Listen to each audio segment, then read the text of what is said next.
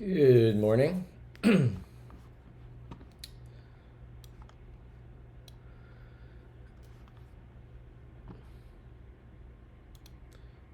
So I'm trying season reset this Sunday. Yeah.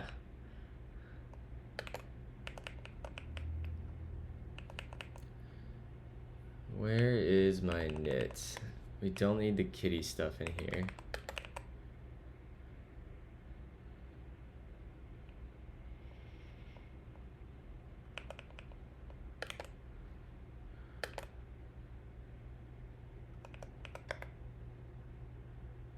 Yeah, we don't need any of that.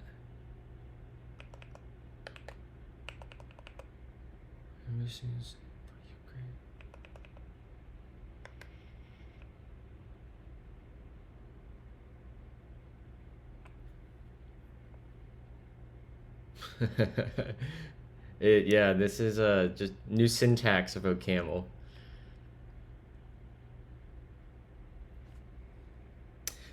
One thing, Rond, I don't know if you know how to figure this out, but in Ghosty, I have like this padding on the very right side of my terminal, and I can't get rid of it, and it doesn't exist in Kitty. I'm not sure how to. I've just started looking through the options in the Ghosty config to see if I can find anything.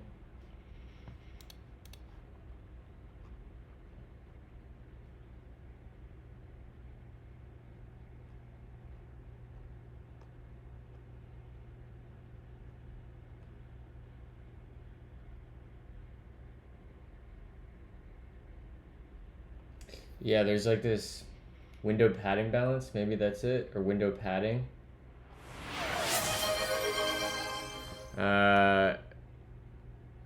If you look here, there's this gap between my status lines for both Tmux and NeoVim.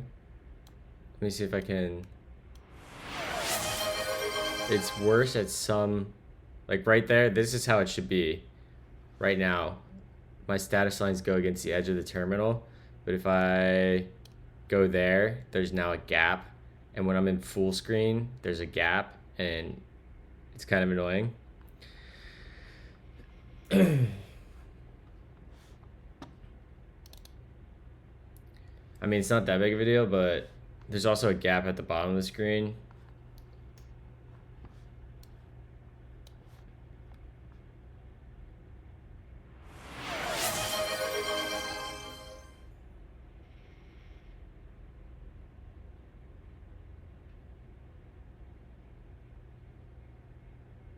Yeah, there's these window padding settings. Let me read through these quick.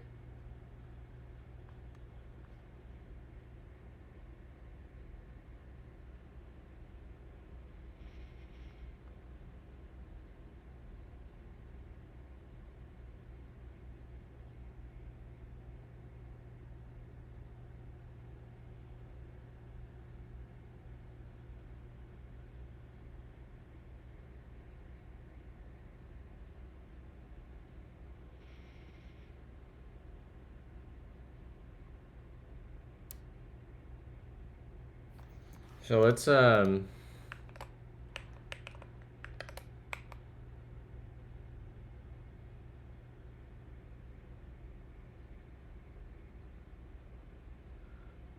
see here. My cursor's not blinking anymore either.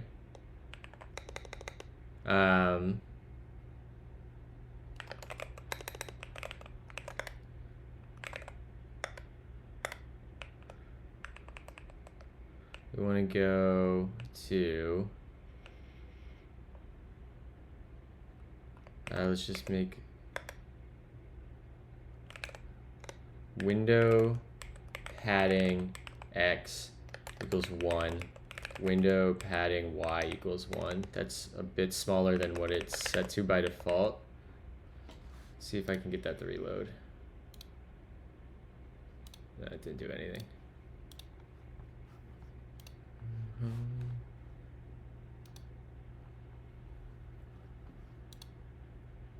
Yeah, cursor does blink outside of Tmux.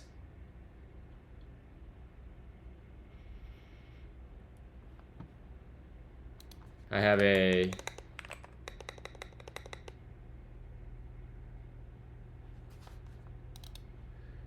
so let's go to Z Ghosty, then edit anyways.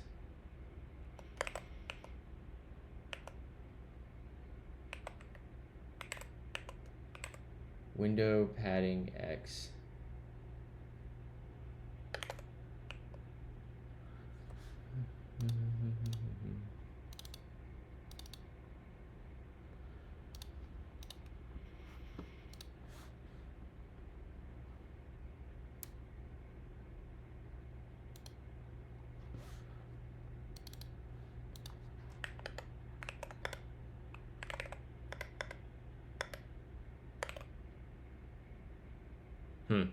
Those settings don't feel like they did anything at all. Now look at my cursor. Weird.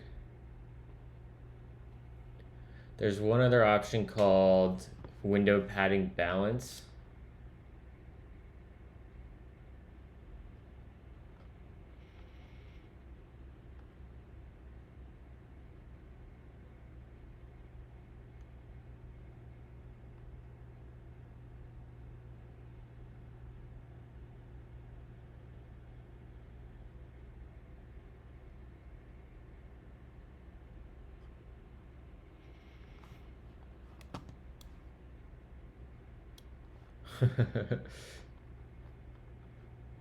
This is why I just want Ghosty to get a remote API so we can write, so I don't have to use Tmux.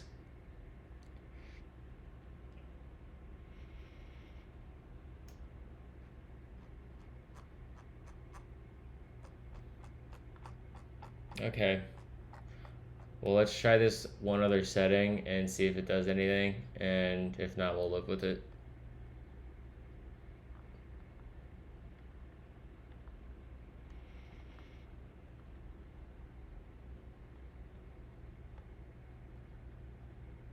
Let me look there, Cypher.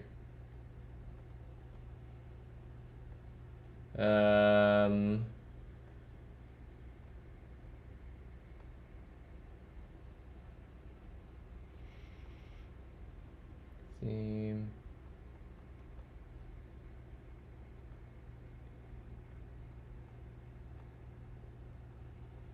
Doesn't look like it.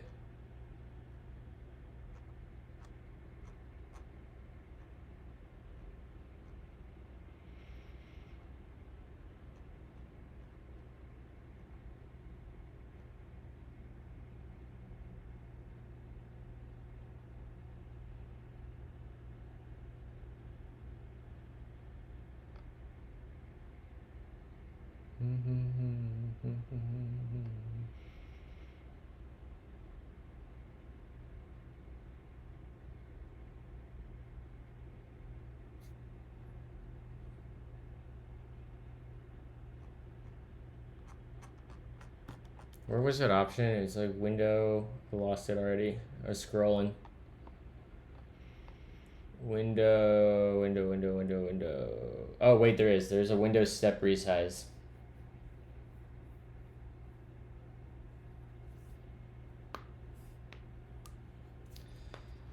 So we can try that. So we can try, let's delete these and we'll say window step resize equals true. Quick ghosty. And we can go boop.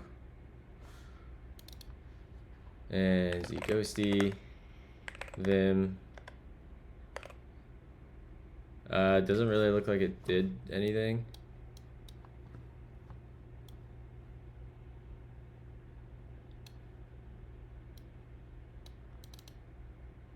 Yeah.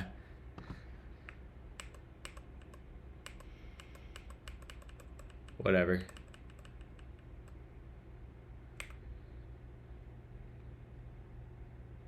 Oh, it's false by default.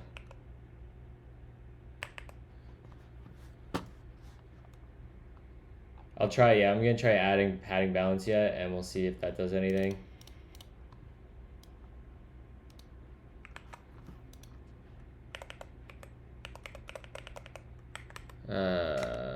Is this true?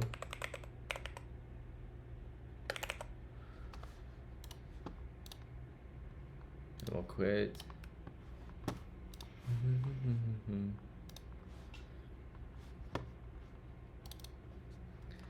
Z goes D, Vim. Doesn't look like that really made a difference either, except that I guess it did work in the way that it distributed the padding evenly.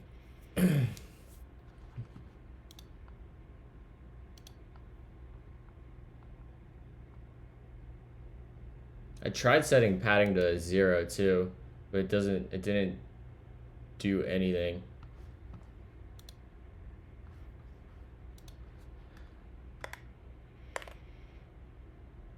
I mean, this is fine. I'm okay with this setting feels a lot better than it was. If we go into Tmux. Functions Tmux, describe the world. Kill, session, T0. Yeah, this isn't so bad. This feels a lot better. Padding X should be 0, padding Y shouldn't be touched. Okay, I can buy that. Window padding X equals 0. God, I'm still not used to this. Keybind. I feel like I have input lag too.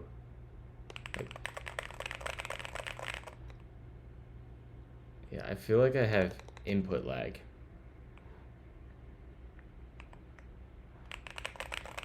I feel like I have input lag in Tmux specifically.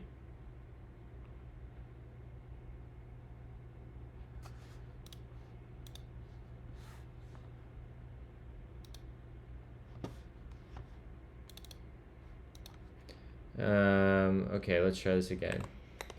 Tmux, kill, serve, Tmux.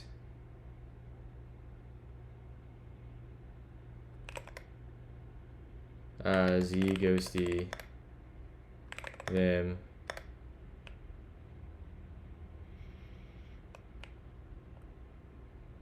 I mean, that doesn't look like it did anything, but that's fine.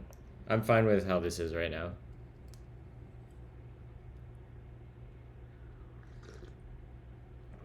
I want to go check one other thing in my new Vim config, though, before we jump in.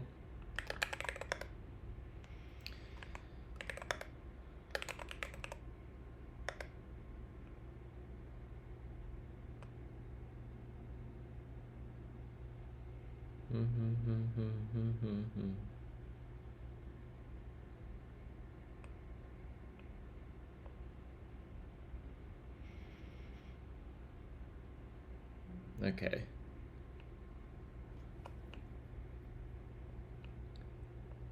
All right, that looks good. Is there anything else I wanted to look at in here while I was...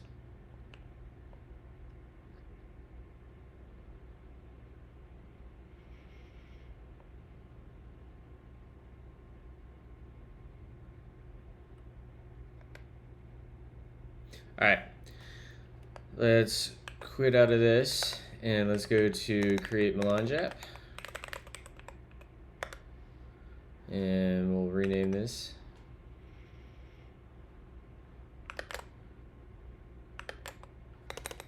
Create Melange app.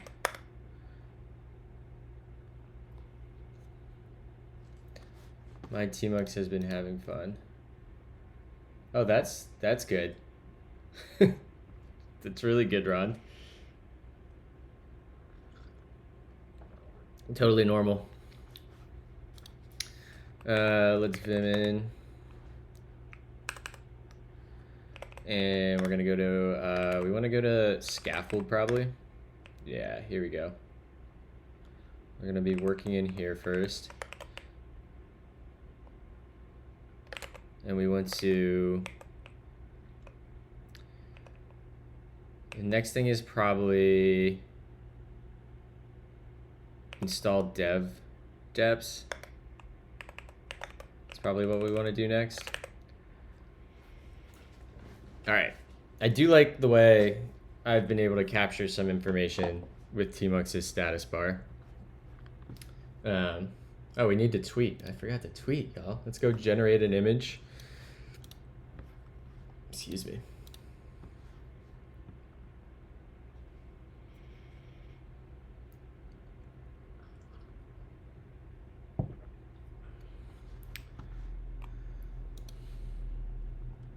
So we're working on create Melange app.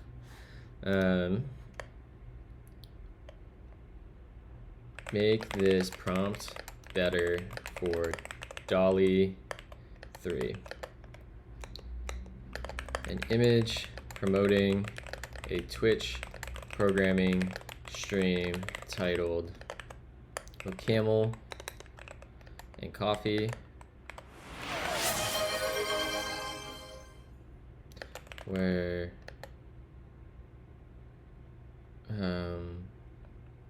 we work on OCaml programming content.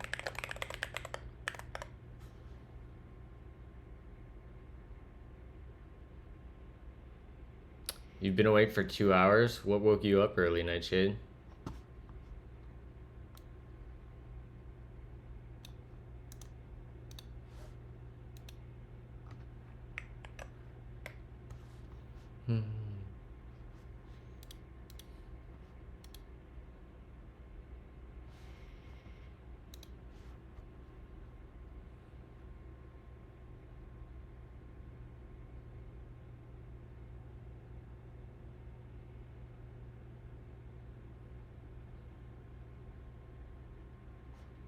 No, we need it to say OCaml and Coffee.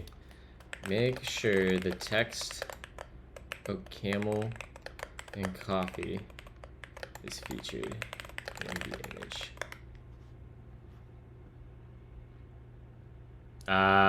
Taxi. Yep. Classic.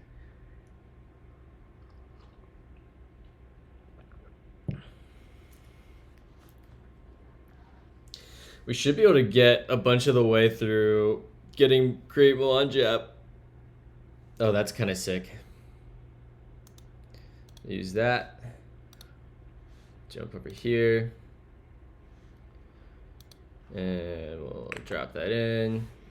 And we'll go copy this.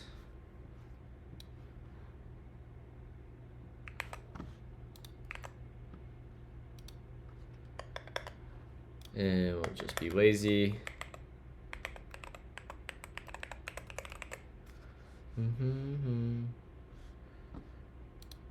We're boom. Easy. Too easy. All right, I want to do this thing where I try to kill my input lag real quick.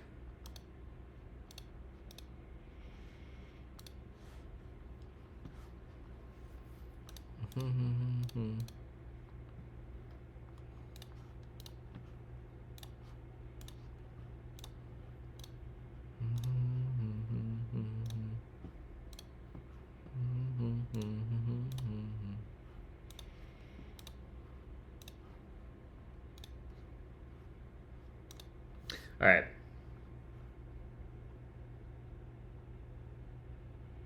All right. So up next, let's check our GitHub repo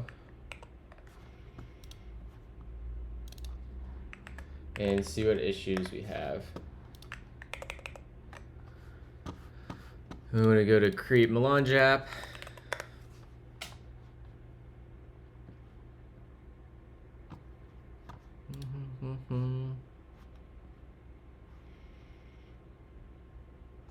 Yeah, we want to do this one next, I think.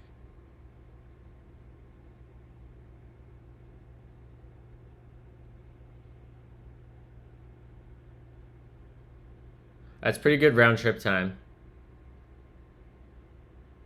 Oh my god. Listen, I I got my shit dropped. Guys are haters.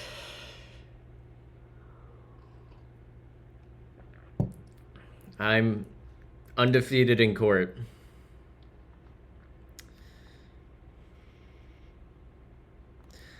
So I think we want to run this next. Yeah, so we want to, let's make this full screen. And we want to install dev. So let's copy this. Yank in there, collapse that, in there, paste that. This will be OCaml install dev.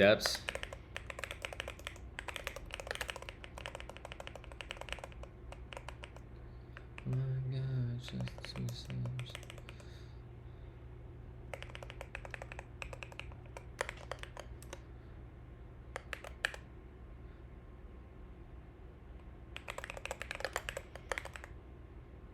Functions describe the world.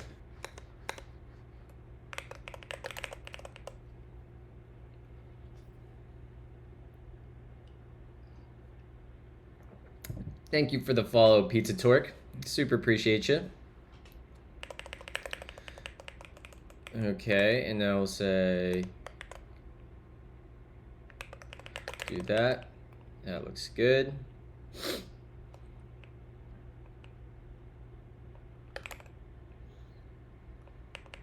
And then we have to go write this, I think. So let's go and find OCaml. Create switch. Yeah. Okay, so we want to copy this and throw that down there. This will be called install dev dependencies.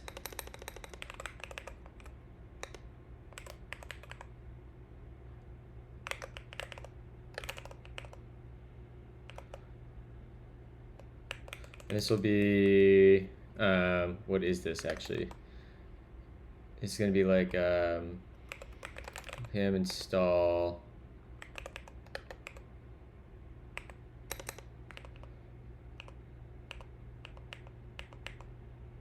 that. That's the line we want.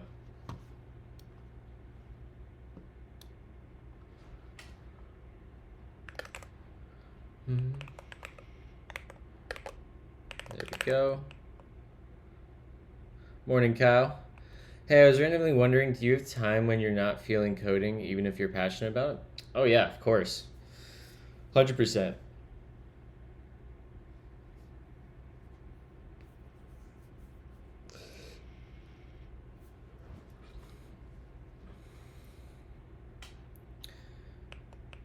Okay, we got that. Oh, we should add a OCaml format file to our base.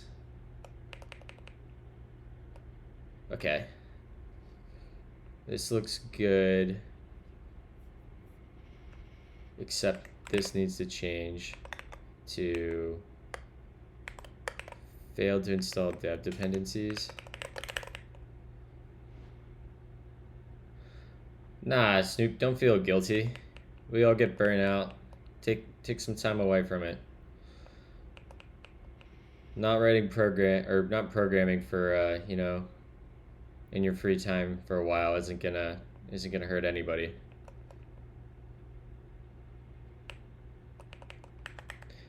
And in fact, it'd be like, I feel like you're not gonna learn as well or write as good as code if you're feeling burnt out. Like, taking some time to step away from it will probably, you know, help you come back feeling refreshed, energized, and help you write better stuff when you feel it again. Yeah, I definitely go through phases where, like, especially in the evenings, if I have free time and I don't feel like coding, like, I just like vegetate and watch like Netflix or play video games rather than coding and working on open source.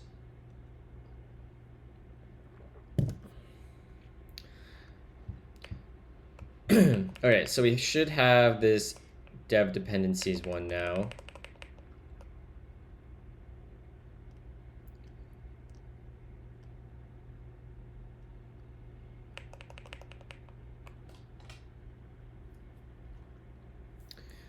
So let's go back to scaffold. Actually, we need to go to engine, which should be on, yeah. So we're gonna move this up to there. And this will just be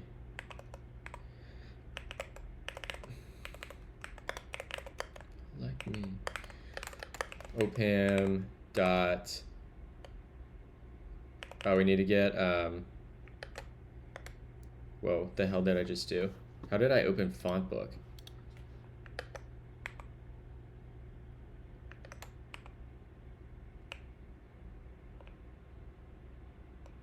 I thought I fixed this problem up here. I gotta go fix that. That's tmux config. What is my command? And then how do I make this smaller? I don't remember my keybinds for this.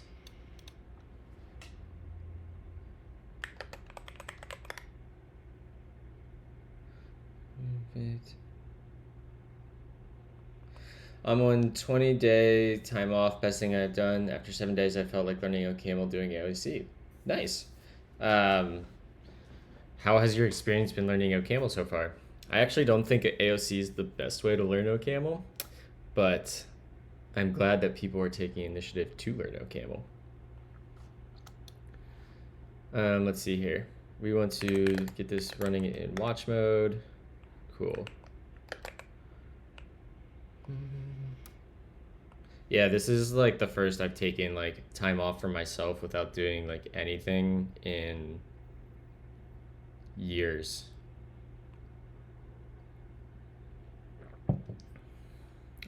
I always take off time for like trips or other things. I want to fix this problem up here. That middle separator I thought I had fixed.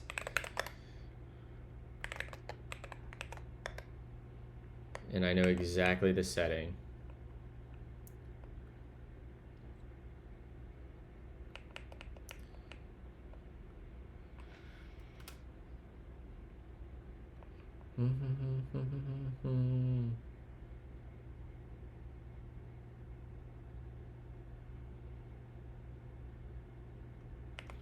I think it is middle.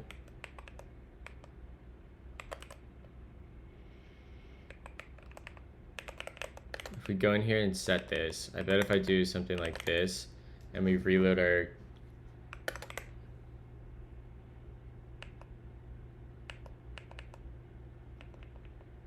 Is that not the actual thing? I gotta go look up this capuchin. I thought I fixed this. Cat Puccine Neovim. Or tmux.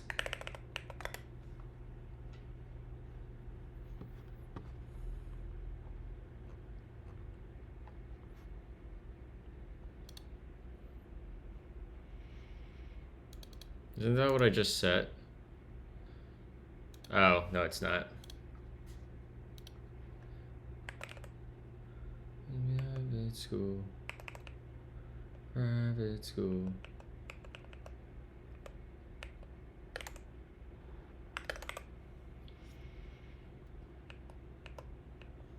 Okay, so that did what I expected there. So if we come over here and just set this to an empty string, what happens? We get this annoying block. What if we do a space? That looks somewhat better, but not great. Private school. Private school. What's the can I put null here?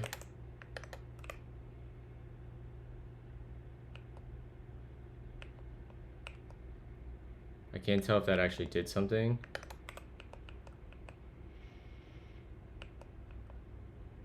I mean, that looks good to me now. I can cycle between them. Yeah, that's the exact experience I want. Nice. Nice. Okay.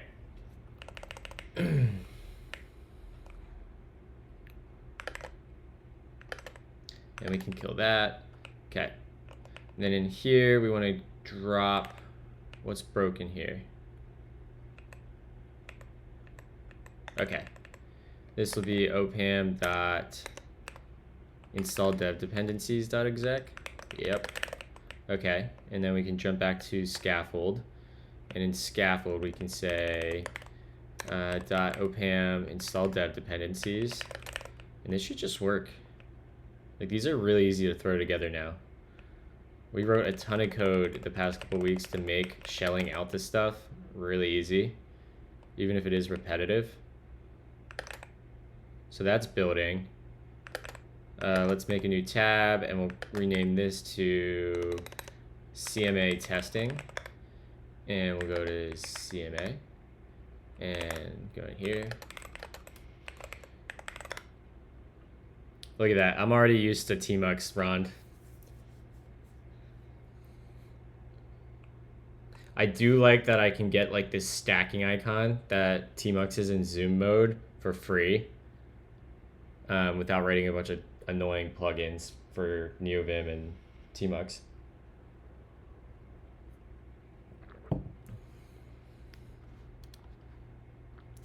Okay, so let's see here.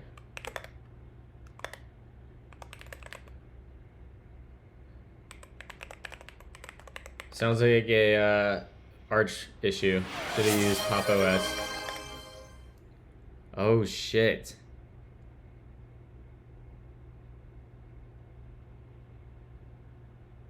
Right. Right. I tried to use my FFI library yesterday. So maybe we go fix that for now. And where is that? It should be like FSS. Yeah. In here.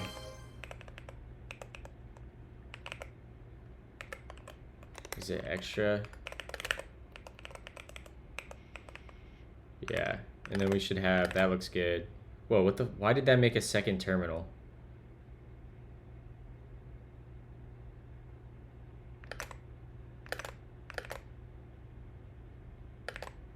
Why did that do that?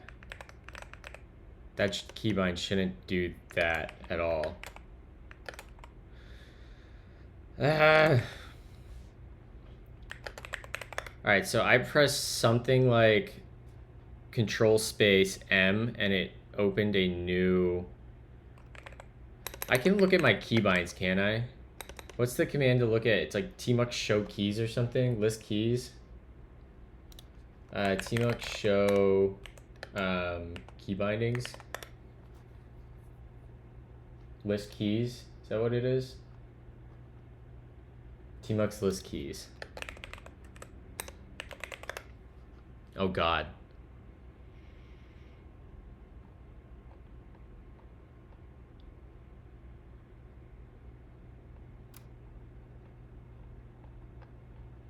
Alright, we want to grep for split window. So let's just pipe that into grep, and then we'll say split window.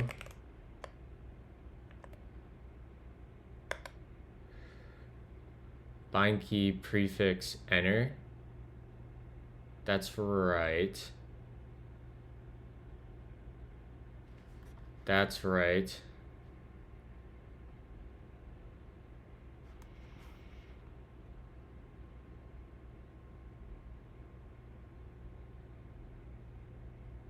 I like can't even read what this is doing.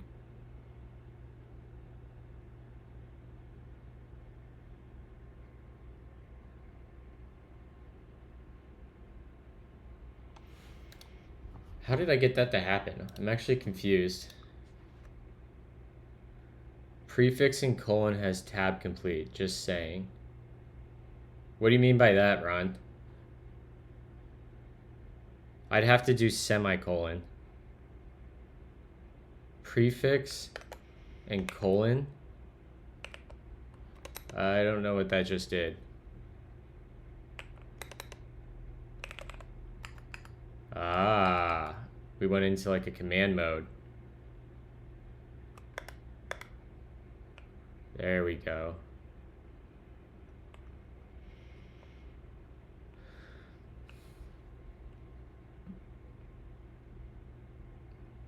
So there was something around like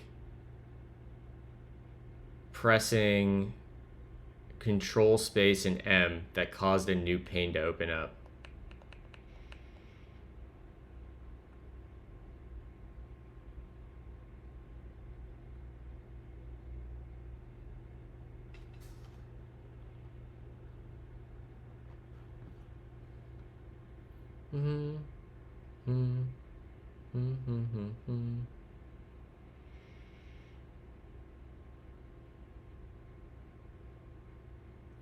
I know I have a custom key binding for zooming, but I don't think zoom should have anything to do with select pane, bind key prefix M. I wonder if that's it.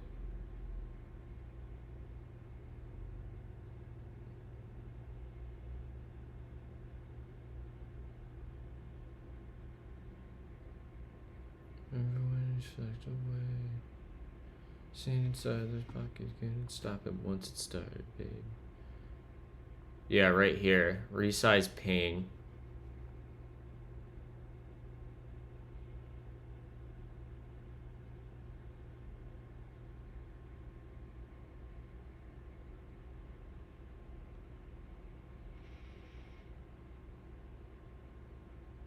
I don't see anything obvious that would be splitting it though.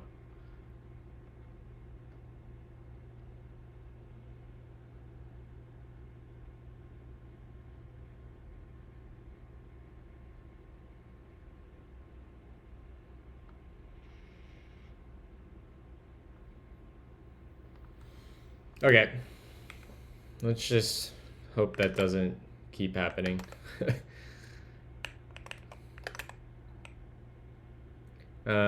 Okay, so we want to go here, and we should be able to run create Melange app now. Yep, sweet. Go to Vite, yes, yes. Oh Lord. Oh Lord.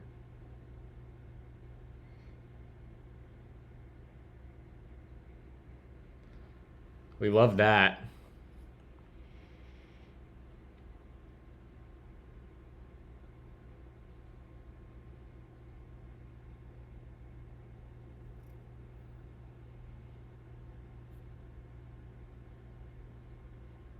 I wonder how we fix that.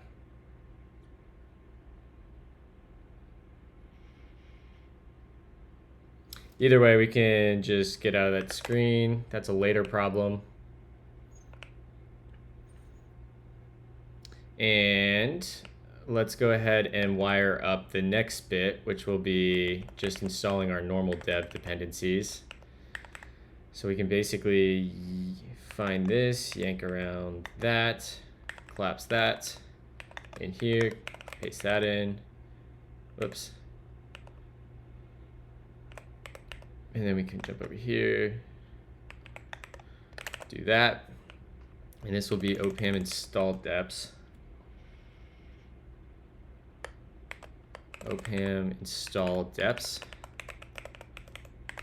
Paste that in there.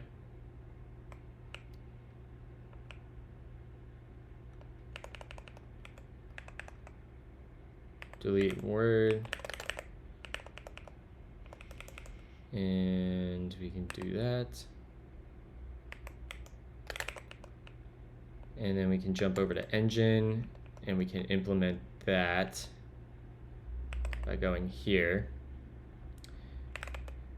Yank 16 down, go 17 down, paste that. delete the D, and this will be OCaml install. What is the right command for this? It's gonna be like OCaml install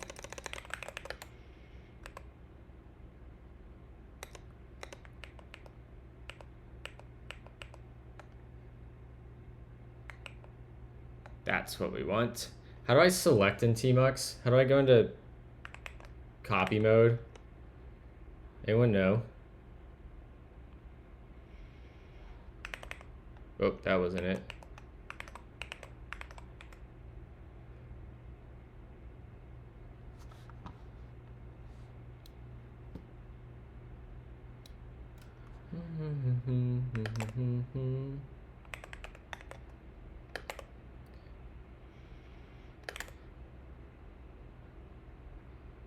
Just as you are. Okay, so we want that. And then we're going to jump back to our scaffolding component. And up here, OCaml, that's not the right name. This would be OCaml install.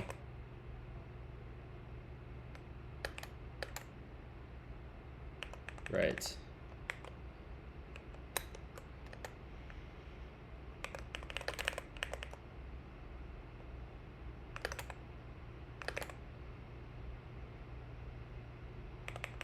Install dependencies. Yeah, there we go.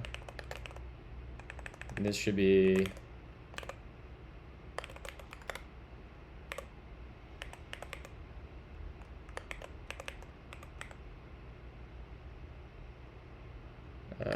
there we go.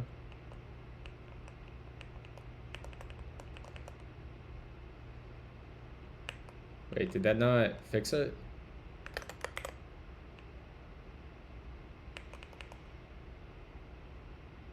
Oh shit. Spectre, my mapping for Spectre reloads my shit. I need to go change my Spectre keybinds because NeoVim or Tmux is intercepting that keybind.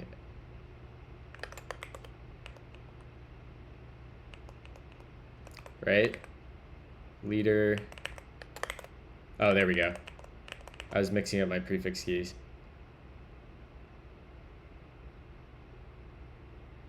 I unbound. I have prefix square brackets as switching my windows. So I can cycle through my windows by doing that.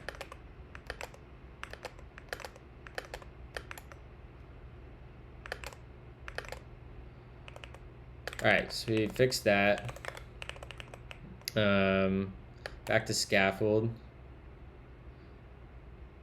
How do I go into copy mode? Oh, I must not. That must be the keybind for copy mode, is what you're saying. Which probably means I have to add a keybind for that.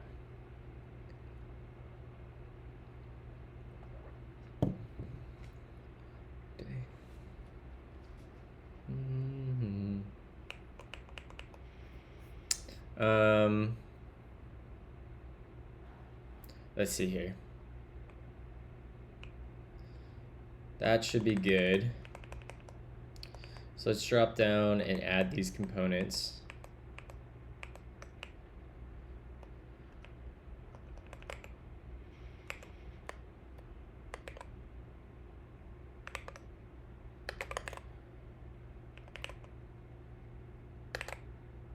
And then we can do the same thing.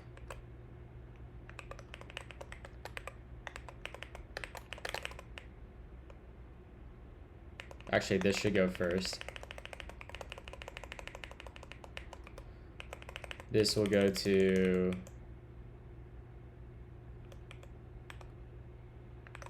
okay, I got the order all screwed up here. This will go that,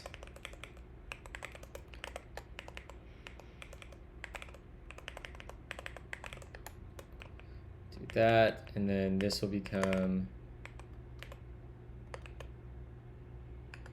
that. Switch that up, and now we go to Dune.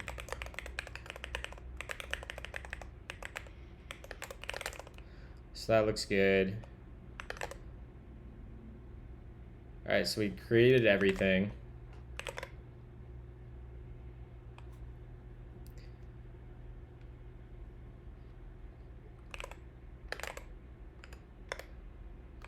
Cat, is there an OCaml file in there? No, there's not. But let's list foobar OCaml.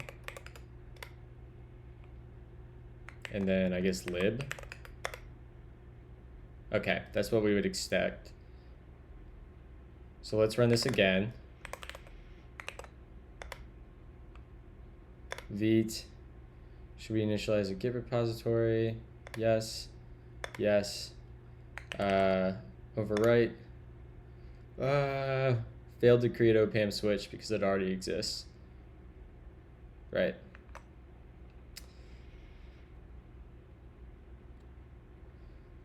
So let's try that again. Vite. Yes. Yes. Clear. All right. I don't know what's up with this flickering. I don't know if this is Tmux or if this is me or what's happening, but we gotta fix this shit.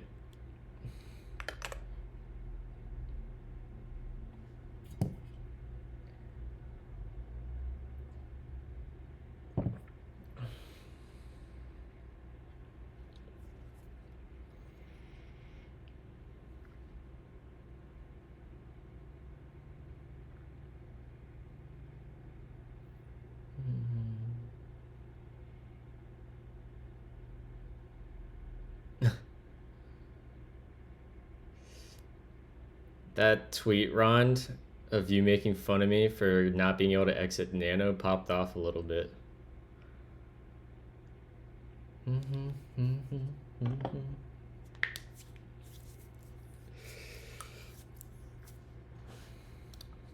I wonder if this is a Tmux issue that this is happening.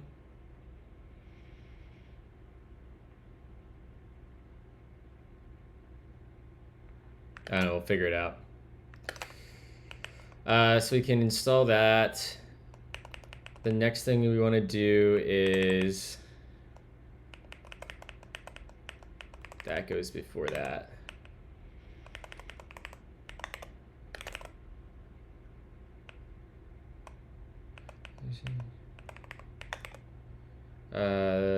This will be 10, this will be 11. Okay. We Dune build, and then we're done.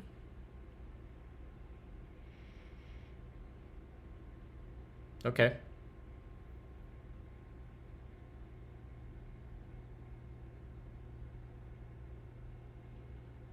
Okay, that's pretty easy.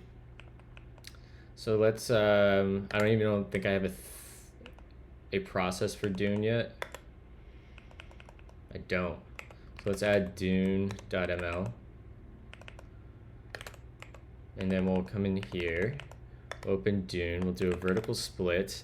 We'll open OCaml, and we'll copy this because this is going to be close to what we want to do. We don't need a version.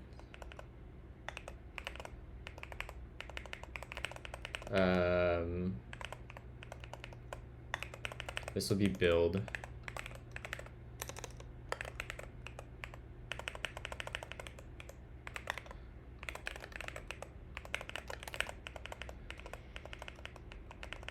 And this will be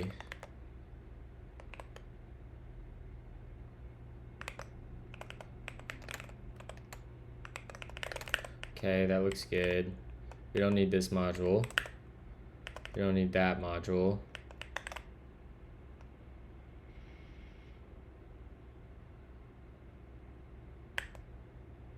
We don't need to make it a dependency. Okay, then we can go to our engine and we can say let Dune build equals dune.build.exec. Excellent. That should just work.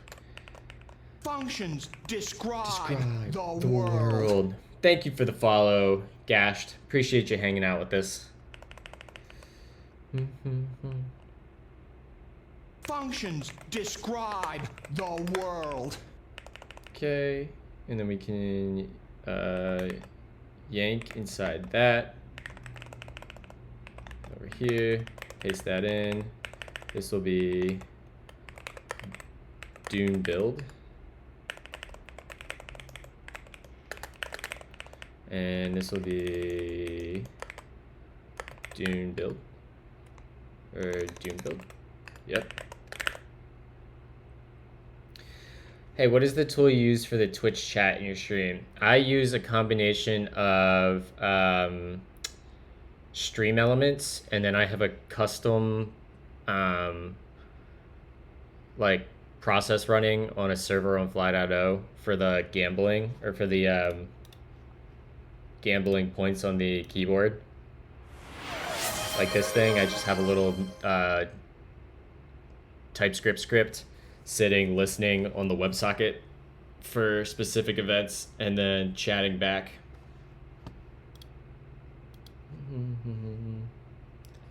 No, nope. I can show you the code too. If we come over here, Z code should have like a Twitch integrations. Yeah. If we go into Vim, and I gotta make source app. Yeah, this is all it does in here. I use a library called Twerple, and essentially it auto refreshes its OAuth token. I connect to my chat. I add a pub sub client, and then I subscribe to the redemption event. And then, as long as the user's not bad cop,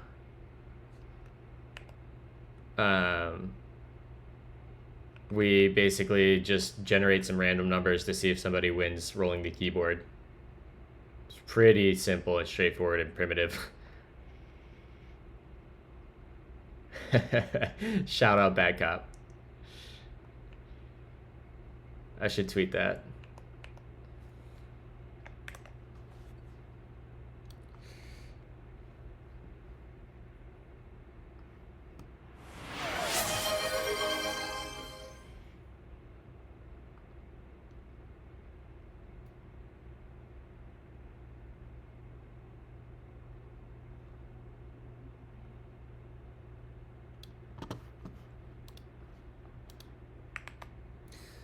Daisy.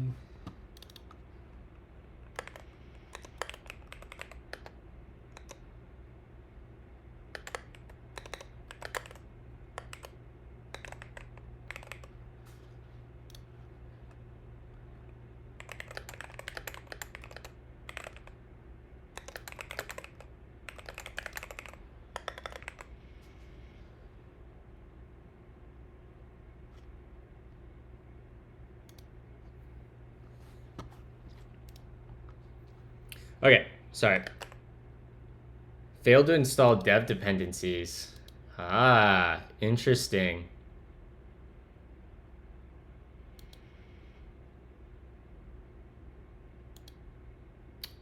That's interesting. So let's go run the exact command that install dev should be doing, and run it ourselves. So it should be here. OPAM install. That looks good to me, doesn't it? So let's change directories into foobar. Yeah, we've had some people get pretty close, Badger.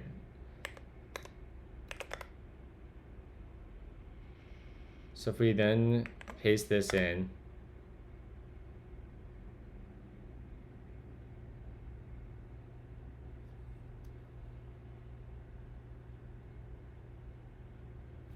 Oh, I wonder if I need to add the dash yes flag.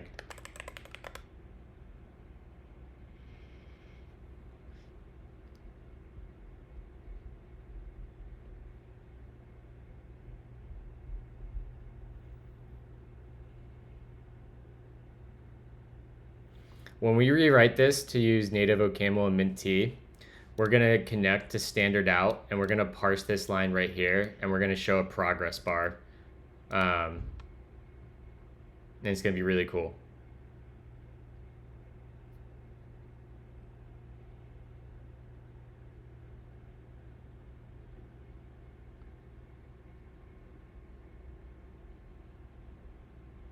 Okay, so it just needs a dash yes. That's probably the entire problem. Dash dash yes.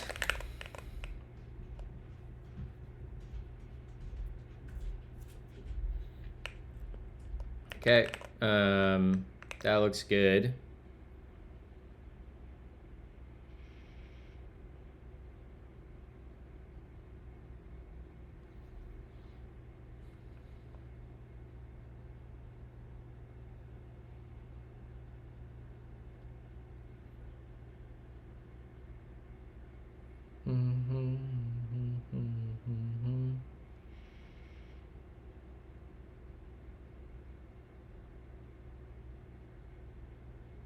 Or I wonder if it was this.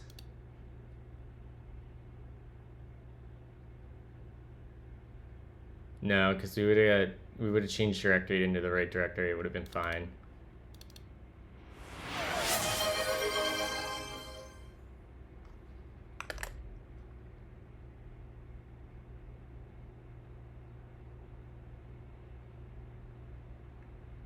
Okay, so we can kill that. Get me out of this. All right, and are we ready to try this again? Yeah, we are. So let's jump over here, and we can say, we want to say create Melange app foobar. Yes. Yes. This drives me crazy.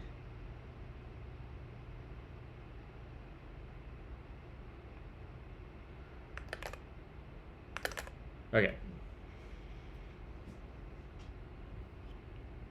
Functions describe. I'm gonna go the throw my mug on the world. charger quick.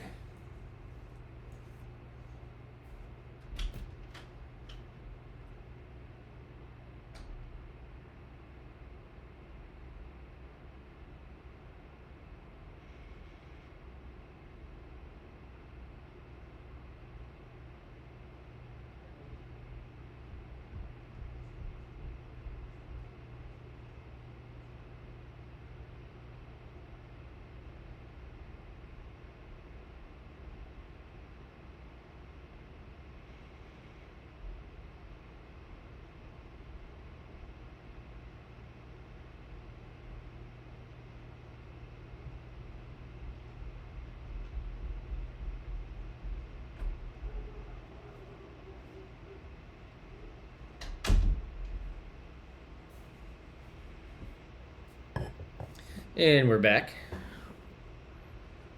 Hopefully this starts going a little faster because things should start caching in OPAM.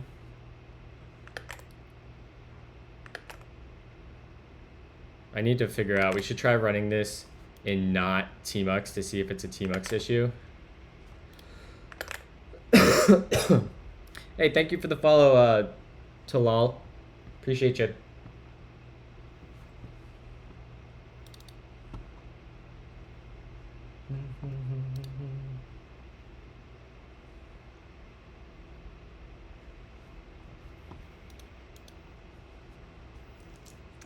Medication time.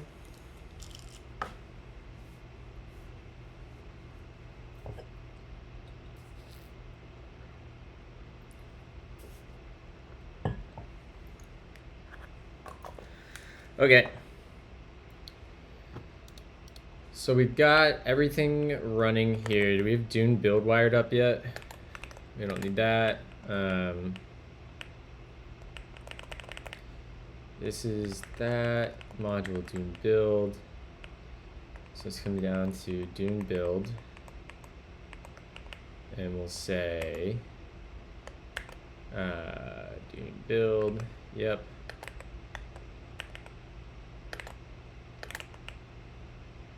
Finished. Do we have an event listener listening for finished? Yeah. Excellent. Okay.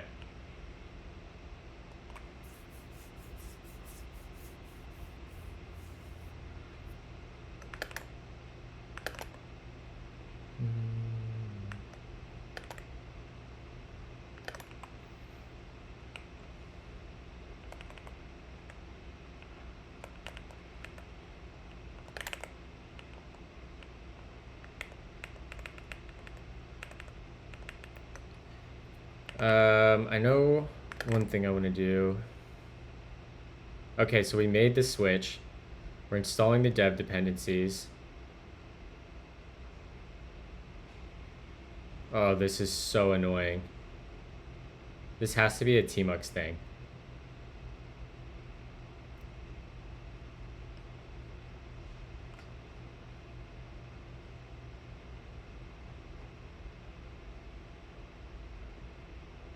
We can also try upgrading versions of ink because we're pinned to an older version.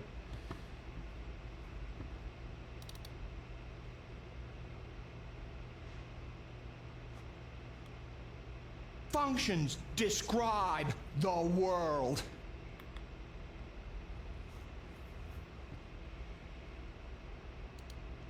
Thank you for the follow, A Rush Cafe Corner. Appreciate you spending your time with us. Sorry my screen is kind of glitching out right now. One thing I know we want to do next is actually let's go look at the GitHub issues. I actually can't remember my keybinds again for rectangle. I always forget my rectangle keybinds. Control Option left. There we go.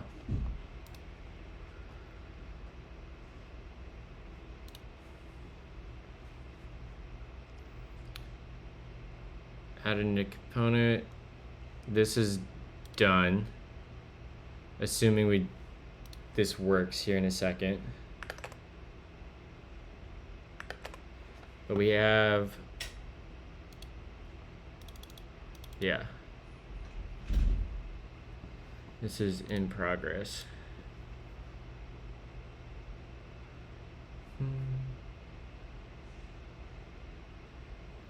Noise.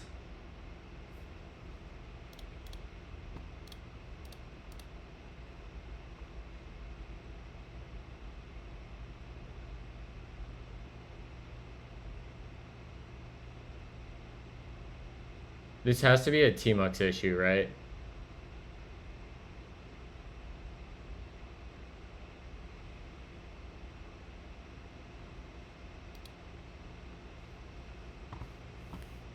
Ink UI Tmux. Let's go to ink.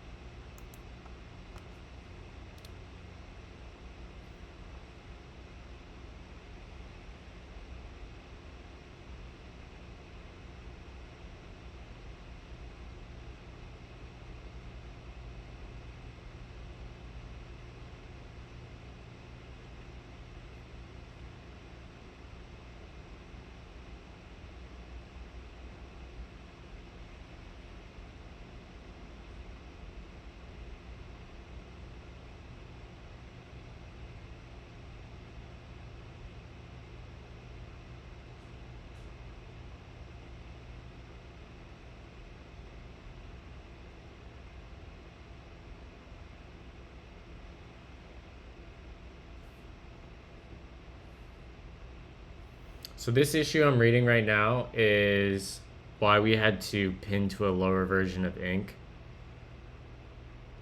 We pinned to 4.3.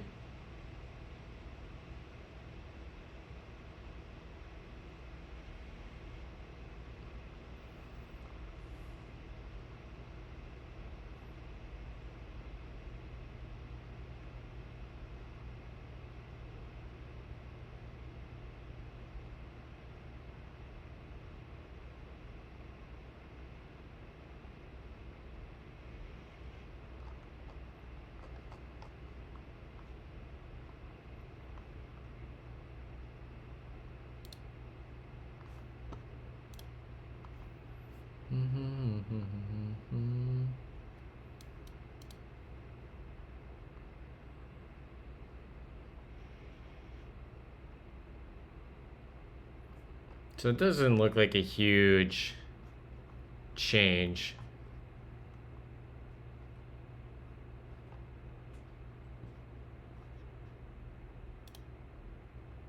Only knows, but only knows.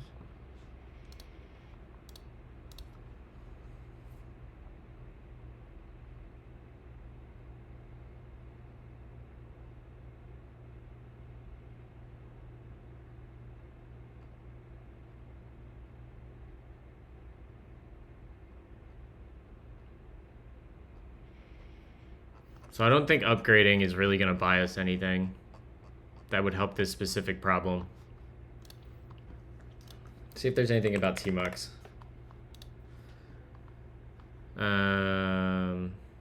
No.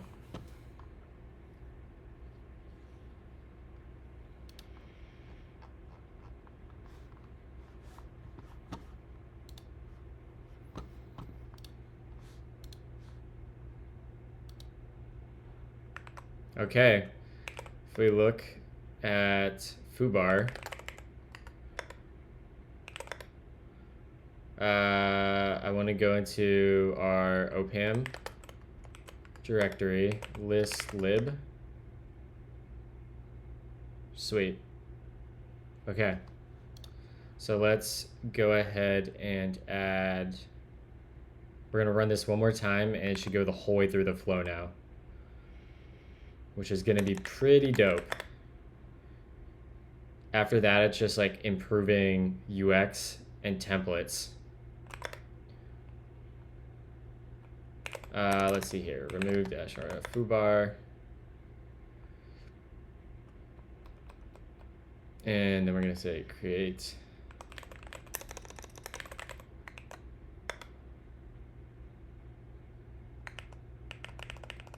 Actually, we should try this outside of Tmux, right? Let's go to ZCMA. And we'll say create Melange at foobar. Yes. Okay, so it's a chance that it's ghosty rather than Tmux. Let me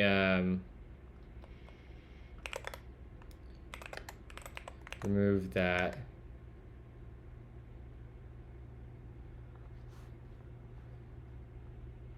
Let me open Kitty. And if we go to CMA and we do create Melange app, let's just go ahead and make this over here.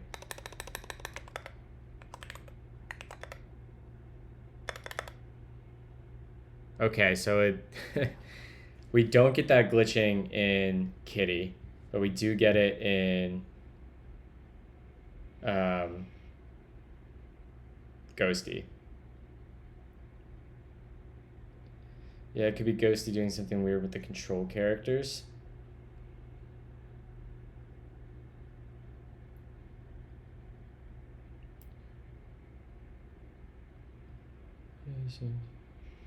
For the little animation. Yeah, I'll post something in the beta then.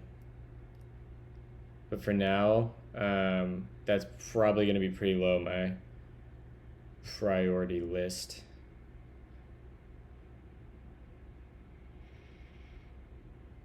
Probably, yeah, you're probably right. It's probably actually ghosts. Good morning, Vincer.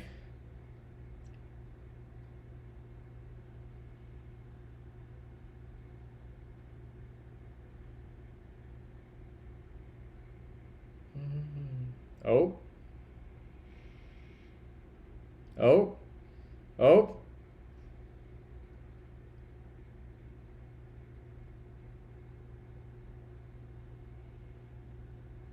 What is the Civil War general doing in this command line application?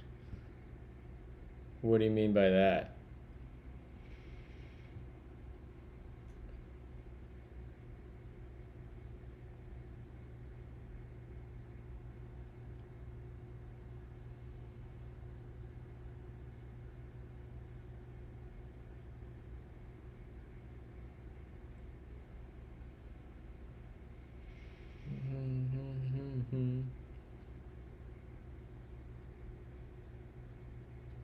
Oh.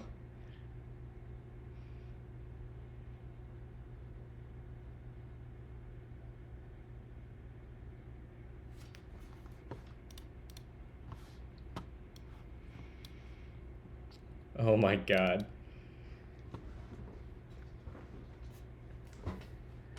Ron, you're having a great day.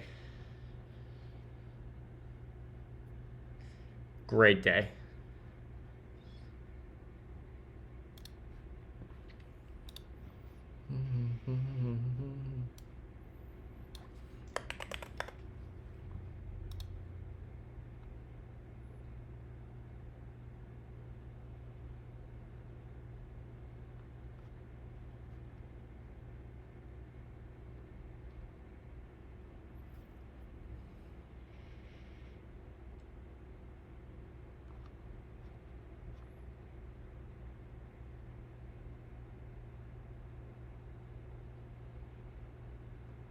Can I configure the FPS using ink? It seems like I might be able to, huh? Use app. Is there a configuration? What do we get back? Unmount? Nope, that's not it.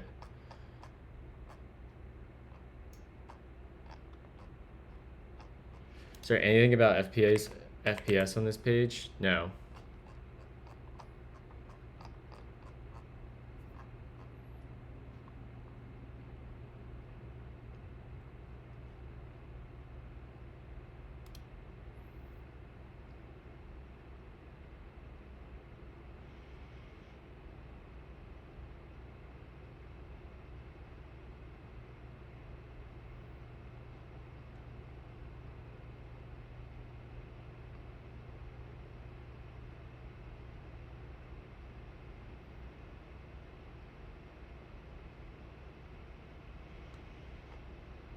We might want to use static.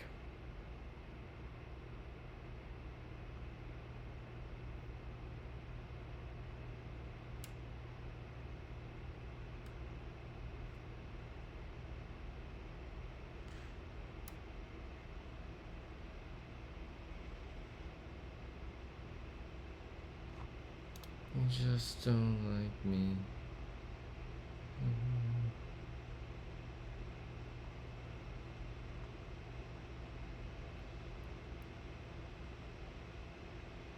I've cut back dramatically on caffeine lately, so I should just stick to water, make some decaf tea, normal cafe tea, or coffee. Make caffeinated tea. If you're really trying to wean off caffeine, that's probably your best bet, right? Or just, you know, completely do it.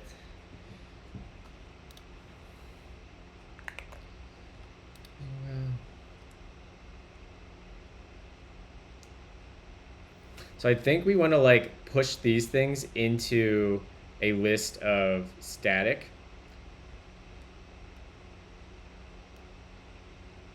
Potentially. Brew your coffee with Red Bull. No little bitches in this chat. Lol.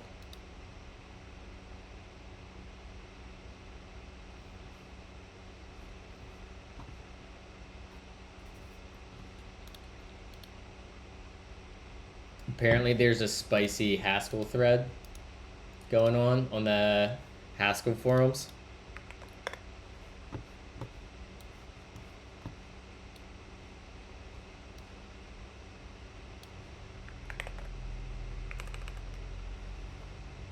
Dimitri.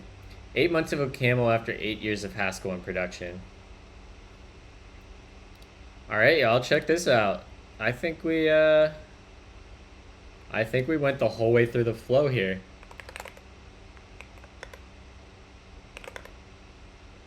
Yeah, we did. Look at that. We got a build.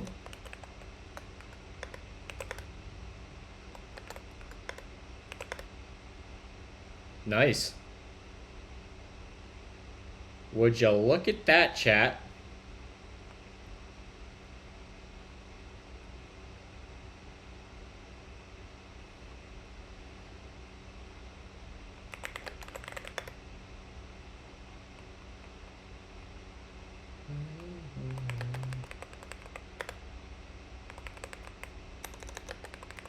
Maybe we move Git to be the last thing.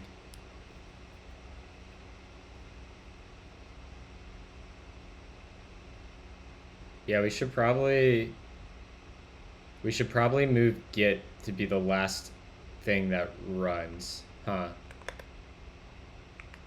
I want to read this thread in a second. But let's go back and we can close this for now. And we can go back to this window. And let's change the order of things. Let's make this last. And we'll come in here. And that'll go there.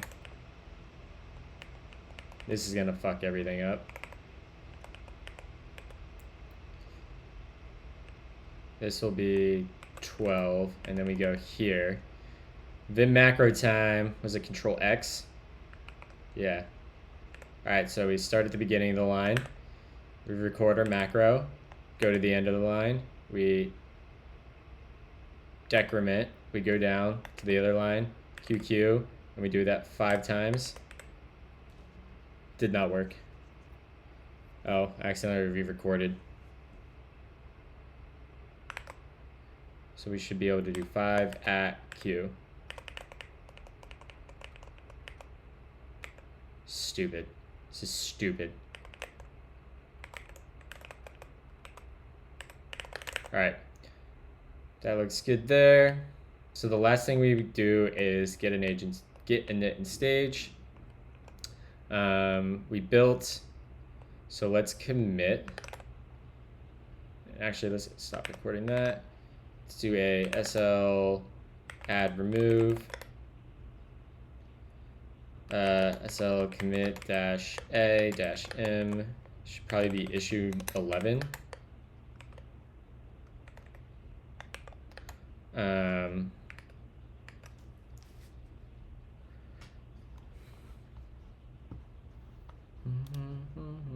This is 12.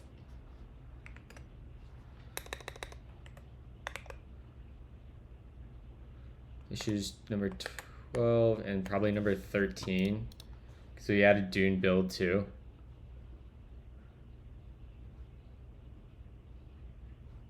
$12, 13, 9, 12, 13, and 9. 9, 12, 13. Add support for installing OCaml dapps plus running Dune build. SL push. And we can come in and we can close this now.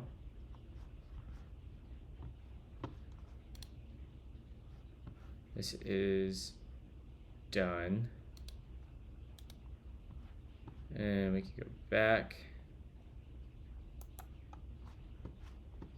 12. This is done. Close issue.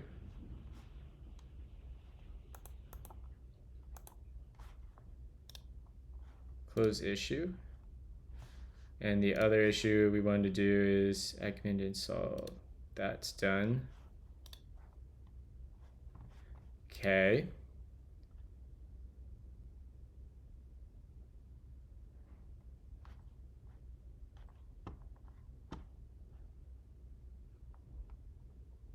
Yeah, we want to do that.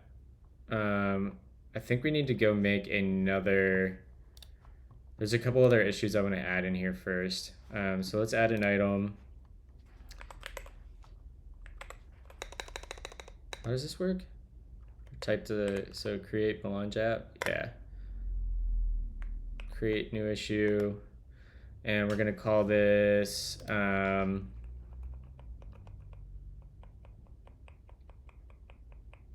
poor macro at 5. Yeah, rip.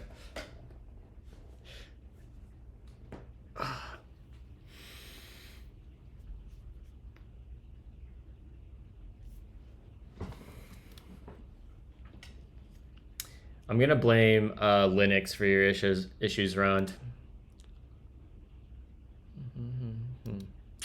So we went to, what is the thing I just thought about doing that I now forgot?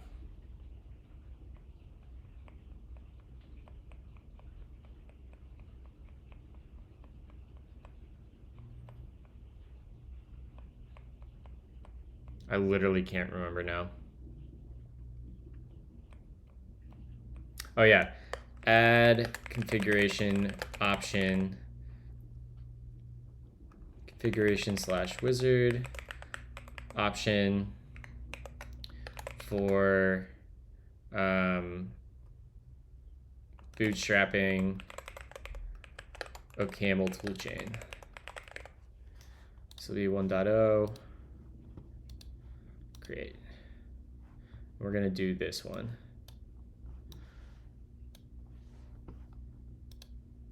And then we'll do number 24, and then we'll do 11, and then we'll do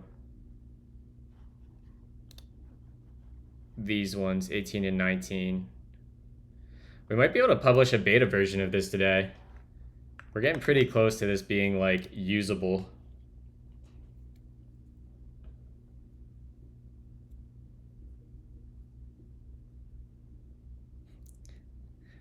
You have a Unix-based system too. Yeah, I know, but like, I blame Arch. It's probably Wayland. Are you running Wayland? All right.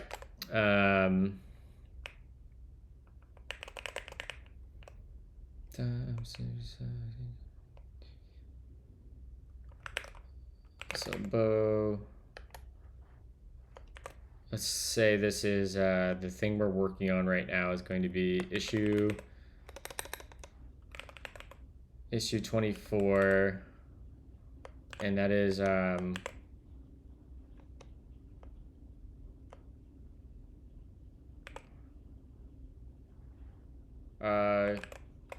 configure OCaml toolchain. Son of a bitch.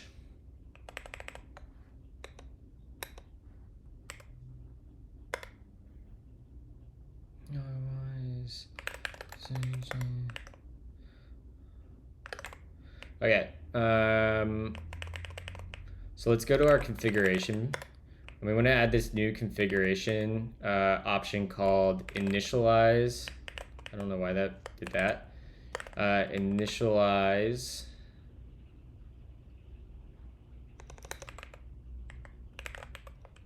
OCaml toolchain. Yeah.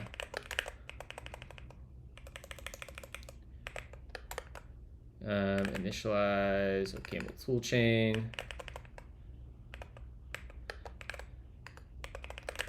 Okay, that looks good. Then we need to add yank to there. Actually, it would be yank to there. Paste that in.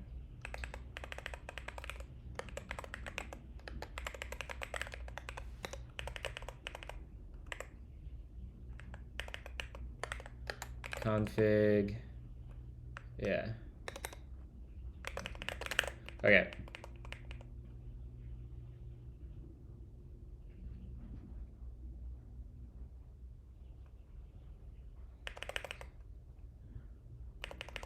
We could also have like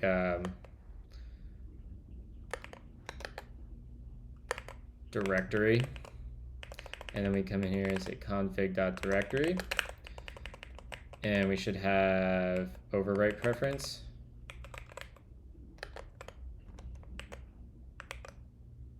And that comes after that.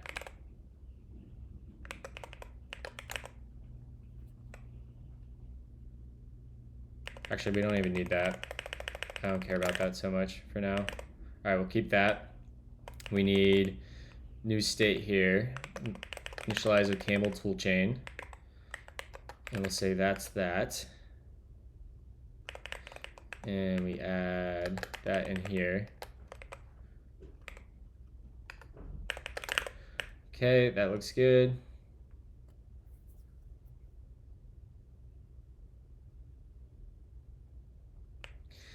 I feel like Wayland's been saying it's going to be usable since I was like 18 in like 2011.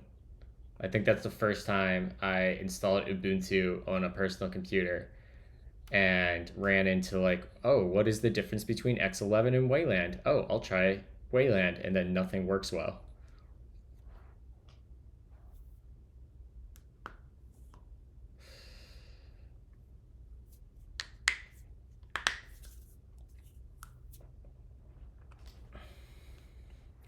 All right.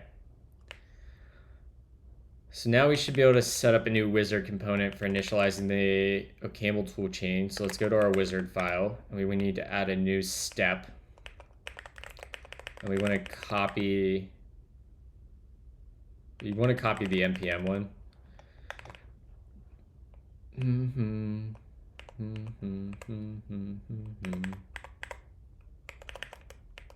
This will be OCaml toolchain. And we will say, should we initialize the OCaml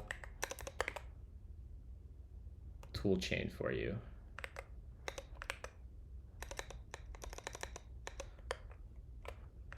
Then we can delete these lines. That looks good. Delete that, don't need that.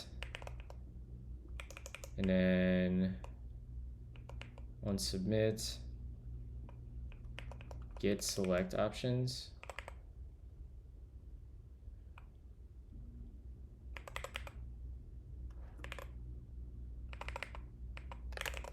Well, this is scoped, so why don't I just make this options?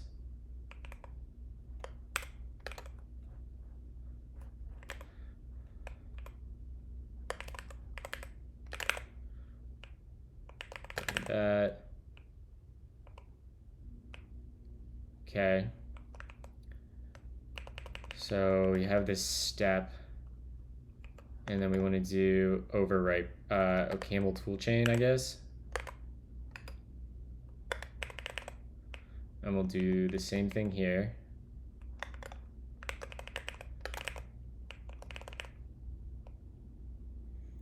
And now we need to yoink that, paste that in there. Speed change end, OCaml toolchain. And this will be change in word. Oh no. Oh no, it's Melanie. Set initialize OCaml toolchain. How's the font? Is the font size good, chat?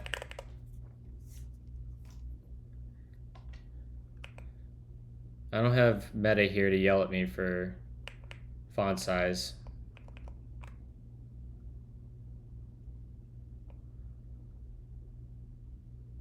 We can yoink this.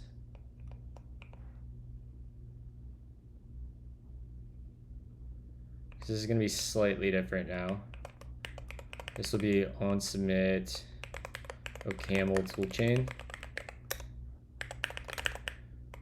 And we'll say set OCaml toolchain.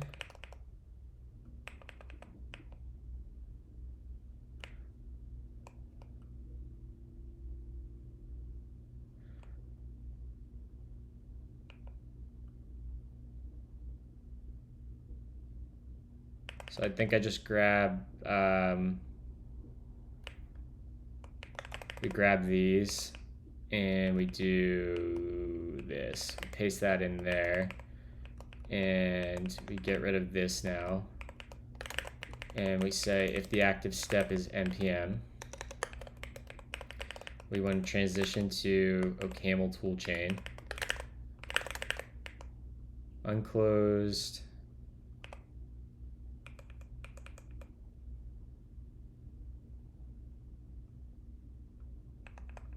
this should be use callback 1, and this will be changed around that, and we pass in active step. Yep.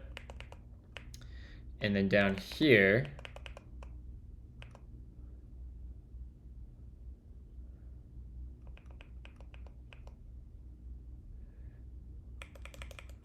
I don't know why I have initialized git in this. This is borked.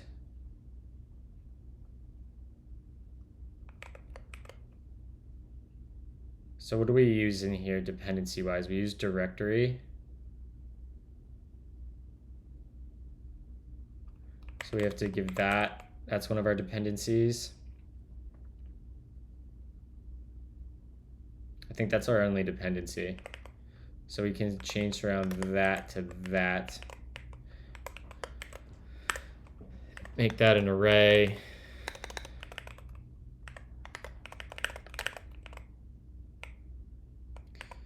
That's a 1.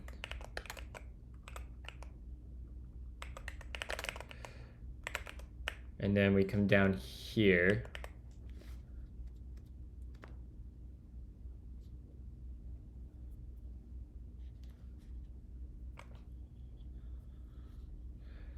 I think I'm going to throw in the Talon Learning Elixir. It feels like I'm learning how to do Elixir and not programming in general. Ah, interesting. I haven't read a ton of Elixir to completely understand what you mean. But I'm gonna yoink that. I can understand why that might be annoying.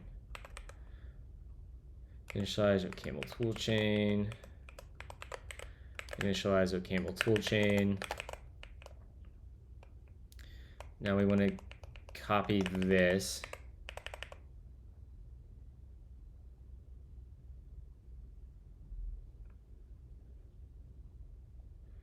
We probably want to change the logic here now. This is going to be initialize, change to that, initialize OCaml toolchain. Do we show the npms? Some.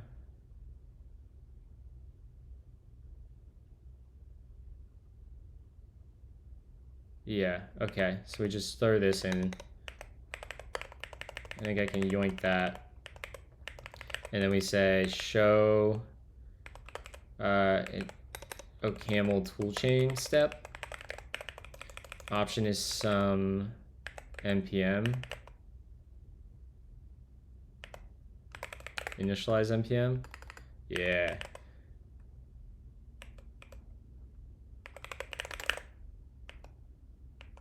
Okay.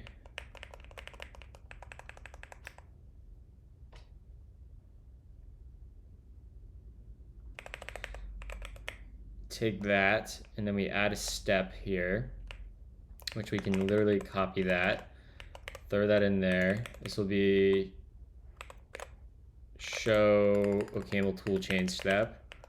This will be OCaml toolchain.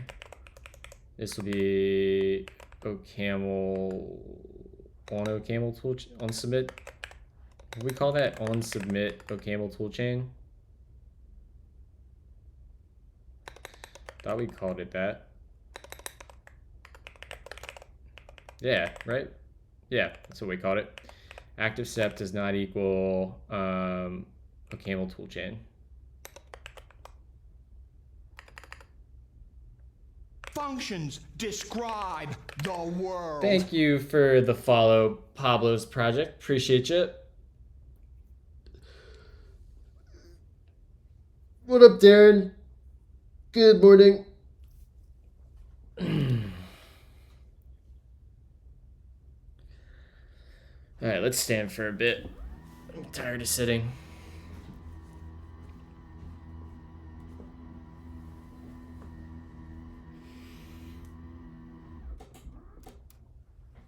All right.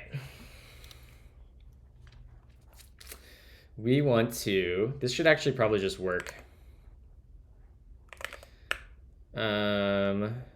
On submit npm, do that. All right, let's make sure we're building. We are. And then let's bump this over here and let's pull Kitty back up. Just because that is a little bit better. Vite, yes. Yes. Nice. All right, so that worked. Let's come back over here and let's now only run. Where do we want to go on this? We want to go to scaffold, right?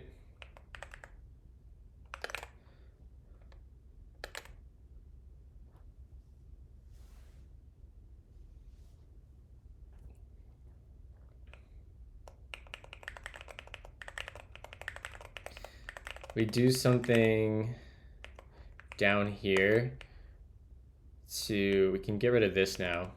Well, let's keep that for now. Well, we can comment it out.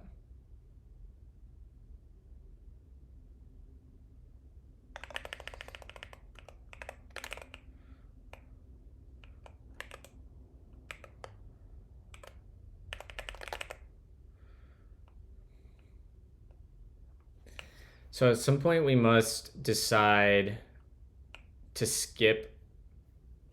Where's Git at?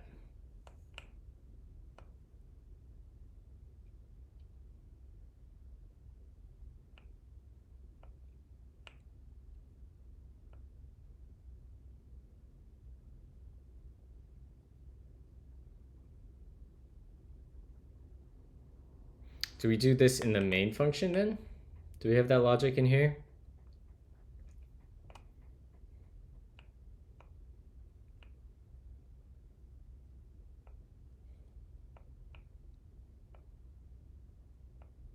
I don't think we have any logic. I think it's gonna npm install and copy the Git stuff every time. I don't think we actually have that logic working. Whoops.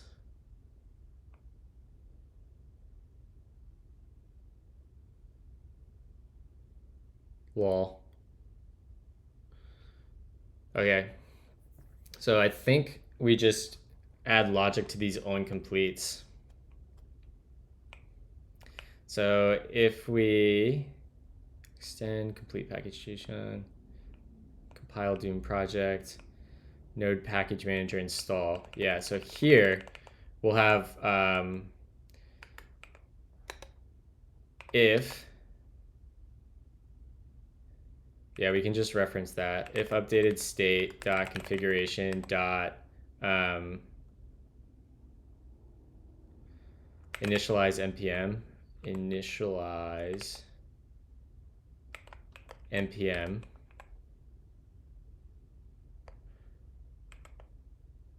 We'll do that. That's probably what we want. Yeah.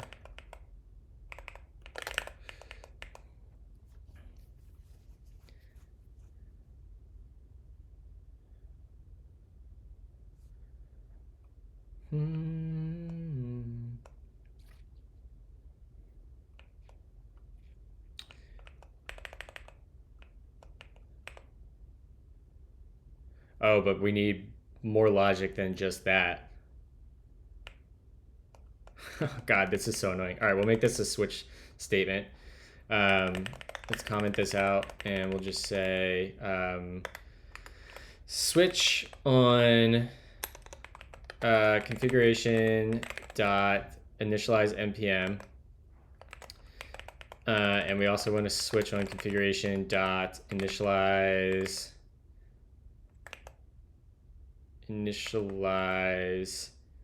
git, and also switch on configuration dot initialize toolchain.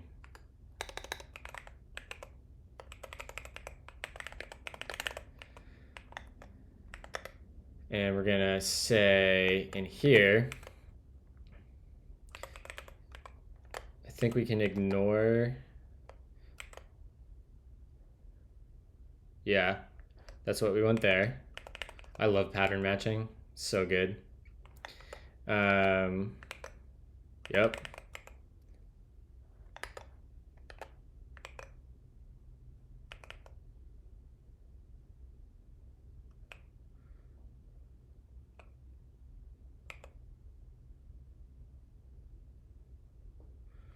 Otherwise, I don't think we transition to that.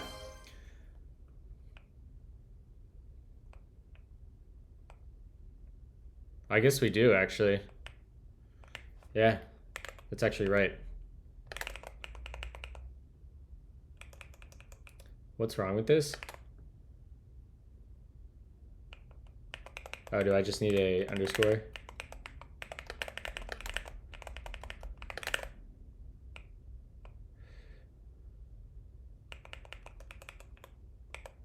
Is this the right match? So if we're going to initialize npm after we compile our templates, we move on to installing npm.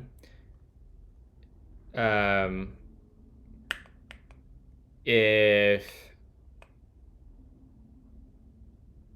in any condition we do that, and then yep, okay, yeah, that looks good. We want to do something similar then in, I guess we could do like let next step equals that, and rather than returning this object, we say that.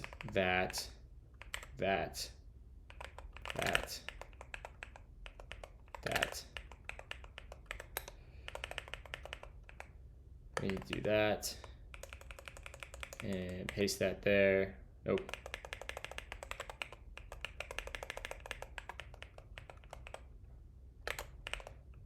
And then finally, yank the comma, view around that, paste that in there. All right, where are my syntax errors?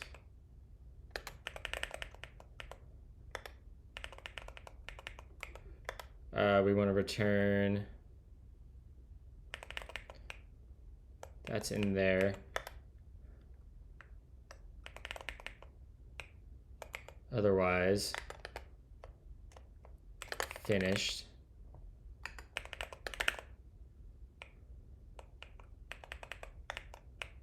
And then we return that. All right, where's my syntax error?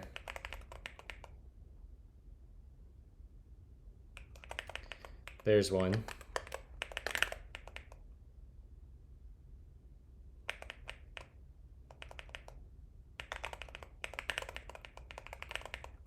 All right, so where does this go? That goes down there. So we have an extra paren there.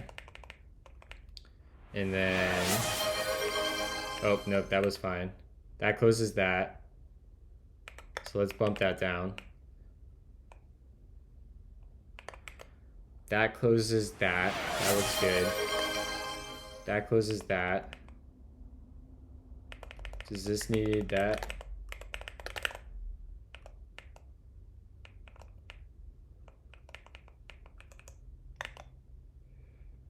Why is that a unit?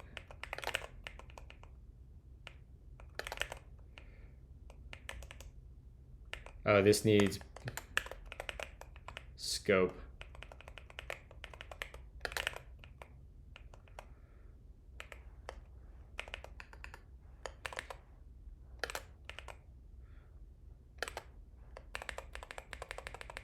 What's the auto indent command or keybind for Vim?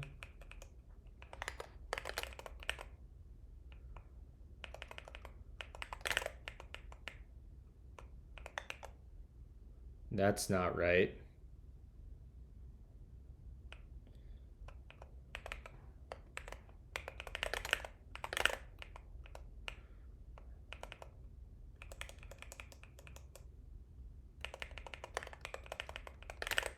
There we go.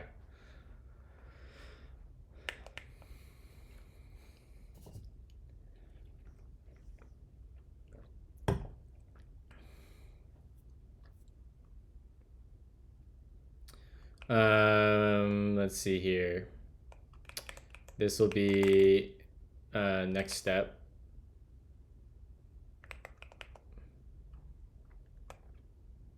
In fact, we can say next step is gonna live outside of this. Bump that there. And then this will be next step. All right. Yeah. And then we're gonna have to do something super similar to the next one. So let's paste that in there. And we don't need to check on npm anymore. We only need to check on these two. So we can say Control V. No, we'll just say delete there. And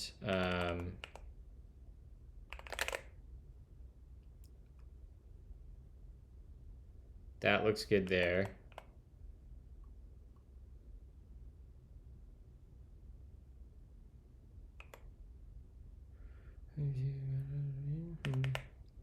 And this actually takes a unit. And then this will just be state. And we can delete this. Yep, okay, that looks good. And then here, say let next step.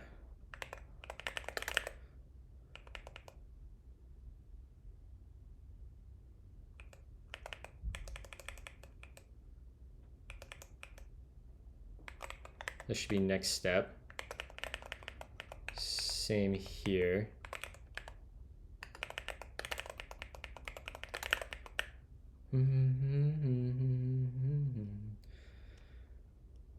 What the dill?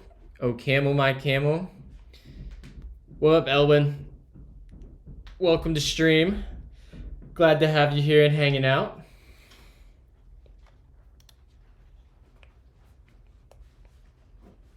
But actually, Jesse. Well, hello, Jesse. What up? Drink the rest of my water? This is my water. No, I filled that up. It's my water. This is my water cup. I was looking Get and knit and stage. I'm leaving. Okay, bye. Want me to pick up anything on my way home? No. Goodbye. Bye. So if we initialize get, we go to here, and this needs to go to, this will always go to get, this will always go to OCaml. Well, no, it won't. So if we copy ignore file, this needs to go last now.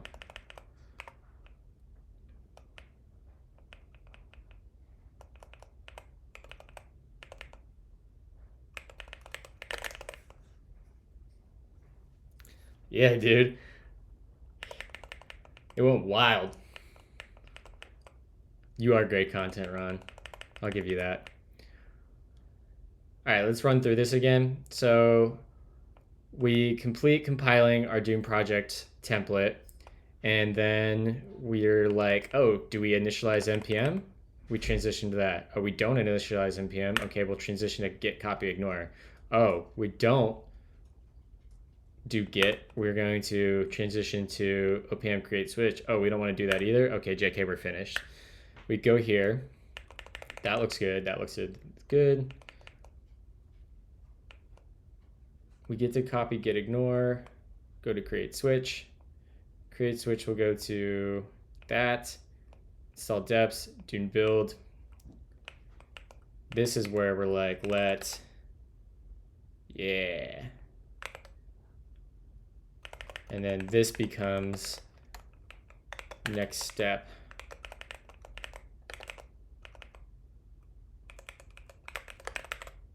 Next step. And then this will become finished. Okay, now we should only conditionally run steps. Let me make sure we are, whoops. Oh no. Okay, no, those aren't the same keybinds. All right, so we're successfully building. So let's bump this over, jump back to Kitty, clear this.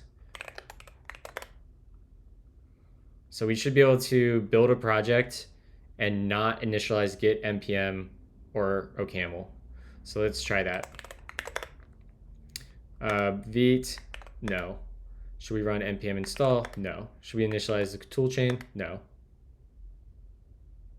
That's not right.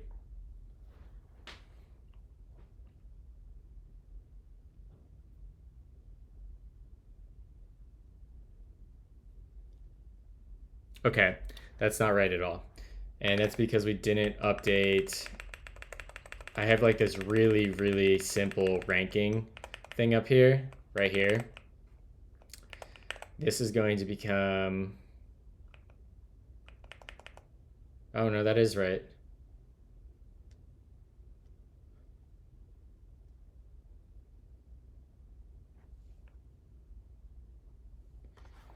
Wait a second now, chat. Why is this happening?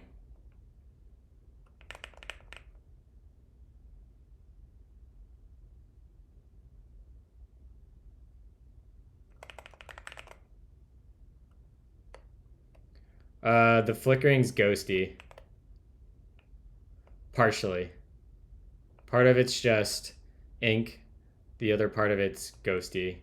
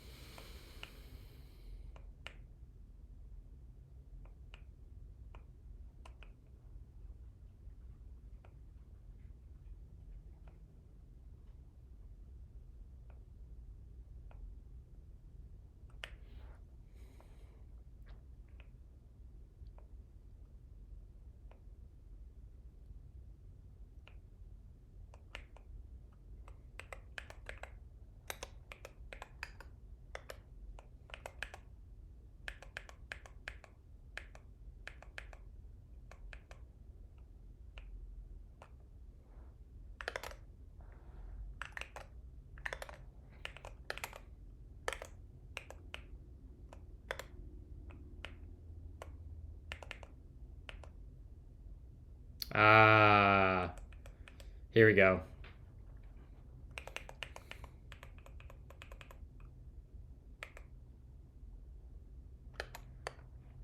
Yeah, and state dot configuration, yeah.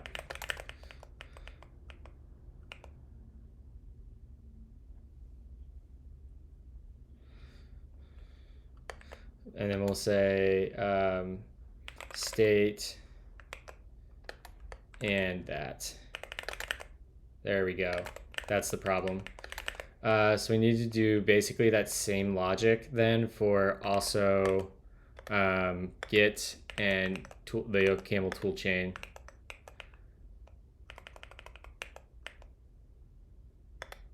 And here we'll say state and that, and then we say that. Yep. And then we want to go to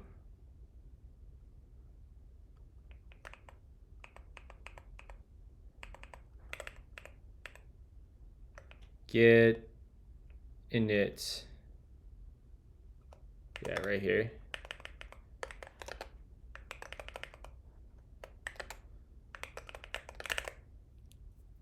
Today I learned that the accordion is also a piece of furniture in addition to an instrument. They probably make lovely chairs, you know?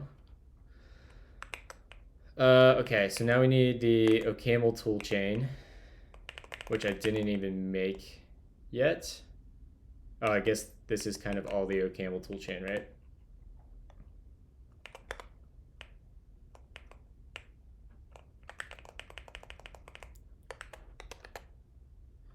And state.configuration.initialize OCaml toolchain.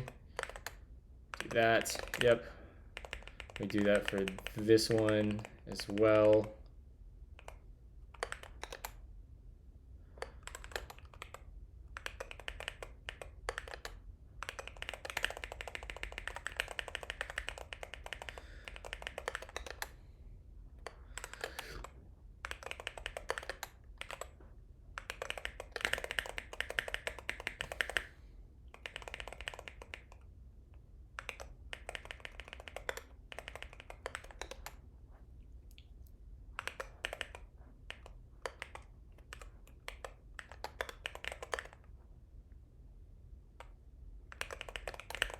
All right, that should do the trick there.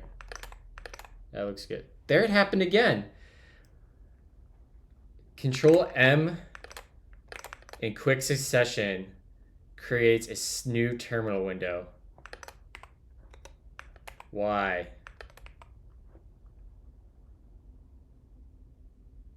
I have no idea what we're listening to, Rond.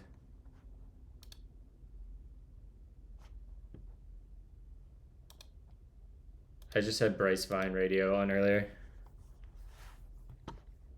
In fact, we should change this now. Let's listen to just my radio.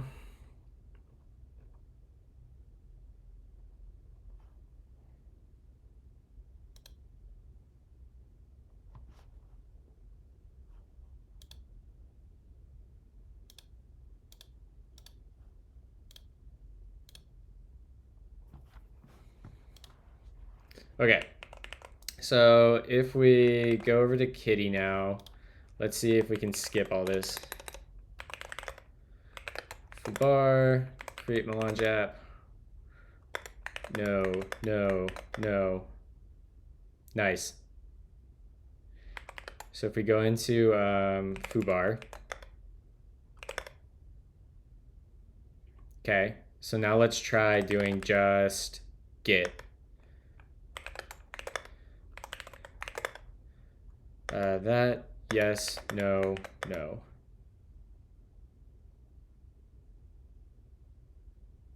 That's taking suspiciously long.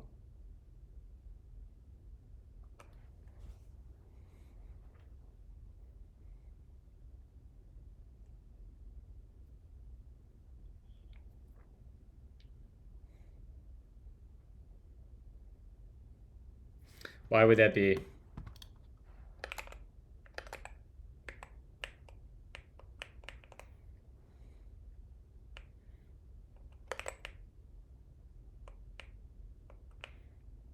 Oh, let's initialize our state transitions to start.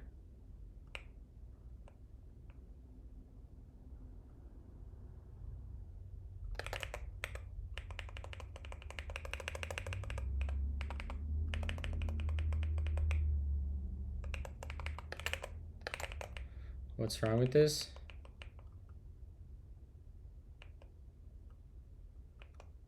Oh, do I just need I need to put this inside the box?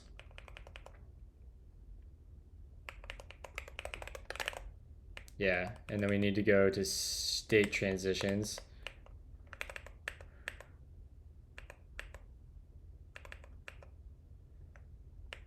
Here. And initializing Git repository.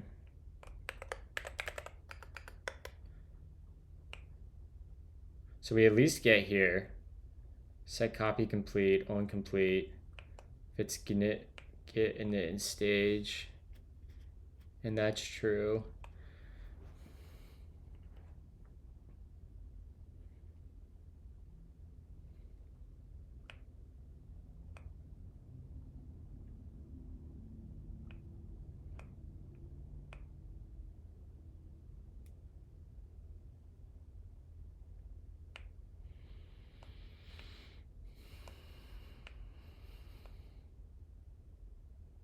I wonder if it actually completed or we're just like stuck here.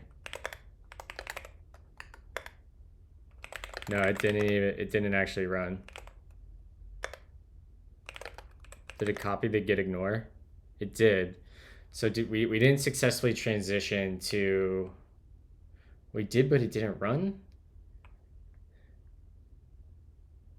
What happened there? I'm actually not positive what happened here.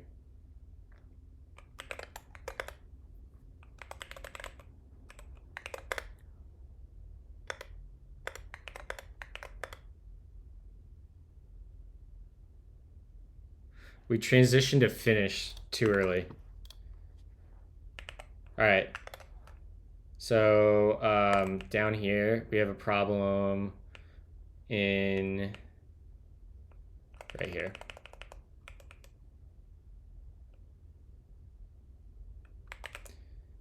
This should not go to finish. This should be, this needs to be a switch.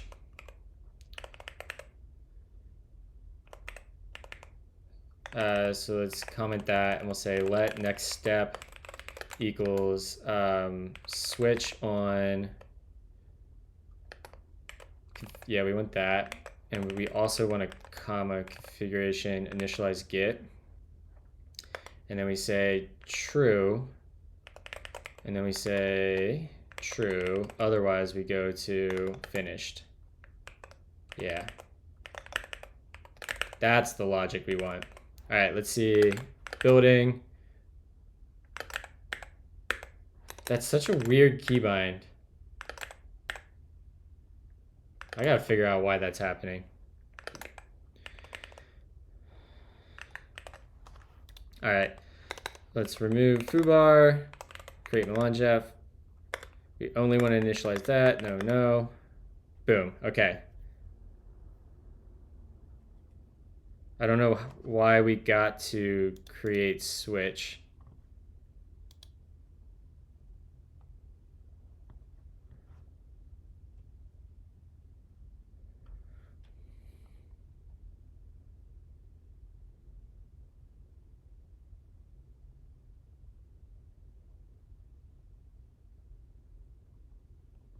Oh, because this logs the wrong thing. This should just be finished. Okay, that looks good. So now let's try again and let's do just npm.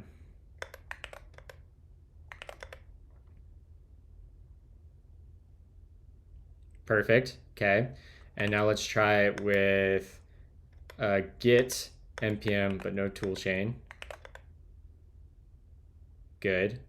And now let's try it with like git no npm, but toolchain. Whoops. Git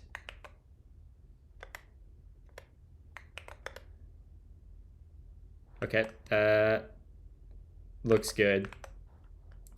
All right, I feel good that this is working.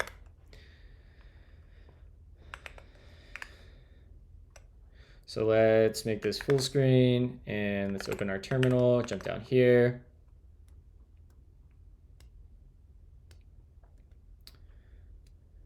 Oh yeah, I switched back to JetBrains for the time being. It was like hurting my eyes last night looking at Berkeley Mono. Yeah, I don't know if I'm actually gonna use it, but you know, I have it if I want it now. So let's SL add remove, SL commit -a-m, and this will be issue 24.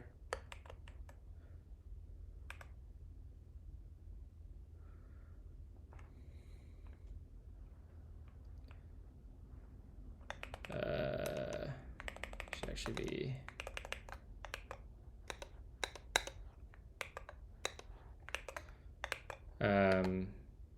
add configuration option for initializing the OCaml toolchain and SL push. And then we can jump over to Chrome, and this is done now.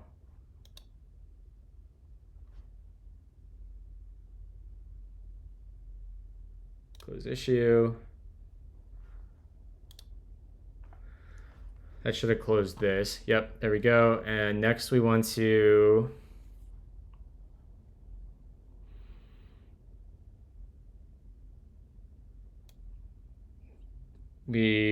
do this next.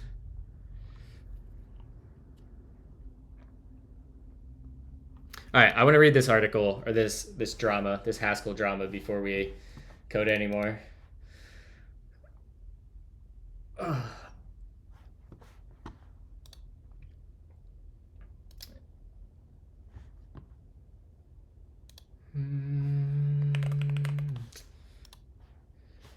Jesse, do you know Haskell?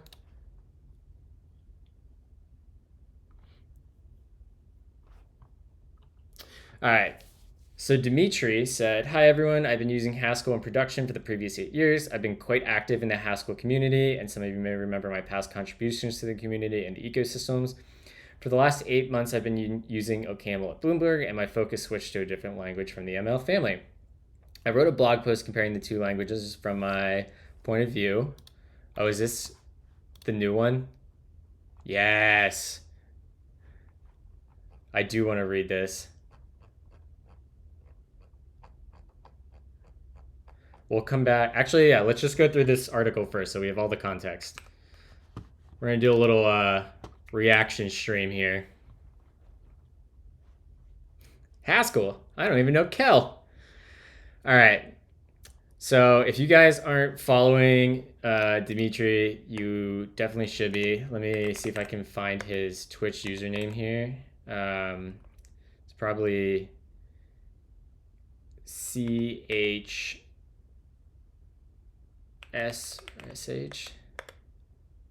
Yeah, there we go. Y'all should go follow him. He does some streaming. He also is excellent on Twitter. Let's go get his Twitter. Actually, it's probably in here linked. We'll grab it at the end of the article. All right. I've been using Haskell in production for 8 years. I've been using OCaml in production for 8 months. It's time to compare these two languages. Syntax. Haskell probably has the most elegant syntax across all languages I've seen. Maybe Idris is better because dependently typed code can become ugly in Haskell real quickly. There's utter joy in expressing your ideas by typing as few characters as possible. OCaml being a language from the ML family is great too, but still Haskell is more tacit. Comparing a few examples. Let's define a new binary tree. In Haskell, we say data tree with a generic parameter A. We say it has a variant leaf, or it has a variant node of A with a, I'm assuming that's like tuple syntax, tree of A and a tree of A. And the same definition in OCaml looks like the following.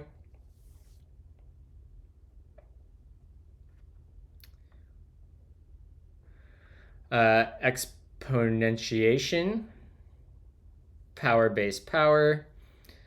If power equals 0, we go to 1. If power equals 1, we go to the base. Otherwise, we do that. Yep, that looks good.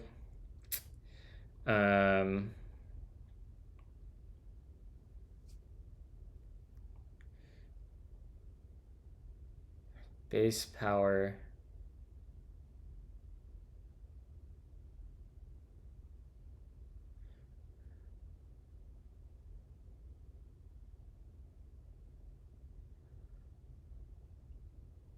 That otherwise statement is kind of cool. I mean, you could do the same syntax. Like, you could make the syntax nicer, right?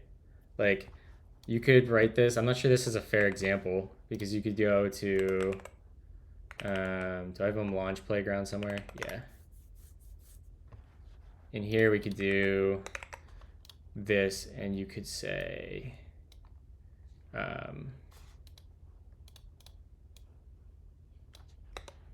function equals function, and then you say 0.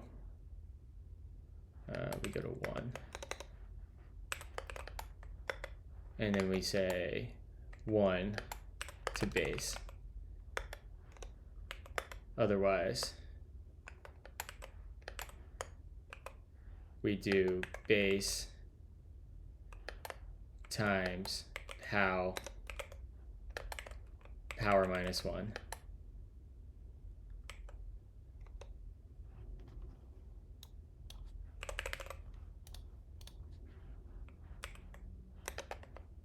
Right? That's equivalent.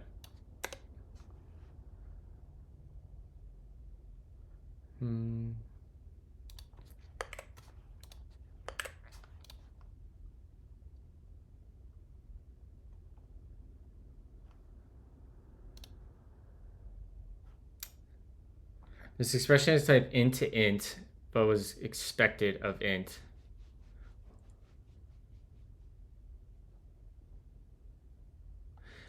When you use the function syntax like this, Rond, this is shorthand for matching on the last argument. What am I doing wrong here?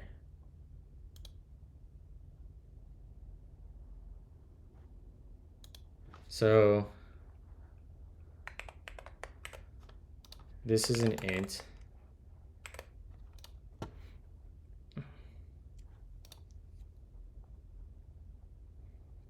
It's an implicit match, yeah. So like the same thing could be power is int, and then you could just do get rid of that, and you go match power with. Same exact thing. I don't know why this isn't working though. We don't need that now. You can get rid of that.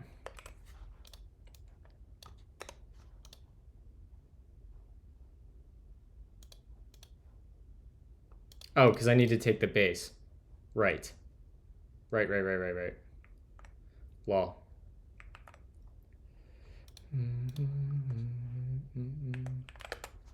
Yeah. So that's how you would express that in OCaml, which is like kind of identical. Whatever. I digress. Parsing Haskell parse line.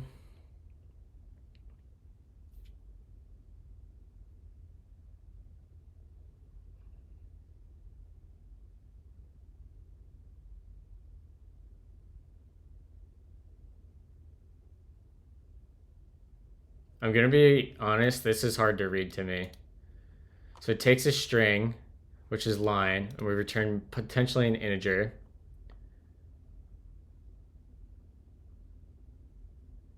And we say, I'm assuming this is the same as the at operator. So we call words on line.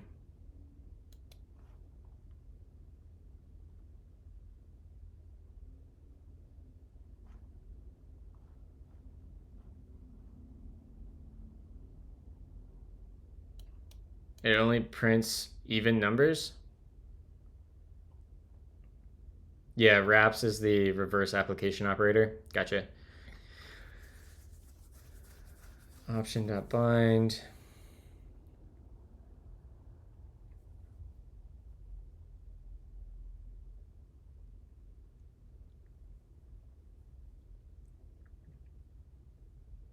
I mean, you could use a bunch of fancy infix operators here.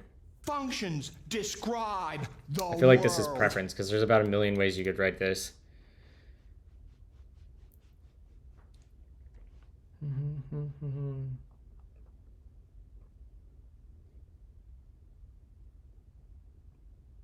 right. The above are just a few random code snippets. They don't give us an idea of all possible programs that could be written in those languages, but I hope they can quickly highlight the similarities and differences between the two languages. This slowly leads us to the next point. Features. Haskell has way more features than probably any other programming language. Well, C++ can compete. This is both good and bad. It's good because you have the tools to solve your problems in the best way. It's bad because you have those tools. They're distracting. Every time I need to solve a problem in Haskell, I immediately think about all the ways I can design the solution instead of actually implementing the solution. I'm interested in building stuff, not sitting near my pond on a warm summer day thinking of type families and data kinds, or if type families and data kinds would be better than GATs for making illegal states unrepresentable. If I come to an existing OCaml project, the worst thing previous developers could do to it is have poor variable names, minimal documentation, and 200 plus lines of code functions. That's fine. Nothing extraordinary. I can handle that. If I come to an existing Haskell project, the worst thing previous developers could do, well, my previous 8 years of Haskell experience can't prepare me for that. That's why I feel more productive in OCaml. I do miss some Haskell features at times, but I've seen their ugly side and what they can do to your output. Consider the following table with a full comparison of major features. Okay, we're just gonna come down, and Haskell's pure by default, Haskell's lazy by default, Haskell has type classes, higher kind of types, opt-in language features, first-class modules, polymorphic variants, objects, classes, and inherents, ergonomic mutability. Let's be honest, both programming languages are niche FP langs, so you shouldn't expect first-class support for the latest modern framework that just got published. However, in my experience, despite needing to write more custom bindings, you have solutions for the majority of common tasks. For example, you can find TOML, Parser, Minty, telemetry, AWS, Petrol, and so on. Similar story for Haskell. I still say the Haskell ecosystem has more packages and more ready-to-go solutions. It's easy to show the difference on the following example. Stripe API client libraries. Haskell is 13, OCaml is 1, last change was 8 years ago. Oof. That's something OCaml needs, is a Stripe API. Maybe we write that, because I've written TypeScript wrappers around Stripe's API before. Yeah, Ron, but like the mutabilities opt in. Like you have to be super explicit like you are in Rust, where you have to mark it with the mutable keyword or use a ref.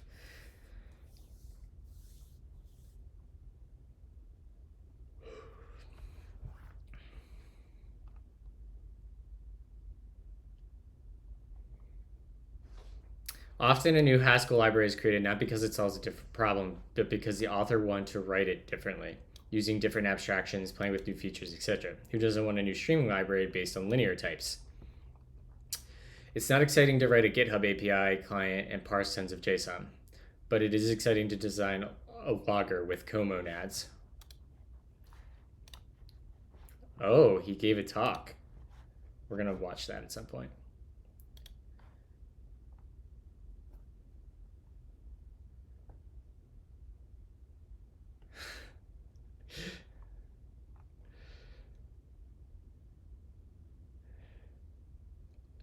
I would rather have opt-in mutability, because that lets us squeeze extra performance out when we actually need it.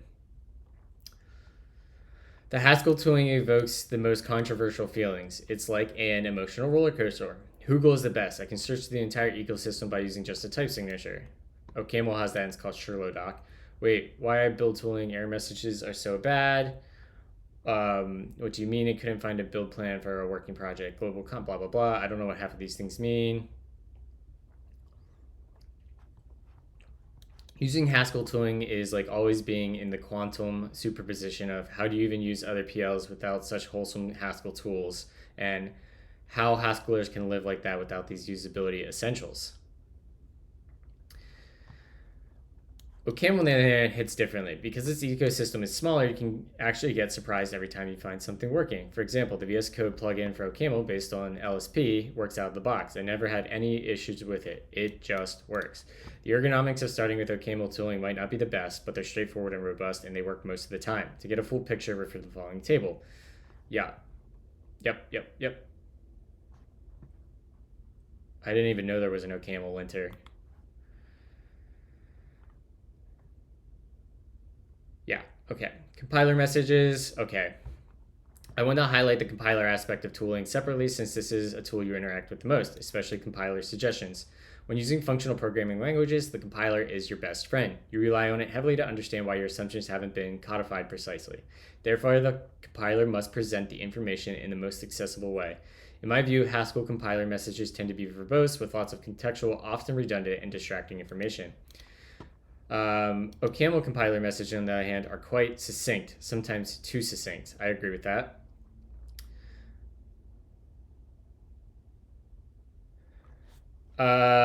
Ron, like, if you don't, the secret to not having that problem is using a switch per project and not having Mason install your OCaml LSP globally. OCaml LSP, by default, when you enable it with LSP settings in NeoVim, the first place it looks is in your local switch, unless you have Mason install it. So always create local switches, which totally makes sense, right? Like a local switch is akin to node modules. You wouldn't want to be using like global node modules for like a NPM package that you're writing. You'd always create its own node modules and dependencies. I mean, I feel like that's the same for like every language though, right?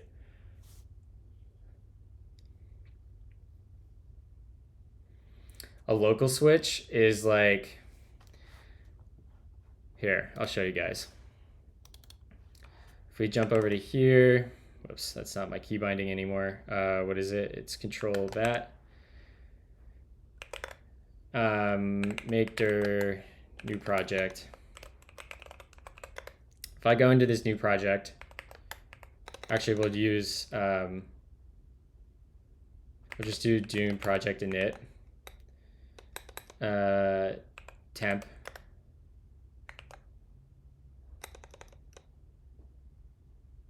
Unknown. Is it Dune init? Yeah, there we go. Project temp. That was when I was writing OCaml in all object-oriented code. So we go into temp, right? Right now this is using my global switch. So my default switch, we do opam switch list. You can see all my switches. This would be like doing npm like list projects, right? This would be effectively showing you every place you have a project that you ran with npm init. A switch is literally just like node modules on a per project basis. So right now I'm pointing to my global switch, but really what I would want to do is like opam switch create dot, yeah, this right here. This creates a local switch for me. So now if I do opam switch list, you can see that I'm pointing to a switch in this directory using the OCaml 4.14 compiler.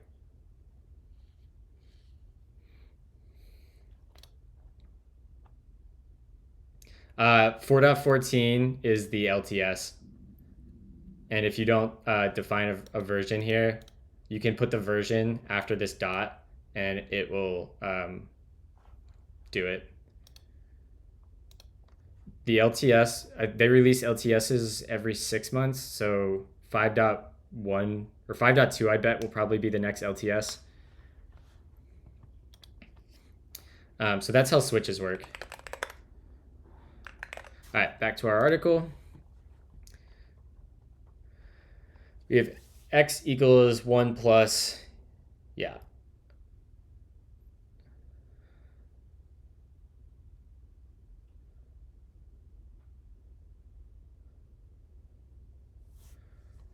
I mean, that's a lot, but that does have a lot of kind of useful information.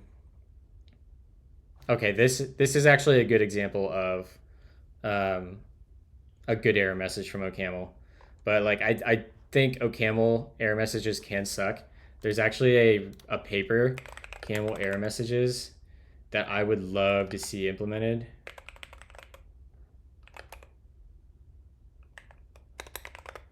Let's see here. Yeah, right here.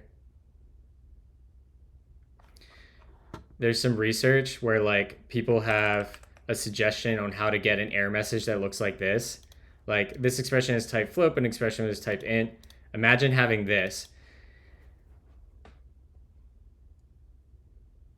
The function list map cannot be applied to the argument provided. Types of the expected arguments, A to B, A list. Types of the provided argument, int to int, float list. Like, that would be so good.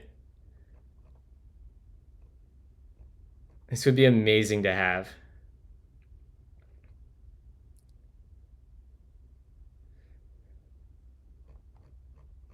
Yeah, Rust has really good error messages. That's actually one thing I like about Gleam is taking the best parts of like Rust error messages and Elm's error messages and doing that. Okay, back to our article. I believe the standard library deserves a special separate mention too. It shapes your first program in a language and guides you through all for future journeys. A great standard library is a cornerstone of your PL success. A poor standard library is a cornerstone of never-ending bike sheds about a better standard library, blah, blah, blah. I'm a big proponent of the idea that a standard library should be batteries included. I agree. Give me an option-like type, a UTF-8 string, map and hash map, JSON and XML parsers, async primitives, and so on, so I can avoid learning your poor implementation of dependency tracking and build tooling. Build systems a la carte is a tool. Hold on. Turn on the space heater. A little chilly in this office. I'm going to sit down again.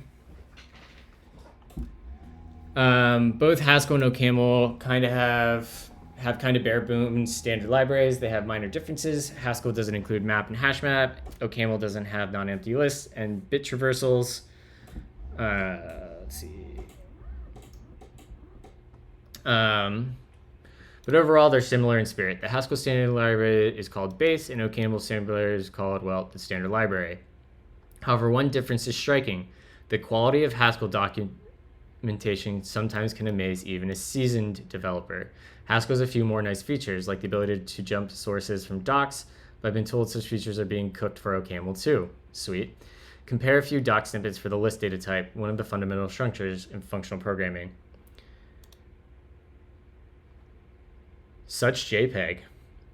I like that it has the runtime complexity and examples. That's really nice. Wow, that didn't just open in a new tab. That's annoying.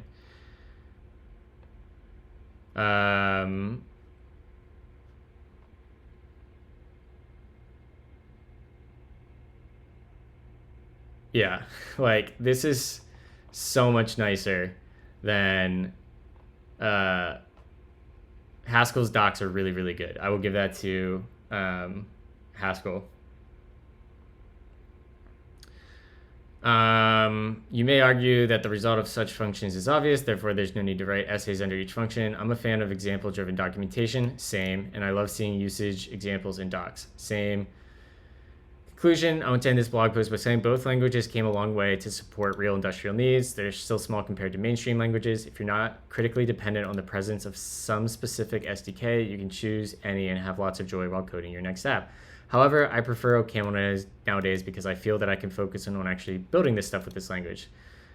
Yeah, here's his Twitter. I would encourage all of you to follow Dimitri. He is great. He also has an excellent YouTube channel and is a Twitch streamer. And hopefully soon we're going to have like a little OCaml panel where we have me, Leandro, Sabine, Dimitri on, and we're all just going to talk about OCaml. That is in the works.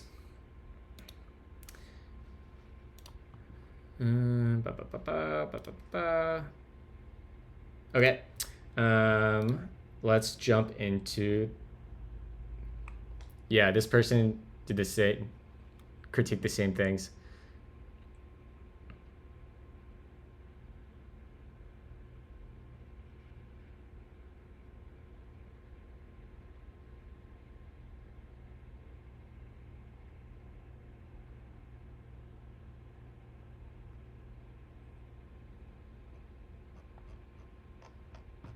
He's a really good writer. This was written really well. All right, let's go check the drama. I tried to provide a reasonable and balanced overview of these two languages, although my experience in both is significantly different. I hope this blog post can give a rough idea of both languages, and who knows, maybe both OCaml can improve and get better by inspiring each other. Like, this is such a good blog post that isn't before we even get to any drama, like, this was written in a very fair and balanced way. In fact, I'd argue that the article probably points out more strengths of Haskell, despite saying his preference is OCaml. I mean, obviously, the underlying most important point being that he feels more productive with OCaml, which is like ultimately the most important thing. But like, I feel like this was very balanced and not harsh. So like, I don't think this should really cause any drama, in my opinion. Describe the world. Thank you for the follow, Pascal. Pascu, I don't know how to say your name, but appreciate you hanging out with us. Functions And Jesse, thank you for the follow. We'll get back to coding world. here in just a second. Interesting, John Carmack said something similar in an interview with Lex Friedman when describing why he prefers C over more powerful language, amongst other reasons. Small language surface, easy onboarding, less over engineering. I wonder if that's why he lost interest in Haskell too. I personally don't have a lot of trouble staying away from the half-baked language features, type families, my own projects, but yes, you get exposed anyways. I would have thought an incremental approach would be the best option here. Surely it must be easier to see what feature extension is required after putting together a small prototype rather than trying to imagine what's best to use before any code. This is missing the point that like that temptation is there and inherent in the language and like very much is part of the culture of Haskell. Just use the basic features of the language, blah, blah, blah. That way, if you find, yeah. P.S. I noticed in the comparison table an entry labeled ergonomic mutability. In the interest of fairness, can an entry like ergonomic laziness be added? I would argue that OCaml's laziness is pretty easy to use. There's a lazy library in the standard library that's like pretty straightforward. We're all 14 members of the Haskell community in shambles over this article. Absolutely wrecked. That's hilarious. I just realized we're listening to Dance Gavin Dance right now. A little heavy for the morning, but you know, whatever.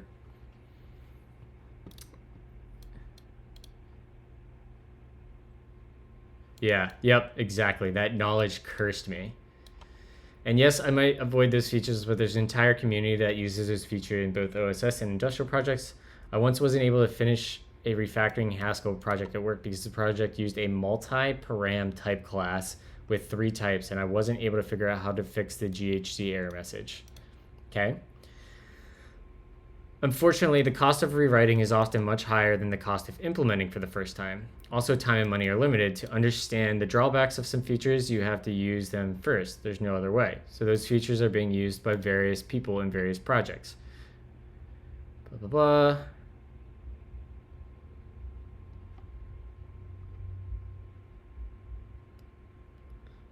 Okay, that's a decent call out. I feel like there's so many issues with the Haskell compiler, no way to restrict variable lifetimes, over-reliance on GHC optimization instead of a way to write low-level code directly, the ecosystem, data type, and CFFI libraries need to be written from scratch. Everyone is afraid of laziness, and the functional approach as a whole, untrodden application design territory, that high skill ceiling and feature you don't need weren't anywhere near the top of the complaint list. I also feel like the community is in part to blame for the I'm more productive in other languages meme. Sure, the simple Haskell pamphlet exists, but it's a keep it simple, stupid, and don't hurt yourself quotes page. Libraries don't follow any of it, and in return, no one expects simple, extensible libraries. And at this point, I don't even think anyone cares. That's a decent critique. Yo, that's what's up, Badger. Glad to see we've got some DGD fans in the crowd. What up, Filter and Angel?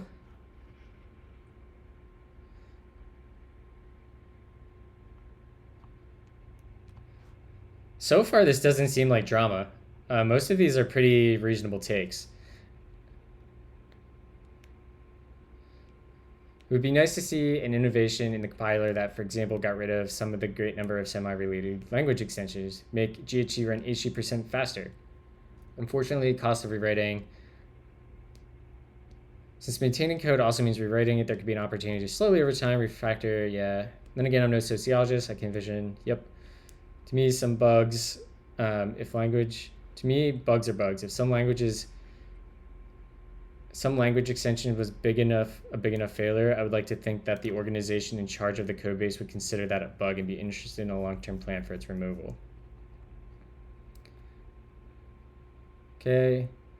I think you nailed it. Ecosystem unstable enough to prevent relying upon large enough packages. Even one dependency in a tree makes the entire build irreparably fail. Yikes. Forcing the programmer to either rewrite majority of dependencies by herself from scratch at cost. Yep, that's a great call out. This is actually super reasonable. Way more reasonable than I was expecting.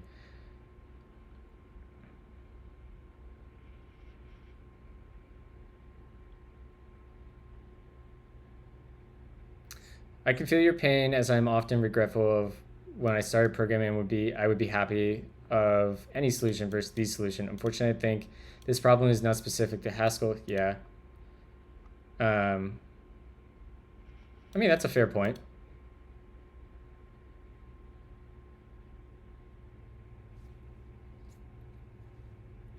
I would argue that working professionally in a language for close to a year is probably getting close to, especially as a senior engineer, it's probably close to wait, what did I just say? I just totally lost where I was going with this. As a senior engineer, using a language professionally full-time for a year probably gets you pretty close to being past any honeymoon phases. Like, I know that I have complaints. Like, I love OCaml, but there's definitely painful edges and things that need fixed. I'm not just saying OCaml is a perfect language.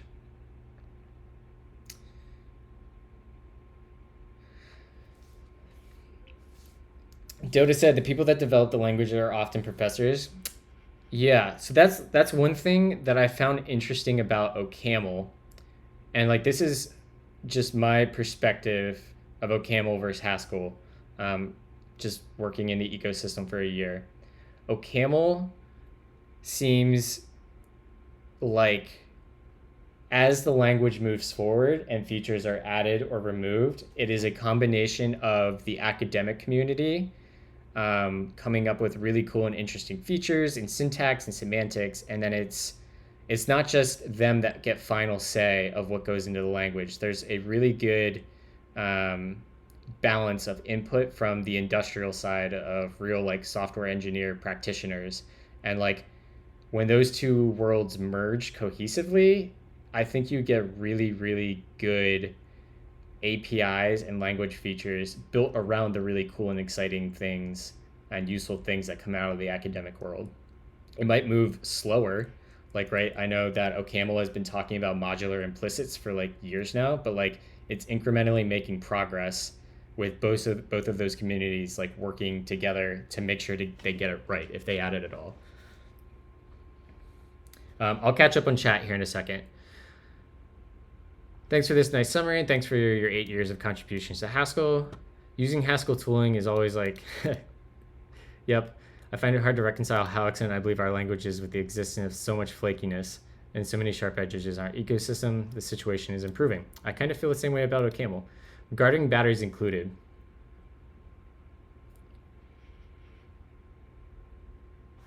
why did the music stop?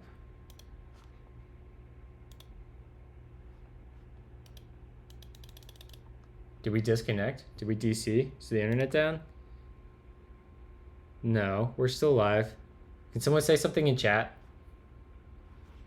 Okay, Saul Badger. We're just, did Apple Music freeze on me? Weird. All right, whatever.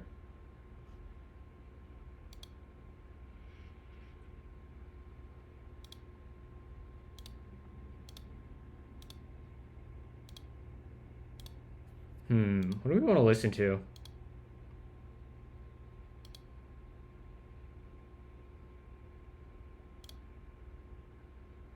Let's listen to Dance Gavin Dance. You know what? That's all right. We'll do a little bit. I feel like listening to Dance Gavin Dance. We'll listen to their newest album, Jackpot Juicer. There's going to be a little bit of screaming here, guys. It's not going to be too bad, but there will be verses where there's a little bit heavier music. If anyone gets too upset by it, just let me know and we can change. It was never a phase, Mom.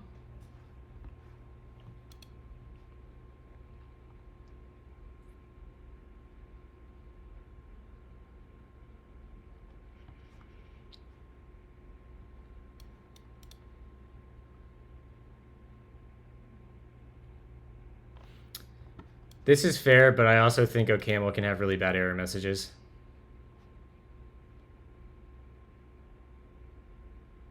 Okay, so this could create some infighting. This person's saying that they don't think Haskell's improving.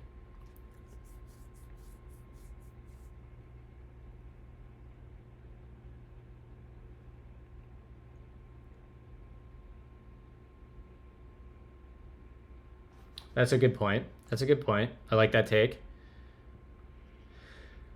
I'm afraid after my honeymoon with Haskell was over, I became immune to having honeymoons with other languages because Haskell set a high threshold. I see trade-offs of different languages clearly and just follow my preference at the current time.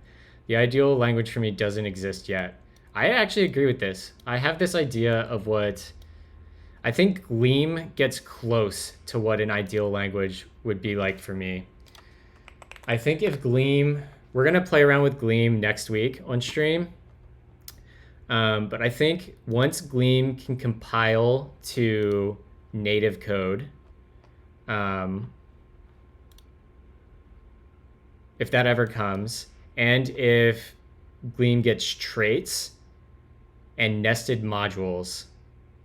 So my feature wish list for trait is compile to native, nested modules, and traits. If Gleam got those things, I would 100% be writing everything I do in Gleam. So I'm very interested in this project. I'm very excited about where it's going. In fact, I became a funder of this, that I'm that excited about Gleam. So we'll see.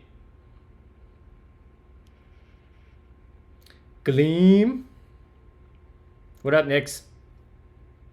So yeah, I'm very interested in where Gleam goes, and it syntactically and feature-wise is going in the right direction of being like everything I want out of a language. Love OCaml dwindling? Absolutely not. I love OCaml, but I think Gleam is like if you rewrote OCaml and were inspired by Go at the same time from its simplicity. And I really, really admire that. I really admire the Gleam team's persistence and tenacity to say no to features and to keep the standard library opinionated and simple. I think it can do really good at teaching functional programming. Like, I tweeted this the other day, but if you look at the result type, I think this teaches or like shows how monads work without like it being a monad or without saying it's a monad. Like, let me go find what their bind function is. They call bind try. Where is it at? Like this piece of documentation and code right here. And this is, you know, Dimitri called this out in his blog post too. Like Haskell has really good documentation showing examples. Like this is stellar documentation. Like this is like the best documentation for a functional programming language I've ever seen. Gleam isn't a child of OCaml. Gleam uses the same type system as OCaml, so it's based on Hindley-Milner. It compiles to the Beam right now, so like Erlang, but you can also FFI to JavaScript. It's super interesting, very cool. Like I said, we're gonna play around with it. It's not even at a 1.0 yet. And there's some rough edges, just like any language, but I am very excited. All right, Nix, you got it. I'll if you do a PR to OCaml standard library, making it like this, I'll donate like $500 to a charity of your choice. But yeah, there's talk about having native compilation, which would be amazing. Yeah, if it got traits like Rust, the syntax is inspired by Rust. So it's got like very C-like syntax, but with a Hindley-Milner type system. I'm very excited about Gleam. It could be like, yeah, a year from now, 2 years from now, Gleam could be something I could see myself like as my go-to language. But for the meantime, I still love OCaml, and that's where I'm at with OCaml.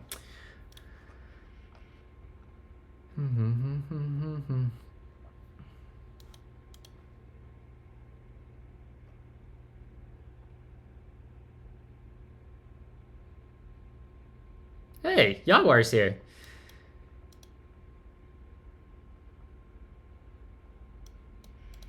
Actually, in this case, Haskell's error message is still better than OCaml's. Yeah, I love that Jaguar came in and was like, OCaml's not perfect. This variant expression is expected to have type bool. There is no constructor within type bool. Like that error message means absolutely nothing to me. We can thank OCaml's type-directed disambiguation of constructors for this ambiguous error. I don't know what that means, but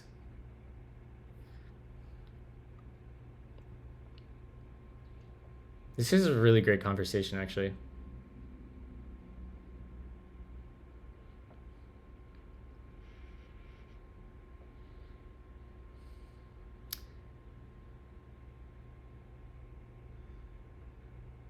Have you read the book Coders at Work? Favorite of mine. It's close to interviews with language maintainers. No, Dota. Could you link me a link to that book? I would love to buy that and read that. Lately, I've been working with standard ML, so basically OCaml. One thing I absolutely miss is generic deriving. I think that's basically type classes. What I like in OCaml is that letrec is explicit, so I can easily shadow variables. I do like that.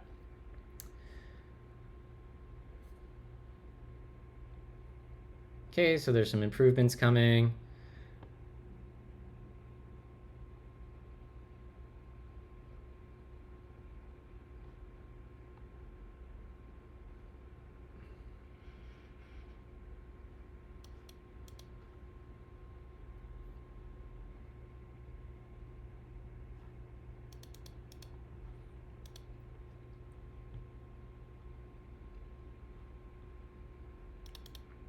I don't even know what a new type is.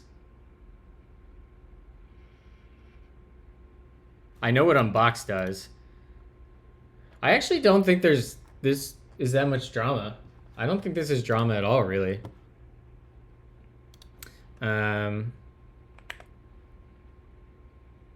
What was his handle? C. Yeah.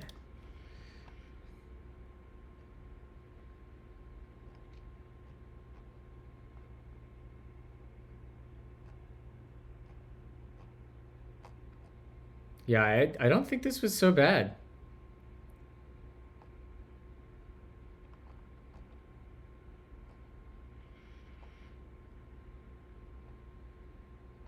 Where did I see that link about drama? Did I make that up?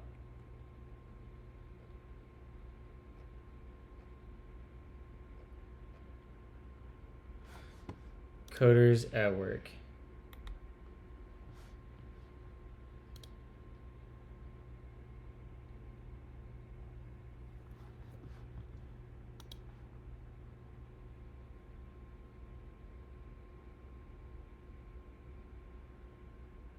Sweet, thanks for the link. I'm gonna pick this up.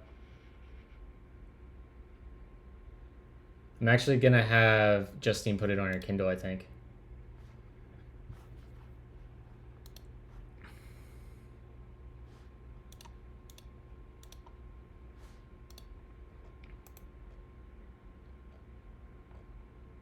Cool.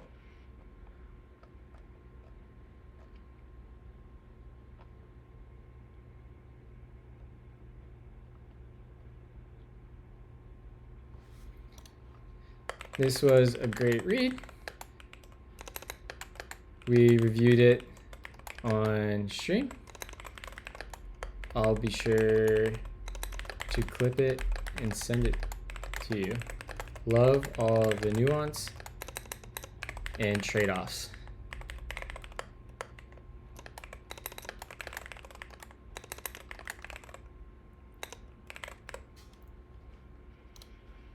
Cool. All right, let's get back to actually programming, because that's what we're all here for. I have too many Chrome windows open. All right, we can stick with this one, close all those. Boom. But yeah, I'm excited to play around with some Gleam next week. It's gonna be a good time. Right, we're gonna enable the ability to add React now. So let's jump back over here. Boom. And we go up to here, we close that. Let's make a new bookmark, SL bow. This will be issue, what was that issue number? Issue number 19. Issue 19, React. Okay, let's get our build running, Dune build watch. Still, here we go. All right, let me catch up on chat too. I realized I skipped like a bunch of stuff while I was reading all that. Victor, if you're still around, thank you for the follow. Appreciate you hanging out. I appreciate everyone that hangs out and follows and spends time here.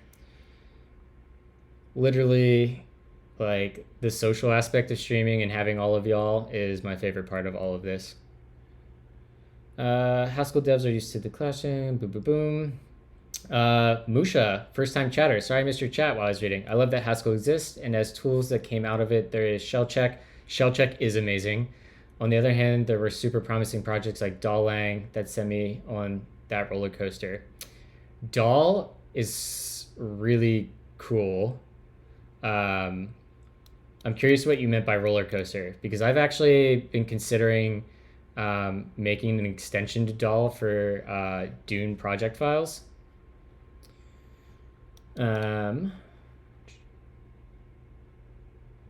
Yep.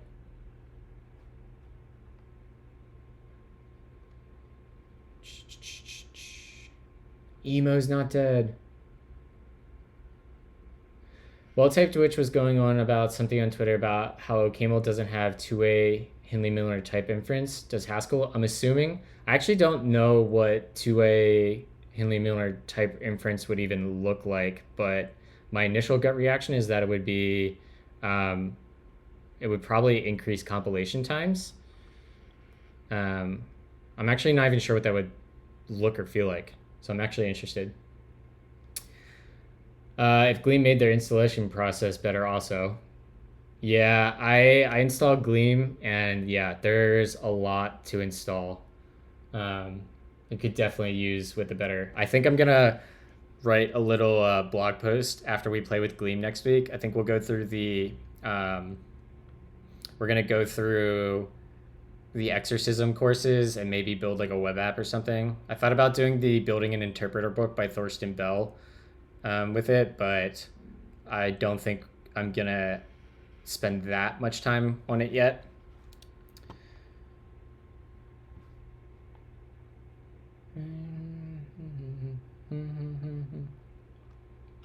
Yeah, we're gonna do the Thorsten Ball book, but we might do it in OCaml instead.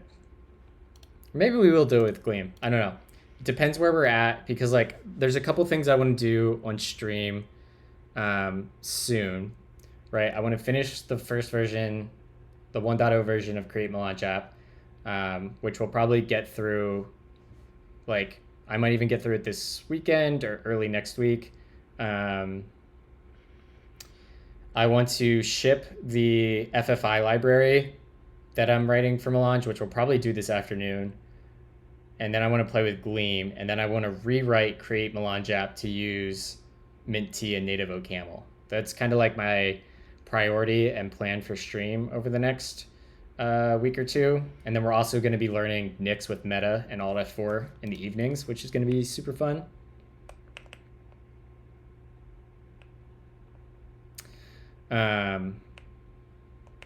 So that's tentatively the plan.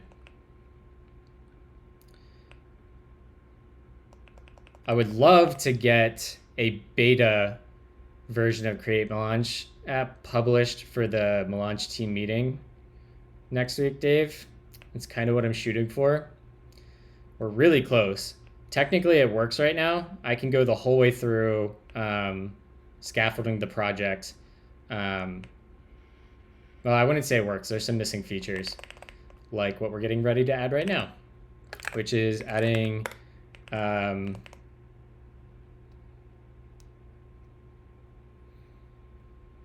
I wonder if I should have like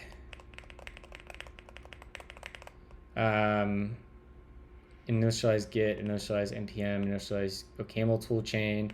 We want something like is React app, right?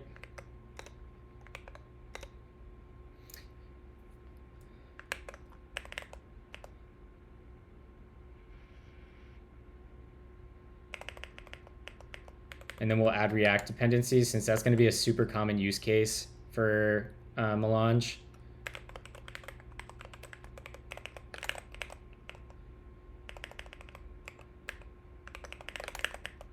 And we'll do the same thing here. And we need to add... I would have expected type errors there. Are we not building? We are.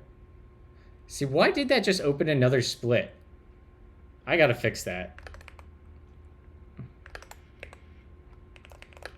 Config.directory, config.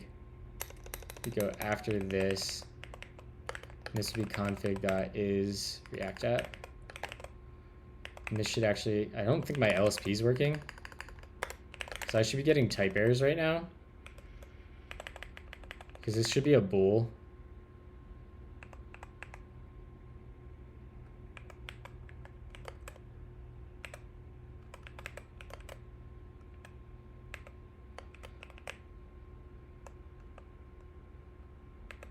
And we're gonna have to do bool to string. Bool of string, string of bool, string to bool, string of bool, yeah.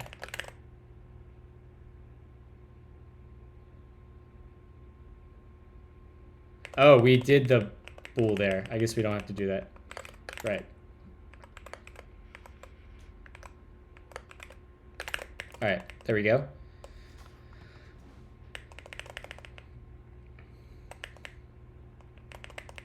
This needs is React app.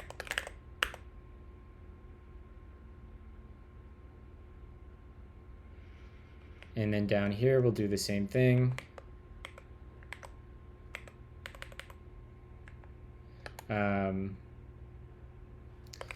Is React app. And then we do the same thing there. Okay, that looks good. Now we want to jump back to our init, our wizard component. And is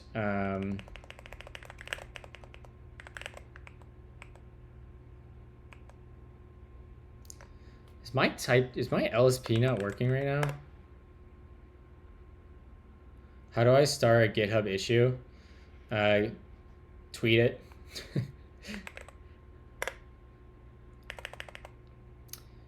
Or do you want to watch it, or like, what do you mean by star?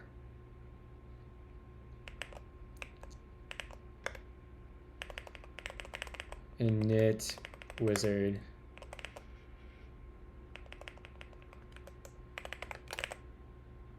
Okay.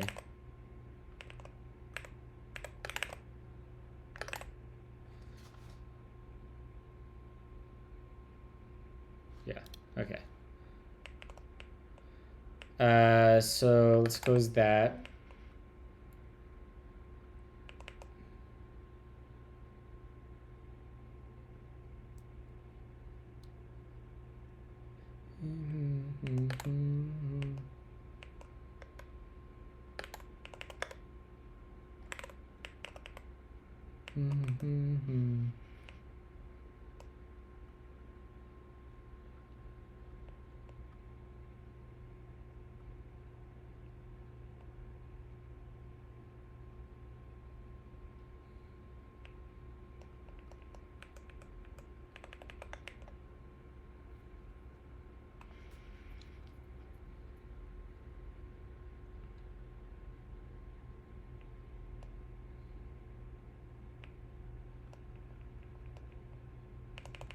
What is this type error? Expression has type initial configuration to should prompt get. Types for method onComplete are incompatible.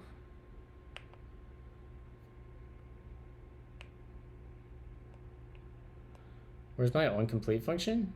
onComplete wizard. This should actually be fine. Because this is a core configuration.t, which should have a is React app on it. And when we get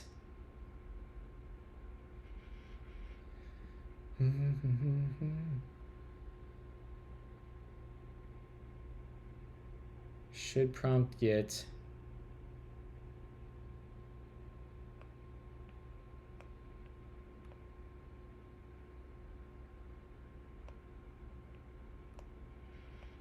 set mcheck. Right. So we get, what in the world?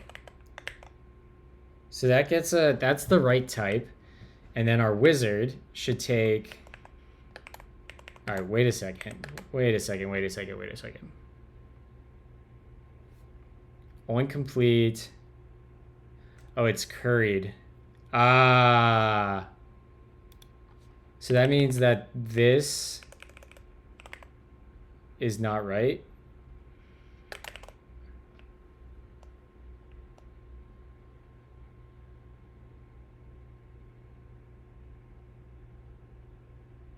Where do we fuck this up? Is it just because we haven't passed through? Whatever, we'll just, I think it will resolve itself as we code this. All right, let's knock this out, quick chat.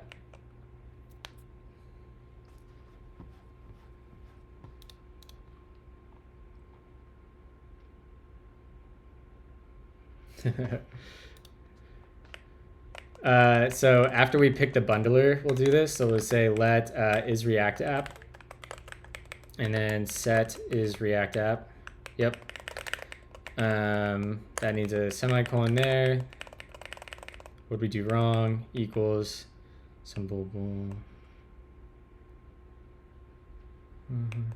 more. Okay, that's fine. So when we go to bundler, we're actually going to gotta go update our type. Type step.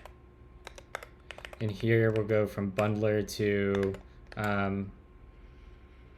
React, I guess.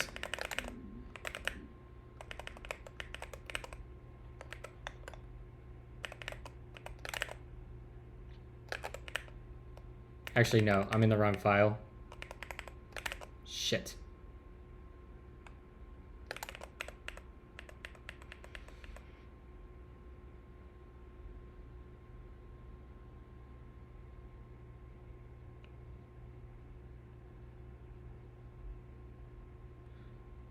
Wait, I am in the right place.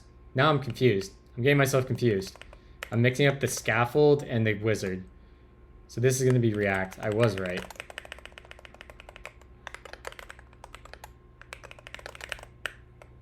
Okay. Okay, that looks good. We need another paren there. Okay, next error. These aren't used. That's fine. On submit bundler. We can copy this. Yoink that. Come down here, paste that. This will be on submit React. And we're going to get is React app. And this will be a bool. Let's just annotate it for now. If the active step is React, a little step there, this will be set is React app. Yep. Next step should go to Git, and here the next step should go to, no, this should always go let next step is going to be React. You can delete that. And then down here, that looks good. And then we want, yeah, this is why we had a partial application. And down here, we should say, let show React step. Yep, this will be React. Is React app? Yep. And then we go down here and we just add, you can copy that, paste that in. This will be, you can go copy,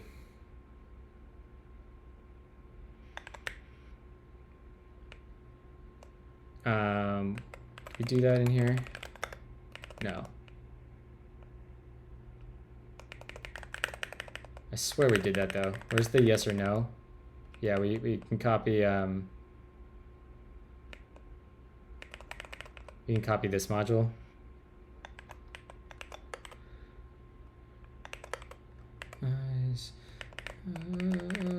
Okay, so let's go and put that there. This will be React.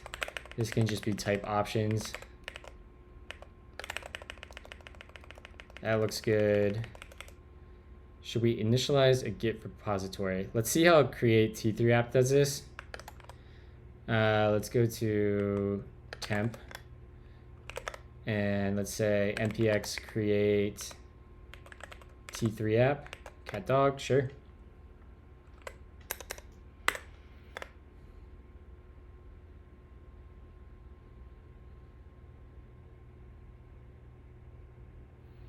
Yep. Will you be using Tailwind? Okay, they say will you be using.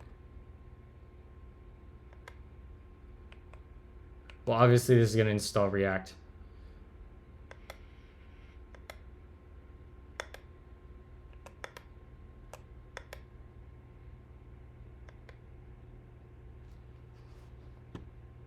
I like this next steps thing. We should copy that. Will this be a React app? Okay, that's the wording we'll use. Will this be a React app?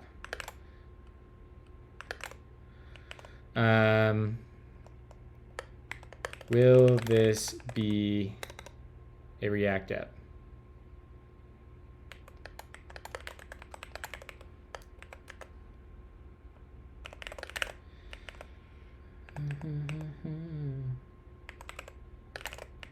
Okay, that looks good there.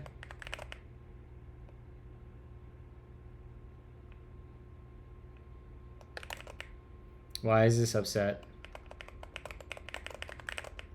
Okay, so we must have a syntax error in here.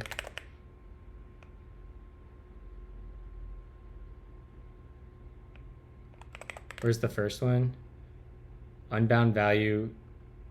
That doesn't seem right. So the problem is probably coming from down here. This actually might be what well-typed wish is talking about with like two-way inference. Like it might solve this actual problem. Or two-way Hindley-Milner inference. So this would be changing word React. And this would be on submit React be React. This would be show React. So we must have a issue in here.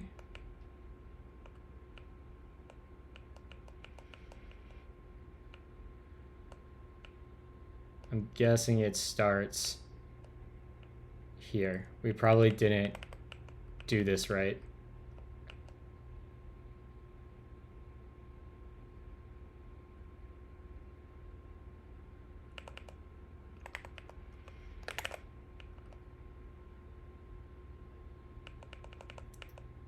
Oh shit, we shadowed React, the module.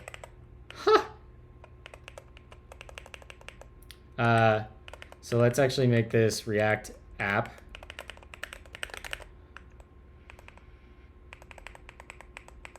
No wonder we were getting so many freaking issues there. And then our type step. This should be React app.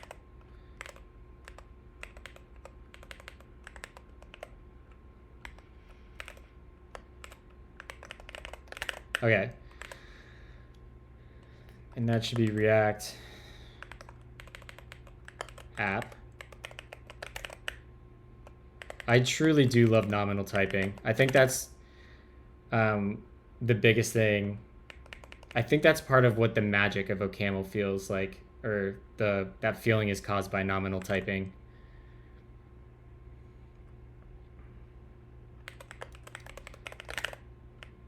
Okay. That fixes those type errors. Do we have any more? We're building successfully. Let's see what that looks like in our wizard. So let's hop over to this tab, clear, create Melange app.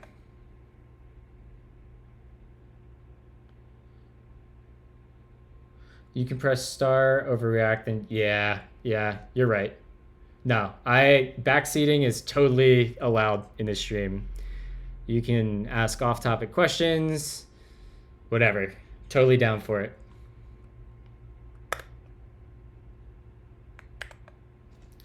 I want to switch this up. How many more songs do we have on this album?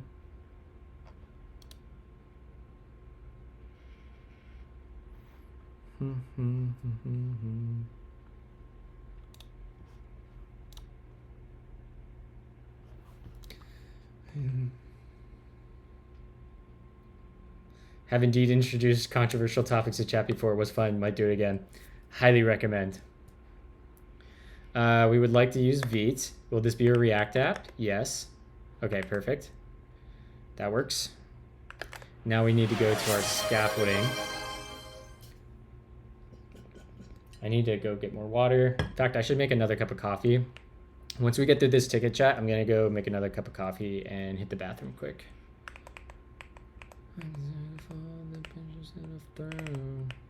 So we need a new step, and we need a step after bundler called, actually, do we?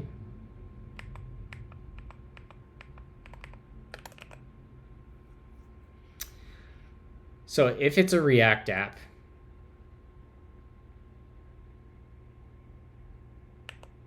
yeah, we do want one, right? We'll have React app extend package JSON. Functions describe the world. Thank you for the follow, Double Dot. Appreciate you hanging out with us. What do you use to delete until the end of the line? Capital D. So if I'm like in the middle of a line and I press capital D, it'll delete to the end of the line.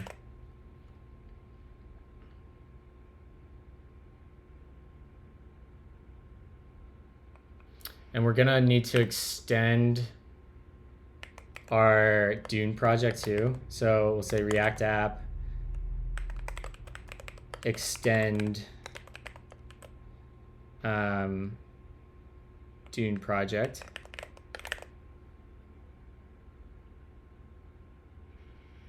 That might be built into Vim by default. I'm not sure, Rond.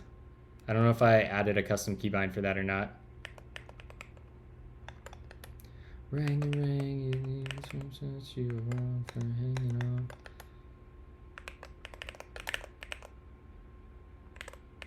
I think it's built, I think that's built into Vim. So just let me call, review my blood out. All right, let's see if I can actually do my macro right this time. So we start at the beginning of the line. We'll go to record. We'll go to the end. We'll press Control A twice. We'll go down to the beginning of the line, end the macro. We're gonna run it 9 times. So 9 at Q. There we go. Nailed it.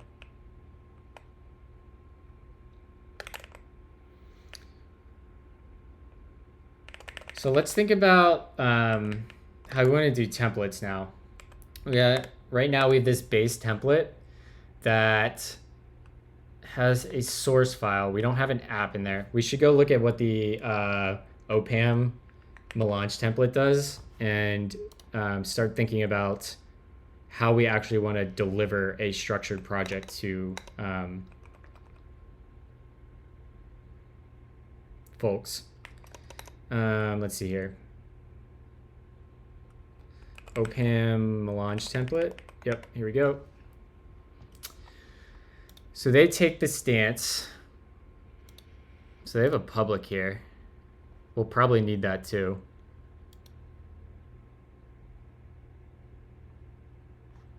But that will probably be part of, I don't know, we'll see in a second.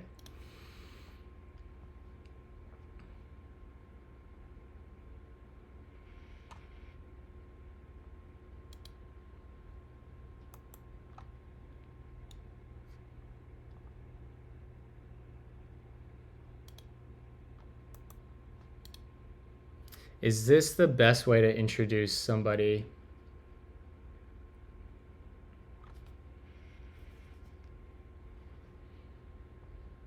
Hey, Dave, are you still in chat by chance?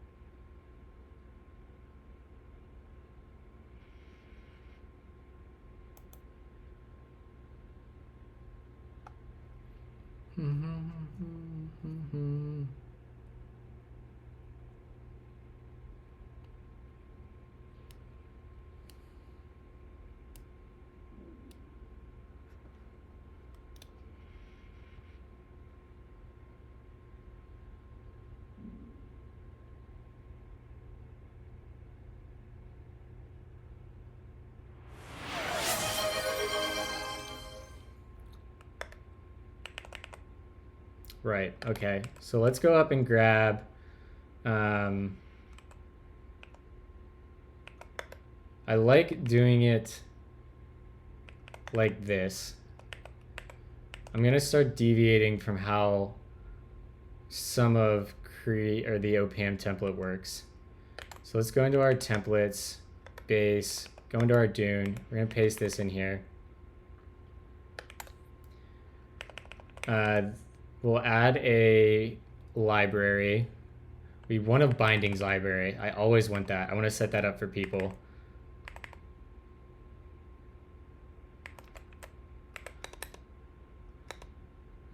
Let's do that. We'll do bindings, and then we'll just say like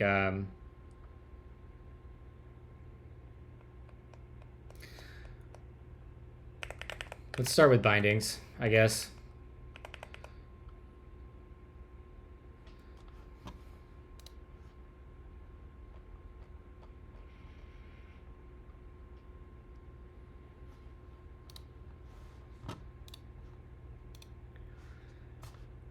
Add configuration slash. Oh, I love this song. This was my party song in high school. Like if this, or not high school, in college, this song came on at one of our frat parties, blacking out. Man, it's been a long time since I heard this.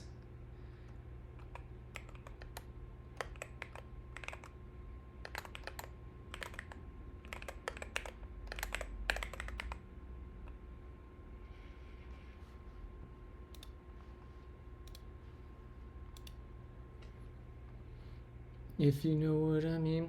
Welcome to the stream, Victor. Appreciate you hanging out.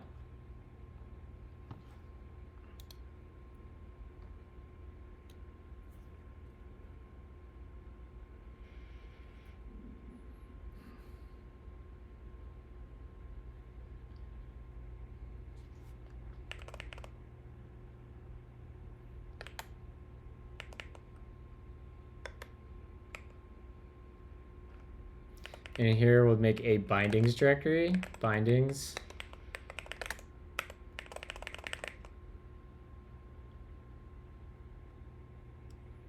And in here, we'll make a Dune. And we can go copy our Dune file from our bindings library.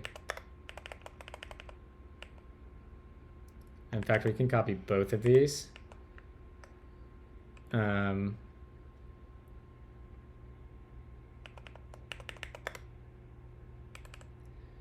Templates, base, source, bindings, paste. And we should make an example of a binding for them.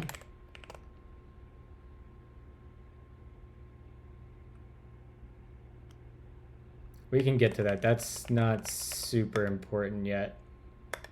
So we can, let's just delete this module.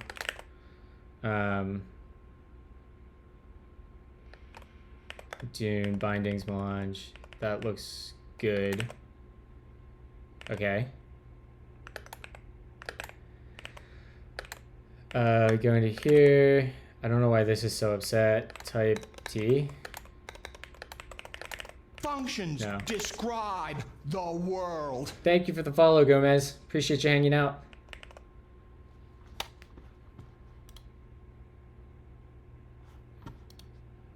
Okay, so let's jump over to here. Why didn't that save?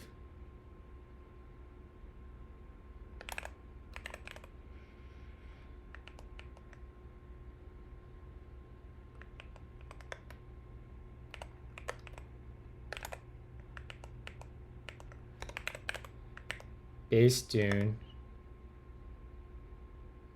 That's actually the wrong file, but that's okay. We'll go into here. This Dune file gets that. We'll delete down to bindings.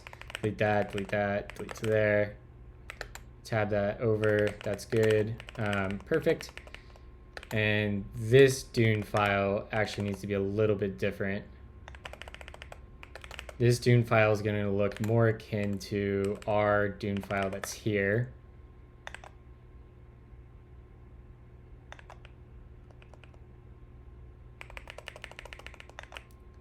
So we're going to have to make a template for this.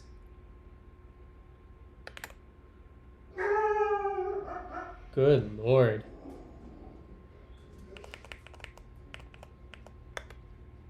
We got to go paste this in templates, base, Dune, paste. And this will need to be a template now. So let's go look at our template. This should be .tmpl. Great. What'd you say, Justine?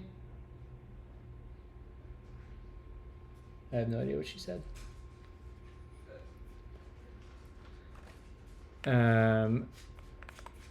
Let's open this.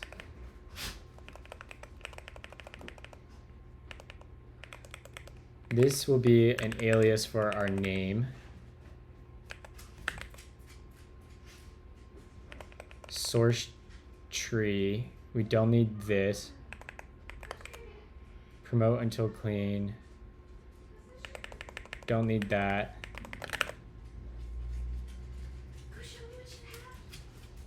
Oh, thank you, Bodhi. What's up, boo? I just got home. Nice. Nice, nice. I'm gonna make some lunch and probably read a book behind you. Sweet, sounds good. Could you make me another coffee? I'll make you dinner. We have leftovers. I'll heat it all up. And do all the dishes afterwards. And take care of your stuff on the counter. Yeah. Okay. Can you use the black and white coffee beans? All right, so we have that template there. We don't need to compile that. We should make a ticket for that so I don't forget. So let's add another issue. This will be handle Dune .template file. This will be a label for 1.0. and I am the assignee, of course. Okay.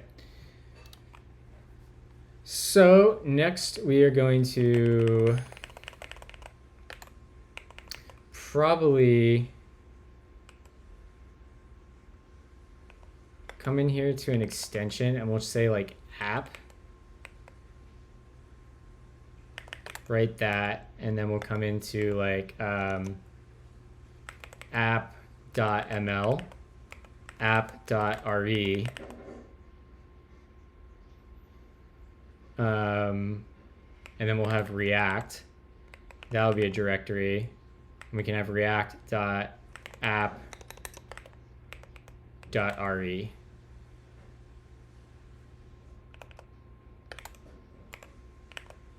Yeah. Okay. Actually, this should be, let's do app ML and app RE. We can delete these. We'll say app.ml and app.re.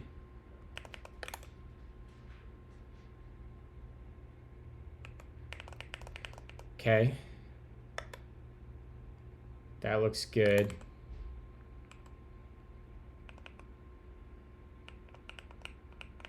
And let's just copy Melange, the template file for the React component.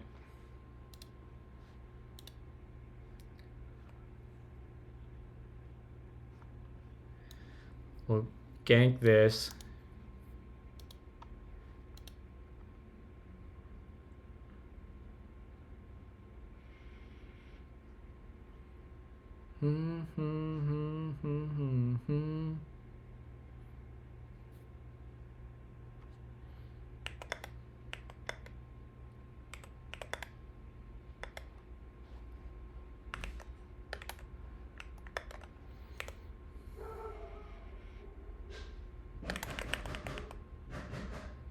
Thank you, Glitchbite. Welcome to stream. Appreciate you hanging out.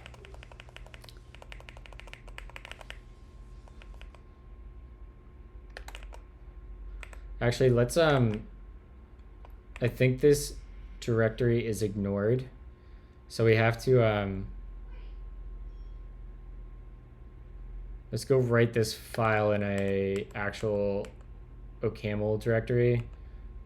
Let's just do temp.m or re. Paste that in. There we go. Let's see here. I don't care about this.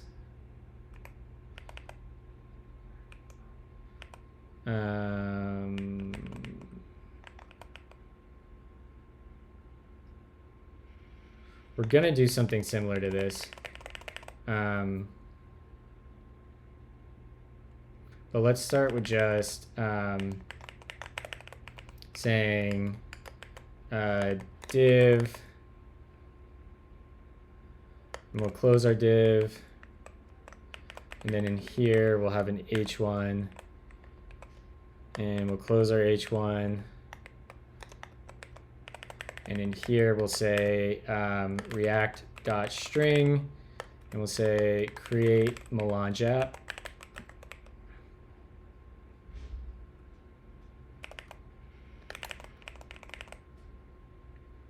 And we can give this a style. You can say this is going to be a style equals, what does this take? DOM props?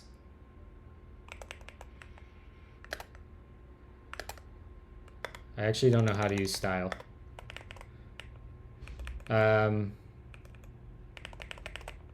Whatever, we'll worry about that later. That's kind of like a wrap up, finishing touches, DX type thing. Okay, this looks good. Now let's copy this.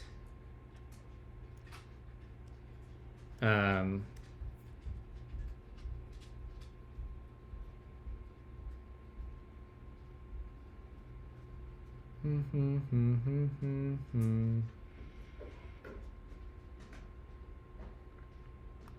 copy this to our template, which is in templates, extensions, app, React. And we'll go into there. And we'll just paste this in. And we can quit out of there.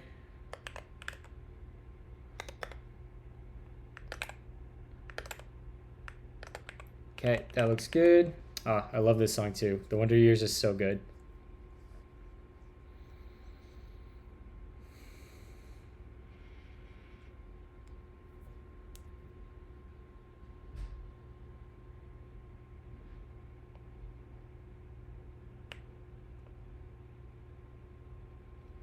One second, chat. Hello. What's up? What's wrong? Okay.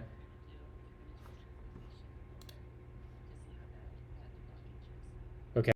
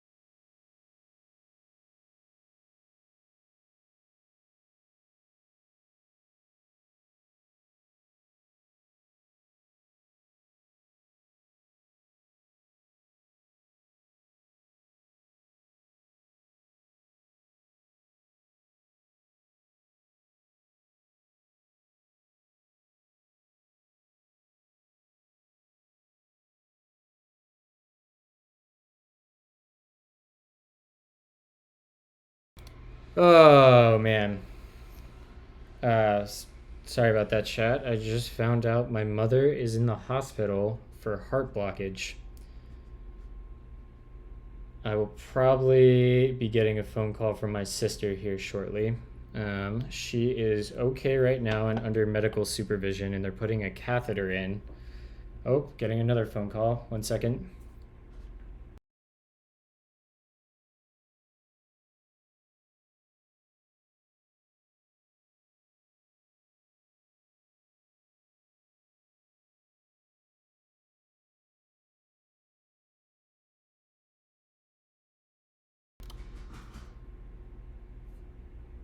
Fun times.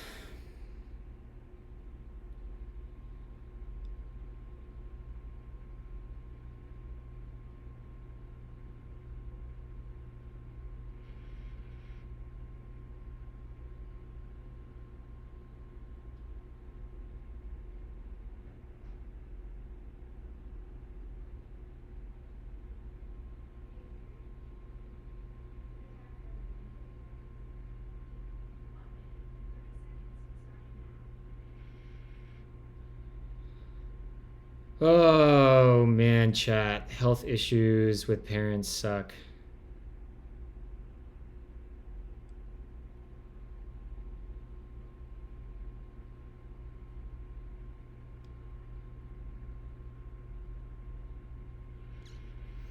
Okay.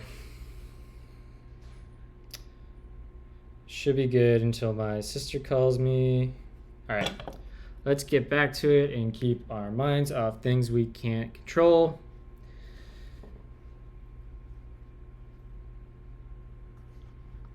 All right, where were we? Why is the music paused?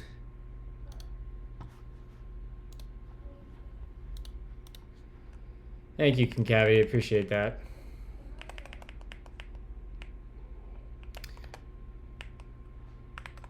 Okay. We are working on copying React files if they choose to do a React app, right? So let's, I think we got everything in here, right? We got the base. Thank you, Night Nazer, and welcome to stream and chat. I appreciate that.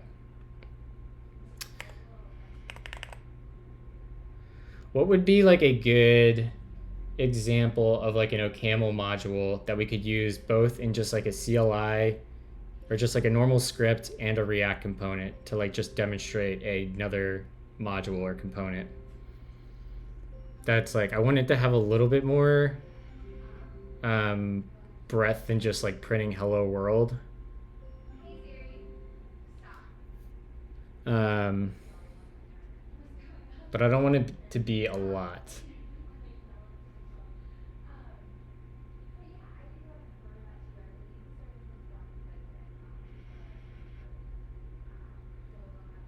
Yeah, maybe we just do hello for now to make it simple. Just let's call it greeter / Dune. Do that. And let's go grab a Dune file that we can copy. Yoink. And let's see here. No, that was in base, right? Base, source, greeter, Dune, paste. This will be called greeter. My hair is really falling in front of my eyes. I'm gonna have to go get my hat here in a second. Greeter, we don't need React for this. We don't need that. We do want bindings.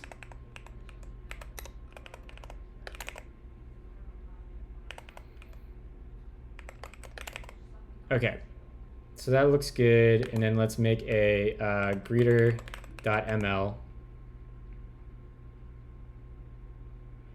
Oh, but right. Maybe we want this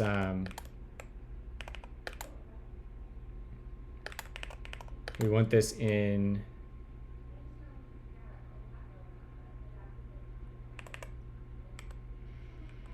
extensions app. Yeah, I think we do. So let's go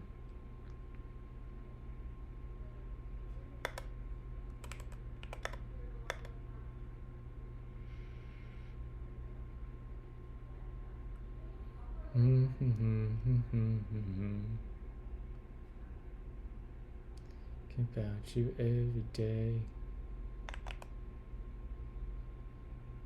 I'm now confusing myself, chat.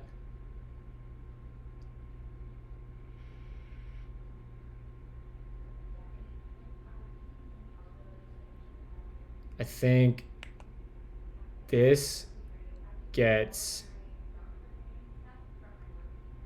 deleted, and that goes to, we have a greeter folder for both app. We have this, and then we also have this. Yeah, and in here we'll have greeter.ml. Yeah, okay, that looks good. So let's go write a greeter component real quick. So we'll do that in here. This is a yeah. Let's actually make this an ML.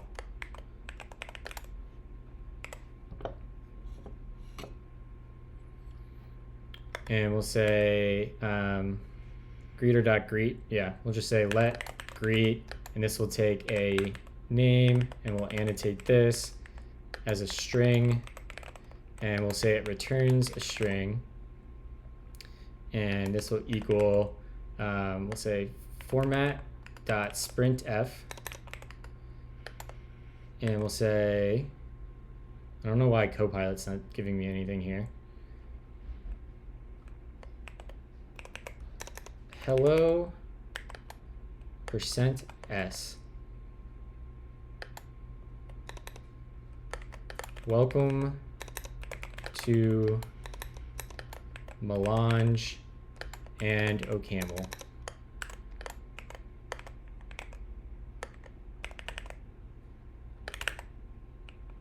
And that will take name. And then we'll take this and we'll write the same thing. We can actually just use the playground to convert this.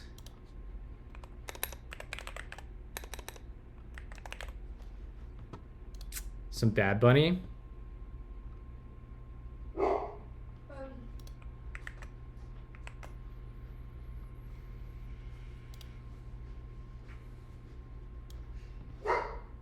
Thank you.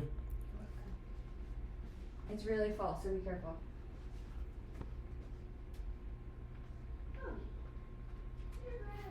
And we convert that to reason. Pretty straightforward. This will be reason.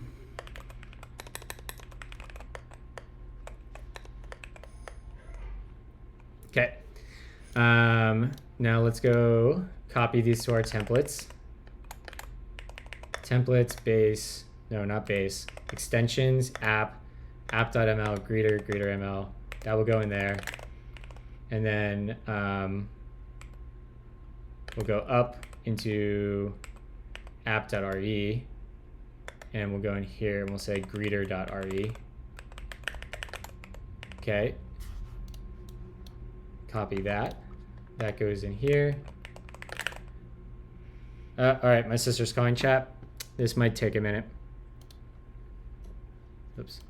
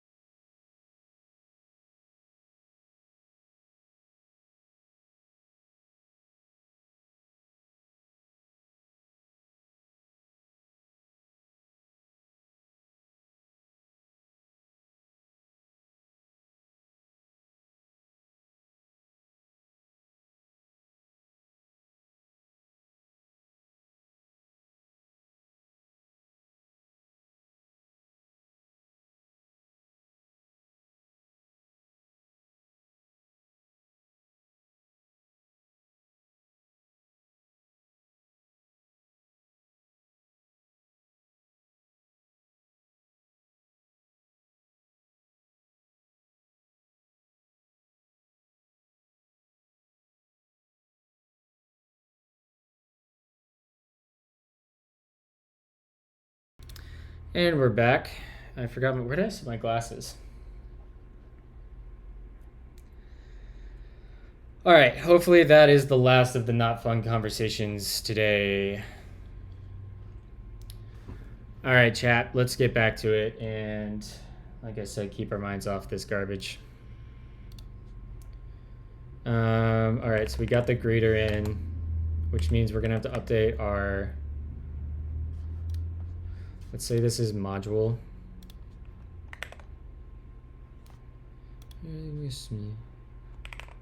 So we'll say module greeter equals that, and then we'll throw this in there. I love module-based programming, chat. I've started doing this in TypeScript using namespaces, and it's super sick. We'll just say let main equals let greeting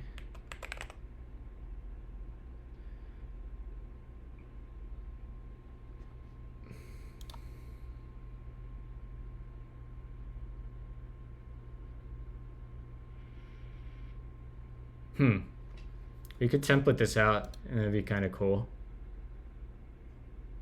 We can make a template where we use the project name.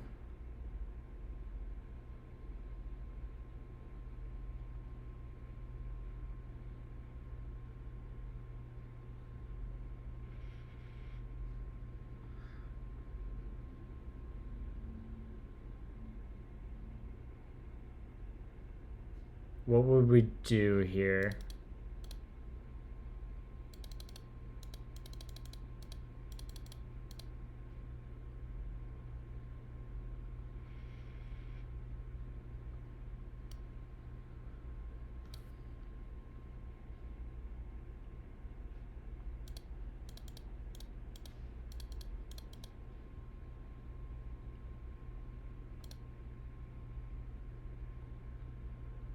We could do some pretty cool stuff, actually.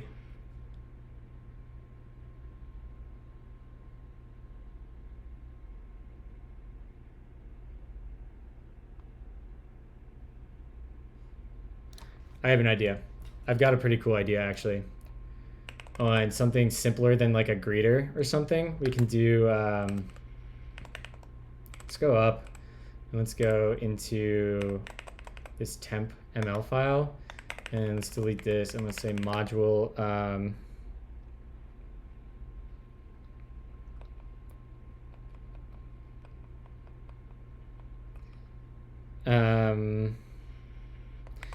let's say CMA configuration equals struct end. And we can go, I've got a really good idea, I think. All right, let's split and go to configuration. And we're gonna copy this entire thing.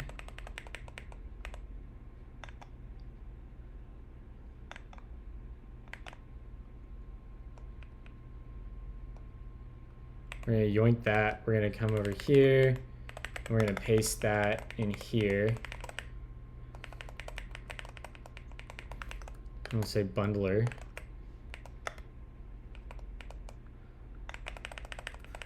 This will give like a real sense of like how some OCaml works. I like this idea a lot, actually. Functions describe the world. Thank you for the follow, 01F79D8DC129. Appreciate you hanging out.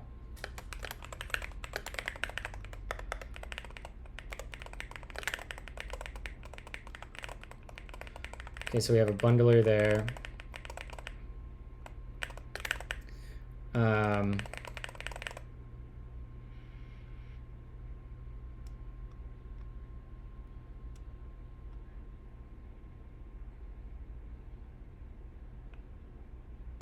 We don't need that one. And we don't need to print the overwrite preference, but we'll say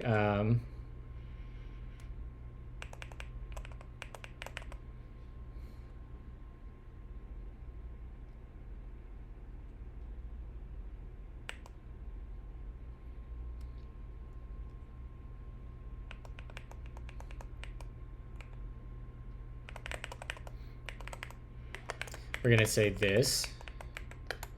We want to make this a super pleasant and delightful experience. That's what we're going for, like DX over everything here. Enzo, it's OCaml community implementing the new multi-core concurrency thing. That feature looks very promising. I work in C# every day and I'm tired of async await. Actually, Enzo, that's already shipped to OCaml. In fact, let me get through writing this little bit of code and I can go show you some of that. It's really, really cool stuff. Let's see here. This will be name your configuration. And we'll say /n. Whoa.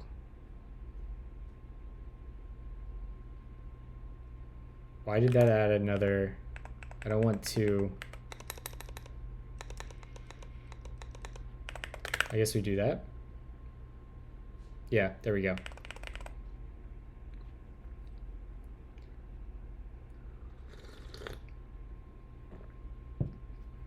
All right.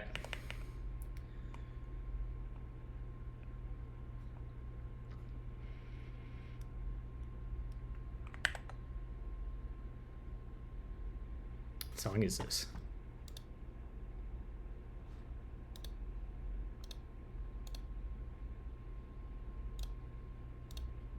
Are we just looping now? There we go.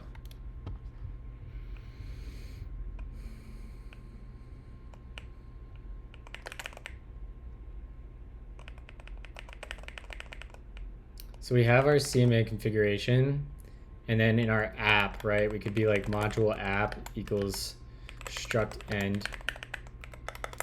We could be like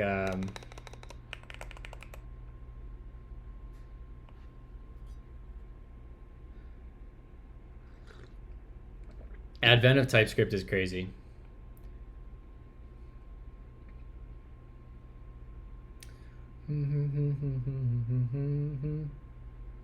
We'll say let main go struct end.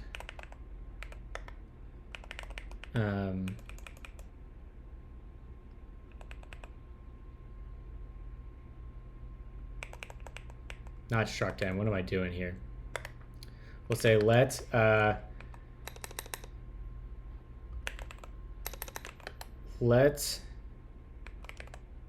project CMA configuration equals, come on, I'm so not used to my keybinds.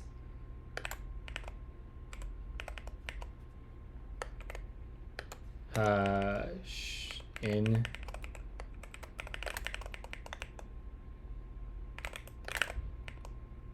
what are we missing here?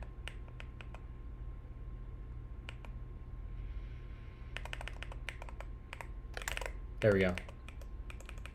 And these will be all handlebar templates. This is gonna be cool. This is gonna be cool. So then we'll say format.printf. That should print a standard out, right? Yeah.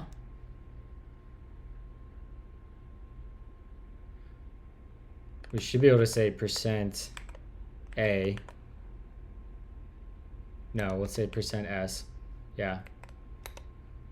That's the keybind. Do that. Pop in a semicolon there. Okay. This is going to be cool.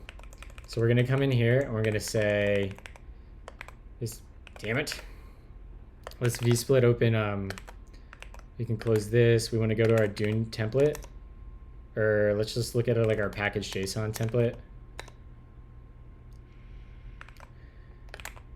TMPL.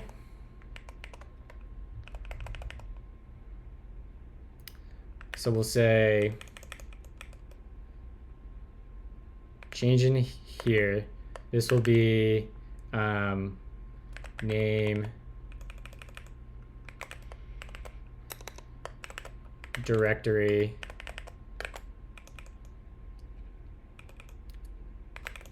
and this will be bundler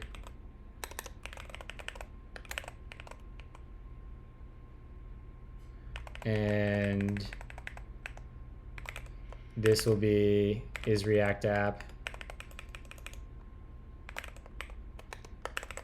Initialize Git, and this will be initialize npm, and this will be initialize OCaml toolchain, and this will be overwrite. Every time. God damn it, it happens every time. So if we take this, we should be able to go put this into the handlebars playground.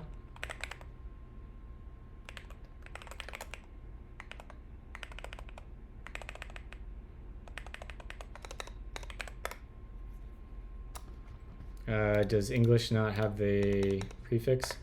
There we go. So our template will be this.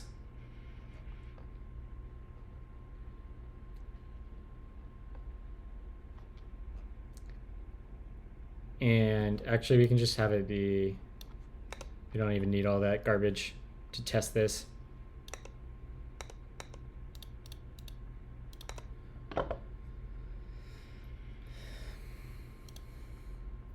We don't need any extensions. And we'll say, let's start with,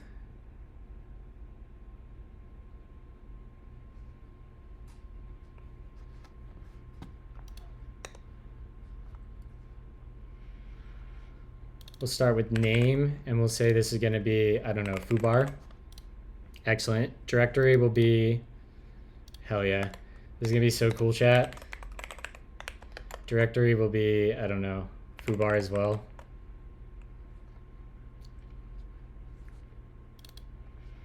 Or I guess we can do dot. That's probably a reasonable. Bundler will be Vite.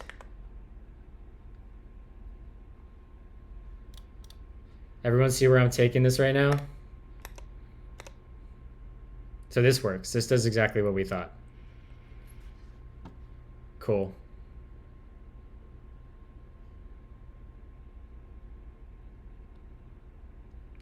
Damn it, we do this in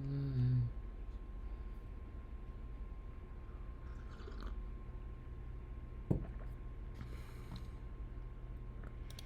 life. Okay. So that is the template we want. We nailed it. So let's take this now. And we're going to rotate windows, and we're going to go to our templates, extensions, app.ml, and rather than having greeter, this is going to be called CMA configuration.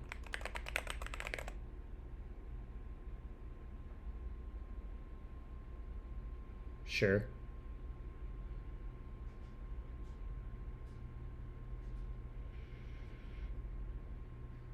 I mean, actually, let's show some other common patterns. So we'll say create Melange app.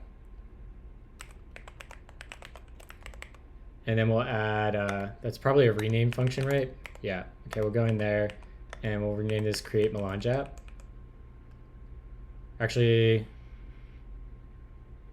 that's going to have a, no, it's not. That's fine. Create Melange app. This will just be Melange.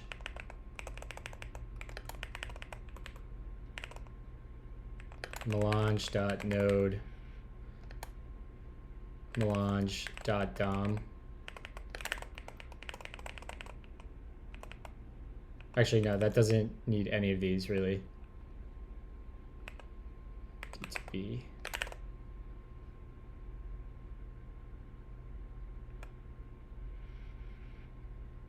How do we do this? Dune, Melange node. And what does the template do? This is going to be so cool when it works, chat. It's going to be such an easy way to start writing OCaml. I'm very excited to have this shipped. Do we have the Melange template? Yeah, we do.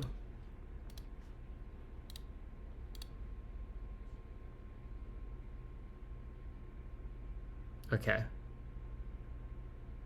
So we probably don't need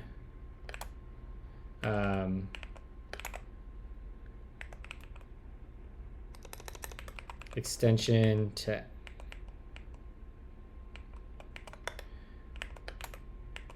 Dune D to B. We always want our bindings.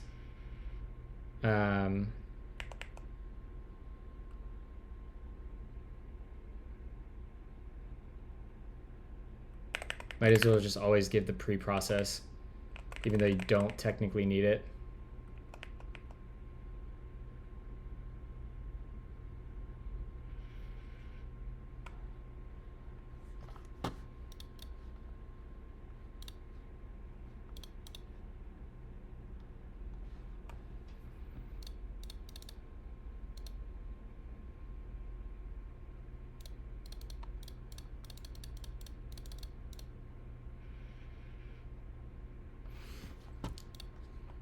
Let's just always add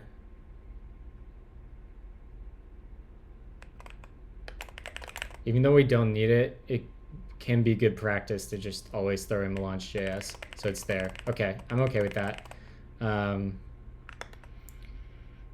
We'll go here now and we'll call this create Melange app. Save that, and then we'll add configuration. So now this is going to give a sense of how you like structure libraries in OCaml code.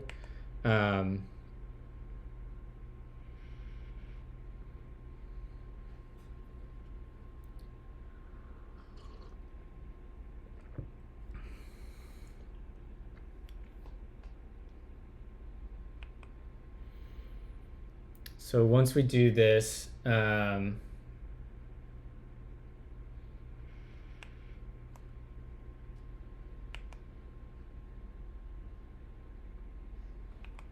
go in here and we want to copy this, or no, what is this? This is create Melange app. We want to do module configuration equals configuration. And let's do like to do add documentation on how library exports / visibility works.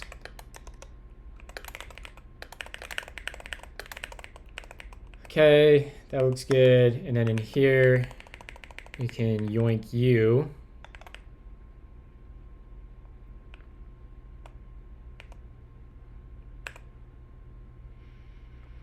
And we can just paste that in there.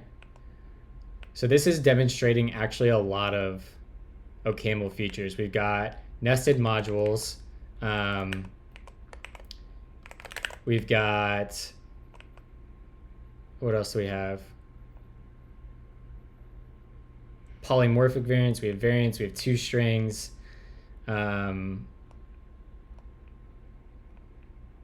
We've got printing. What else do we have? Let's add of strings. And we'll say generally these return results. So let's do that to make a good example.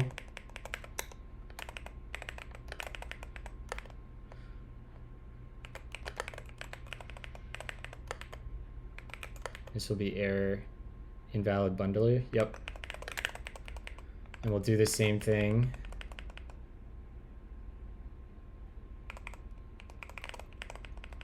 ToString, and then we'll say of string.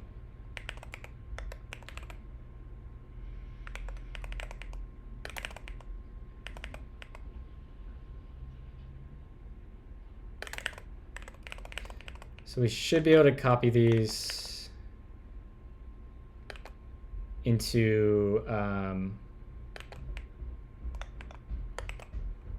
yoink. Go drop this and create Melange app to get the reason version.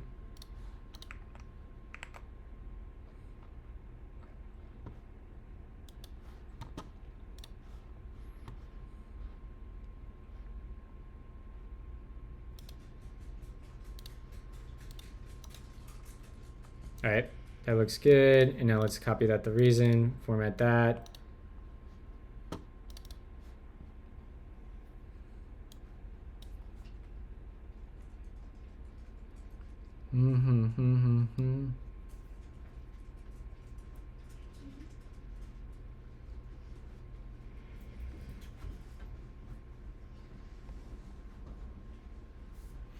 Dude, Melange is so cool.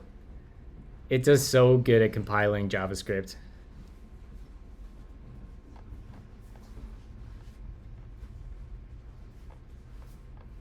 All right, so this is our reason now. So we can grab that and we can go copy this directory structure, and we'll go into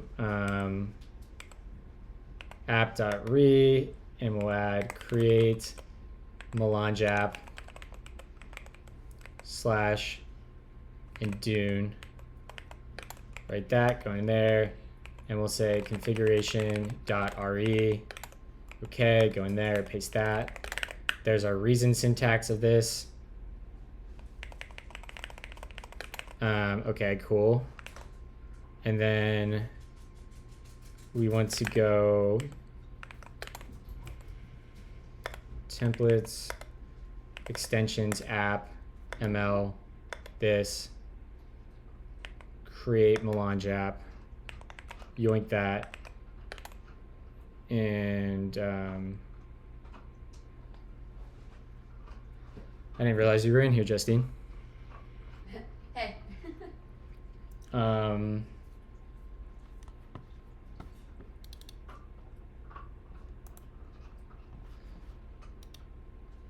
Let's see here. I'm going to say create Melange app dot re. Okay, we go in there and we paste that. And this is going to be slash slash. Yep. Okay, that looks good.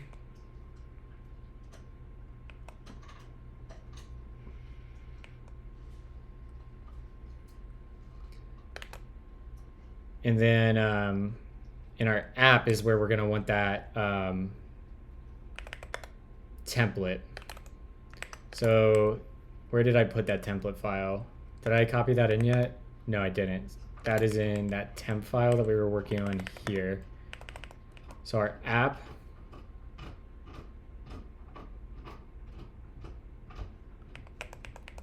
let's call this run.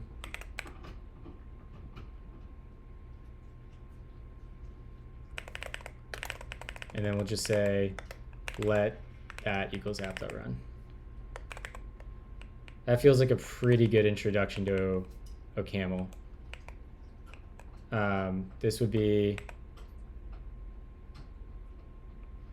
actually I don't think we need that. This will be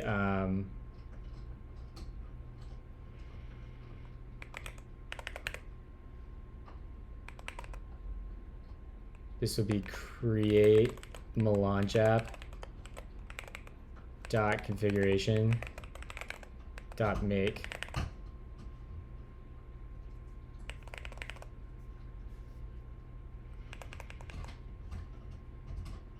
In fact, we should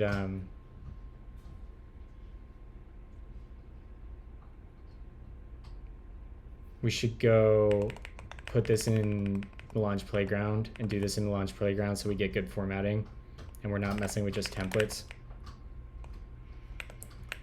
So let's start by, this is going to be our module. Let's start with OCaml. We're going to be working over here for a minute. We don't need these explicit arities.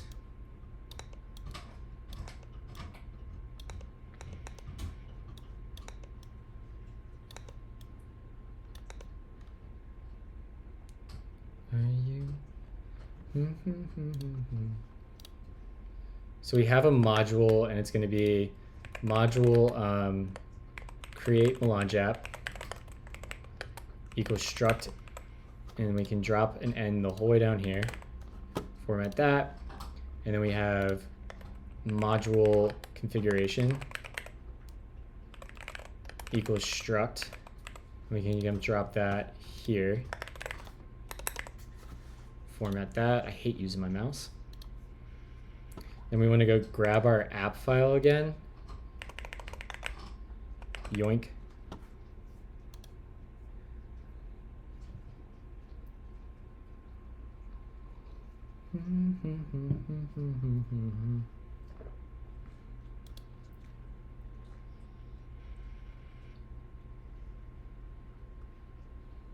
So let's drop that in here.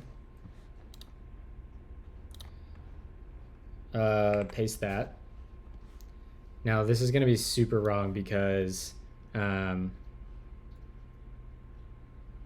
these template strings. So we can just get rid of that for now.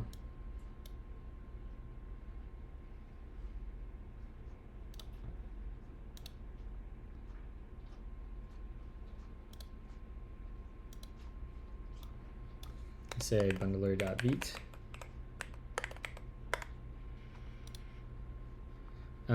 This will be true. I guess this will be false. Initialize get will be true.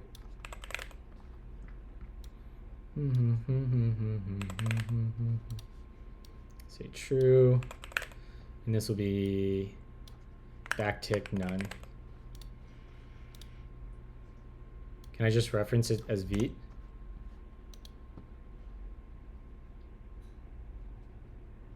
Oh, that's an option.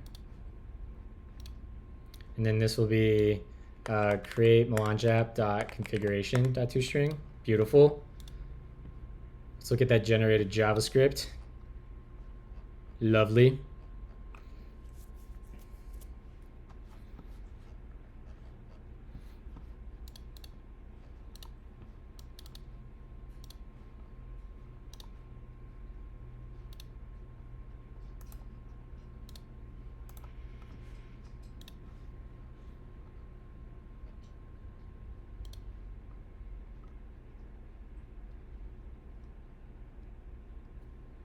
Okay.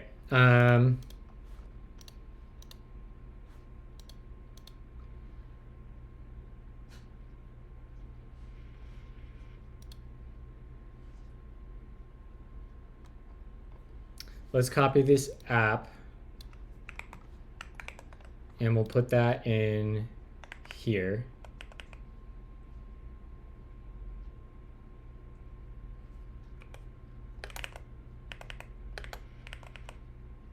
Actually, let's copy this whole thing.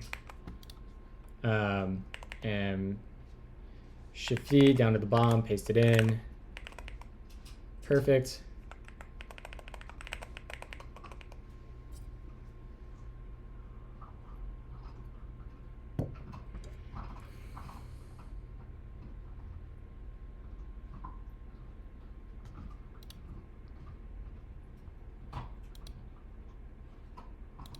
And let's take the equivalent and do tmp re.re. And we'll convert this to reason. Format that, yoink that. Paste that in. That looks good. All right, so now we should be able to work in here again.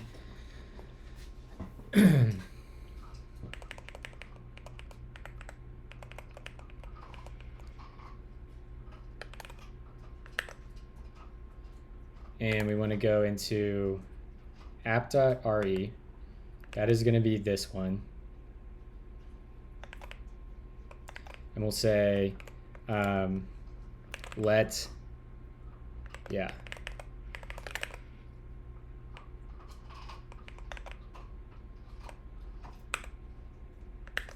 That'll go in here.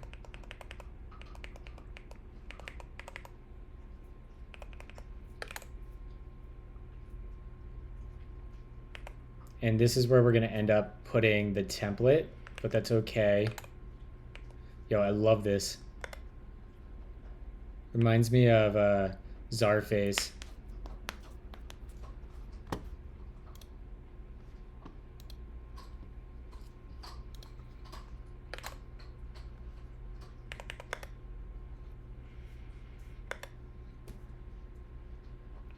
Okay, that's good. That's good.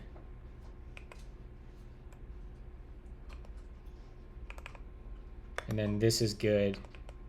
And now let's go do the same for app.ml. And we're going to go down here and we're going to grab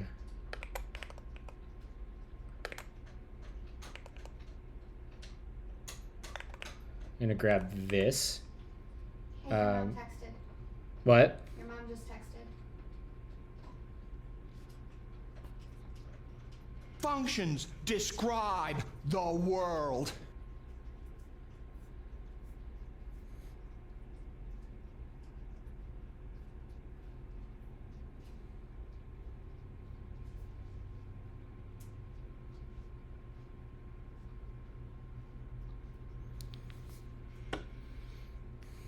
Yo, what up, Ride Streaming? Thank you for the follow. Appreciate you hanging out.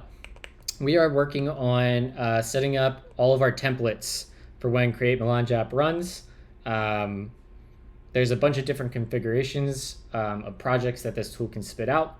So we are working on spitting out a couple different Melange app configurations and trying to make it as friendly and as good of an intro to the languages of Reason or OCaml as possible. So that's kind of what we're working on right now.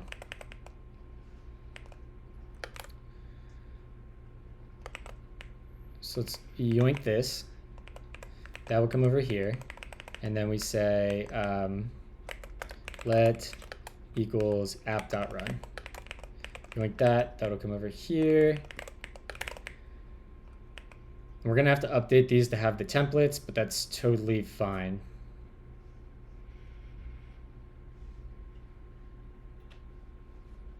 In fact, let's just do that now. This will actually be .ml.tpl template. Okay. And same with in here. Functions describe This will be .template. Okay. Awesome. Now we can delete these two files. Well, did I?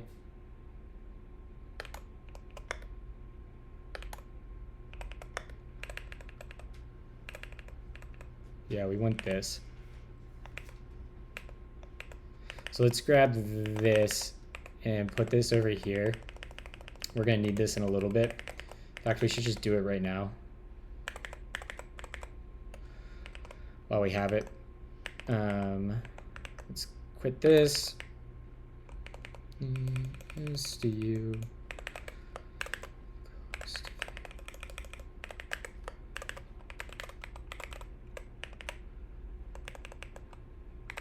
Oh, too far. This will be bundler. And now that should get, let's do the same formatting that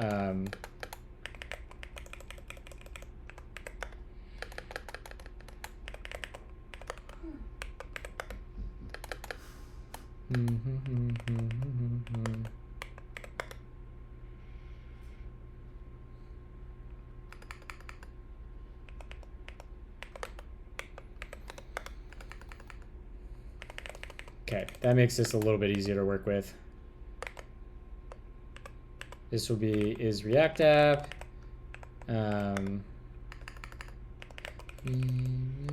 You initialize git, initialize npm,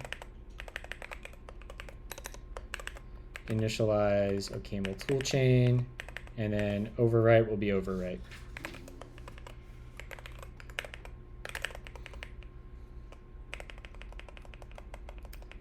Okay, let's do the same thing for our reason file. So let's go up to app.re.template.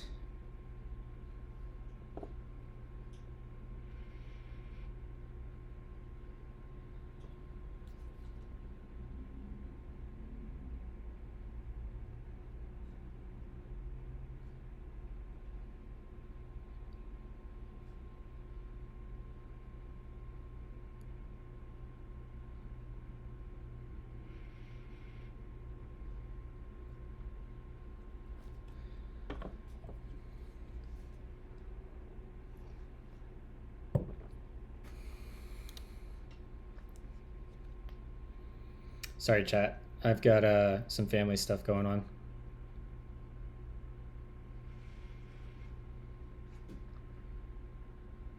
Okay. Thank you for the follow, Limpid. Appreciate you hanging out. Let's open this up, and then in here we can do. Hold on, I need to get my text messages up on my other screen over here.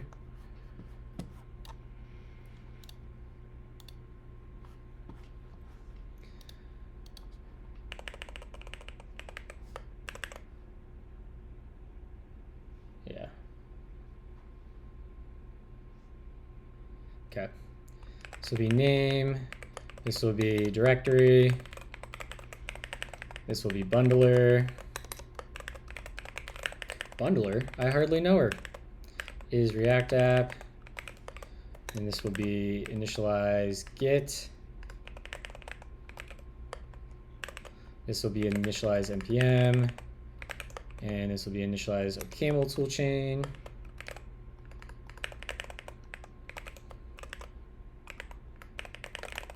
Cool, that looks great. So we got our templates done. And we want to go write a React component that would use this. So let's go in here and let's just say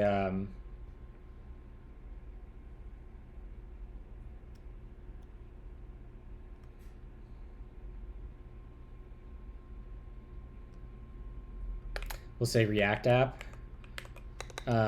React re.re,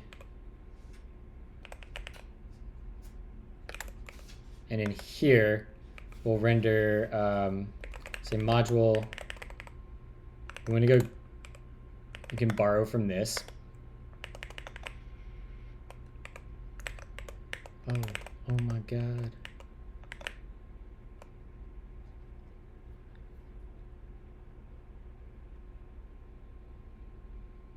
Yeah, okay, we're gonna get rid of this anyways, but let's quit that.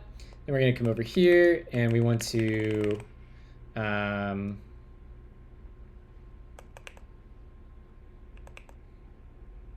our render function, we want to borrow.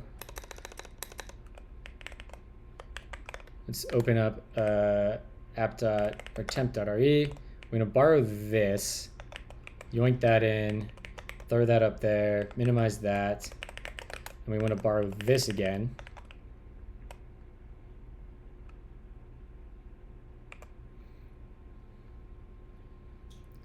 And we can say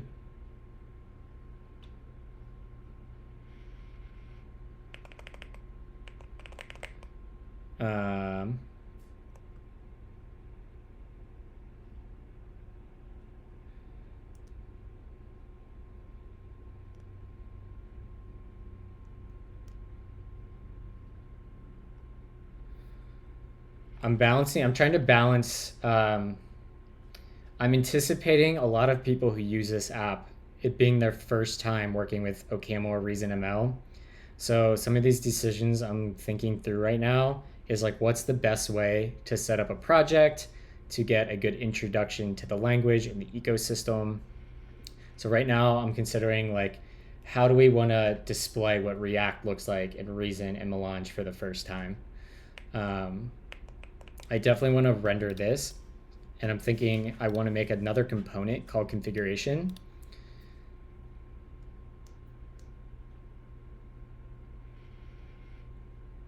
So we could do something like up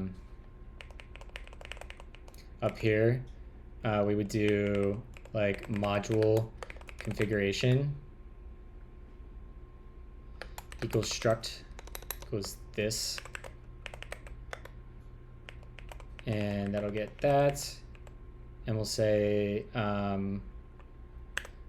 at react dot component, and this will be let make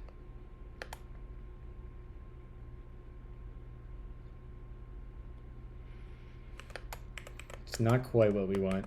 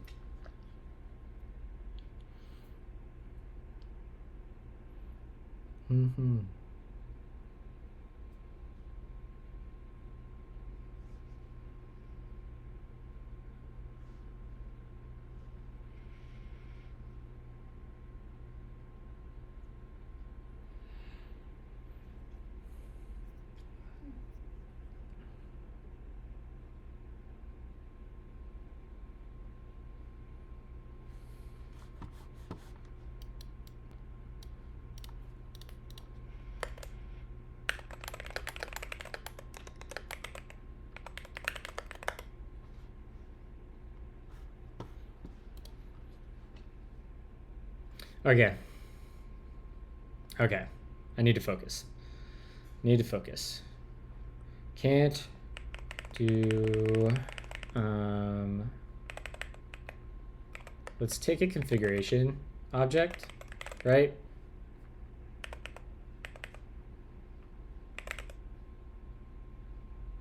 And let's give this a type annotation. And we'll say this is a create Melange app.configuration.t. And then in here, we want to say we'll return, let's just return a div to get something in here, react.null. And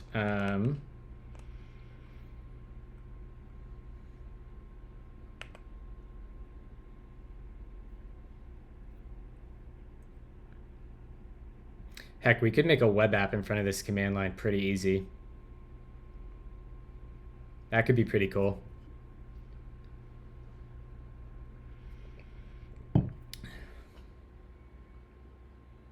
New theme? What do you mean by new theme, Nix? I started using Tmux yesterday, so that's what you're seeing up top. I switched to using Ghosty full-time and switched from Kitty to Ghosty and then started using Tmux instead of just panes. Yeah, that top bar is not Vim. That top bar is Tmux.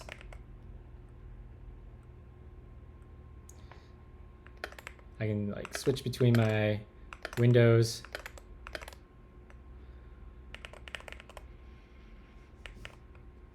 And the only reason I'm using Tmux right now is because Ghosty doesn't have a remote control API like Kitty does.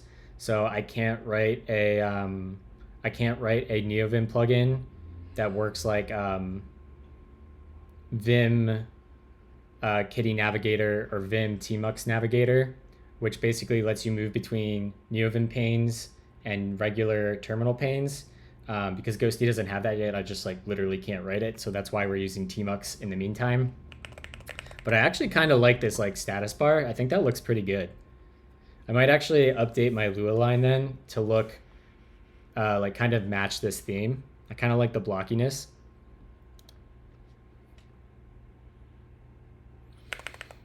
So we'll say this is H1, create Melange app, and then we'll say, we'll put an H2 in here. Let's bump that over. And bump that over. We yoink this, paste that down. 2, find 1, do that. And this will say, welcome to Melange and ReasonML. And then we'll render our configuration component. Configuration, and we'll say configuration.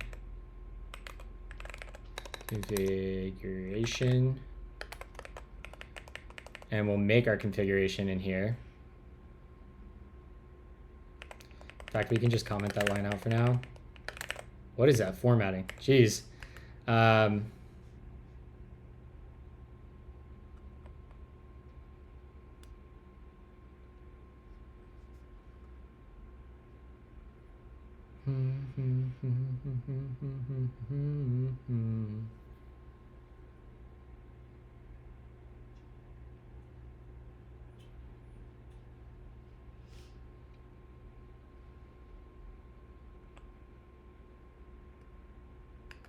So let's say let configuration equals create Melange app dot configuration dot make, Yep.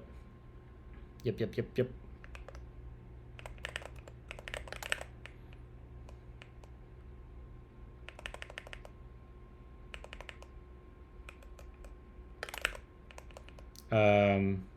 What's wrong here? Let make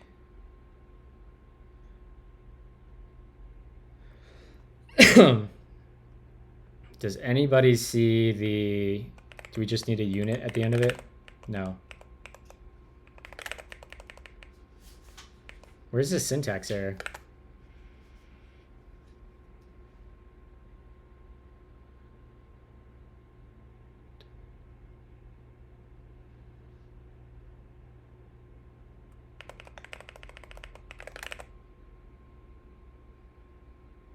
What?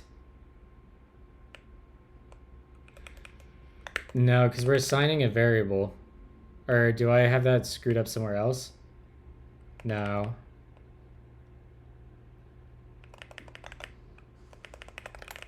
So it's definitely that. Let underscore equals create Melange app dot configuration dot make.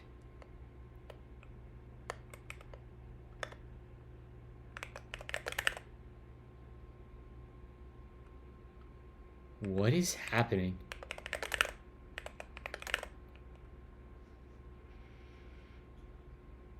Feel complicated now.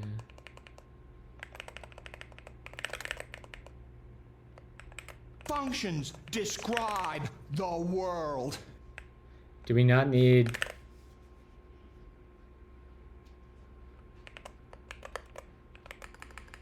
This is why I don't like Reason. Reason just has bad support. And now my LSP crashed.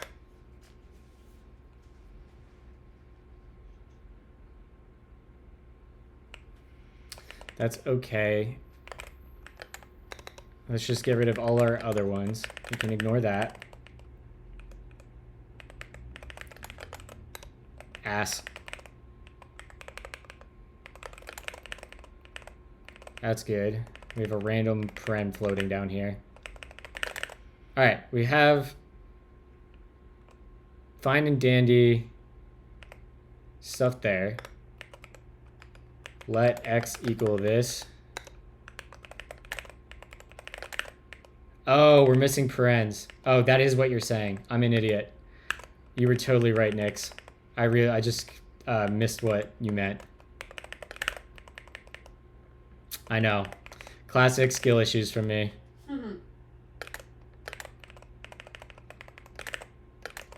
All right. Thank you for the follow, Cuddy69. Appreciate you hanging out. So let's say configuration. Let's see if we can get the autocomplete here this time. Yep, there we go. And we will then render configuration. And we wanted to do here, because we're going to want to come back and make nice styling for this.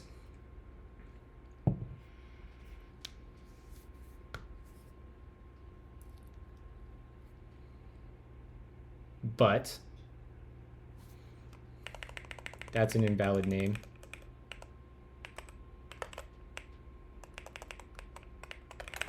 Okay, this is going to end up as a template anyways. Dang, that was actually pretty close.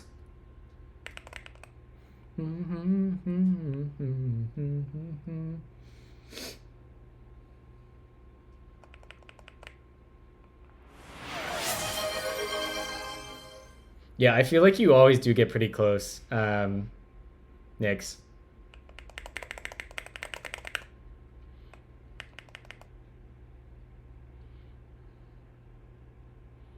Okay.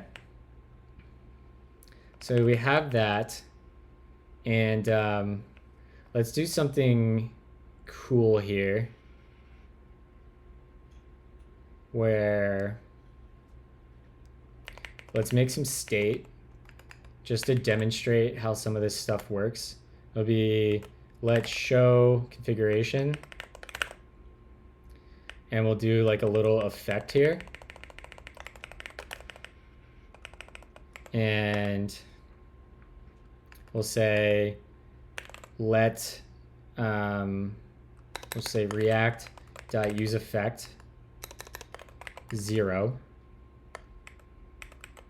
and this will be a function, and we'll say / and then return none.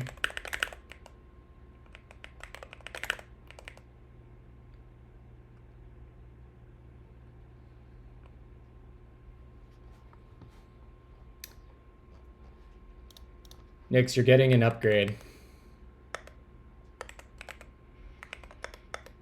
Boom. VIP status. I gotta be more diligent about giving my regulars VIP status.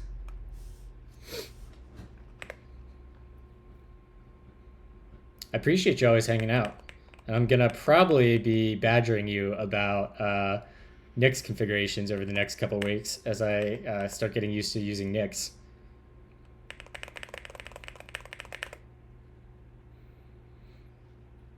So in here, we'll say let timeout ID equals js.global.setTimeout.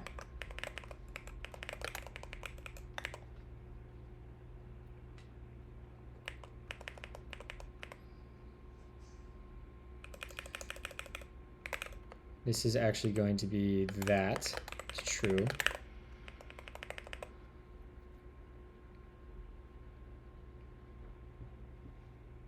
Gotta support them OCaml grinds. Hell yeah.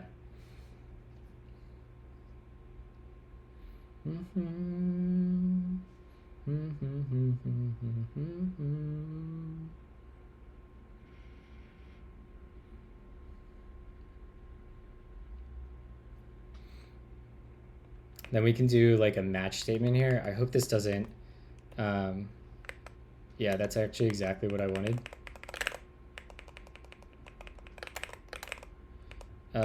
We need another one of those. Damn it, I don't want it to... Sure, whatever.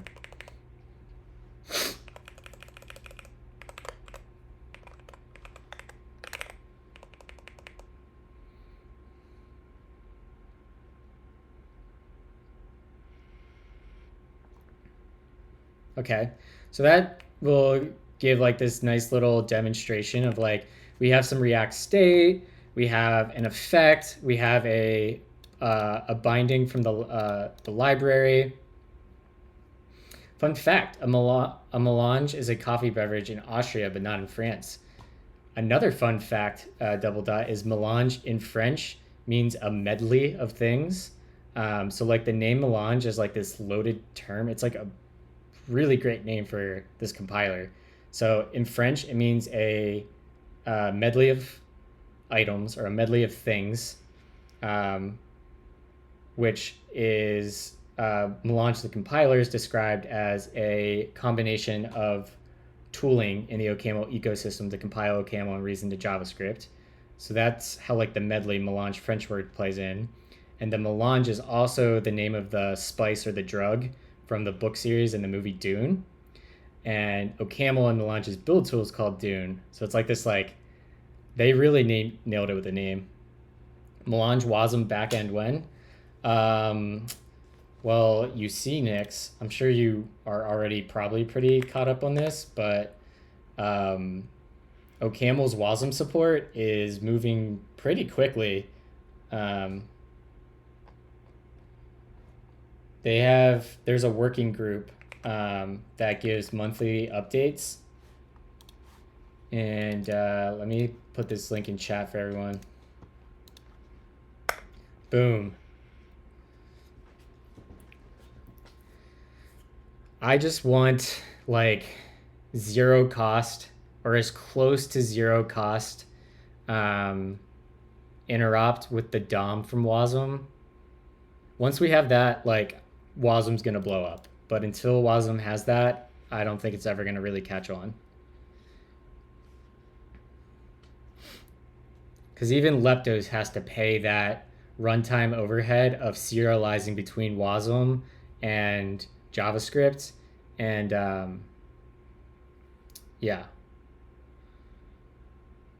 Leptos, for anyone that doesn't know, is a Rust WebAssembly library for writing like basically pretty much like solid.js in Rust and WASM and using it to build front-end apps. It's pretty cool.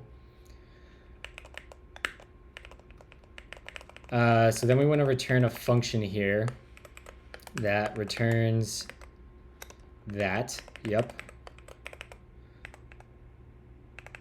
So we'll return sum.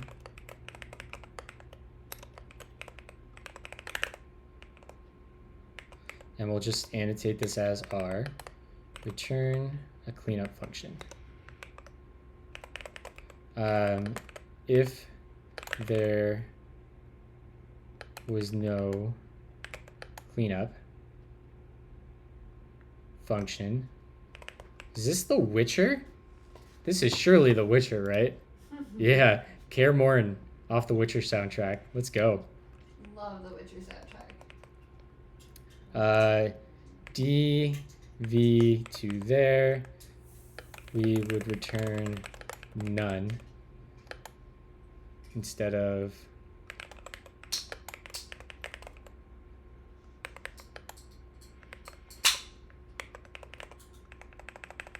no need for a.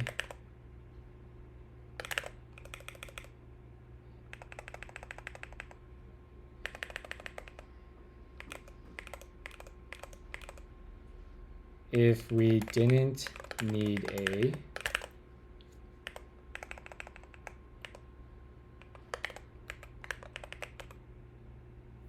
yeah, I need to spend some time understanding the differences between the two implementations.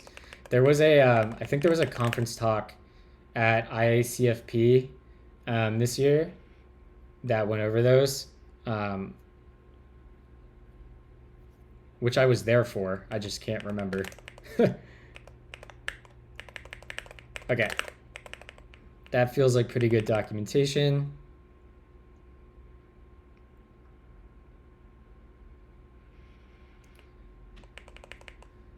And we can say here, because reason ML is so strongly typed, we have different variants of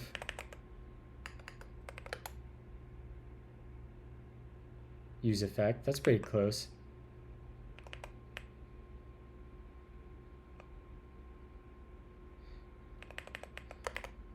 Depending on the number of dependencies we have.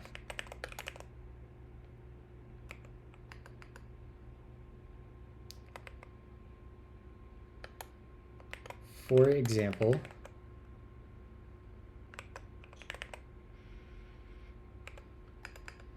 the equivalent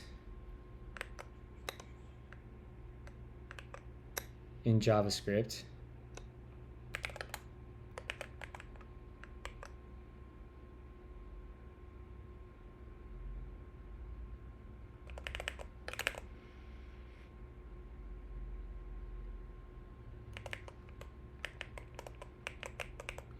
that way again.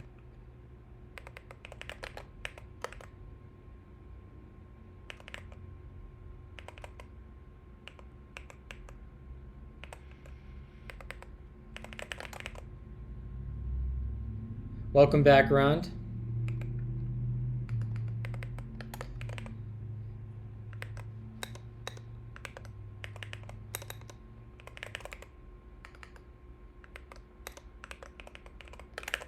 There we go. Perfect.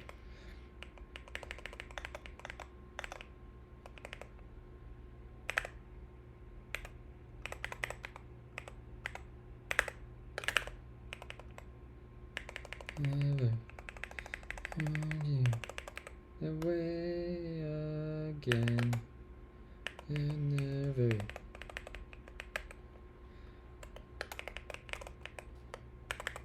So our goal here again with a bunch of this documentation is making the friendliest possible introduction to OCaml and Reason as possible. So I think having nice comments like this in the files is going to be like really good for DevX.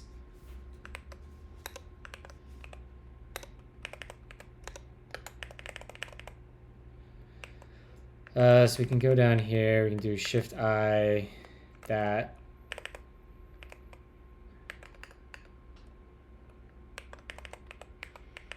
And then we can take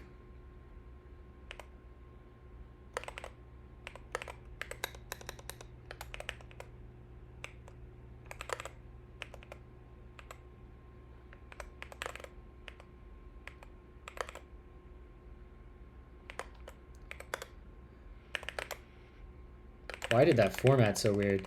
Good Lord. Can I get that in line? There we go. That was weird.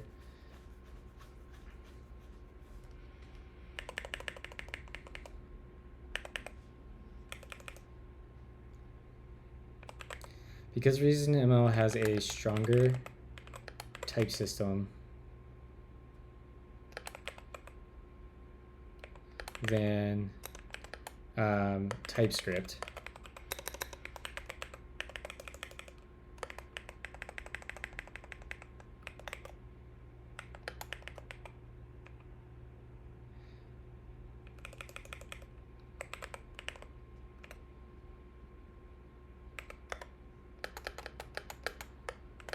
we have in our effect. Cool.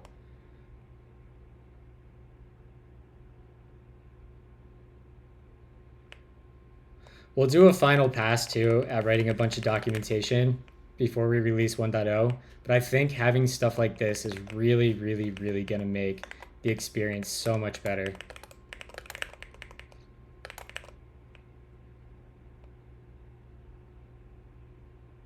Oh, Nix, I would warn you that the guys that gave the presentation on WASM are very, very French. So just, you might want subtitles if you yourself are not French.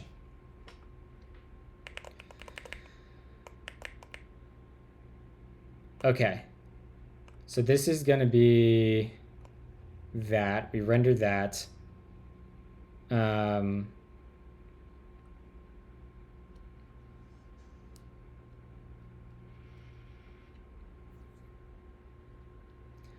A better man.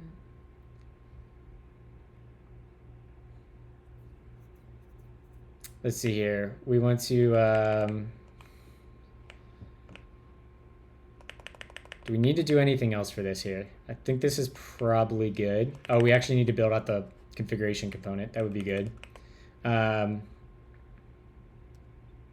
we'll come in here and we have a div. And we'll worry about styling later. I'm not super worried about styling. We'll say this is going to be a H3. We'll say /H3. And inside, we'll say your configuration. Your project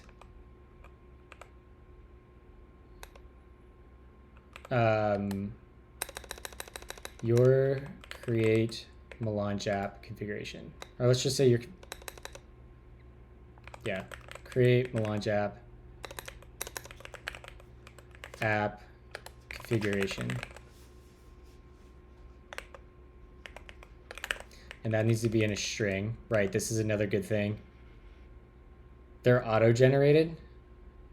What's auto-generate? Well, what do you mean by that?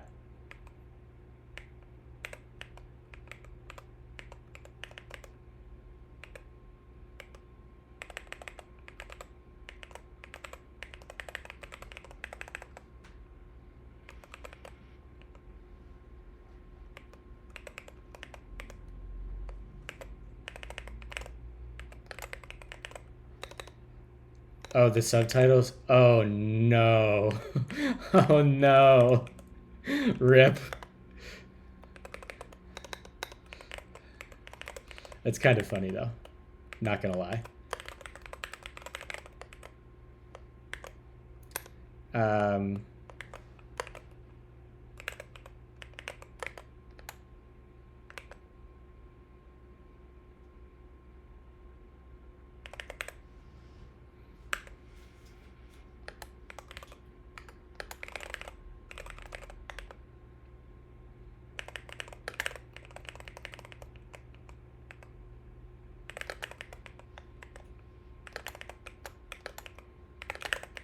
What did we do wrong here?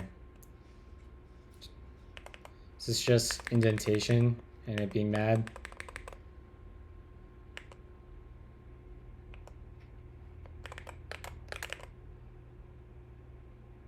Div, oh, we didn't close our H3.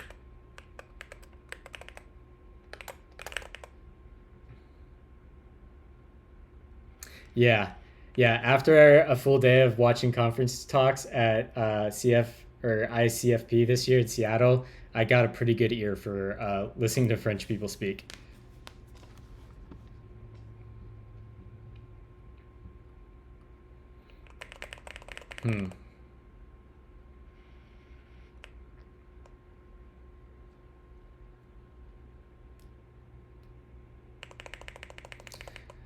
Let's write a to-do here. Write comment introducing react.string and why we need it. Okay. You can just drop it there. Sure, that's super weird formatting, but that's fine. Let's actually drop that in above there. And in here, we'll have a unordered list. And we'll have,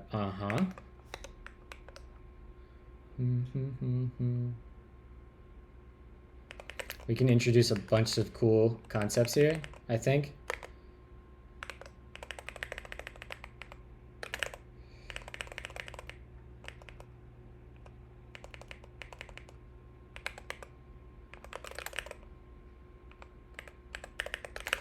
So we can come in here and we can say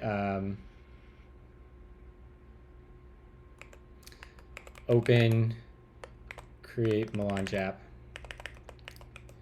And we can do that. And that will be a demonstration. You can say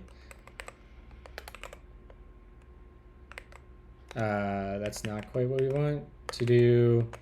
Write comment explaining open module. Okay.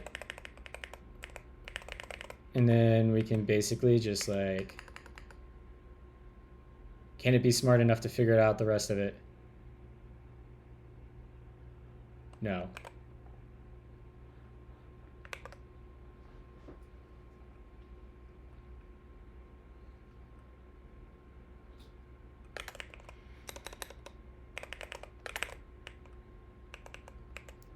Close that up.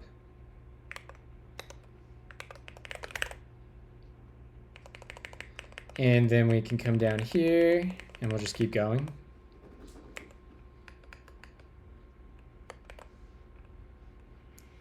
No.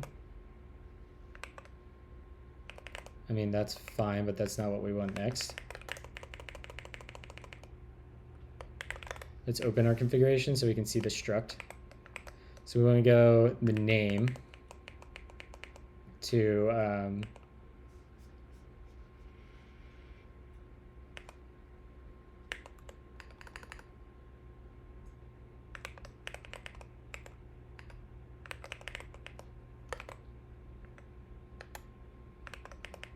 do that. This part. Bundler.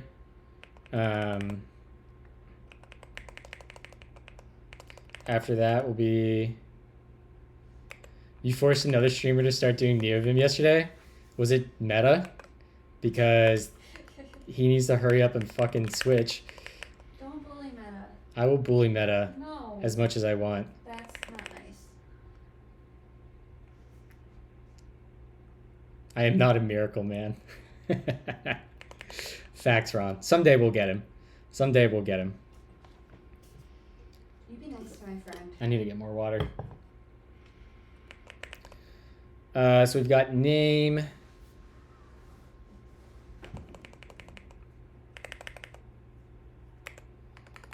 Change.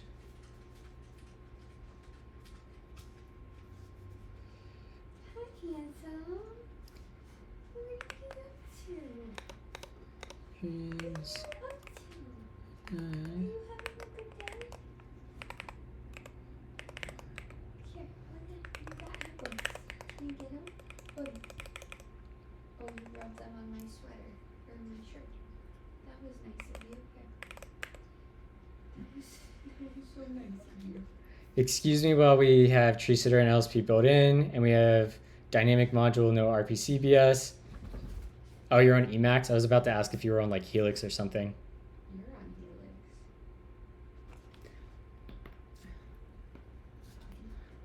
Helix. This is gonna be your project was created in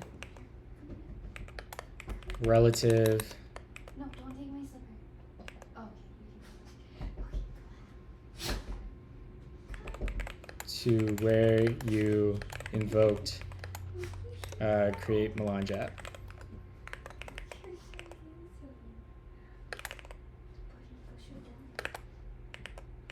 handsome. Let's see here. We go back to here. So we've got the directory bundler is a React app.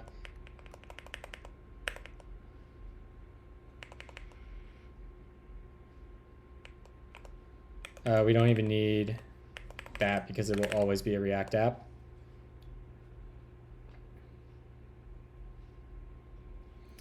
OCaml. What is this? What are those?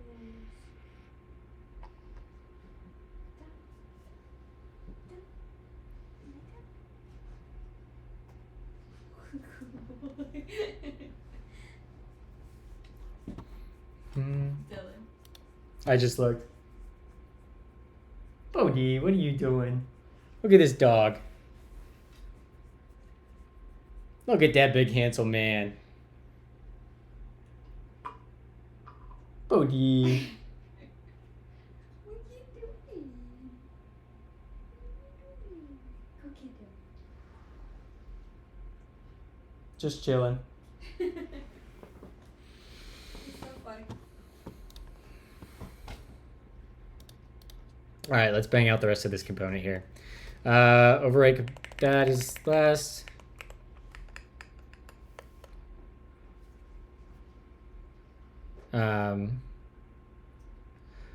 What up, Cuddy? Oh, did you see that back service right here?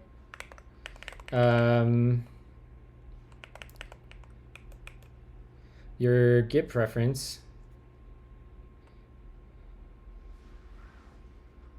No. Your project was %s initialized with Git.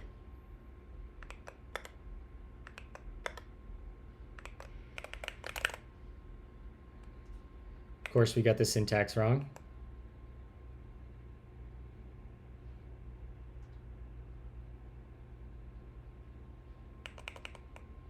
Your project was initialized with Git. All right, where's my errors here? Oh, we don't need this, right. And then probably missing a closing tag. Yep, right there it is. Perfect.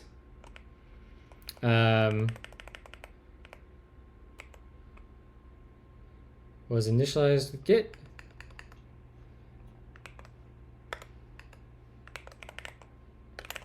Your project was initialized with npm.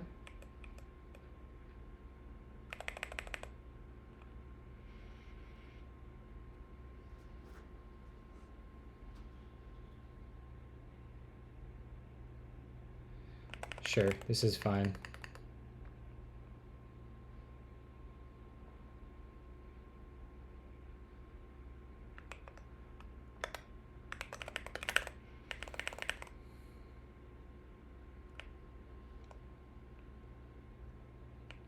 All right, I think we got everything there now.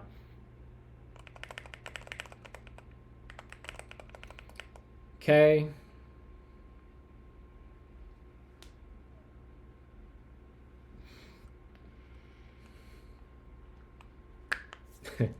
When I first met Rond, he was all in on Emacs, and within a day, I had him converting to NeoVim.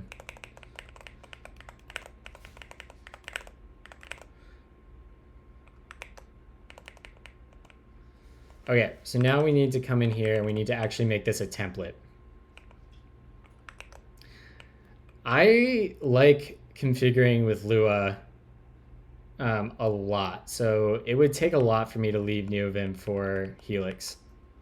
And I like Vim keybinds.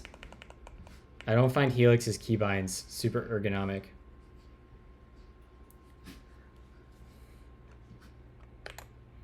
So we want to go in here and we want to grab... No, did I lose my template?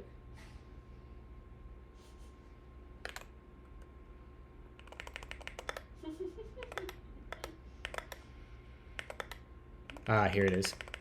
Yoink. I guess we can just copy this to our template, right? Dylan. What a goon. It got more ridiculous.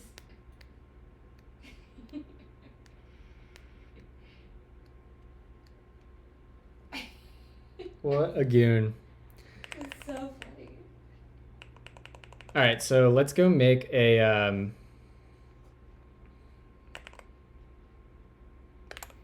let's go into templates and we'll say extensions, app, React, and let's write configuration dot re. We'll save that. And we can open that, rotate that. We found 3 windows open? Nah, fam, we're not doing that.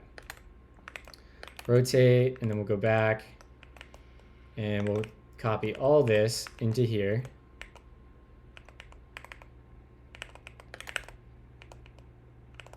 And that's okay because this is a template. Well, it's not really a template, but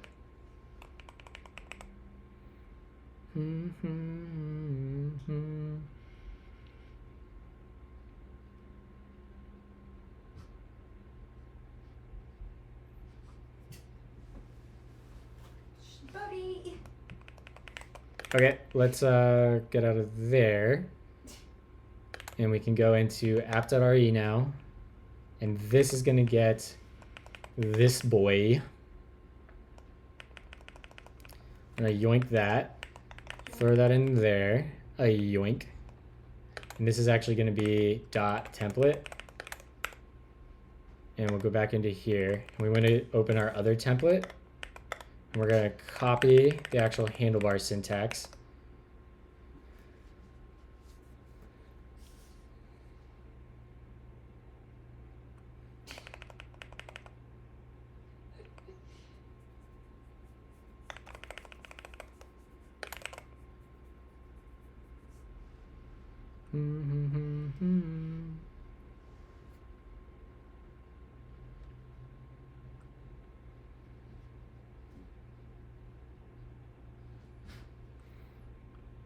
Okay, that looks good.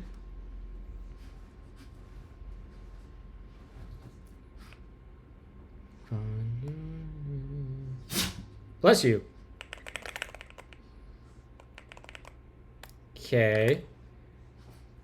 And then we want to go into app.ml, and in here we'll say format dot printf,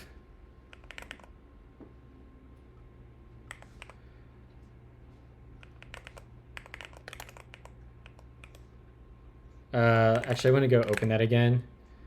Templates. We said create Melange app. Create Melange app.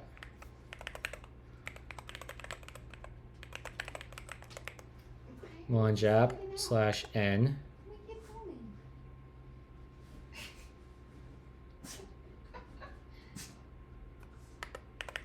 where you tried to be like Bodhi. And then that will go down to our next line.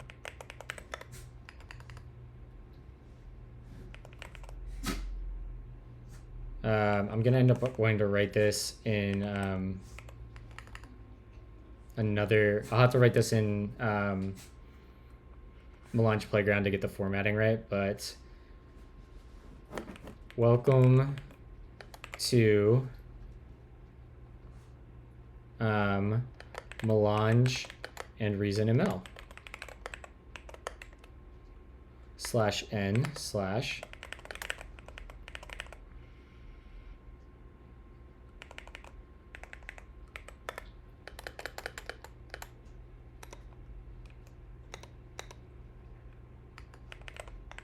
I wonder if we can copy that if we still have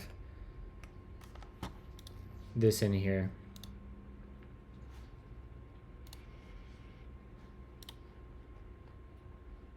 Yeah, we do. All right, so I can copy that and hold on. I'm going to copy this.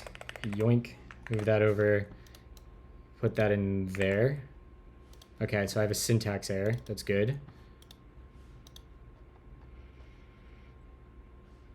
Oh, this is in OCaml. Whoops.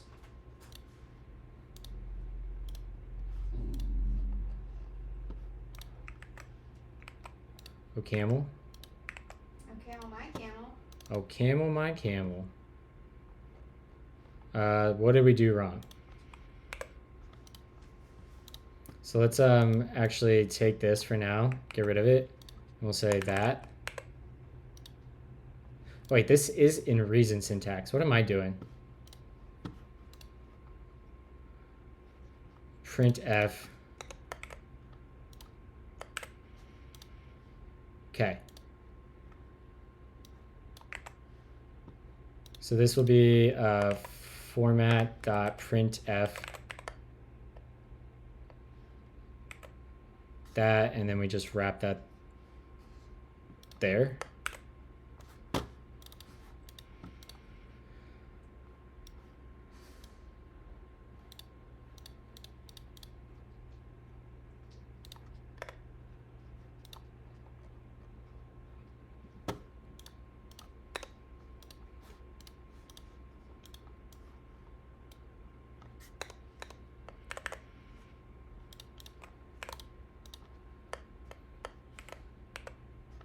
Okay, there we go. Let's format that. Perfect.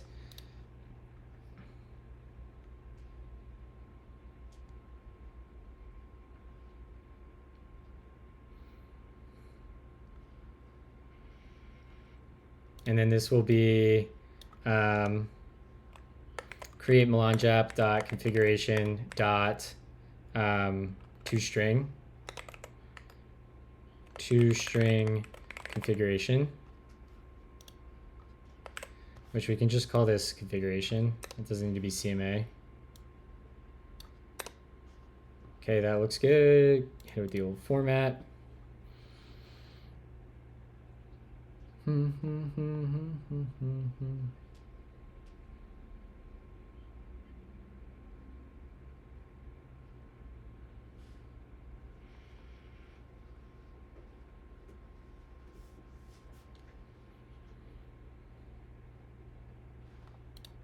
Okay, that's what we want there. Let's grab that, throw that in our template, paste that there, and now let's convert that to OCaml. Format, we want to grab you. See if we can get away with the same.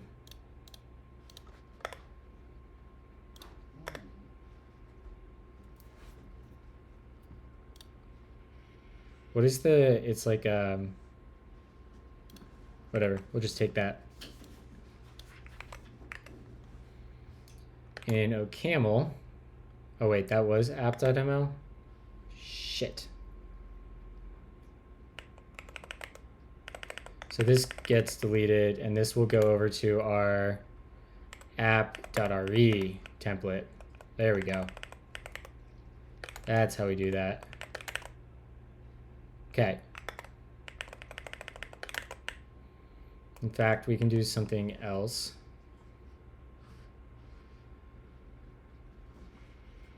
We'll say open create Melange app, and then we can come down here and delete back. We can do that. And then same here. And then we'll make ourselves a to-do. Explain this. Open syntax. Okay.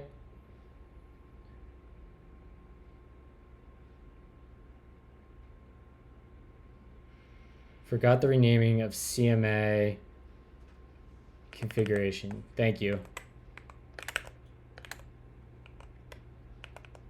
Thank you, thank you.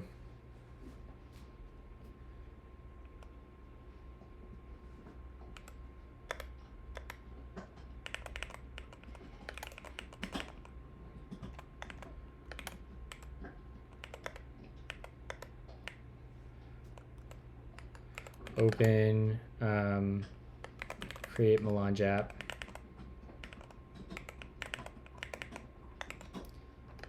/ to do docs.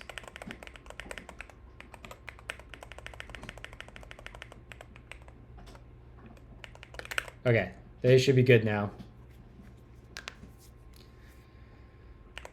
I don't know how people wrote code back in the day without LSPs. Like just constantly compiling and having to wait. It's like that XKCD meme.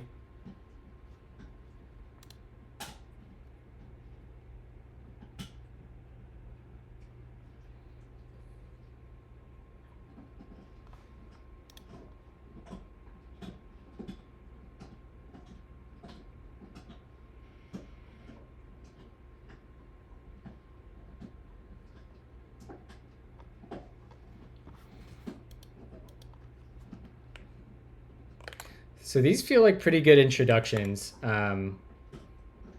to Reason, Melange, so on and so forth.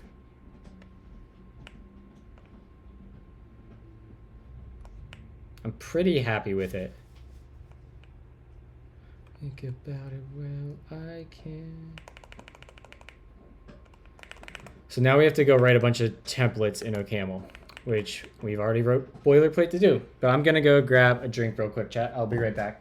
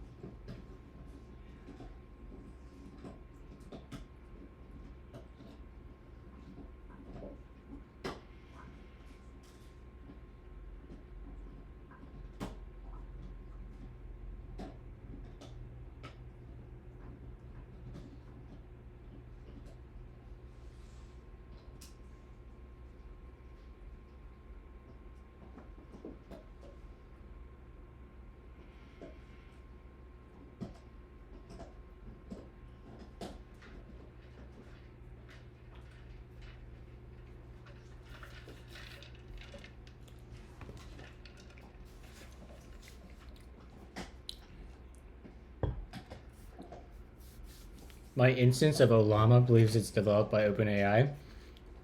What is Olama?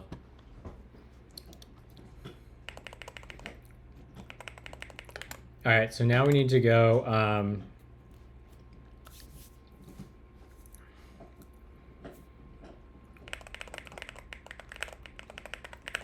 We need to go to scaffold, which I think I have on a harpoon. Yep.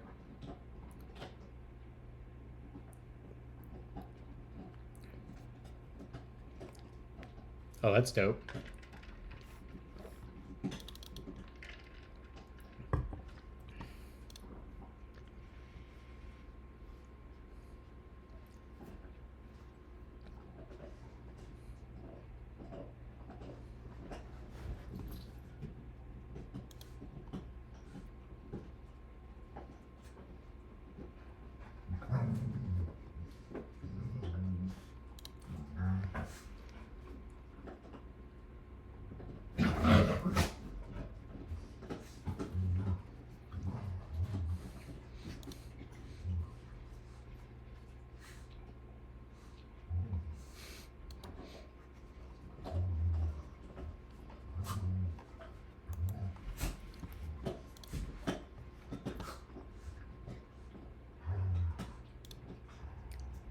I'm curious. I'm curious what kind of results you get with that, Rond.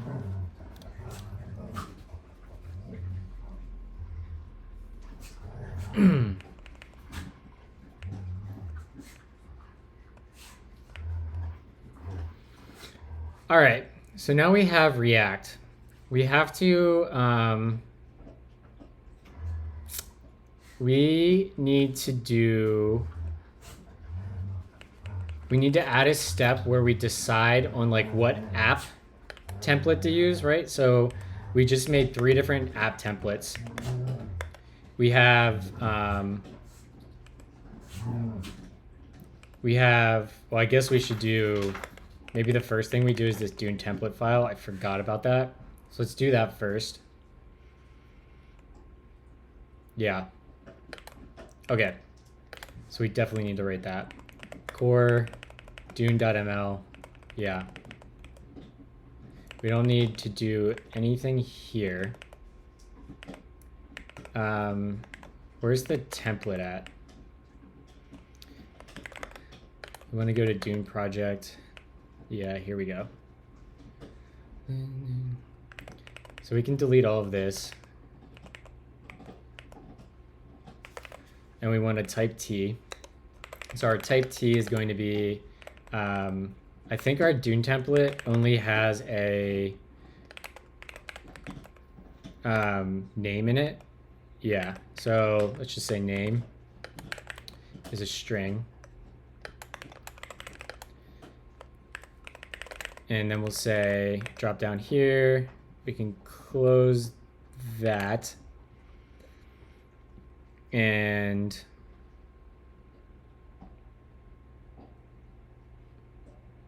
wait.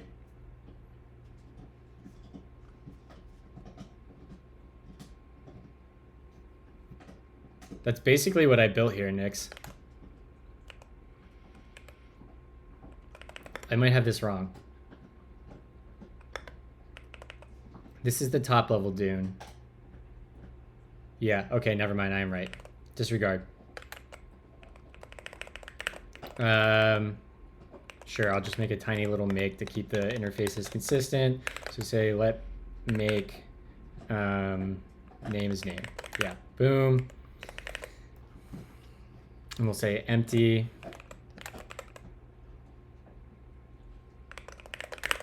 Boom. And we can say let set name.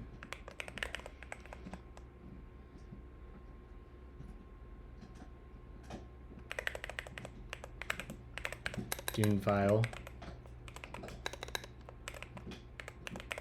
In fact, that's what we should rename this. This should be Dune file.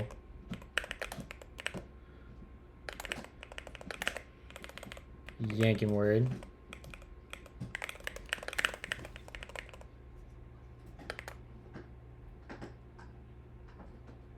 I guess we could.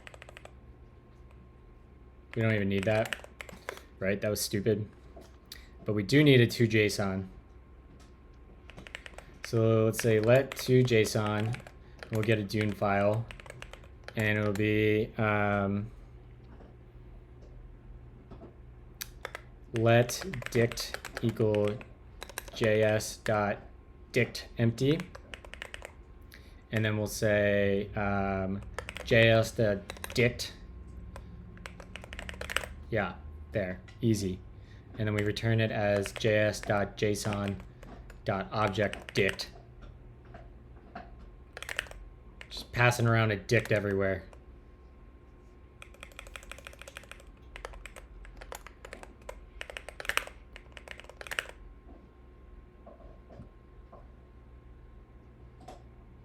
I actually don't think we need this. And in fact, we don't even need that line. I love this song.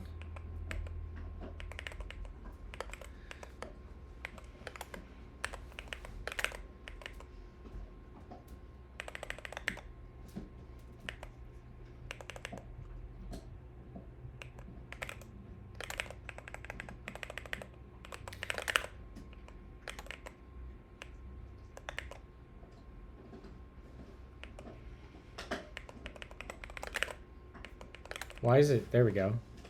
So why can't I pipe that to... What does this return? Set returns a unit?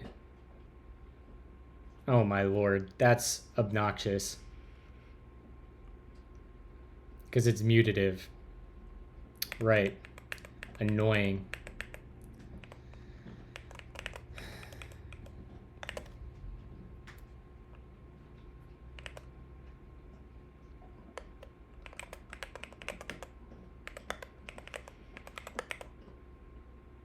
Yo, isn't this song a bop? Okay, that's good there. And we can come yoink this. This is basically the same function.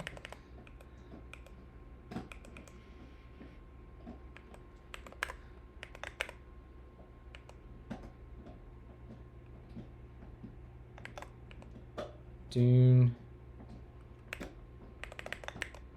This will be Dune.template.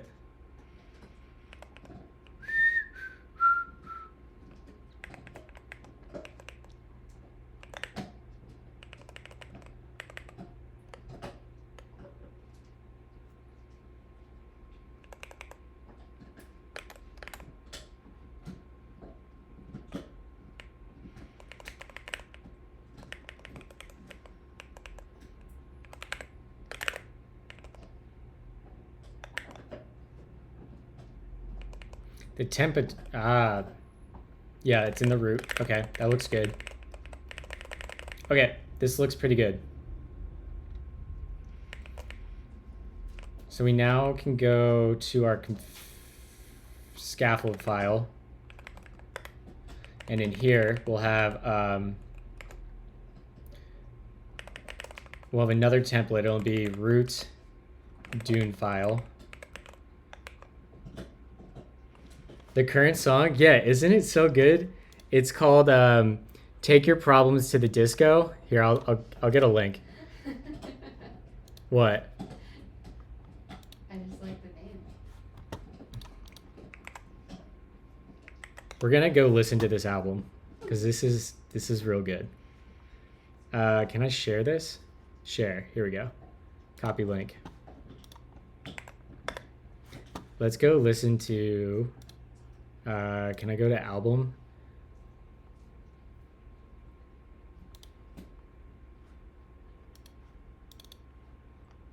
No, just go to the artist.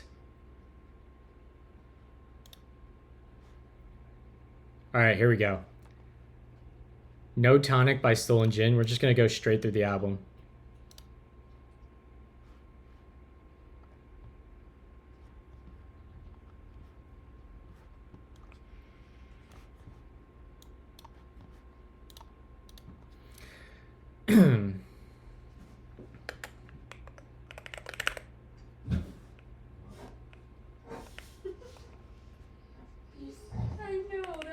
mean of him.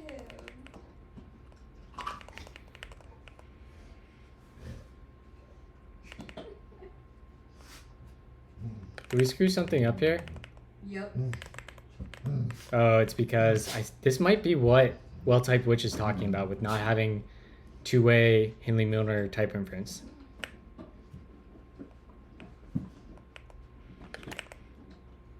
Where do I make my frickin' template?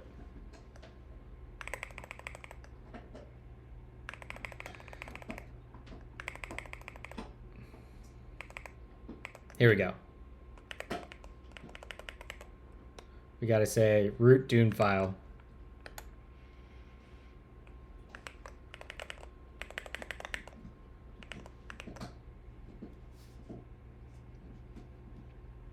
We are gonna rewrite this thing. We're getting close, Meta. We should be able to start rewriting it. If you want to start the rewrite, it is at a point where we could probably do that. I can make a branch and add you to the repo. You let me know what you want to do.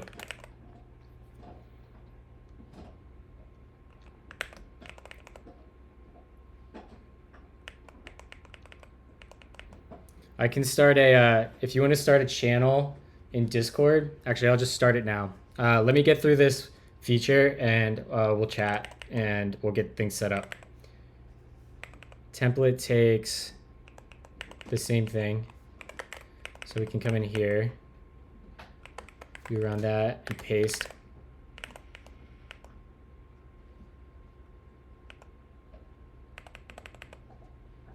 We have to go expose our Dune file from core.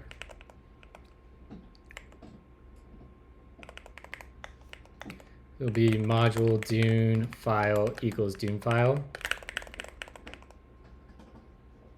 Let's go. We love a MetaMe OCaml arc. Hey, well, at the same time, Meta, like Chat and I were talking about it earlier, we think it's time for you to switch off Emacs to NeoVim at the same time. New beginnings, right? It's about to be 2024. Really be the best you can be. I'm joining your stream just so I can tell Meta that he's already the best. Justine's wrong. And that he doesn't need to listen to you bully him.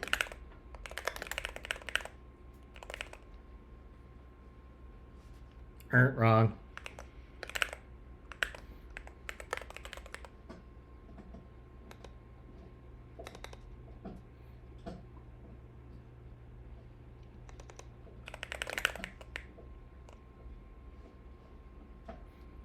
Yo, I'm adding this album to my... this is such a good freaking album. Add...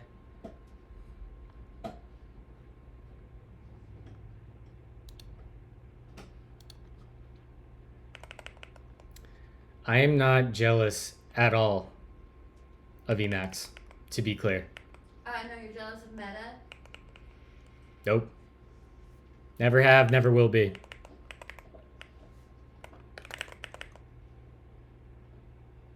What am I doing wrong here?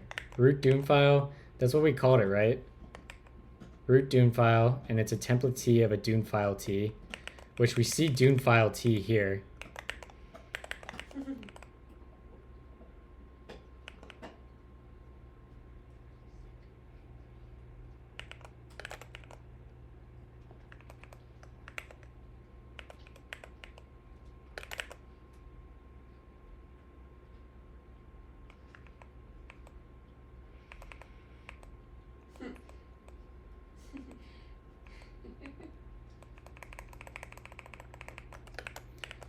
What are we doing wrong?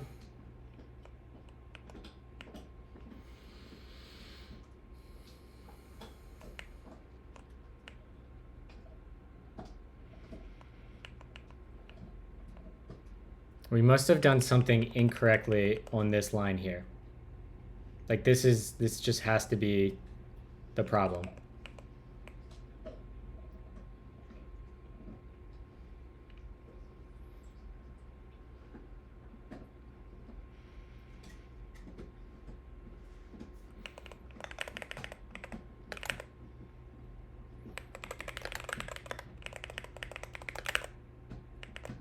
Okay, so we have other errors in here now. How do we do this? Let's see what our build step is saying. Let Dune build. Did we break Dune? An engine? Unbound. Hey Dylan, What? if you had to choose between OCaml or coffee, which one would you choose? If I had to choose between OCaml and coffee, I would choose coffee and write Reason ML.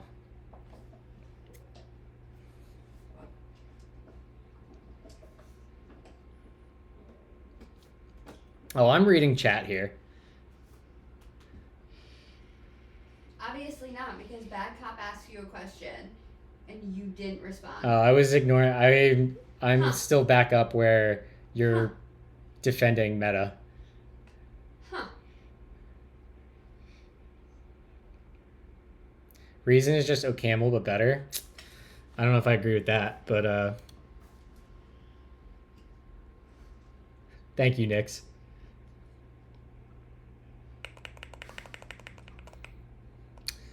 All right, so we did actually delete some code that we actually needed because I'm an idiot.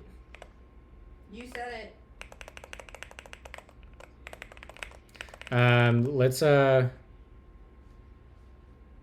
Let's go back to.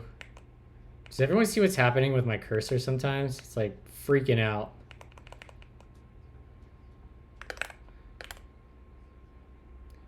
We want to go to core and then Dune file, and we want to undo. Actually, we want to copy everything. And then we just got to undo. We got to bring back the code we deleted. Oh, shit. Shit. I deleted a file that I accidentally needed. I hope that I pushed it to GitHub. Please, Lord baby Jesus. I'm not even religious, but dear Lord baby Jesus, help me out here. Religious. Baby Jesus. Dear Lord baby.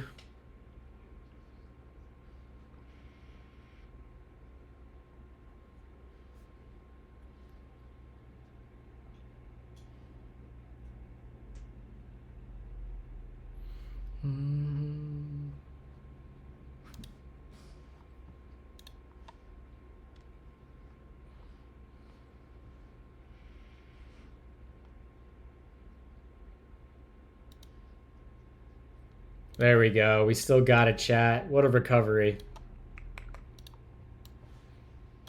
All right, let's we're gonna do some consolidation here. Do a little cleanup action. We're gonna come in here and we're actually gonna make another dune.ml. Write that. Okay, come in here, paste our old code back in there. That should fix this issue. We actually gotta go into core quick and add dune back in. Module dune equals dune. That should fix this now. Liar. It's fine. We need to open bindings, that's why. There we go, fix that. And in here, we're going to add some new modules. We're going to add a module called Dune file. And let's open up our Dune file here. And we're going to yoink this over to here. I do need to get an undo tree. That's like on my to-do list of like my next round of fixing NeoVim things. Undo tree is on the list. But it might be weird if it uses Git because I use Sapling for a lot of my projects. So we'll see how that goes. I guess there's still a .git directory when you use Sapling, so it might be okay. We nuking everything out here. Hell yeah, brother.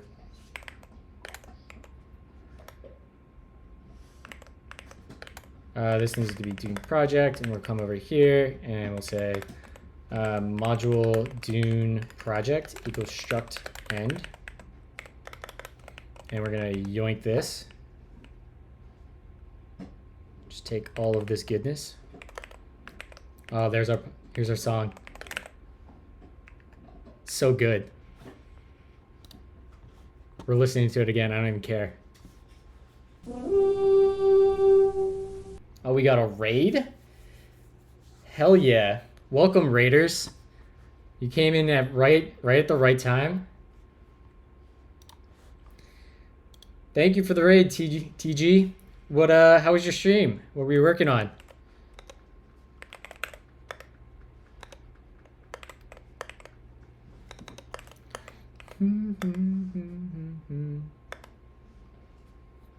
Yeah, welcome everyone. So what we are working on a tool called Create Melange app, which, yeah, we do have some doggies in the background.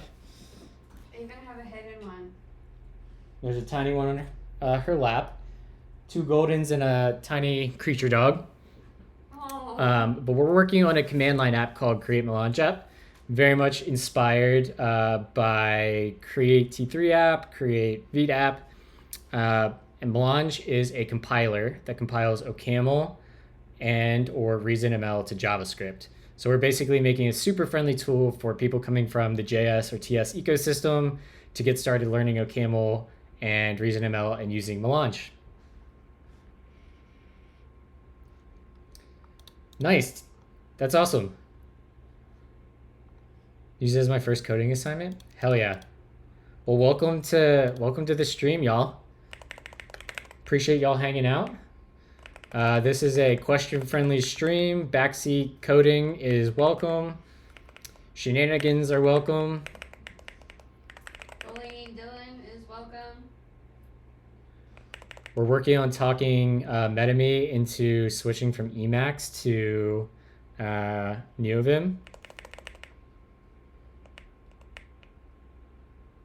All right, so I think we've got everything wrapped in this Dune. Let's look at a simple outline here. If we look at this, our Dune module has a build and install dev dependencies. We have a Dune file and that, which are both templates. I think that's a pretty good setup, I think.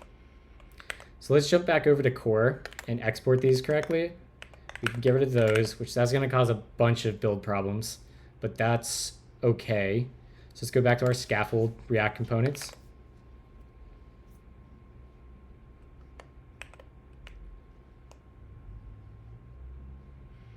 Don't want to be rude. We'll be a raid and run. Totally okay, TG.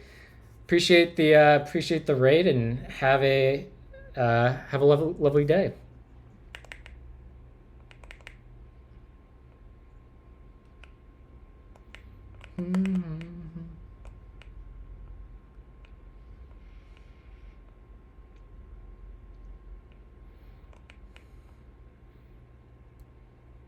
All right, so we should have type errors in here now, which we do. So we can say dune.duneproject.t, perfect. And down here, this will be dune.duneproject.t. Nice. And now we can go back up to our step, or it's type state. Yeah, here we go. That's what we want. You can uncomment that. This will actually be dune.dunefile. That looks good. Come down here, uncomment this. See ya, Anna.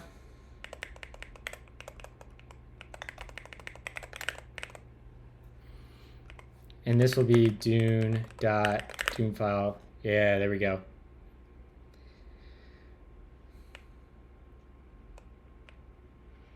Are we building right now? We are building. Let's see if the app actually runs. I don't know why this is creating new windows. I gotta figure this out, Rond.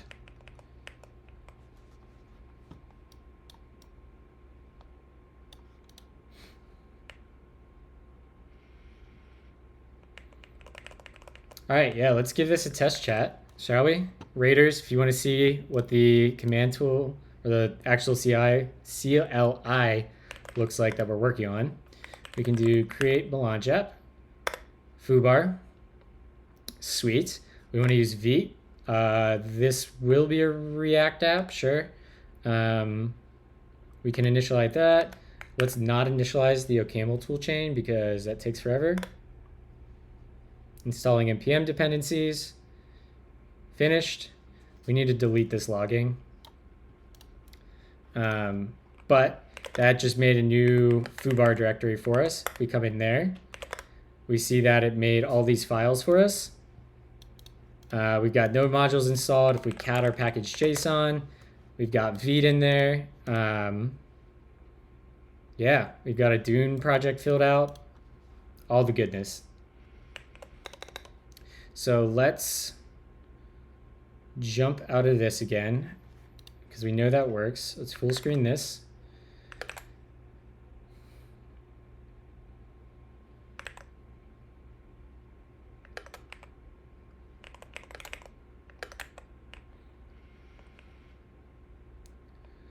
All right. So the next thing we need to do is we need to compile the root Dune file template. So that's going to be in, we should really rename OPAM Dune build.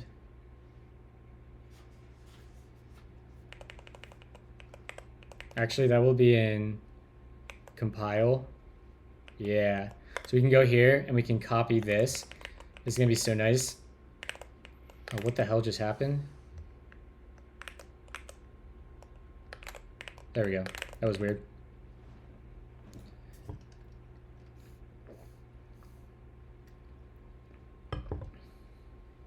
Justine, did you see that Chinese companies started cribbing Sam's OCaml clothing? And there's a bunch of like... What? Yeah. What the heck? I was wondering what that was that you had up. Isn't that funny? That is,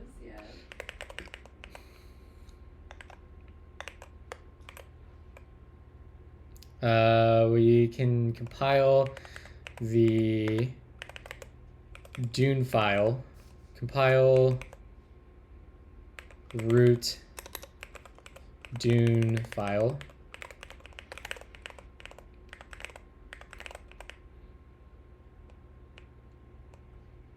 They really do. I can't believe they picked up on like just a tiny little Shopify store that Sam and TJ set up. I'm assuming it's Shopify, but we need to go add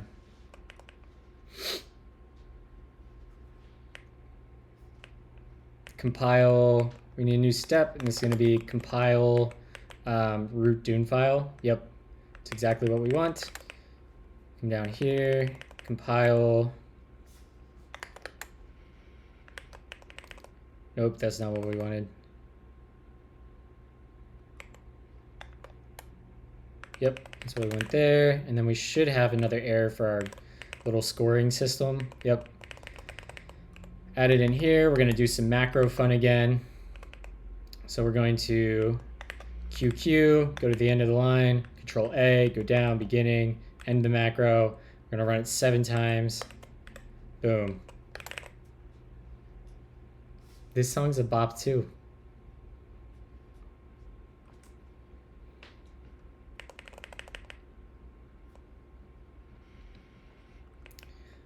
Let's see here. So we want to go to back to our module, compile this one, and in here, this is going to change to compile root Dune file. Oh, it's picking up speed? Okay. I fuck with this heavily.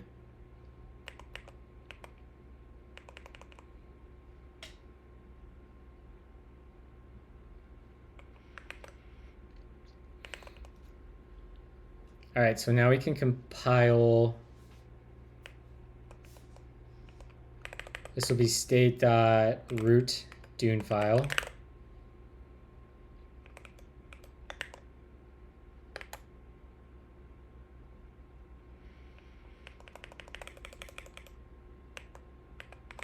This will be root Dune file. There we go. And we can come in here and we can say root change n Dune file template.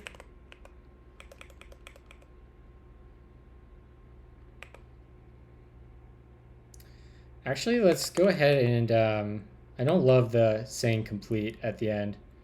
So it'll be like s complete complete. We want to remove that and do that everywhere. Oh no.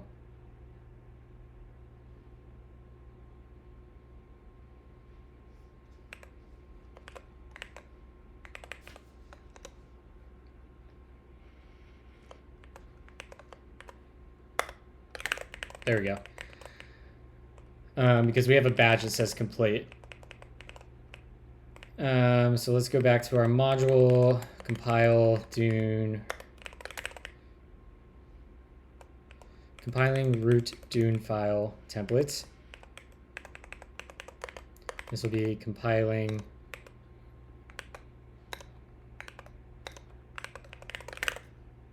okay, that looks pretty good.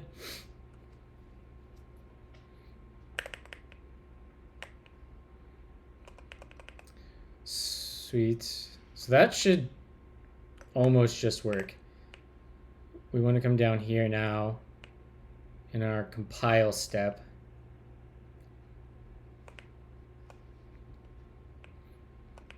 We'll copy this, yank that, come over here, paste that.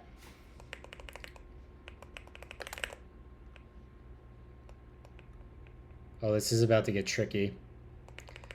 Compile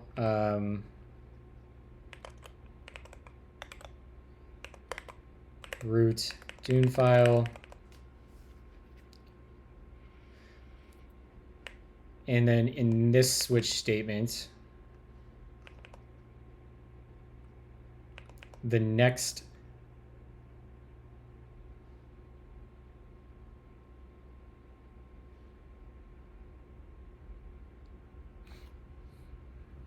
this actually just goes straight to,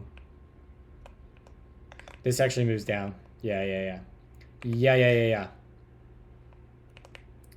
So next step can just simply become compile root Dune file. There we go. That looks good.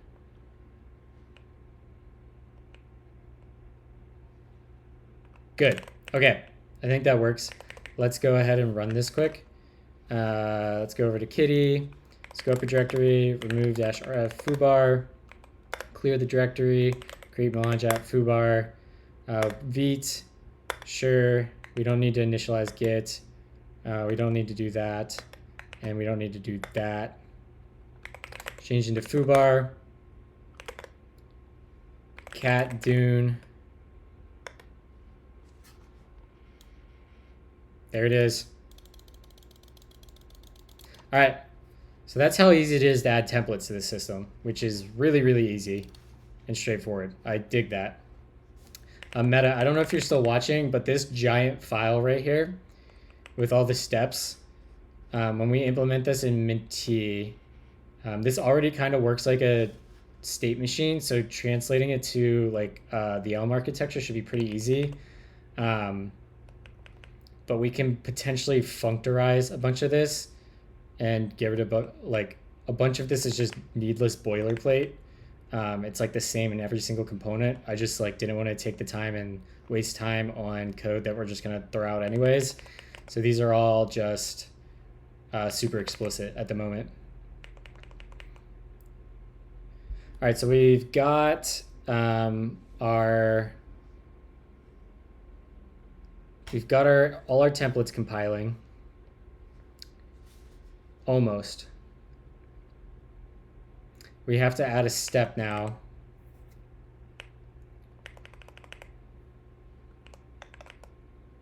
Oh yeah, React app extend.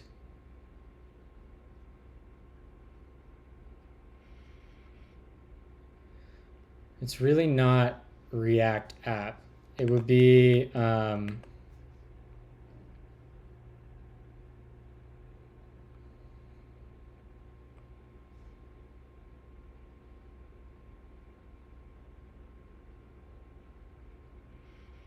will this work? Because we basically need a step now that chooses which app to pick from.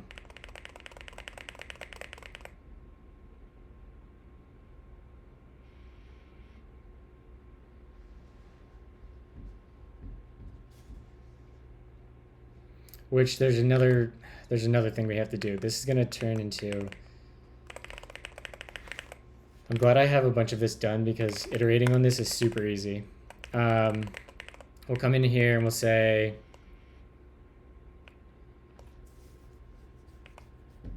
bundler. We'll say syntax preference.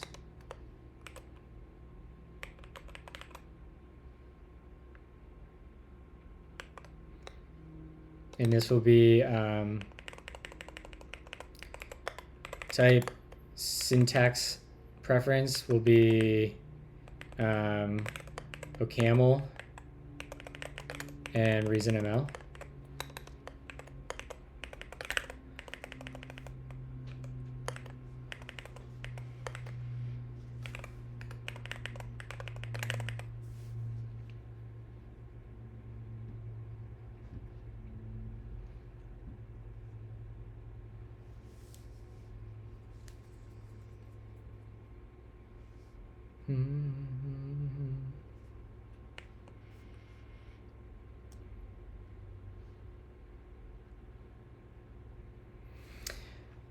We're making more work for ourselves, but it's going to make a better experience in the end. Hey,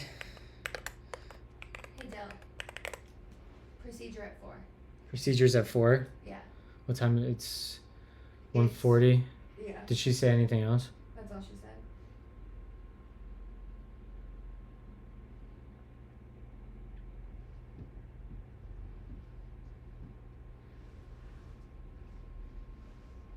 Okay. So which template?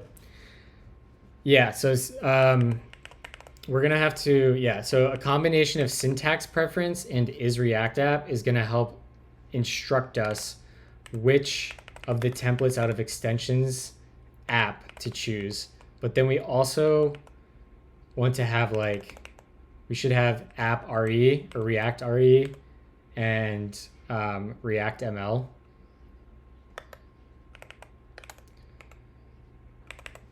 Paste that, and this will be ML.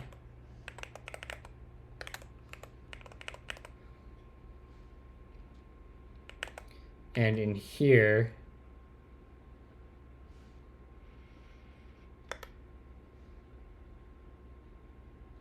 oh, actually that should be okay. We actually don't need to change that. We only need one. I set that up the smart way before. Okay, I did myself a favor earlier. We don't need that one.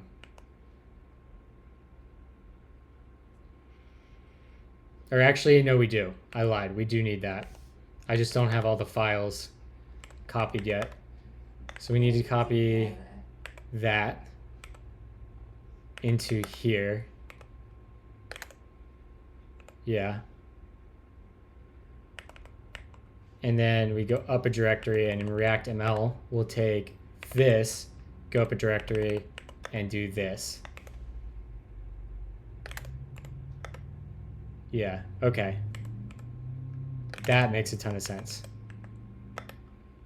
That's not too hard. That's not much more work. Syntax preference, that will come here.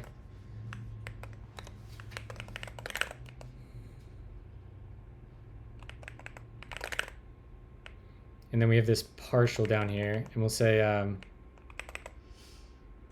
Let's write a toString.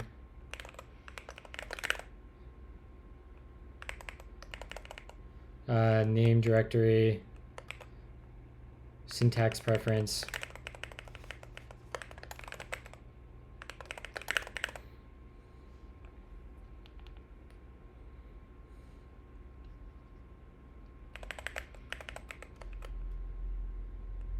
Syntax preference toString. There we go. And down here we want syntax preference option. Here's syntax preference. And here we get syntax preference.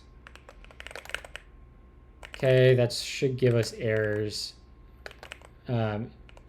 in here.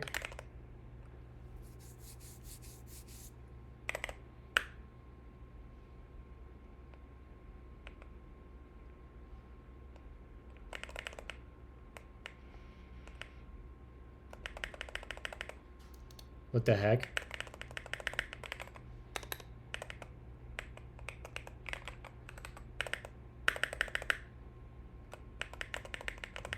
My J key's like kind of getting wonky. Hold on, I'm gonna pop my my J key and take my switch out. Keyboard surgery.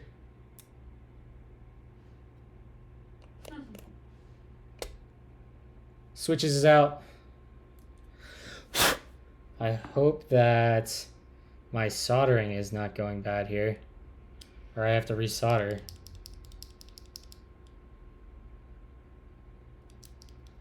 My lovely, glorious panda switches.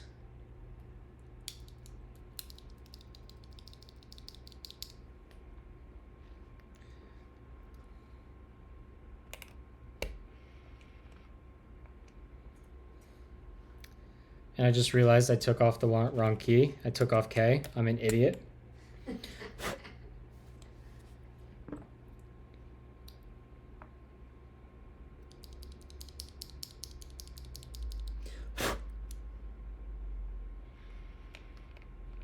It's my only fear of using a hot swappable keyboard is my having to resolder. Because I do not have a soldering iron and I don't really know how to solder very well.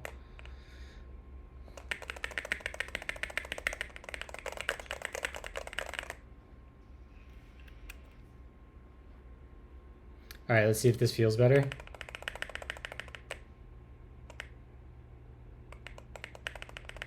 Yep, better. Okay.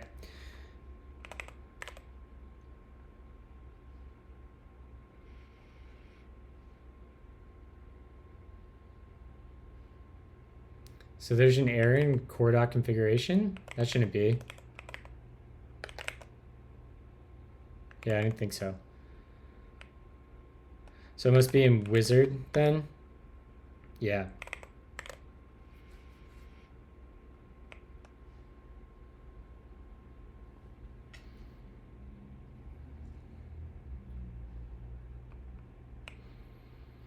We need to add a step, and it's going to be syntax. Preference.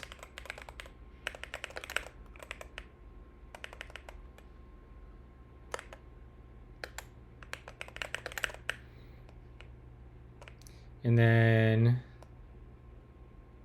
we need to come down here, and this is because it's a partially applied function, right? We had this problem earlier. This will be, yep. And we come up here, we add just another field.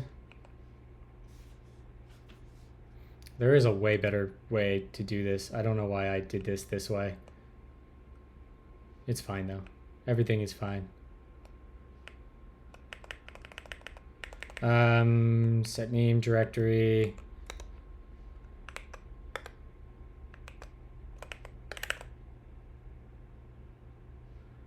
This will actually be none.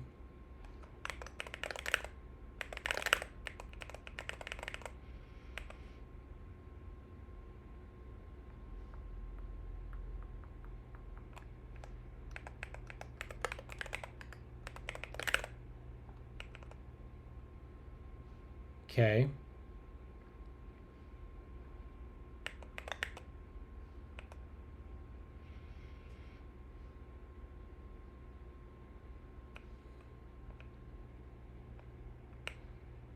We can come down here and we can yoink this.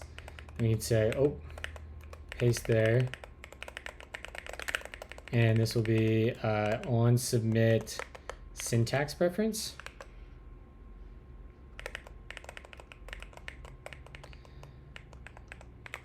Syntax preference. Syntax preference. Bundler. Next step is syntax preference. Great. And we gotta go make a new step. Let's go up to our React app and just copy that. And we'll go up above bundler and we'll paste. I don't know how to solder, but I resoldered a whole keyboard. That would be me, Rond. I built FPV drones, but too lazy to solder a board, so I just ordered one from secondhand. Nice. Value will be OCaml and reason ML. Label will be changing word OCaml and changing word reason ML.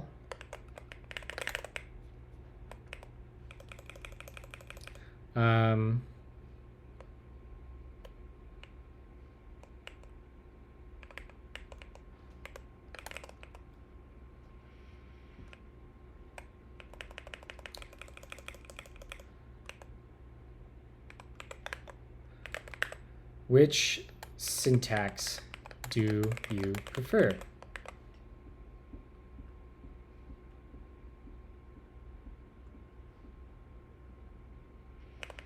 And then we'll say recommended. How do you spell recommended? Recommended if you're new.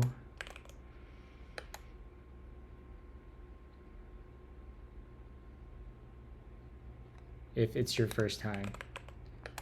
There we go.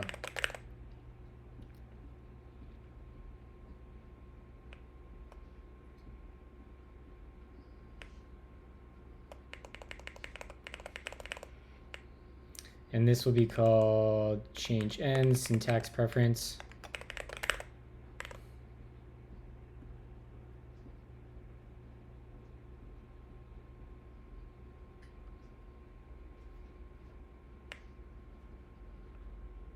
Actually, let's go back and call this just syntax. I think we got in trouble with some shadowing there.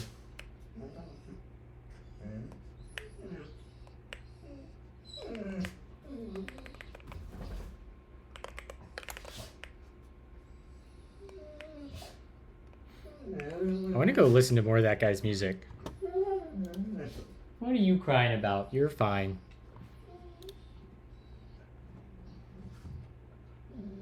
Something sweet? Let's listen to this EP.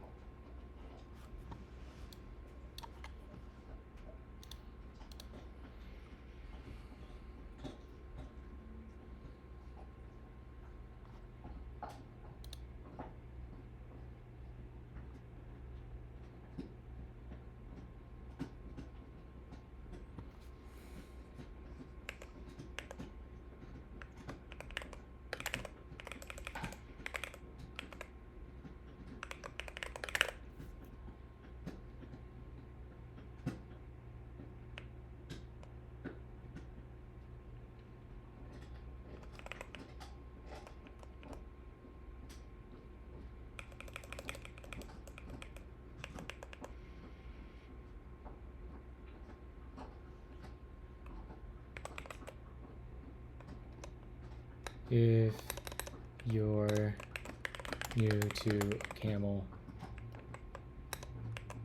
/ reason ML.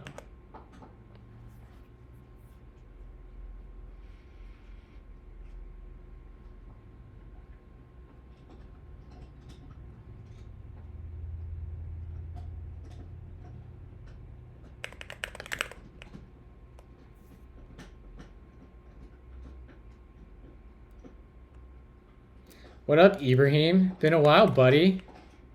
Whoa,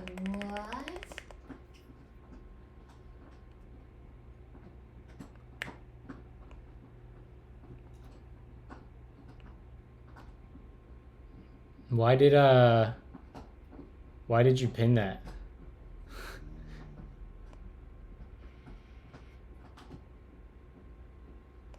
Yeah, dude, what's new?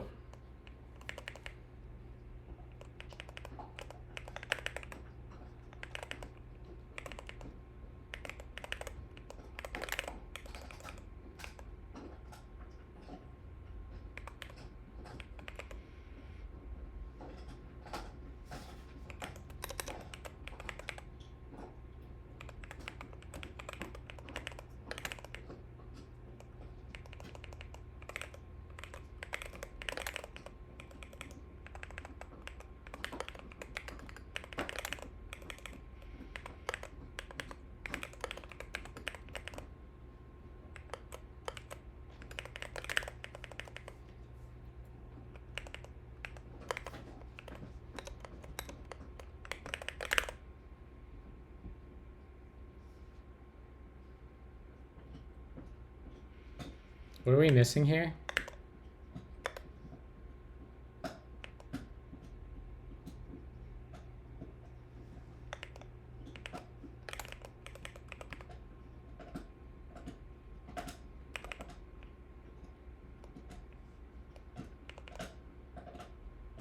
Ah, right. This will be camel, and this will be OCaml. OCaml.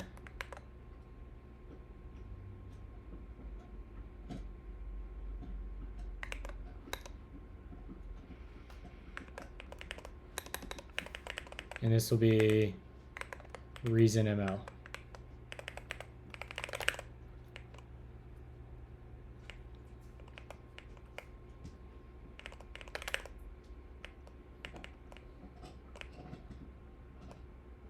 I've been crazy busy at work. Add text version of tax. Dang.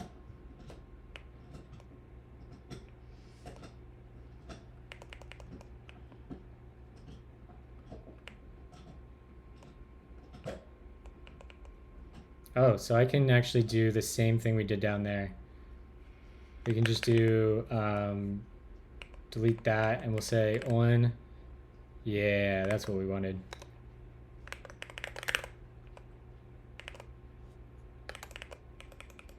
Where's syntax preference?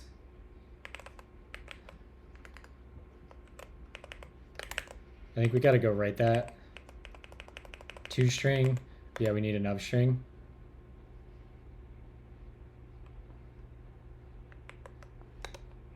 God, still not used to my keybinds.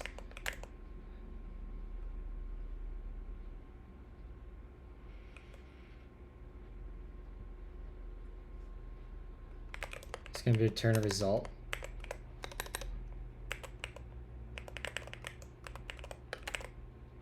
And then this is going to return an error, which this shouldn't even be possible. Error, invalid syntax preference, perfect. Do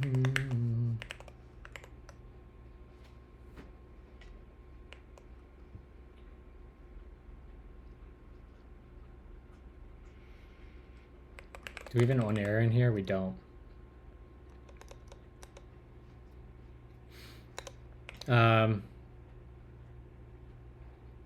What do we do if that returns an error?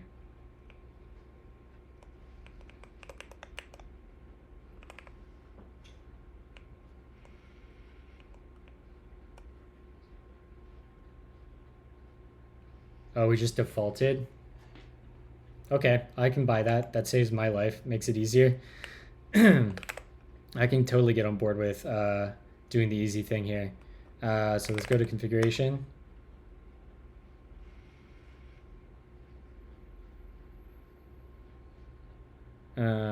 Let's go there.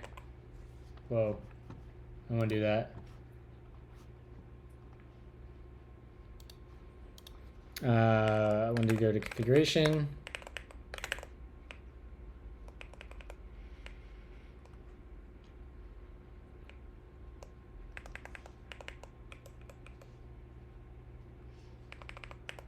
And we'll just get rid of that. And then we'll get rid of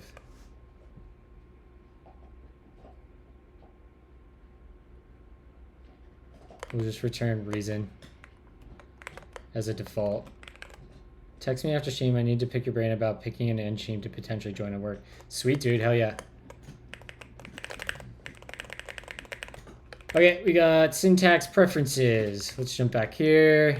This should be better now. We get a syntax preference.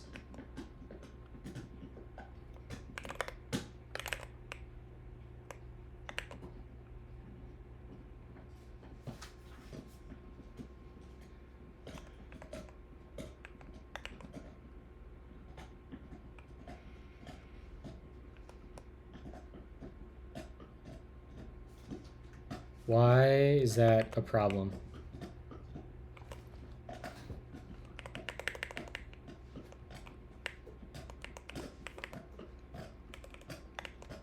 Do we need to annotate this? This will be configuration dot syntax preference.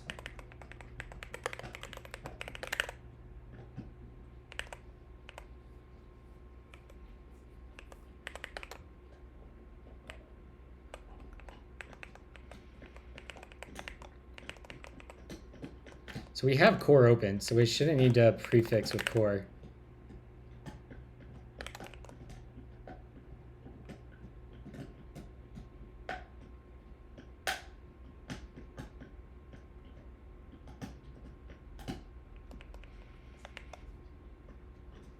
That should not be a string.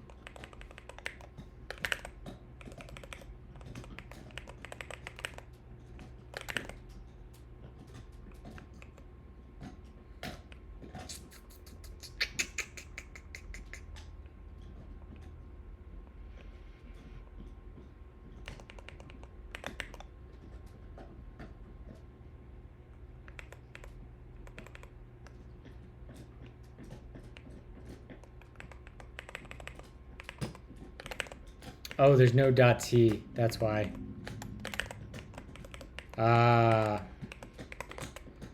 Configuration dot syntax preference. Right? Yeah. Type syntax preference. Okay.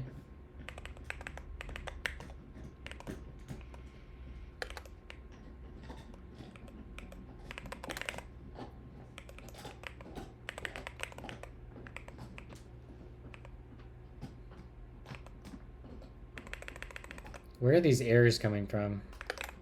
What's Dune telling us?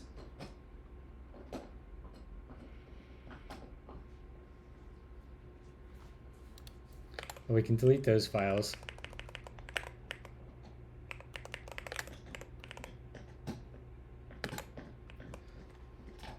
Oh, we have an unclosed paren on line 310.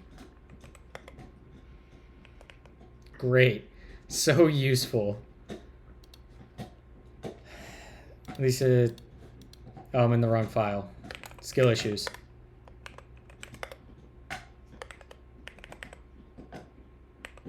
That doesn't look like any unclosed.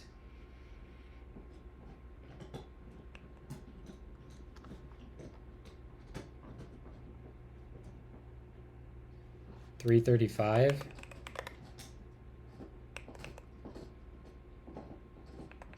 Oh, dumb. Set syntax preference. There was chat.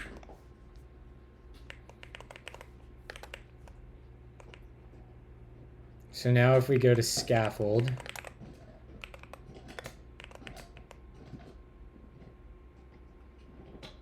this is where we need to decide.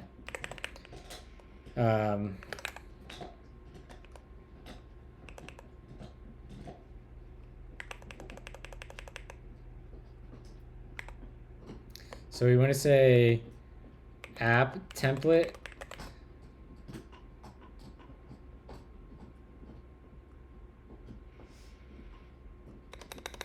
Maybe we just say app, extend that.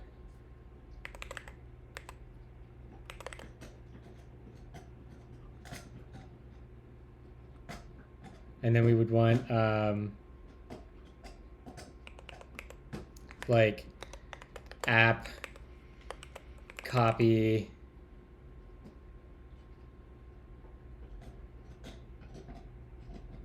files.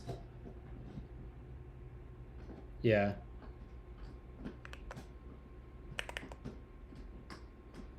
And then we need a compile. We have a bunch of new templates. Let's make this a oil. Our source templates, extensions, app.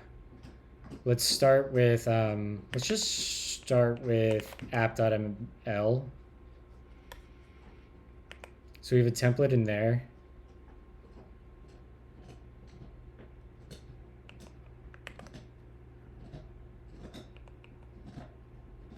So we'll say compile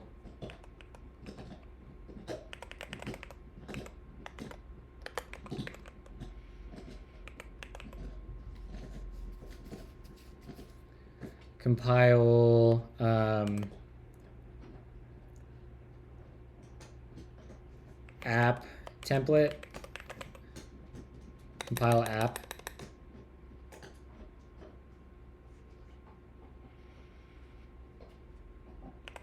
Yeah, sure.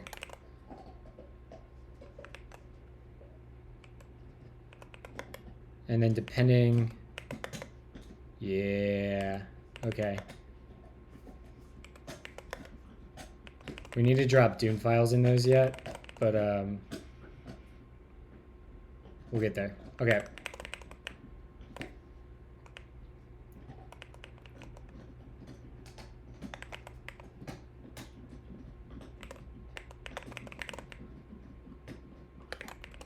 We need to add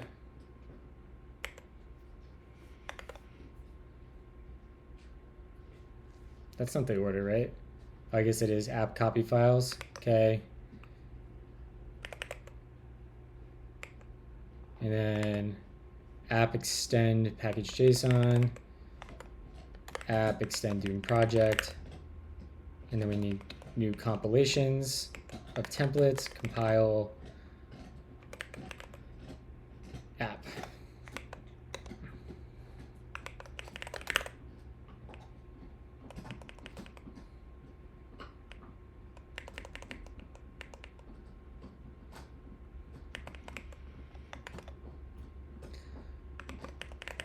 Compile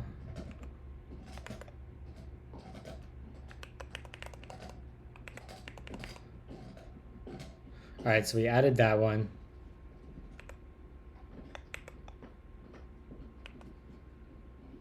And then we need to add that and that. And then we need to add,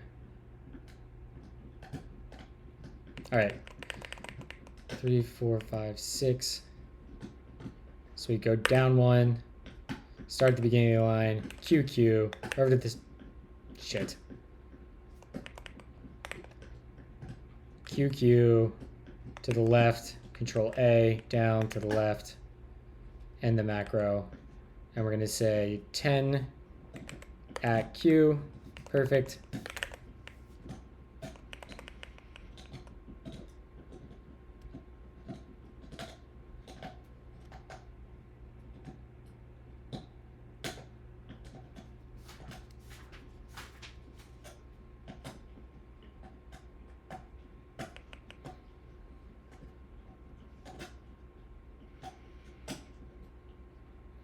And then down here we need to add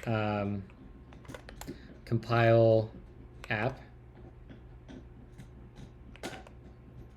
And we can just run our macro again 8 times.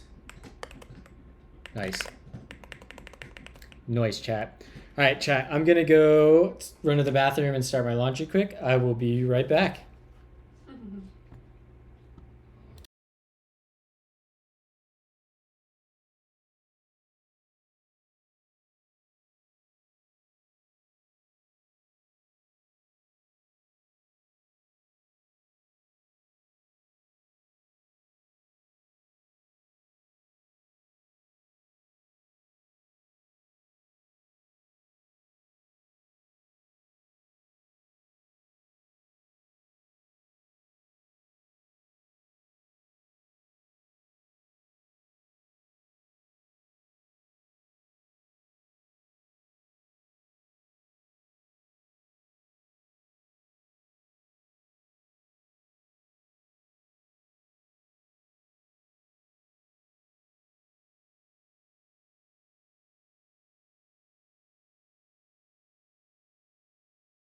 Functions describe the world.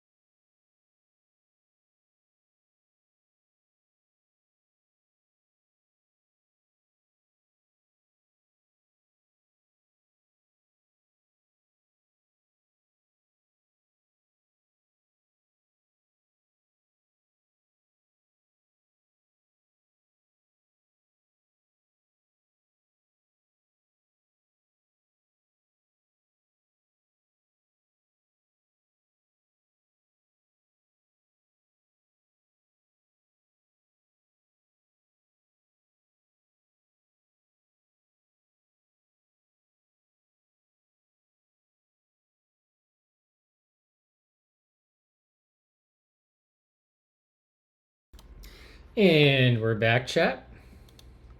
Thank you for the follow, Mange Buddhista. Appreciate you.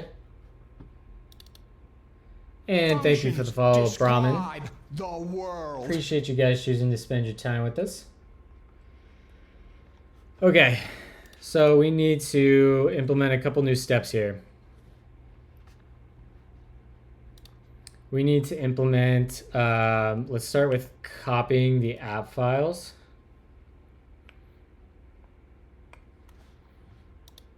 I don't know why this is pinned. I want to unpin this. There we go. Okay.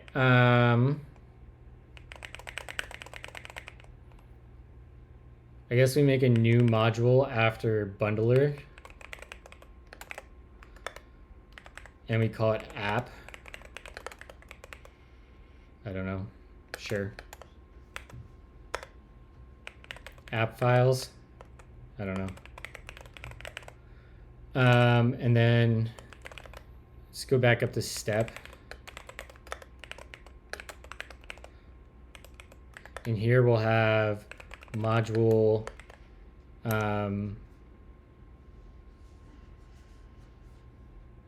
app copy files.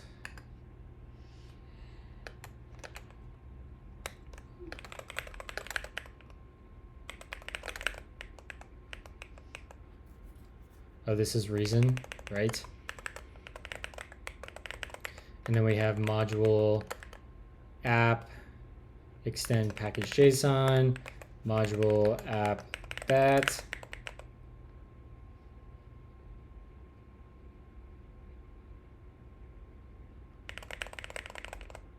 Okay.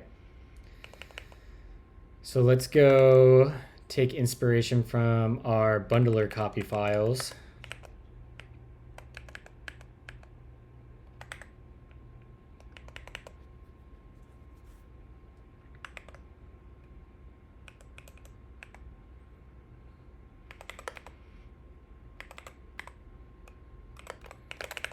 And in here, we will say, you could probably copy most of this.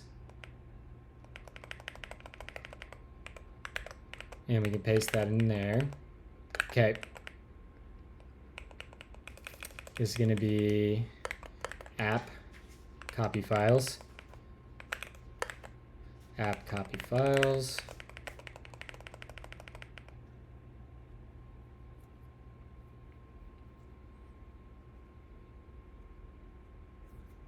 Okay, we need to go write a engine file.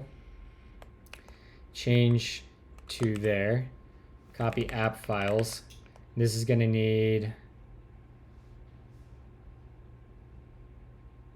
This is going to need. What is this going to need?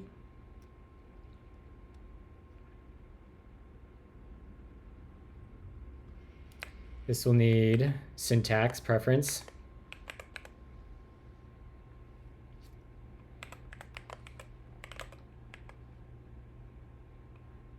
Yep, we'll need that. And then we'll need is React app. I think that's everything we need, right?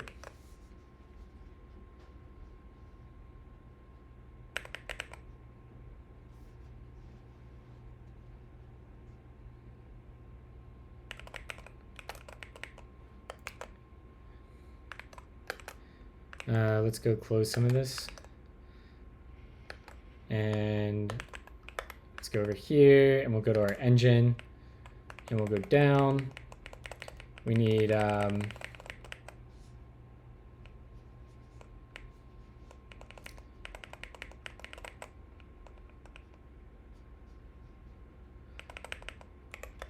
let copy app files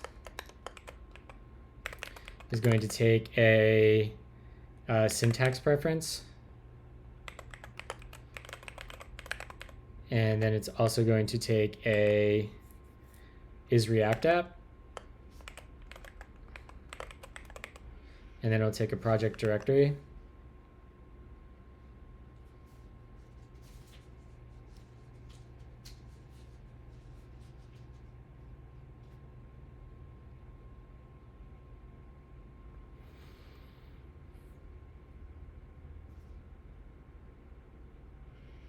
Okay, so let's go make a new module.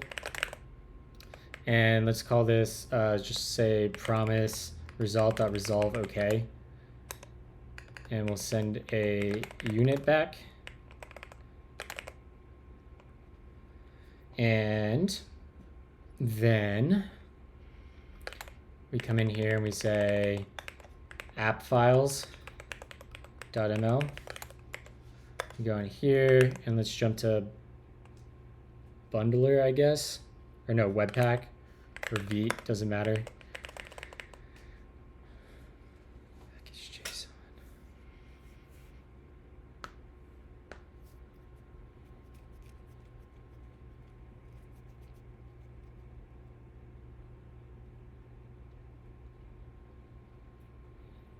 So we want to copy something akin to this here.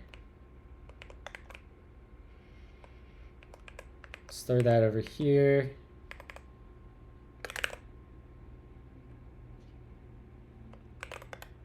We need to open bindings, and this will be copy, I guess just app files.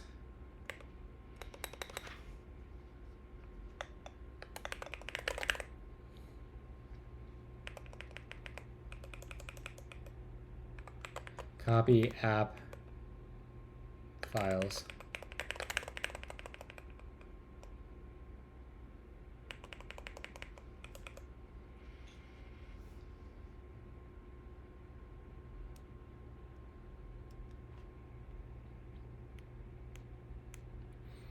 All right, let's open oil then. I'm forgetting our layout of our, go up, templates, base brings in bindings and Dune.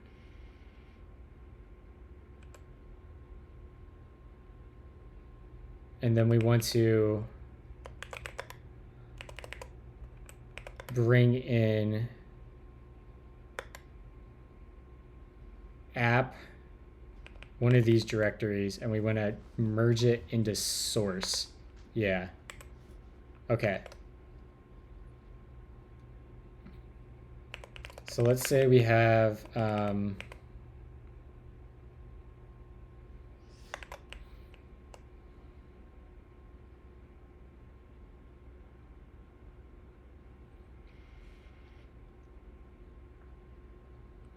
this will be app ML path, and this will be sure. From this directory, we go up, we go to templates, we go to extensions, we go to app, and then we go to app ML. Yeah. Let's say let base path equals, that takes us to templates, and we want to go into extensions, extensions, that's a typo, extensions, and then app. There we go. Then we can take this and we can get rid of down to here, change that to base path. Yeah, we like it. Now we can do app.re.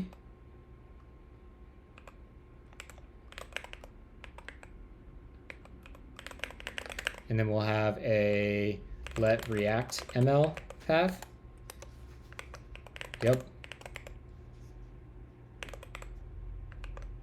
Nope, that's not what we wanted. Let React RE path. Nice.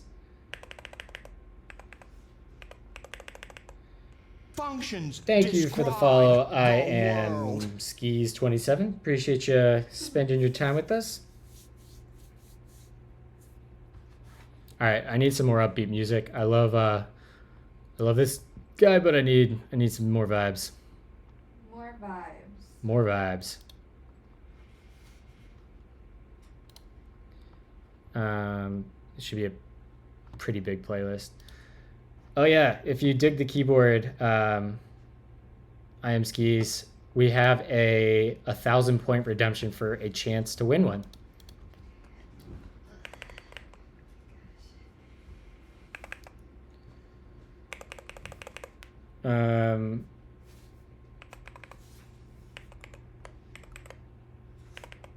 Okay. So we need to then say promise result dot resolve. Okay, just pass a unit to satisfy the interface. These are unused. That's okay. So how does this copy files work?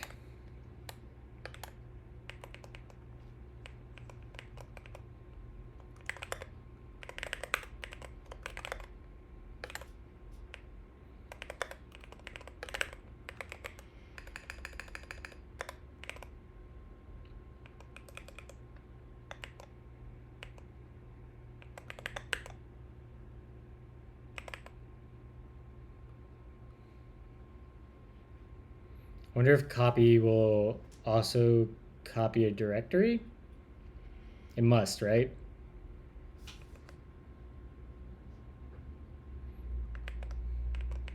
So we can say the dest will be project dir, which will be, let's just say it's /, and we want to put them into source.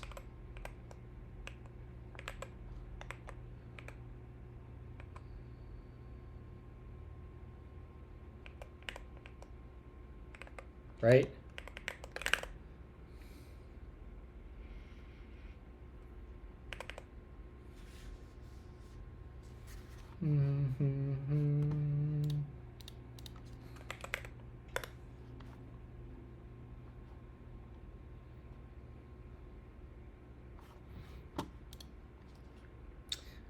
All right, here. All right, what does this do? This takes a file path and a destination.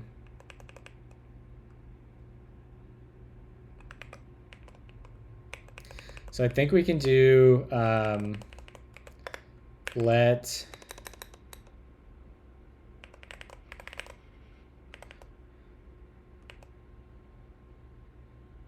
our input needs to be different. So we'll say type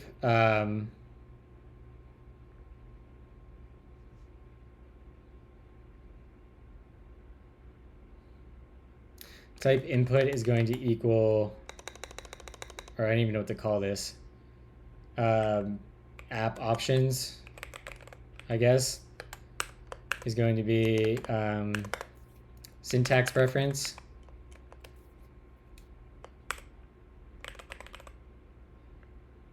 And that's not going to be quite right, but it will be config dot syntax preference. And then we'll have a isReactApp. And that will be a bool.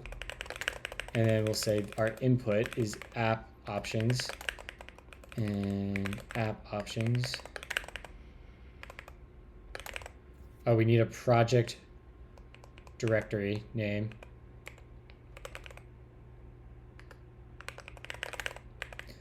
Directory name. Okay. And this is going to be now input. And this will be input dot project directory name. And then we can do a match. We can match on syntax preference and isReactApp.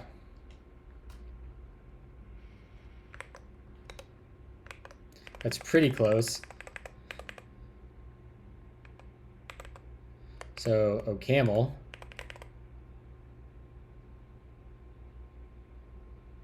Yep. That's pretty close, close enough for me to accept it. That will actually be reasonml. And then we can do OCaml true. This all making sense, chat? How we're copying, deciding what app template to copy?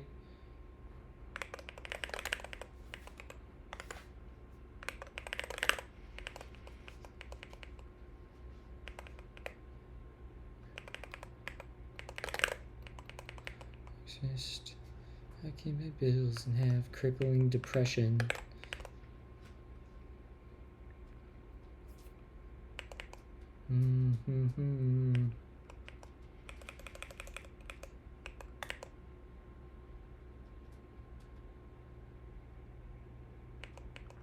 In fact, we can do another cool little trick with currying here. Check that out. Do that. This will just become copy.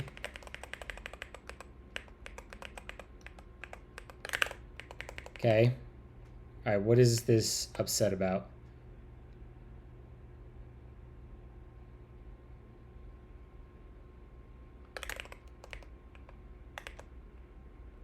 Is that just a syntax error there? Nice. Pattern matching is so freaking cool, chat.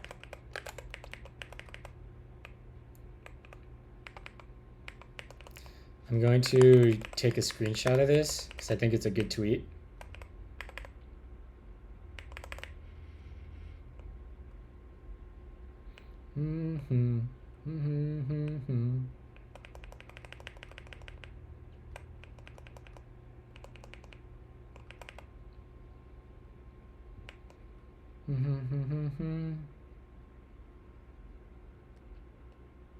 So let's take this, go down to there. Let's go to carbon.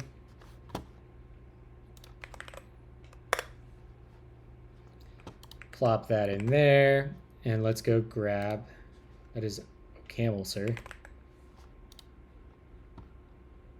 Although that elm highlighting actually looked decent. Minus the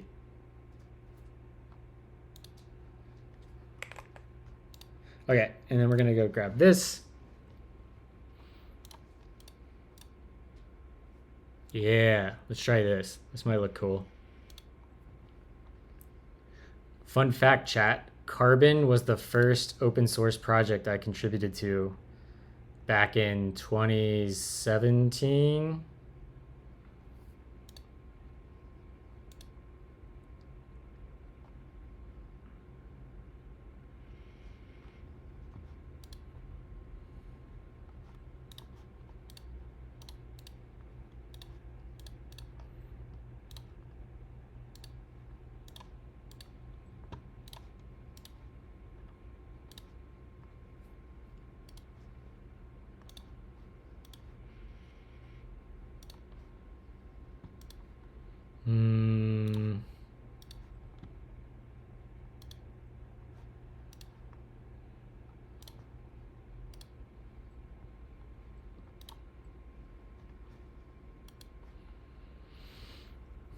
What do we think? Color scheme. I think we're going to go with dark. No. No. I really like Verminal. Let's see what this looks like as Rust. Does that look better or worse than OCaml?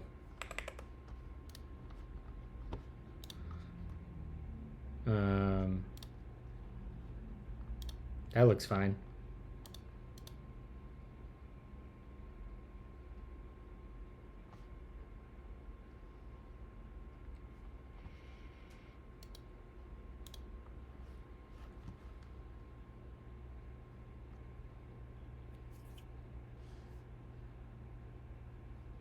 Let's go tweet it.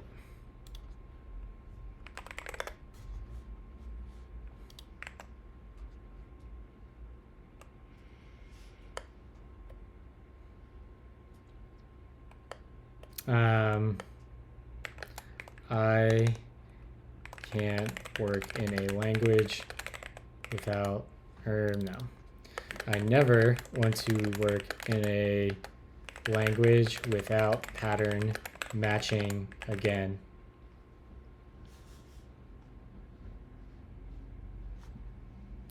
Send tweet.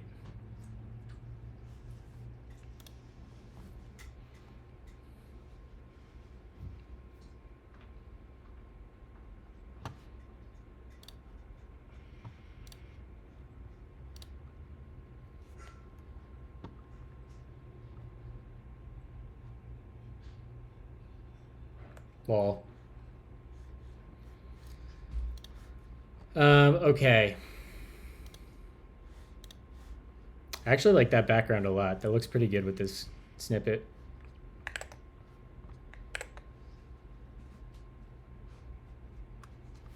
Okay, let's get back to our code here. So I think this should just work.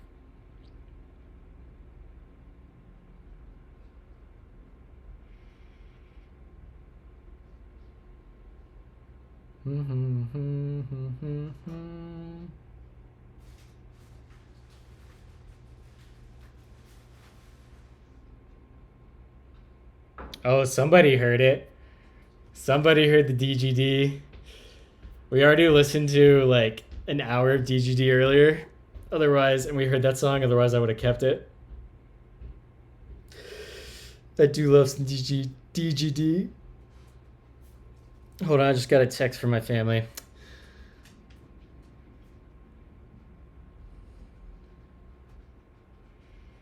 Idola's so good. Doggos.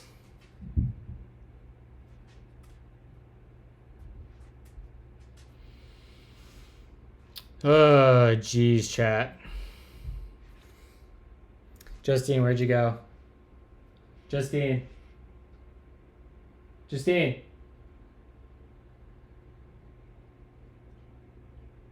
Are you saying my name? Yeah. What? My mom's surgery, her heart surgery got moved up to 3:30.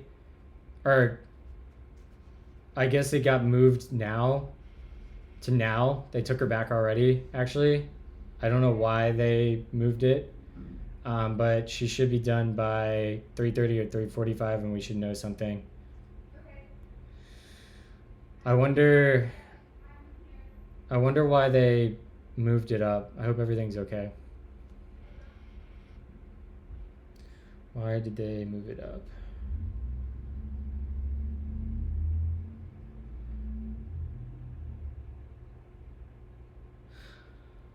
Yeah, chat. Yeah, my mom is unexpectedly in the hospital today getting a heart procedure done because they found that her arteries were nearly clogged.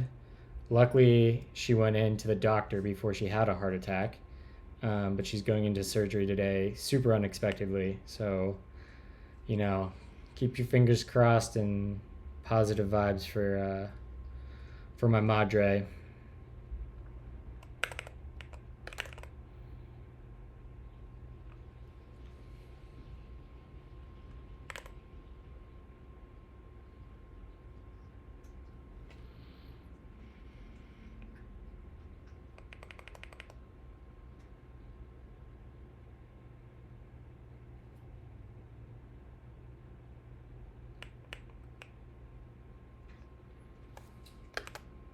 Should this not be returning a unit?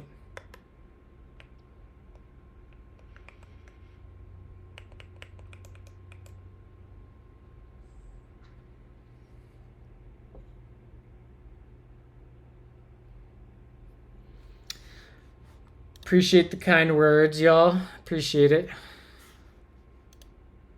Oh, this needs to be V2. That's probably why. There we go. All right, so now we can add this to our engine. And this should just be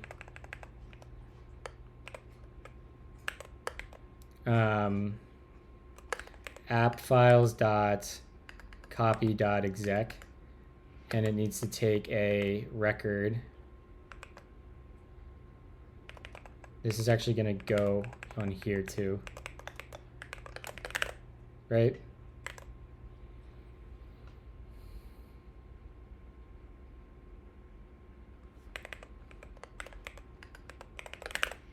All right, so we can just do a local open.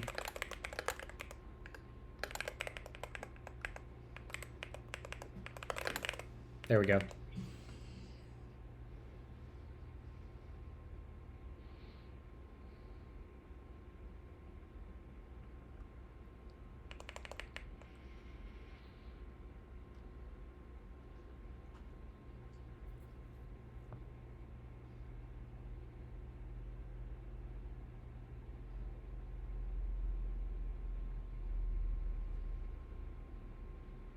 That should just work, reading this. Knock on wood.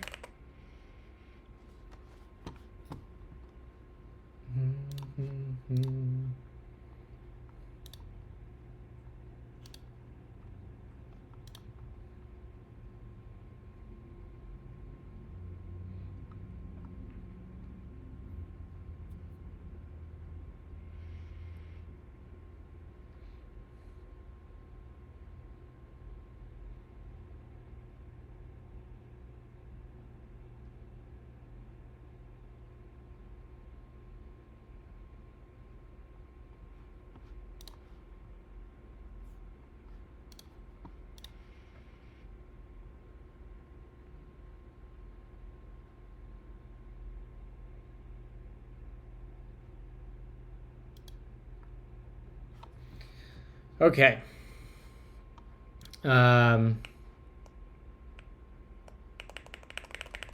Let's go back. Oh, we have errors in here still?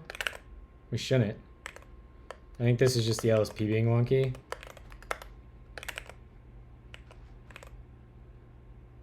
The record expression is expected to have type app options. There's no field project directory. What? Project directory name. Let's just rename that to project directory.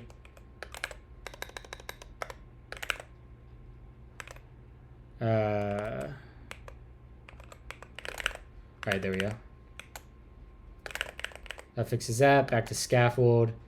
Copy app files. What's upset in here? Bundler to string. How did bundler to string? I'm guessing. Yeah.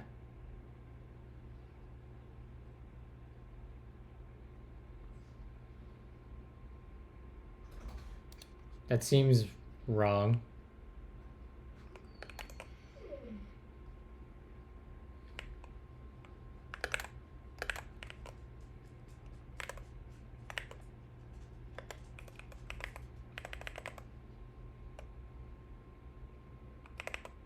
Ah. That's why. How did we not get hit by this problem before this? Oh, because I don't even need this. Right, we don't need bundler name.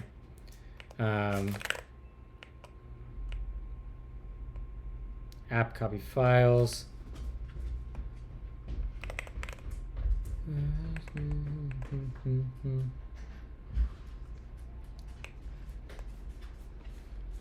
So we'll just say change there is copying application files.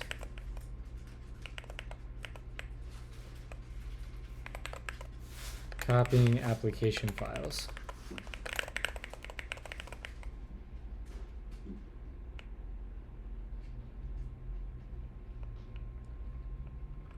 All right.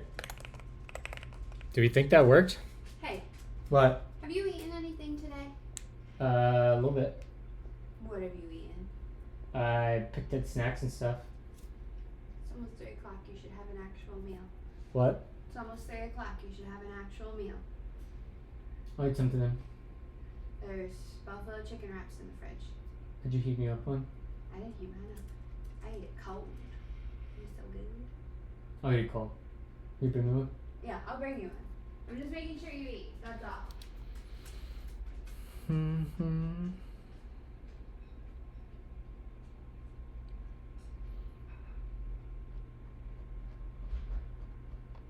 All right, let's finish wiring up this copy. Did we already add it at the bottom? I can't remember. I don't think so. So after bundler, we go to, we say app dot app files. What is the actual module? App files.copy. Oh, thank you. No, please eat. All right, I will. Thank you. Make sure you take care of yourself. I'm also taking stockings down. Okay.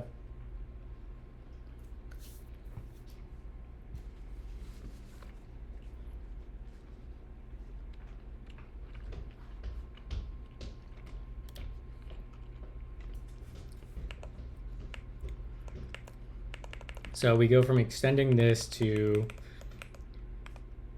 this will go to app copy files. I'll go to that. And this goes to compile package JSON.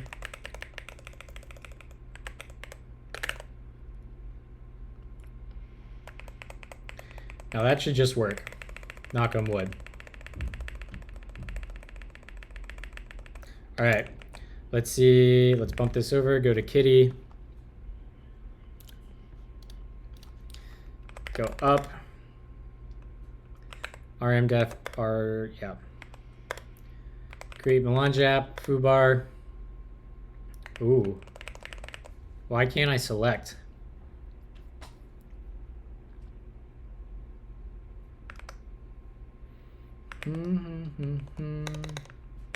So that's going to be in our wizard component.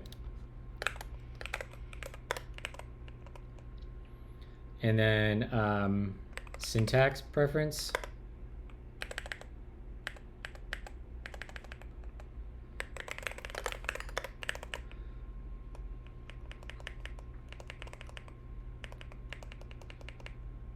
Sorry, is disabled on the syntax preference is wrong.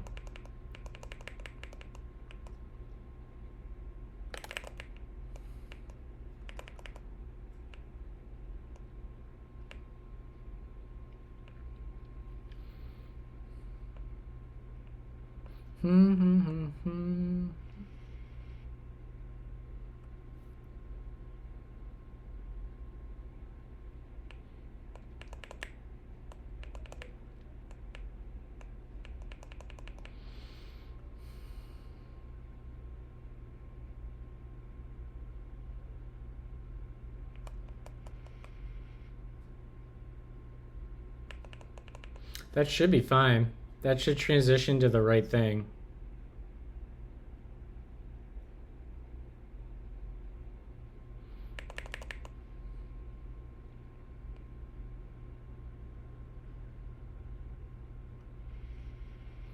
Ah, I know the problem, chat.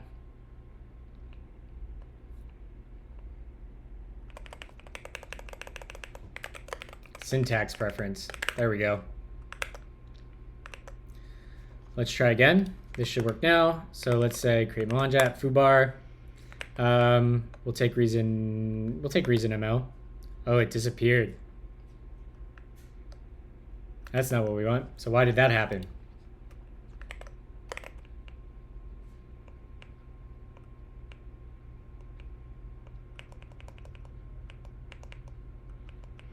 Syntax is visible. If we go there,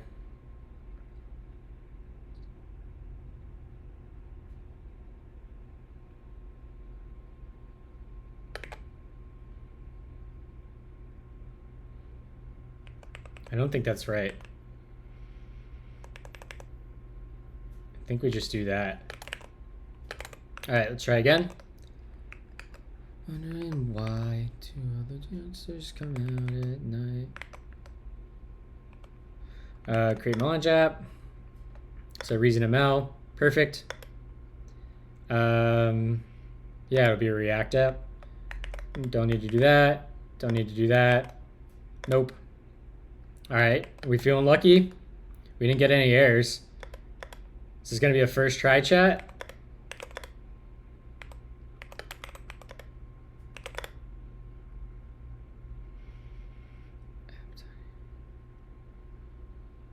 I don't know where this app.re came from, but this looks right. This is exactly what we wanted. We got our Doom file, we got our bindings, we got our create Melange app library. That greeter can, I don't know how the greeter got in there, but this is what we wanted.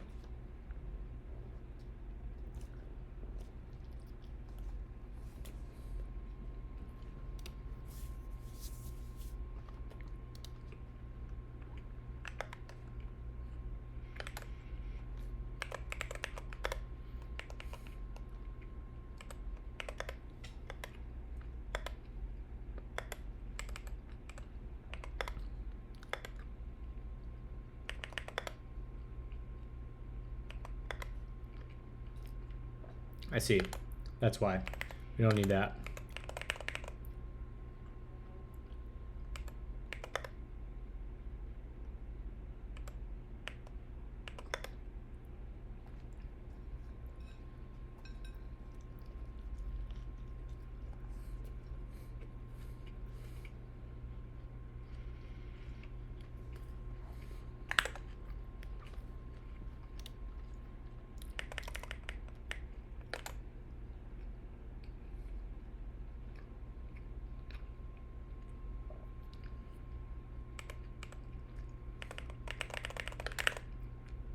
Okay, I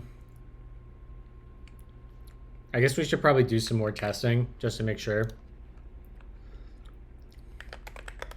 So let's create Melange app, foobar. Let's do OCaml, and then v, yes, no, no, no, clear.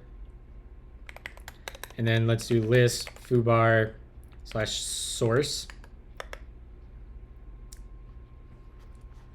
That shouldn't be there. Actually, let's, I think I know why that, excuse me. I think we need, oh my God. I think we need to quit out of that. And we need to go to, actually we just need to open a terminal. Let's go down here and let's do a doing clean. Those files got put into the build directory, I think. All right, let's try again. Remove dash foobar. Reason ML, Vite, no, no, no, no. And then let's do a list app.re.template. That looks good. And then let's do the same thing, but / create Melange app. And there's our reason. Perfect. Let's do the same one, but for React. We have 4 variants to go through here. Reason, v, yes. No, no, no, clear. Let's do a list there. That looks correct. And then finally, that's good. Okay. Again, OCaml, v, not a React app. No, no, no, clear. That's not right. We did pick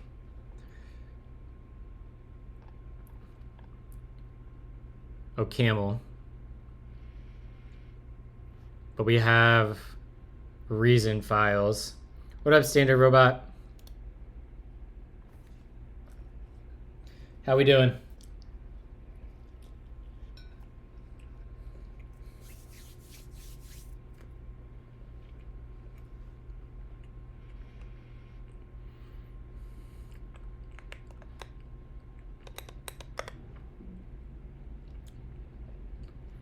So that's still copied the reason files. Let me go check the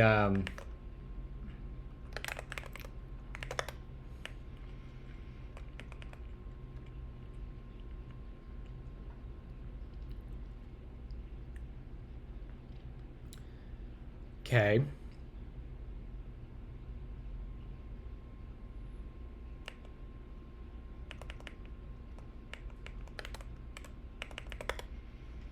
I'm doing all right. Some ups and downs today. Making a lot of progress on this.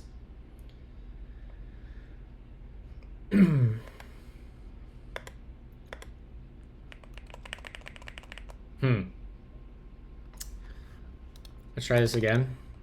Make sure it's not our OCaml, v, no, no, no, no. So that's still copied the reason template. So the other place that this could be going wrong is in our wizard.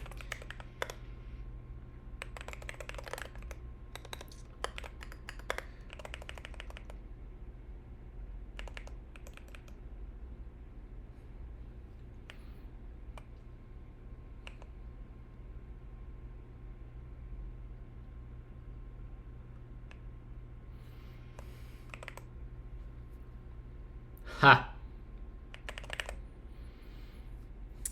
That's why. Casing.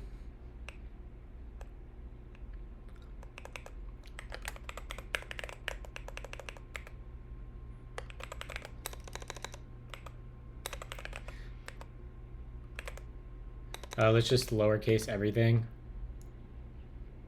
Whoops. This is going to be string. And that'll be stir into string dot lowercase ASCII. Pipe that into there. All right, that should fix the problem. And the reason that happened, Chad, is because we defaulted to this. We passed in a lowercase string. And yeah, this should work this time. So let's try to create Melange app again. OCaml, Vite. We should probably reorder these two questions. I think that makes more sense. What up, Bonds? This won't be a React app. No, no, no. Clear. How did we still get... How did we still get that? We did pick OCaml, right? We did.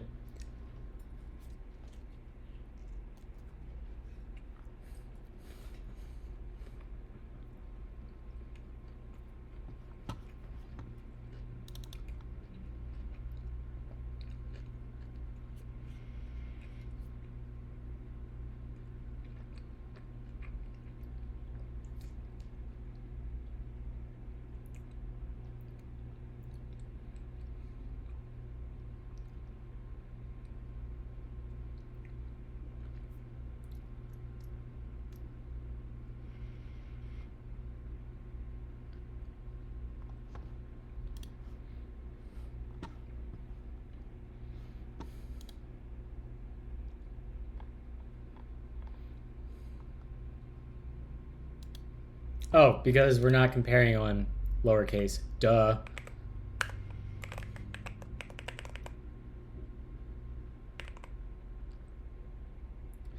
Yeah, so far Ghosty's been pretty good. There have been some kind of annoying things.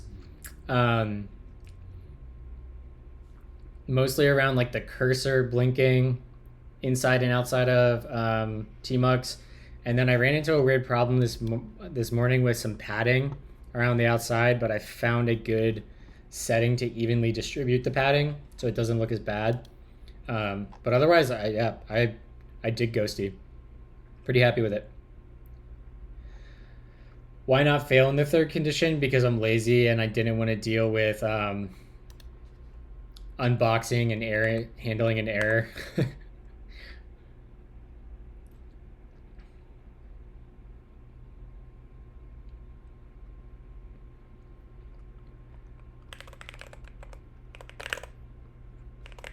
I mean, I guess that would have saved me here, right? Yeah, I guess we can do fail with. Because it should like never happen, and we're rewriting this anyway, so like who cares?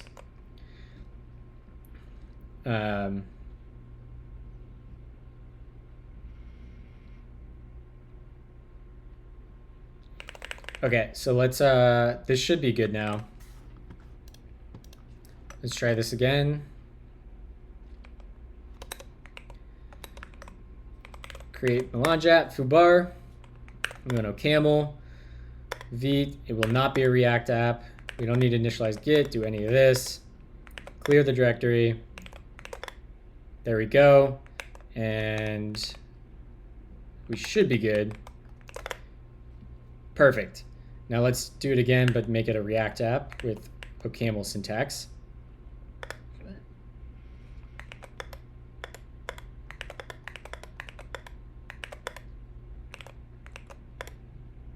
Okay, that's good. And then we want list on source. Perfect. Perfect.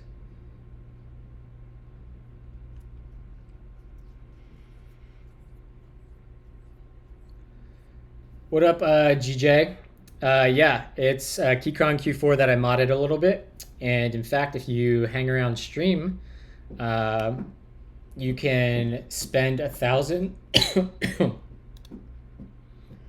You can spend 1,000 points to try to win one.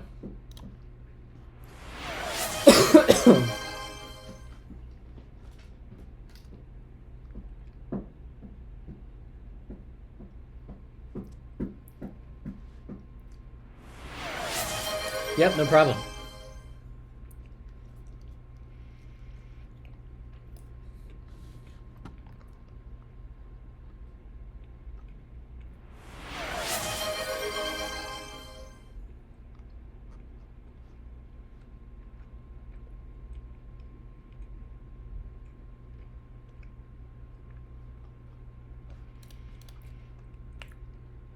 Okay. So we've got all our app templates working. We now need to go compile this stuff. So let's go back to our scaffold. And the steps we need to implement now are, we have to do the extending. Okay, that's fine. Extend package JSON. We can copy this.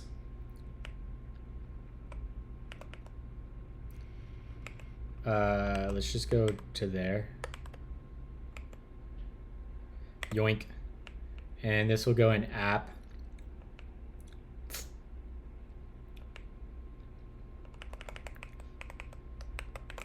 Anymore.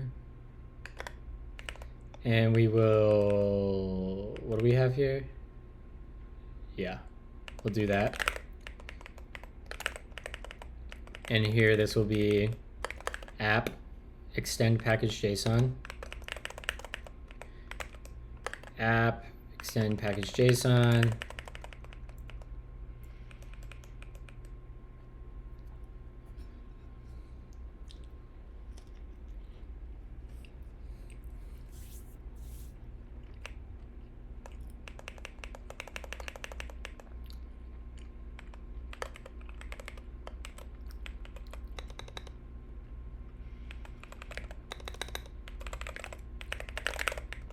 All right, we gotta go write another engine function.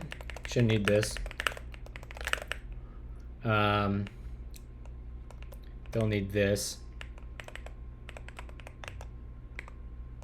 Actually, we can keep that.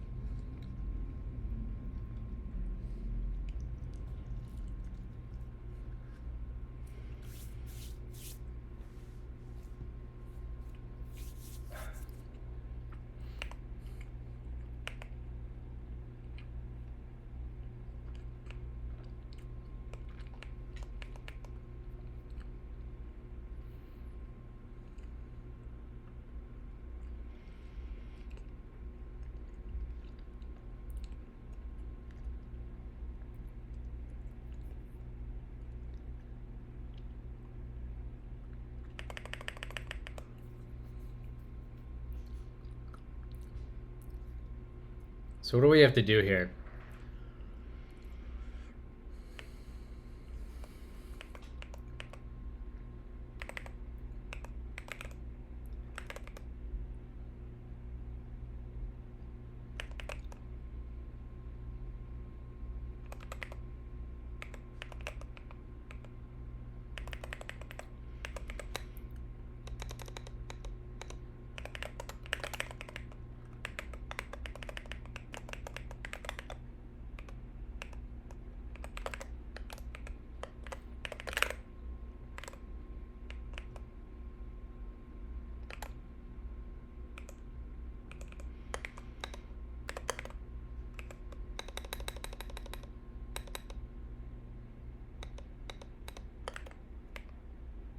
Why can't I see that?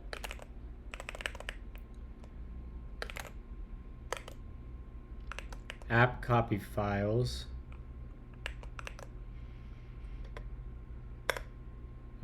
Shrink that. We have, oh, we must have missed an end or a bracket.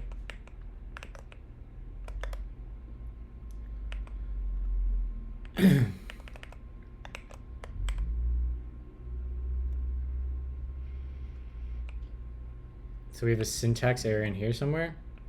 Oh, it's because this doesn't exist. Right. And we can just say this is package JSON. In fact, we can just comment that. Rescript's pretty awesome too, yeah. I'm curious on were you watching yesterday when I was working on the FFI library from JavaScript for writing Melange bindings? I basically copied Gleam's pattern of doing JavaScript FFI, and yeah, it feels pretty good. I like it a lot.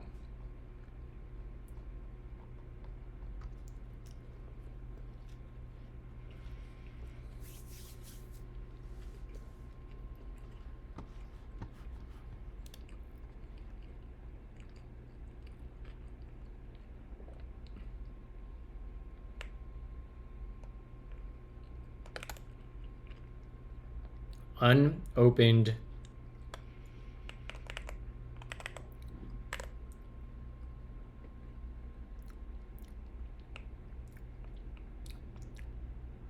to accidentally templates. Nice. I deleted a T at some point.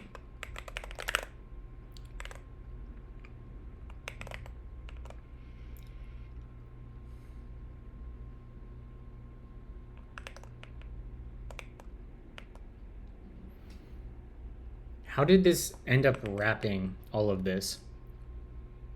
Something is still not right here. So extend package JSON is never closing. Correctly, at least. There we go. That's more better.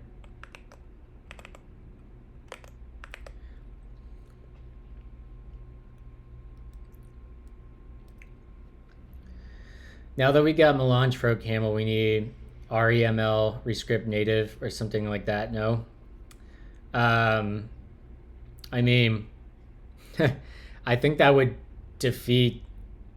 My understanding of Rescript is that that would defeat the whole vision and purpose of Rescript, because Rescript started out as BuckleScript. And BuckleScript is essentially the original BuckleScript before it rebranded to Rescript. Melange is the revival of the original ideas of BuckleScript. So Rescript was originally BuckleScript, and BuckleScript was the original OCaml and ReasonML compiler to JavaScript. So the Rescript/BuckleScript team made a decision a couple years ago that they wanted to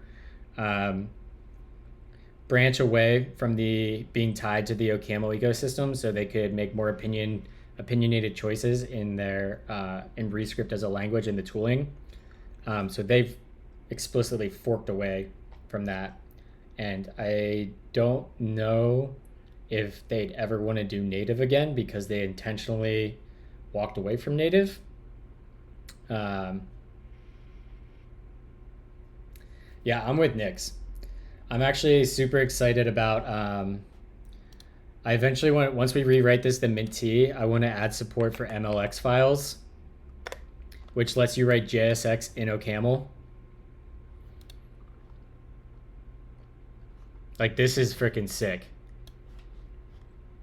So you just make a .mlx file and you can write OCaml and JSX all in the same file.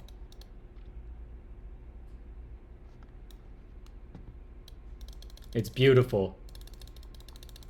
Beautiful.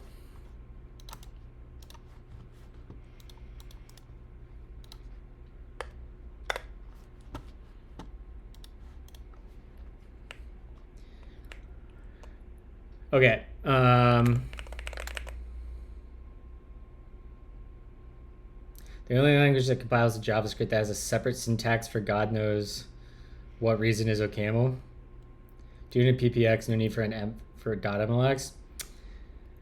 They implemented .mlx as a language extension in Dune because of the limitations of PPXs, I think. I'm not sure. They did it differently than Reason for a reason.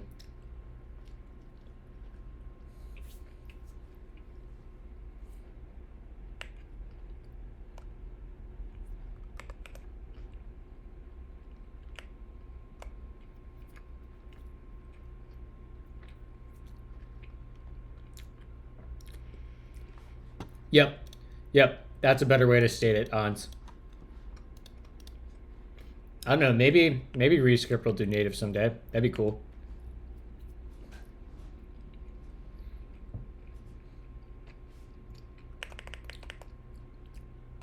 So let's see here. We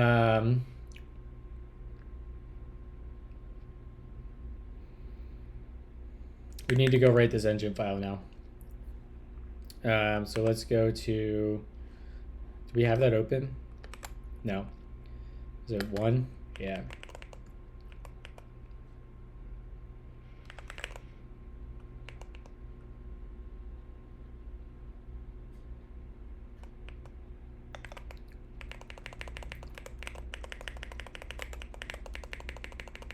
So we need to take this guy. And we want to do something super similar to what this is doing. This will be extend package.json with app. What do we call it? App settings? Yeah. And this is going to take a syntax preference.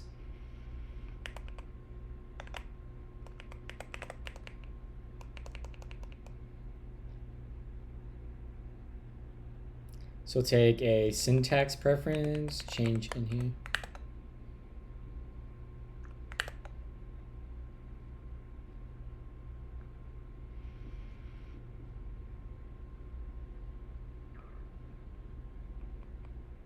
Is this Taylor Swift? Let's go. Any Swifties in chat?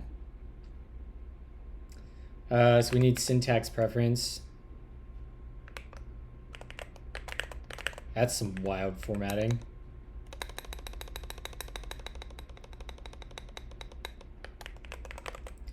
This will be configuration.syntax preference.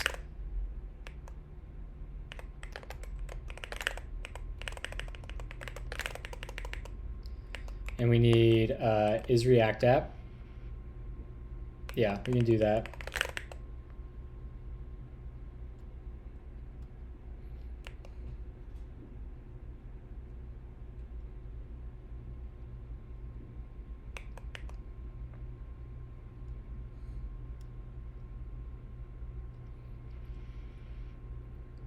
In fact, I actually think we need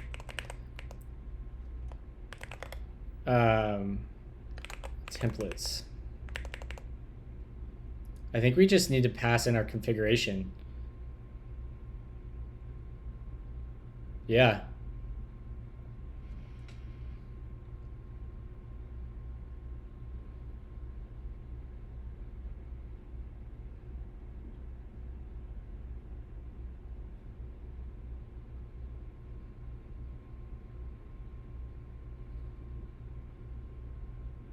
Okay, so we gotta go. Let's go back to our.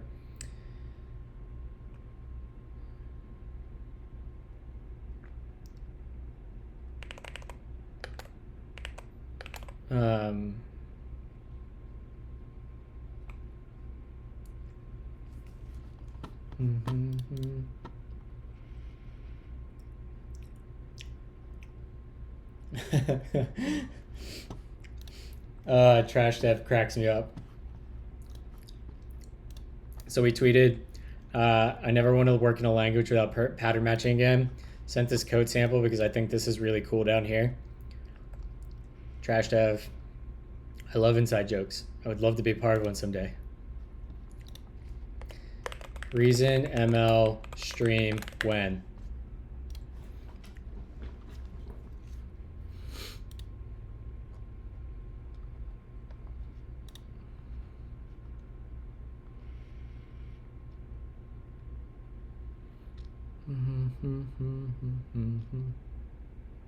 I don't agree with Florian this particular time.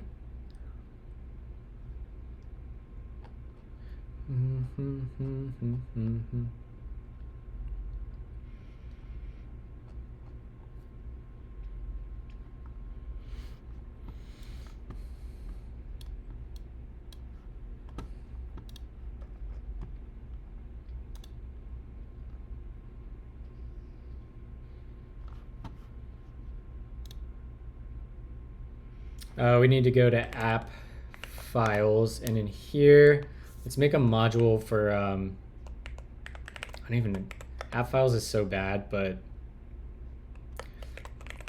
call it React. In fact, yeah, sure. React equals struct end. I'm getting pretty quick at flip-flopping between OCaml and ReasonML.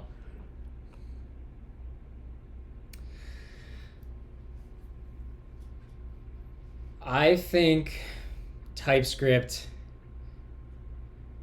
was designed to be unsound. Not that I think that's a desirable property, but I do think the choice of TypeScript being a superset, a strict superset of JavaScript, Functions is a large reason for its describe adoption. The world. I don't think if it weren't gradually typed that it would have been able to be adopted. And I also don't think it would have been adopted as quickly or with such momentum if the community didn't start the definitely typed repo. Microsoft started making TypeScript. Oh yeah, I'm very familiar with Flow. Flow is written in OCaml. In fact, parts of Melange, some of the type checking in Melange's compiler uses Flow, I think.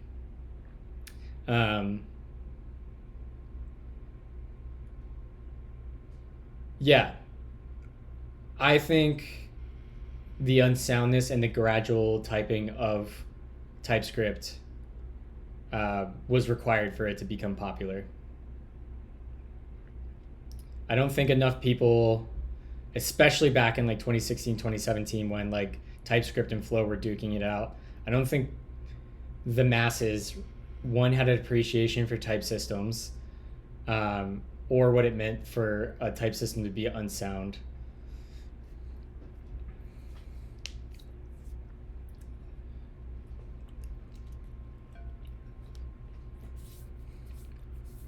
Sure, but like, if you were to go back and look at like the npm installs for that time period, like they're going to be pretty similar, and then at some point, like just exponential takeoff on TypeScript instead of Flow. Yeah. I mean, I do love TypeScript. I don't really want to work full-time in TypeScript anymore. I think TypeScript was a net gain for the web dev ecosystem because it brought an appreciation and understanding of like type systems and what static types can do for your apps. So I think we just need to take the next step now.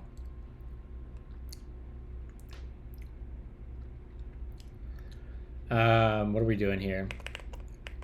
We want to do, let's go look at what,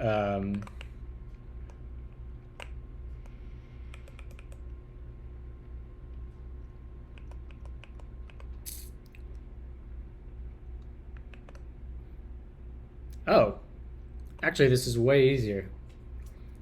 Let's not put this in here. Let's make a new file and we'll say react.ml. And we'll go here and we'll have module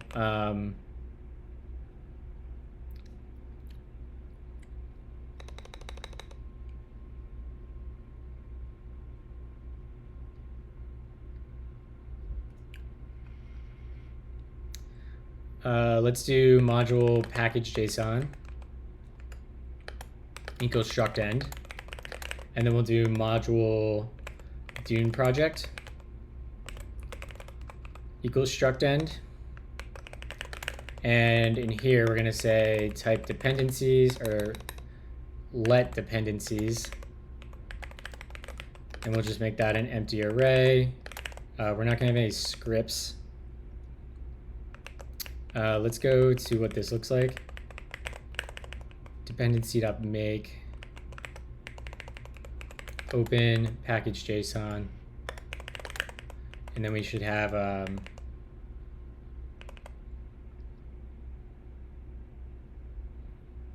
we should be able to do dependency.make Yeah, let's go. Functions This is gonna be super cool. describe the world.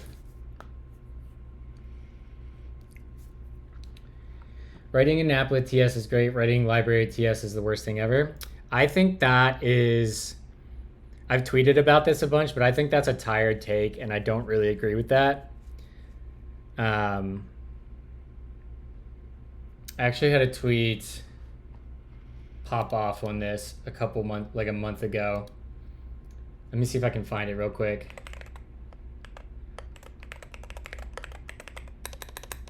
Twitter search is literally one of the worst things in all of tech. I don't care what anyone says. Twitter search is horrible. Oh, come on. Infantizing. From Dylan Mulroy. How did I do this? I'm never gonna find this. Hot take. Is it React hot take? Did I do something like that? Here we go. Yeah, so one thing that drives me crazy about the React ecosystem, and more specifically tech influencers and thought leaders in the space, is the infantilization of the developers using and working in it. I'm tired of reading takes like TypeScript generics, map types, etc. should only be needed and used by library authors for most use cases. Or today's discourse, don't use callback, use memo and React memo. If you're building anything beyond a simple CRUD app or an incredibly focused app with few features, you will need these features. This is especially true if you're working on a SPA, which the majority of us are, where a lot of business logic and data lives in your front end. And that sucks. It does. It can make working with React and TypeScript exhausting, constantly having to think about reference management and effectively implicit function coloring once memoization is introduced is hard and slows down solving actual business problems. Are there a lot of instances where these features are prematurely reached for? Yes, absolutely, especially by those newer to the ecosystem. That being said, I think the overwhelming majority of developers writing and using React and TypeScript understand when and how to introduce these features, and it gets annoying constantly reading takes that we're doing it wrong, especially when a short time ago, these same voices were telling us how great and innovative these features were and how they're going to save us from complexity. And specifically on the TypeScript front, I really, really think that if you're writing a large enough and complex enough app, that you're going to have bits and pieces of it that feels like libraries inside your app, and you're going to have to write TypeScript with generics and type mappers and all these complicated TypeScript features.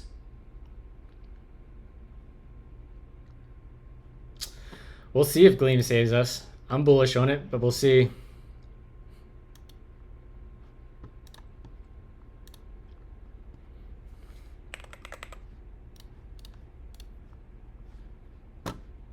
So that's my hot take on Dylan sus lately with Gleam. Yo, I'm bullish on Gleam, but I don't think it's there yet.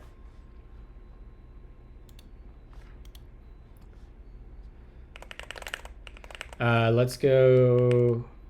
I actually want to go. What do I want to do here? Let's go here and go to change up into Ghosty configurator. Yeah. Vim into this, and I want to look at our package JSON. I want to grab these. I actually want to make it 18. 18. Okay. So let's go back.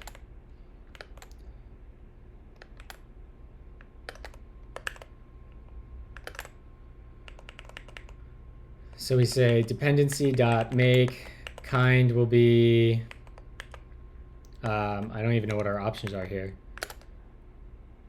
Development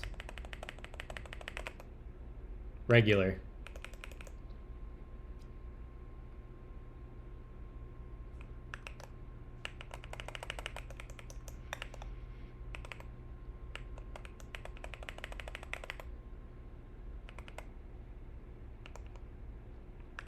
All right, so we take a kind, and this will be regular, and then we get a name, and this will be, what do we say, React. Name will be React. Version will be 18.0.0.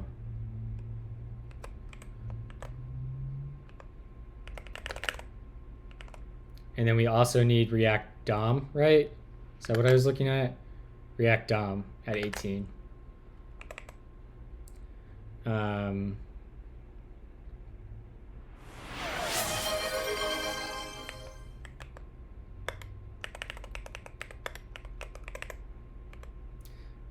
this will be React DOM.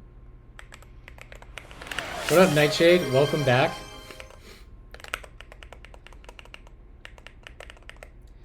Okay, so that's cool. Now let's go to our Dune project. Actually, we don't even need that anymore, but whatever.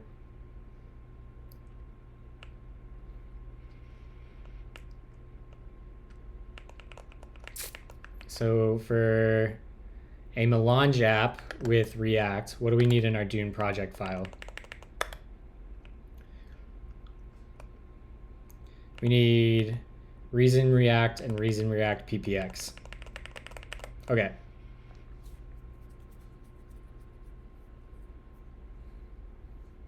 Shoot. Shit. We're gonna have to make another template. That's okay. Let's just yoink these and edit, open, read any. Whatever, I don't want in this. Paste these, and we want to say open Dune project. And then we want to say let dependencies. It's the same interface? No, it's not.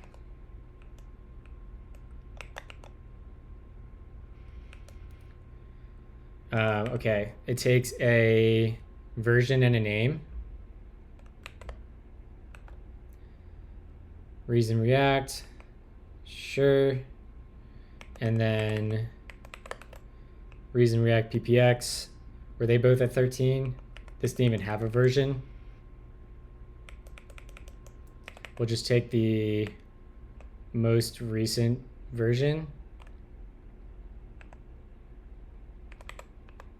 And this is actually not a labeled argument because this is optional. And we can get rid of that.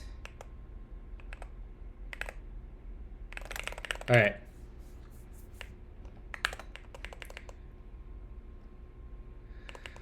Polymorphic variants are nice for when you don't want to namespace things.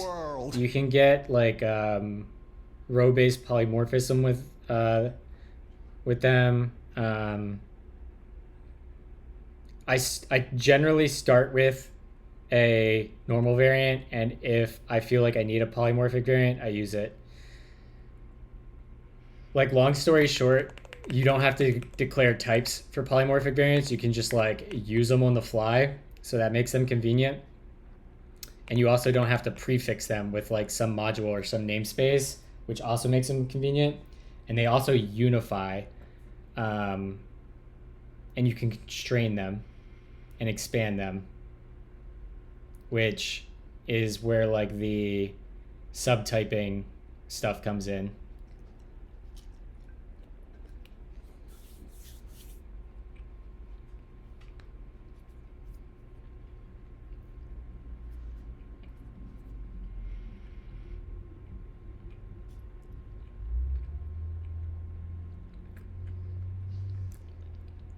The subtyping part is what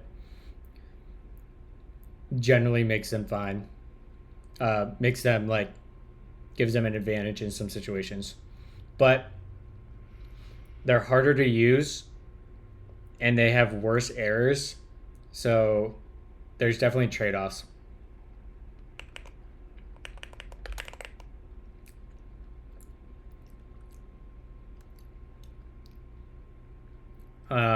Okay, so we have that. So we should be able to go back to our engine now. And we should be able to copy what we did with this. And we can say package.json.template, and we'll map that. Template.map, and we'll pass in package.json dot add dependencies, and we'll pass in react.package.json.dependencies.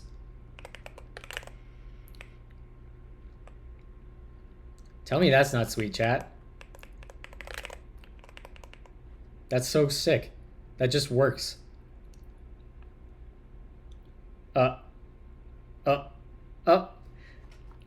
Listen, at some point we will go back to our playlist transfer tool, because I specifically want to publish SDKs for Apple Music and Spotify. But getting this Melange stuff ready is my priority.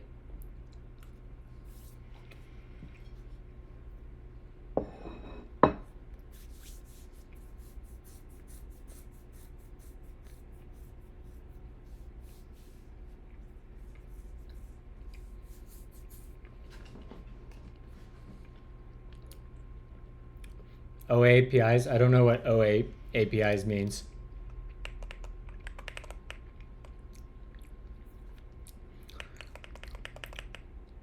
Open APIs? Like Open API specs, or like actually Open APIs? Like published and documented ones?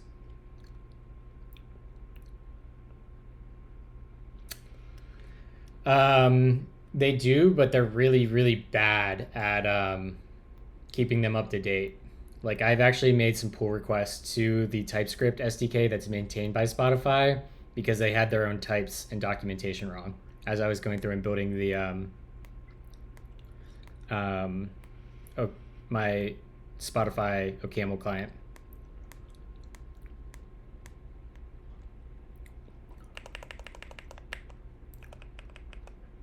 All right, not listening to Ice 9 Kills on stream.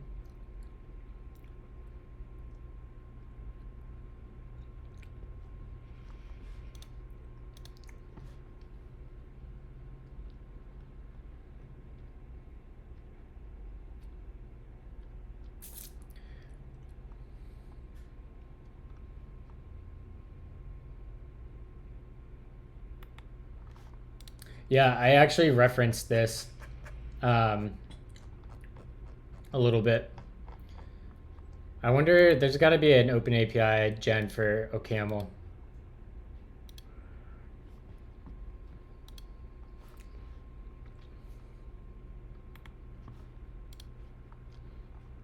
Like mine,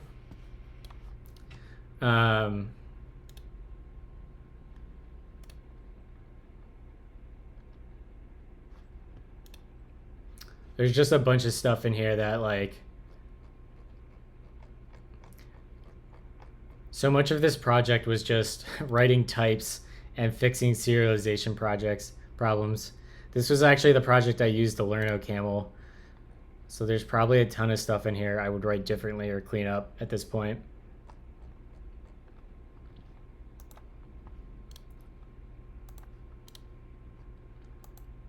The OAuth, the redirect server, still super cool. Doing OAuth from the command line. What up, cheering Cheerios? OCaml all day. So yeah, we'll get back to that at some point, just for the pure purpose of publishing SDKs for Spotify and Apple Music. So we can copy this here, and we can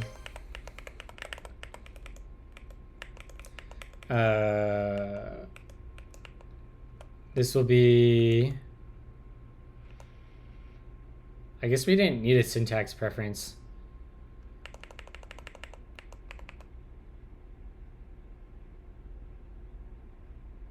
We just needed that. Yeah. This is going to take a Dune template, Dune project. Dune project template, which is a Dune project t template t, and we say yank inward there. If you want to paste that there, this will be Dune project add dependencies, and this will be Dune project. Boom.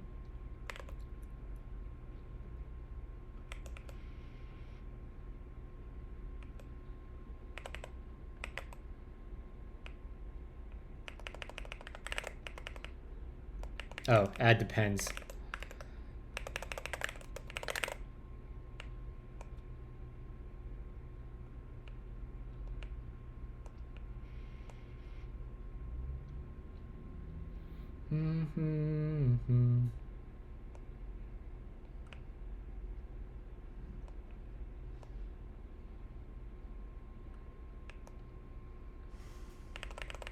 Okay, where's my error in here?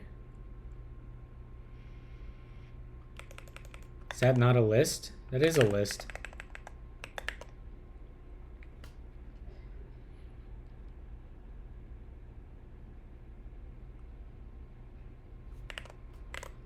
Expression has type Dune project dependency T list, but an expression was expected of. Oh.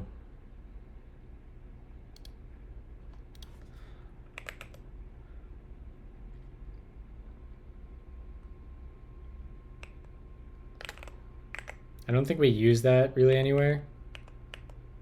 Yeah, we don't. Okay, so let's rename this to add dependency. And then we'll say let add dependencies. Yeah.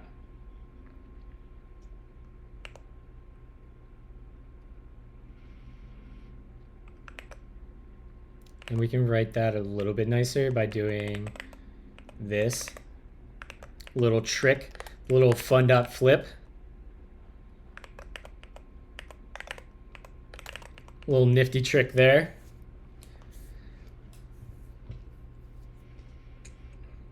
For folding on a data last API.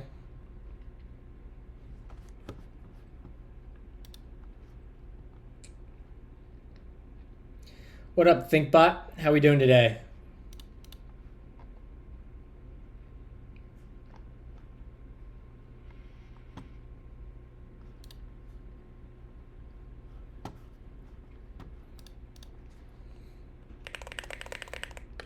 Let's see here.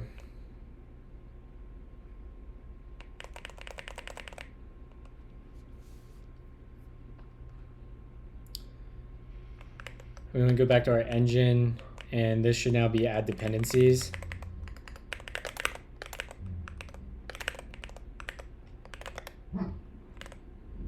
Unbound value Dune. Oh, I just added this in the wrong file. We're going to go delete these two. Winnie, enough. Hey. No more honey. No barks. Baxter. Stop it.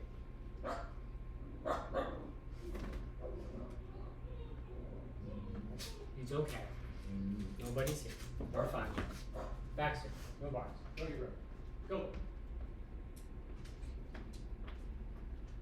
Come on, everybody up. Let's go. Get up on your spot, Wayne. Come here. Up. Wayne. Good boy. Wayne, up.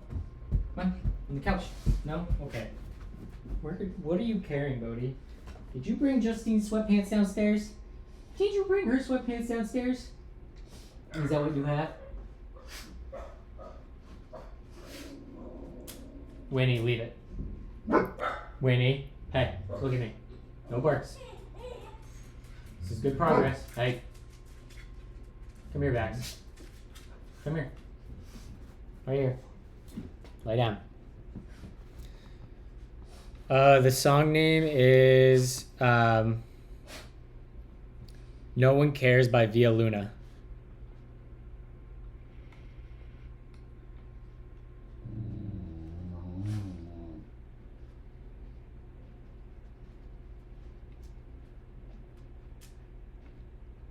Yeah, no problem. I love this kind of music. Good afternoon coding vibes. All right, so quit out of that. This is not a file anymore, so we need to. Actually, I'm gonna yoink that. Actually, both of these. I do like Math Rock. I admittedly do like Math Rock. We want to go to. Oh, we might as well.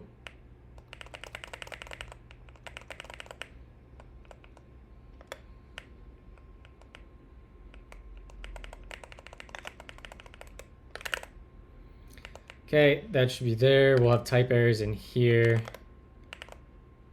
We'll probably have more type errors than just in here, but this should be better now.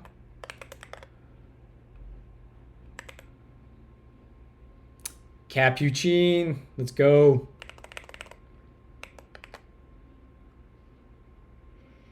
Is that really? What error is that? 32. And scaffold.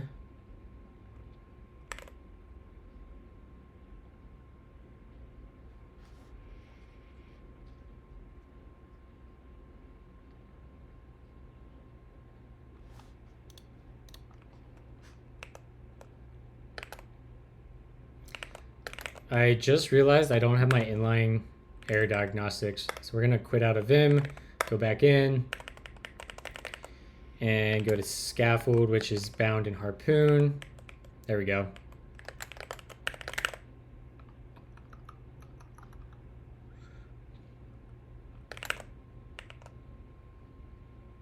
Where the hell did that come from? init.component.re.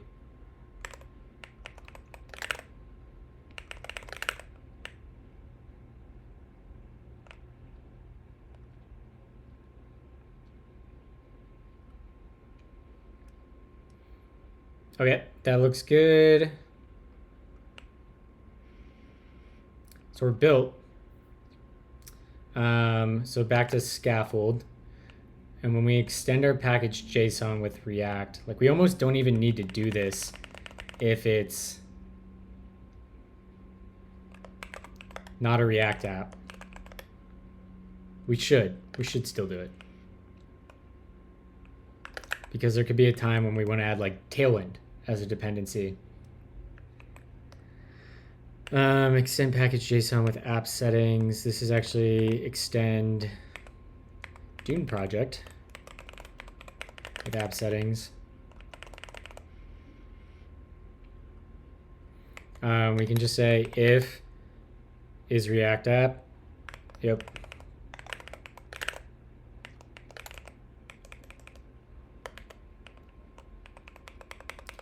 This will be package JSON.that.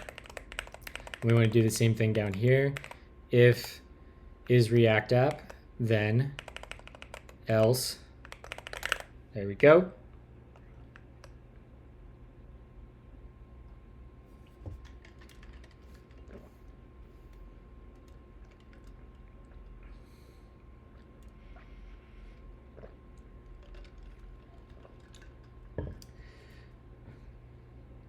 It probably wouldn't be too hard, right? We already have Sherlock doc. We have Sherlock doc, and npm surely has an API. And the OCaml.org, you could just see how they're doing it behind the scenes. That's all open source because the search bar from OCaml.org searches all of OPAM. So like, You could throw that together probably really, really quickly.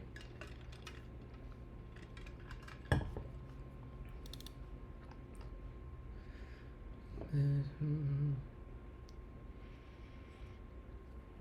right, hold on, chat. My mom just got out of surgery, and my dad is texting me. 1 second.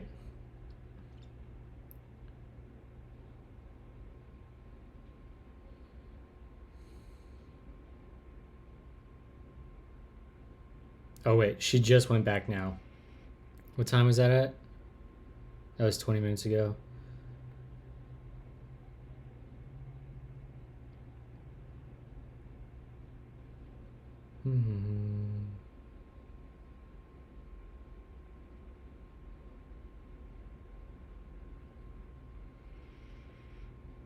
Well, the top heart surgeon in South Central Pennsylvania is the one operating on her. So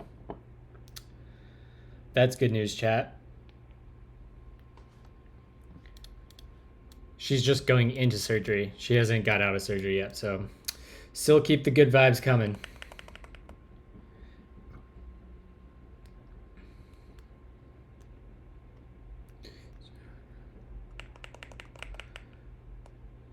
What hurts the most?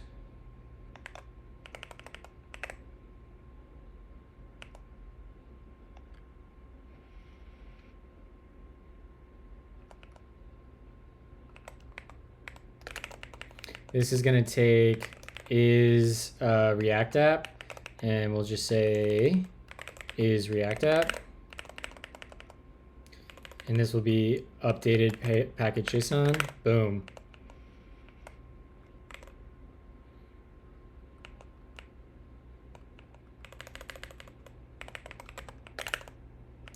All right, so now that should add React. That should be adding React to our... Once we add it to this list. there's so many things to keep track of here.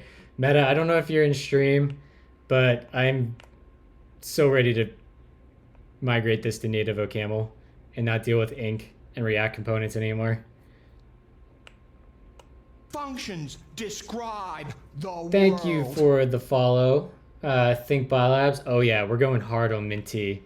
We're going in on Minty. So we copy files, and that's gonna push us to compile package JSON. And then we say extend package JSON, and we're gonna get updated state here. And we're gonna come down here, and we'll say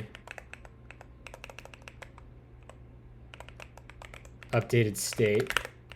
And then we're gonna go to, this is gonna be app, yep. And then we can also go and basically copy paste this and get the Dune project. Paste that over that. This will be extend Dune project.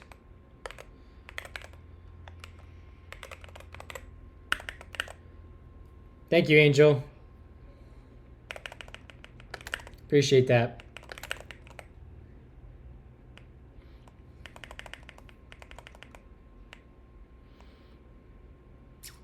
So now we say updated. I wonder if we can just check this out, chat. We're gonna go with the old copy paste. We're gonna say package JSON to Dune project /g.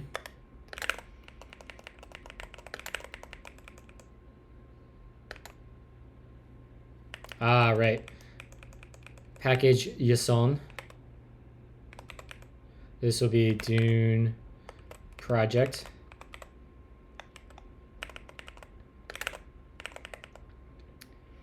Now we can come down here.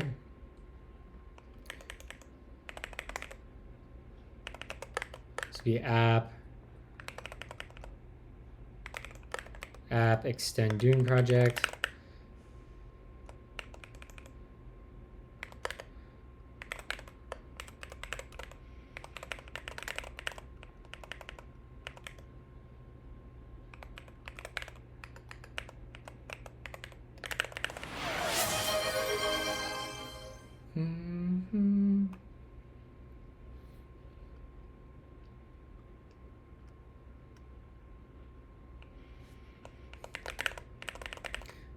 All right. Let's go add that.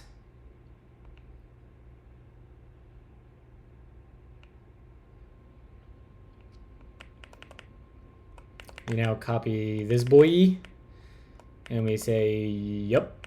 And this will just be a Dune project. And that will go to there. That looks good. This will be extend Dune project. Or I guess it'd be app extend Dune project.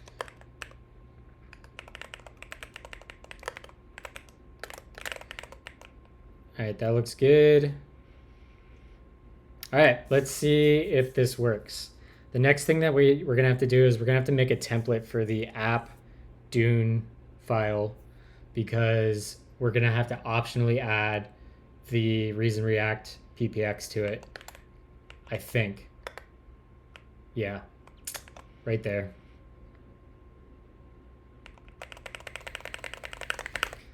Okay, that's fine.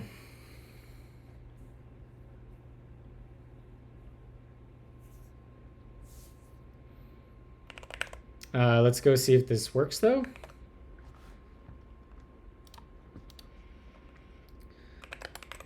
Foobar.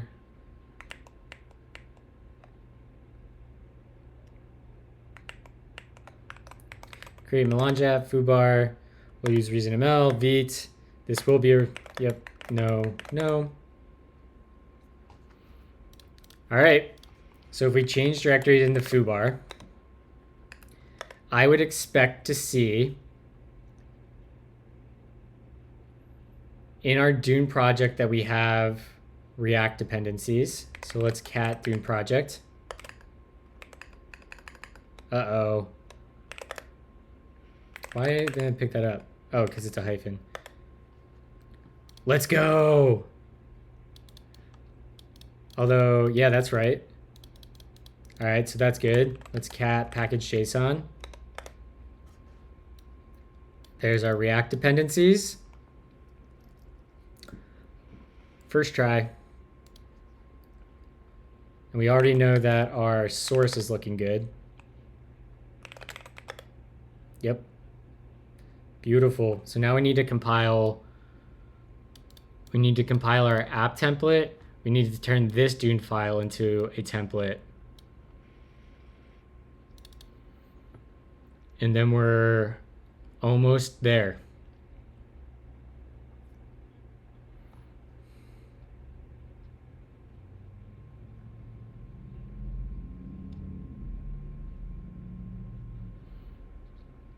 What up, get push, get paid?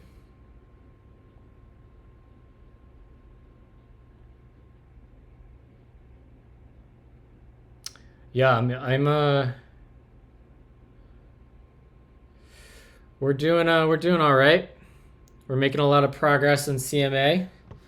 Create Melange app. So, you know, how you doing, man? Been a hot minute.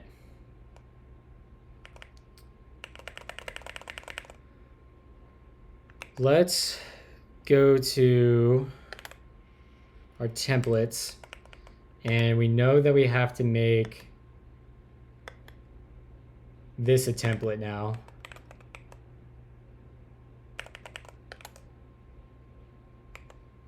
And this in here,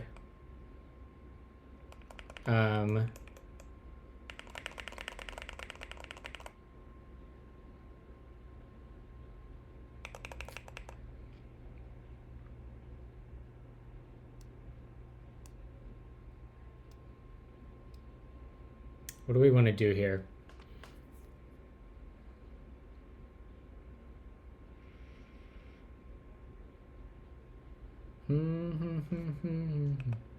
We'll put a handlebars template in right there, and we'll say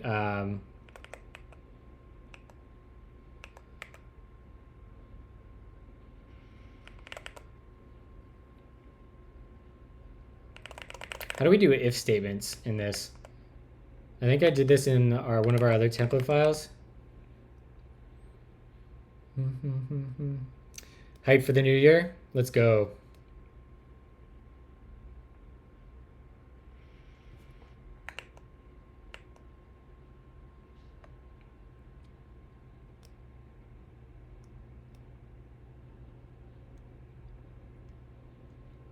All right, so we want to take this and we want to say something like if is React app, that closes. That looks good. If we have a React app, we're going to say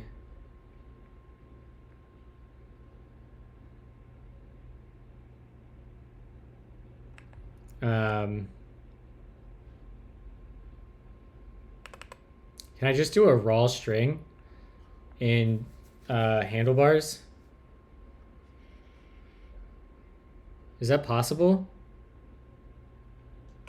We'll find out. It'll be how do I do this again? Reason React PPX. Reason React PPX. And then we say this gets closed up by doing a /if.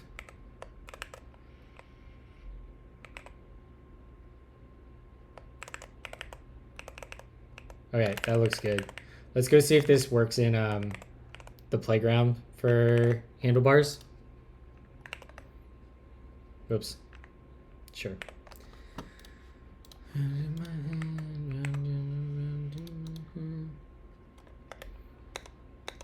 Is React app true?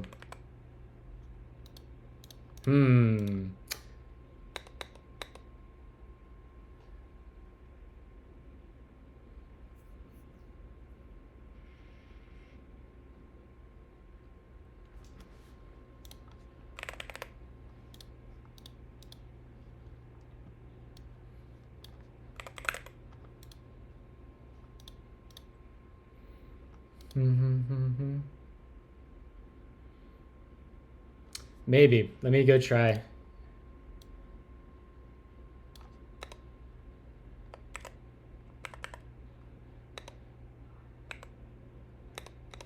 Ah, nice. Melange, or what was it? It was Reason React PPX. Perfect. And then this will be is React app.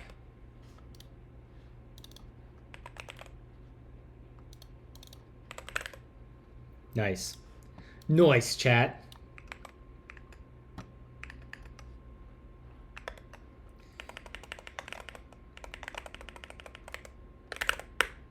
Okay. Nice. That's super convenient. What happened to the playlist transfer app? We were just talking about that.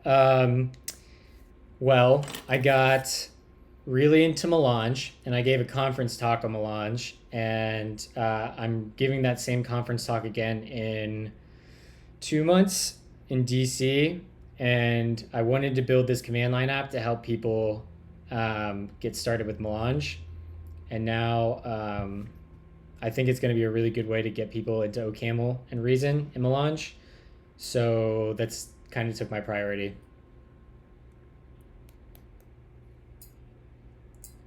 But we're gonna eventually get back to the playlist tool because I want to publish SDKs to OPAM for Spotify and Apple Music.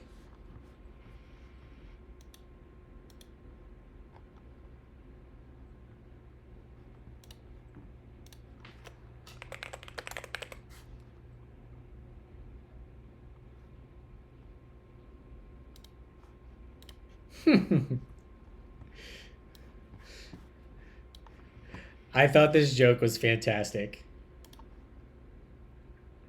This is so funny to me. When did I get into OCaml? Last December, I started like lightly learning OCaml because I started a new job where all our stuff was in OCaml.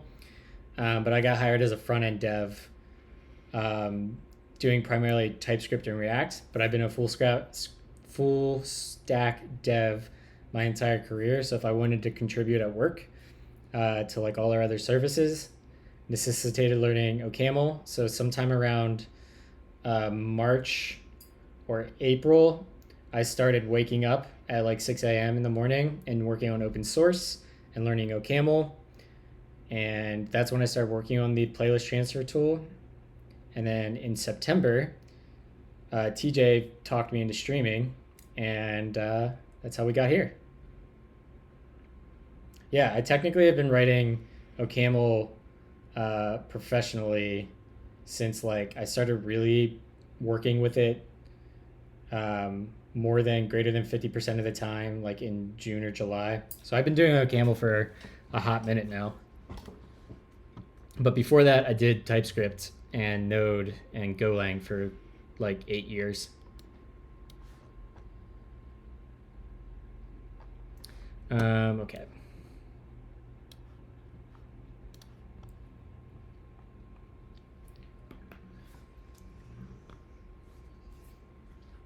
Let's see here.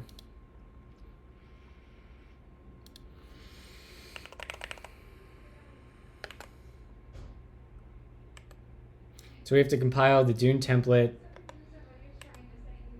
and we have to compile the app template.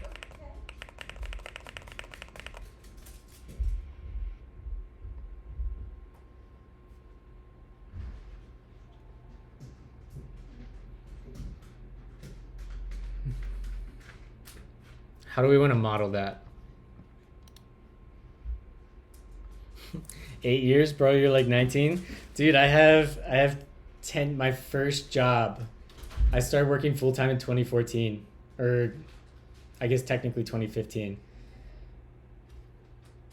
But I had basically been working full time in dev jobs since 2013.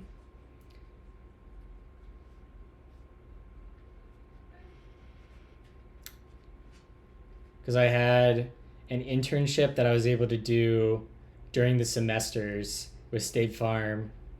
2013, 2014, went full time the beginning of 2015 at State Farm, and then I've been going ever since.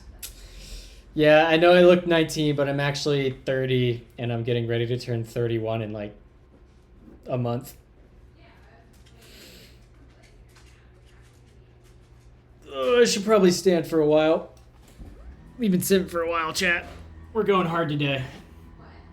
I'm determined to get this to a point where I can scaffold a Melange project and just do Dune run, and it's going to work. That is the goal for today.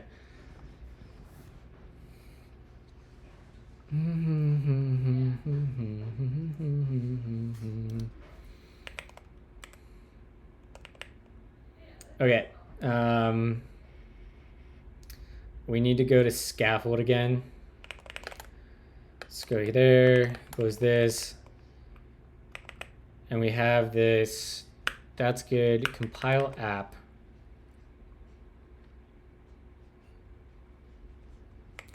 We want then compile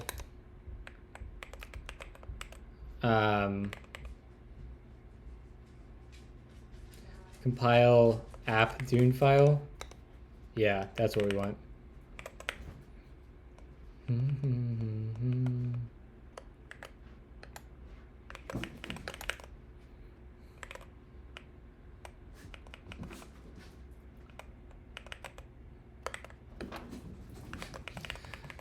Back to our lovely Vim macros, QQ over to the left.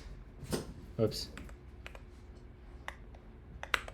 QQ to the left, Control A down to the left, end it. And then we do that 7 times. 7 at Q, boom.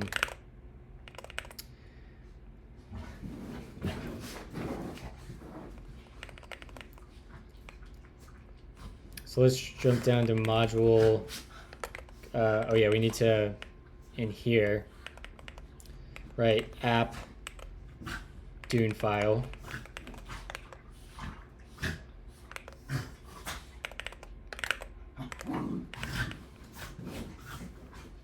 Dog's being crazy behind me. So we can copy that, and we can say this is app. That's probably going to cause some build problems. Nowhere else? Sweet. I don't understand how that keeps opening another terminal.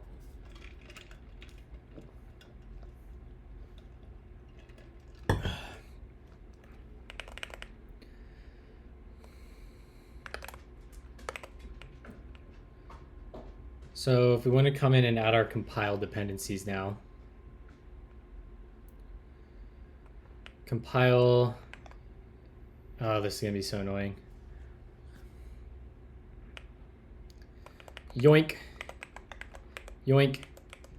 And this will be, we can change this to this, take this block, paste that in there, and this is actually going to be compile app. I don't know why I'm not getting autocomplete there. Compile app is definitely a step.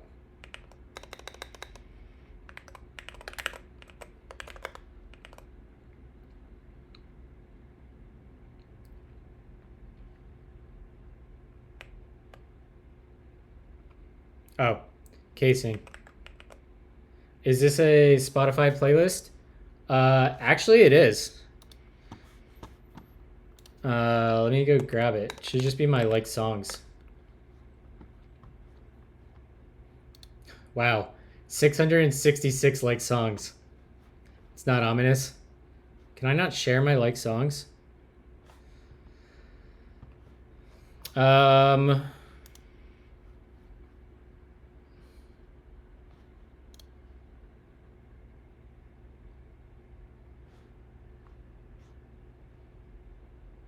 I guess I can't share it?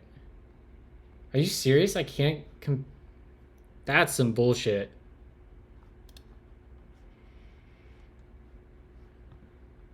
I have a Apple version of it, and I could use my Spotify transfer tool to do it, but it's broken right now, and I'm like in the weeds of refactoring pagination, so I know it would take me a couple hours to get it working.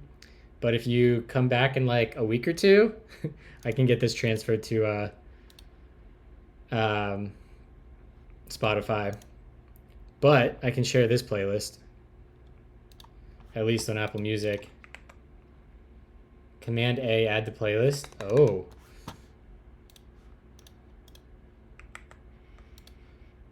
I think I have to use the desktop app for that. All right, hold on. We're gonna get this to work.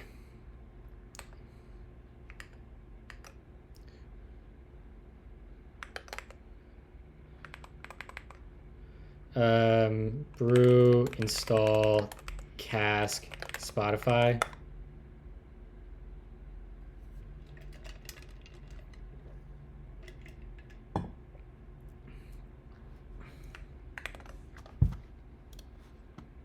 Can I do shift click? I can shift click. I wonder if I can just jump.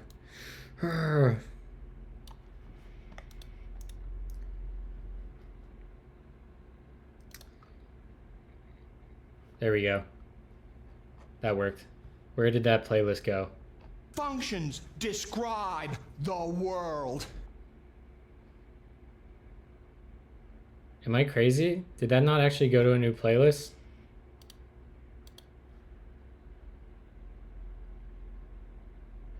Thank you for the follow, Mr. No Name. Appreciate it. Why did that not work? Add to playlist. Create playlist. Oh, waypoints. Ah, okay. Here we go. Oh, it didn't copy all of them? Why?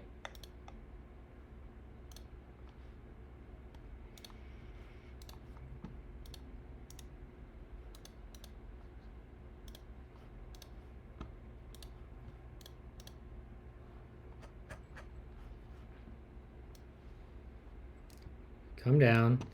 We click there.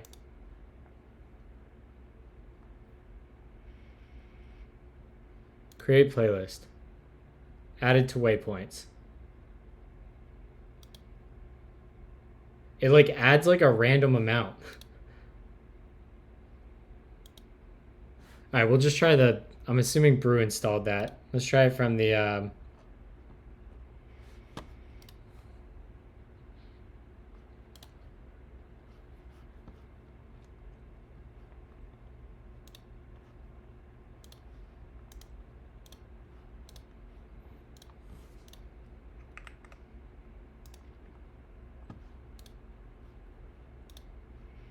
there we go. Share, copy link to playlist. We got it.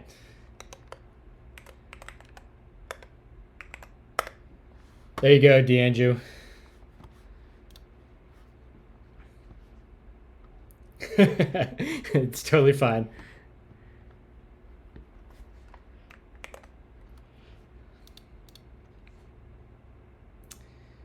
We give the people what they want.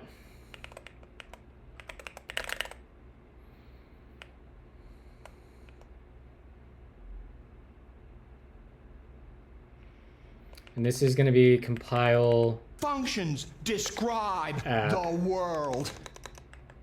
Thank you for the file.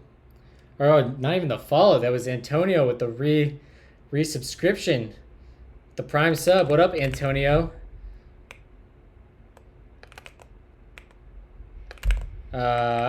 We are getting pretty far along here.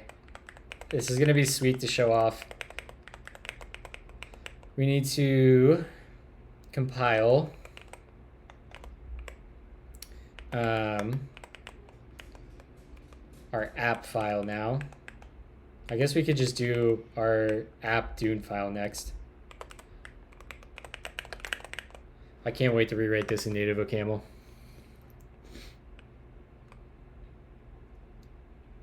What? Somebody in chat asked for a copy of this playlist. And this is actually, I used my one tool to transfer my liked songs on Spotify to Apple Music.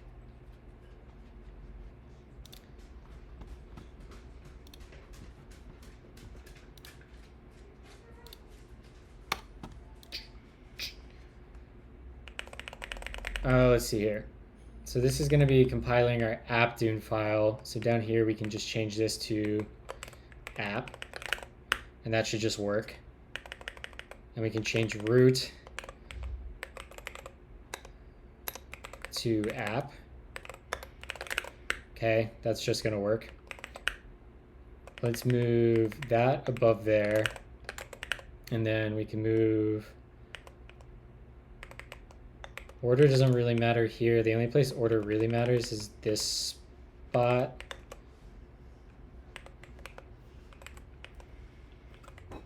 What's up? Have you heard any updates? She went into surgery at around 3:20, 3:25, and she should hopefully be out. It should be less than an hour. So she should be about done.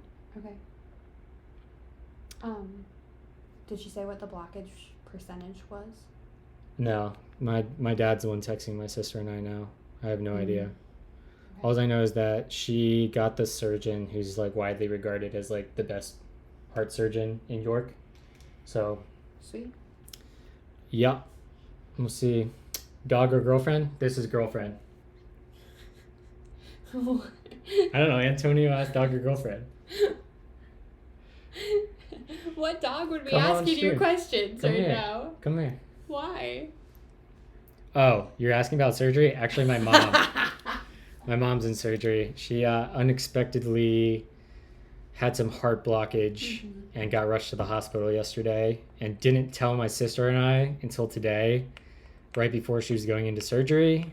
So it's been a bit of a wild ride.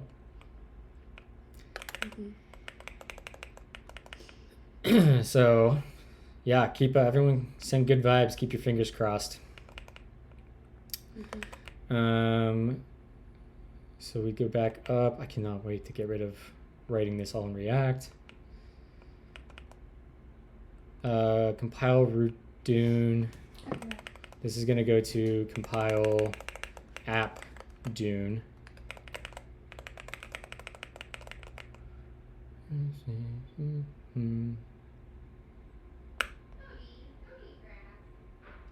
Yeah, the doctor is supposed to be really good. Yep, exactly. I don't think I'm not too worried about it, other than the fact that it was so unexpected. Like, she got lucky because she started feeling like out of breath, and she went to the doctor yesterday, and then they took her to the hospital. So she's been like under medical care, and now it's not like she had a heart attack or something and got rushed in. So like, as shitty as it is, it's like as good as it could be, I guess. Let's grab this, copy that, boom there, compile app, delete to there. Now we gotta think about how we want to do this one, because we have compile app module. That's probably what we want to call it.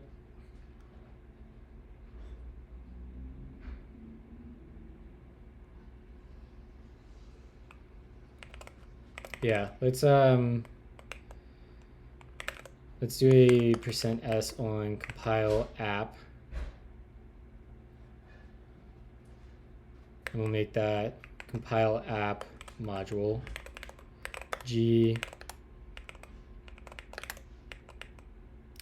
back up. Oh shit.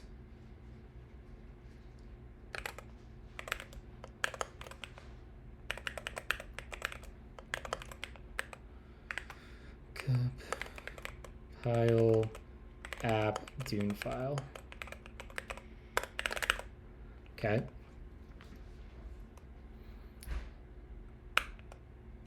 So this gets sent to the next step rather than this complicated thing. So we can put this in. This will be compile app module.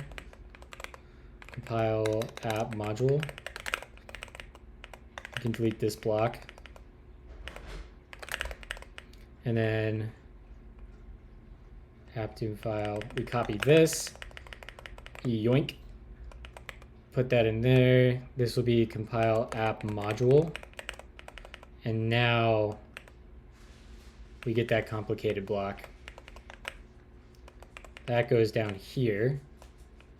And I'm just going to throw that there for now.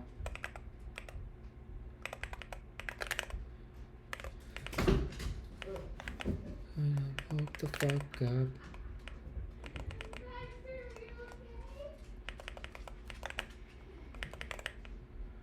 You go here, and that'll be app module. And then we come down here, we take that, come up here.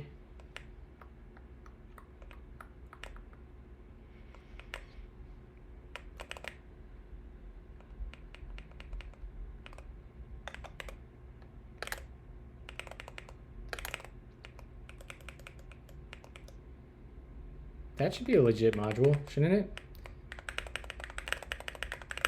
Compile app Dune app module.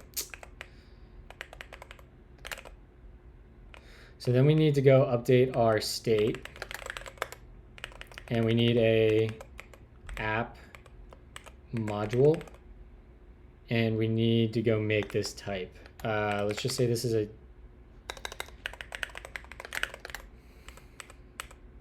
whoops.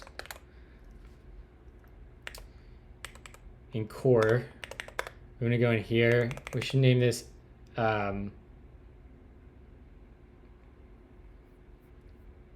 what's all in here?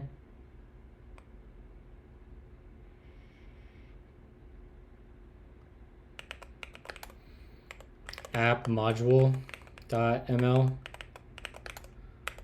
and we can come in here and probably just copy how we did our package.json or Dune file. Package.json, templates.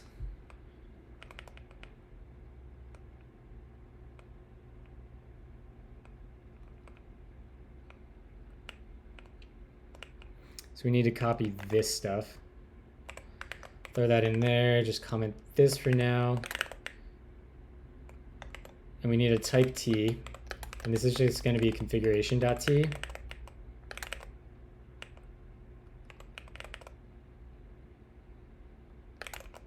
And does our configuration, can that go to JSON yet? No. Okay, so let's write to JSON.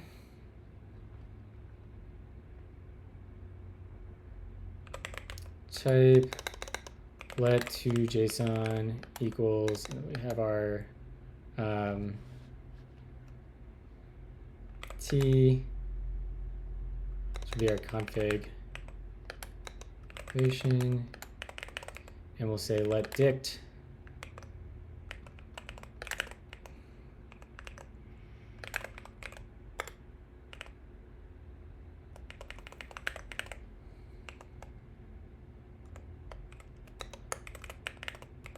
and we say js.dict.set dict name, yep, unbound field record name. I guess we have to just open configuration in here.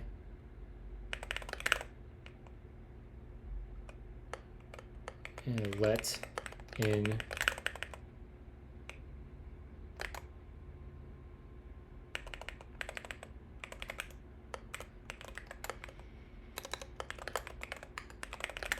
there we go. Okay. Then we set directory.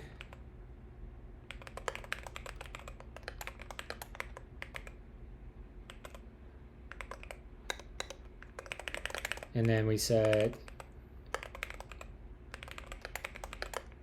syntax preference. Functions Thank you for the describe follow. the world. Stay peaceful. Appreciate you.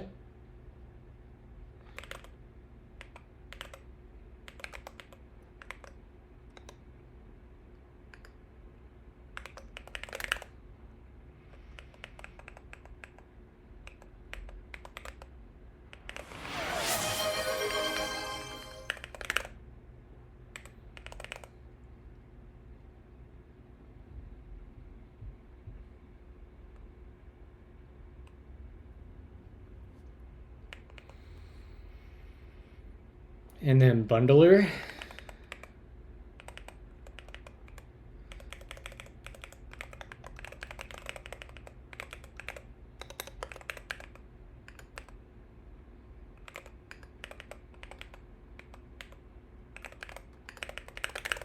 And then we do js.dict.set is React app.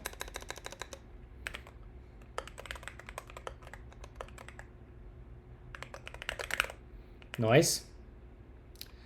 And then we have three more.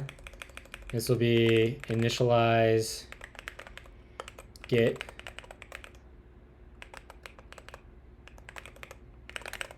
and this will be initialize typo npm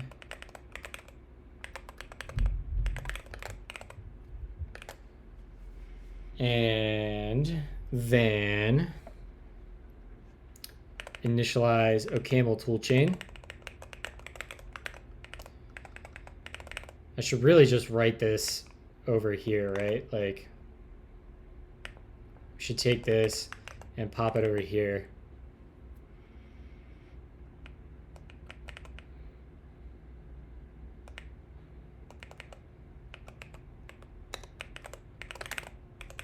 And this can be a T. Get rid of that. And then our to.json over here can just be equals configuration dot to.json. Yeah. And then we need to do This should be initialize OCaml toolchain.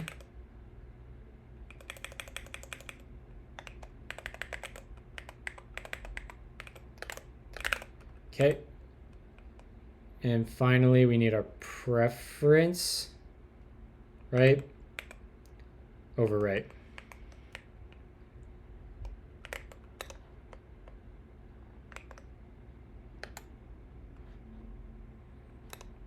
And we just say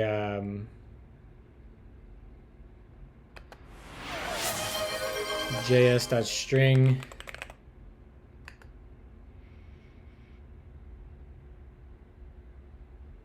js.json that's string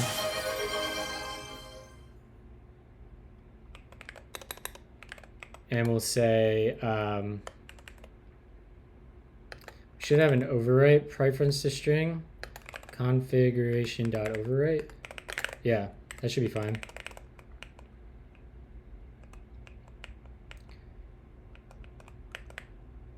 Ah.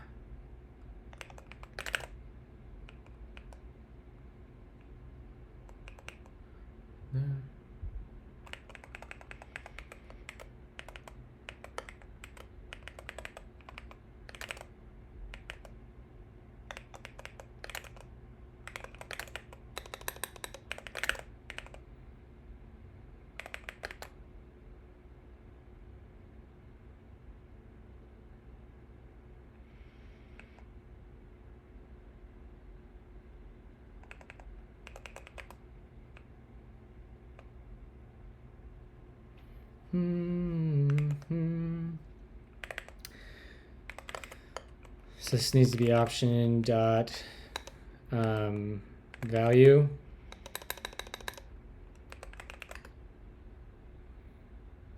will be I guess we actually have to map, and then we got to pipe that to option dot value, and default will be none.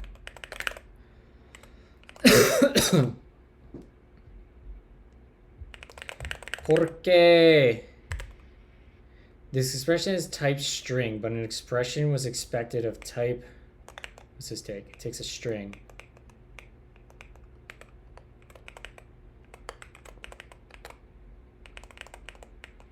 What's this return?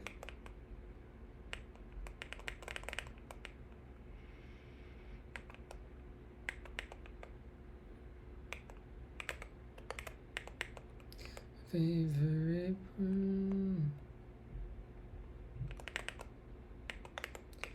Let's overwrite stir equals paste in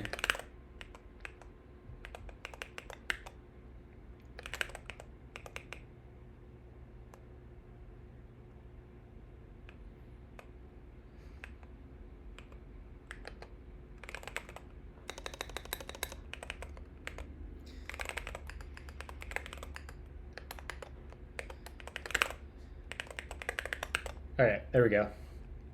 And we can simplify this.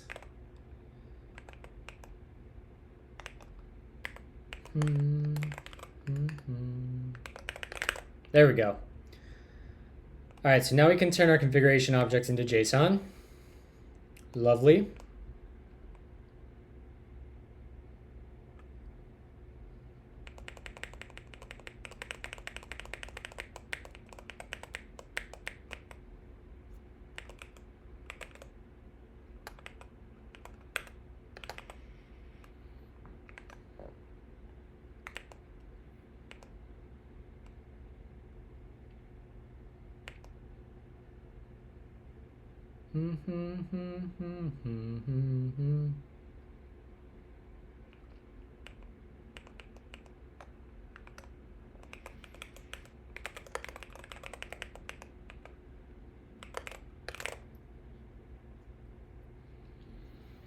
Okay.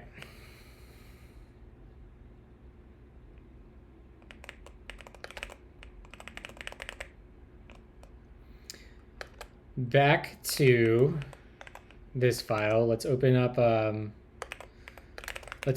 our package.json template. All right, and we're gonna yoink this guy.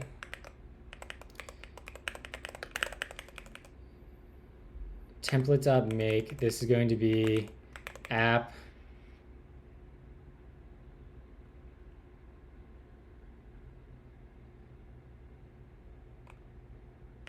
I forget what this does under the covers.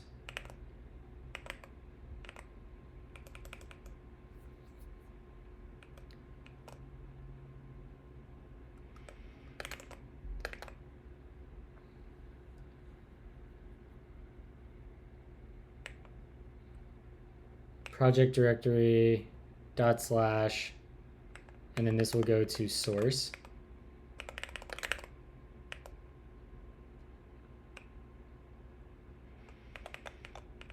Is that right? Yeah, that's right.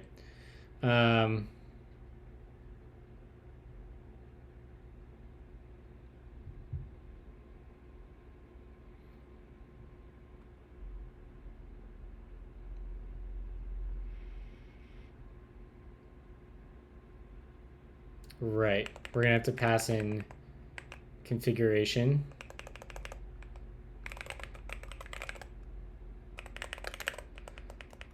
And we'll do our value will just be configuration.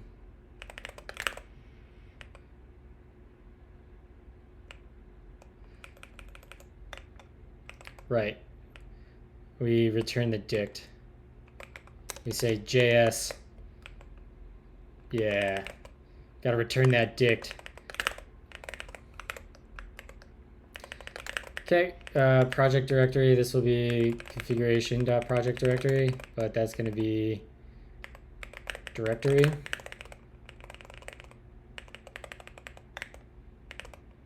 What? Directory's on there.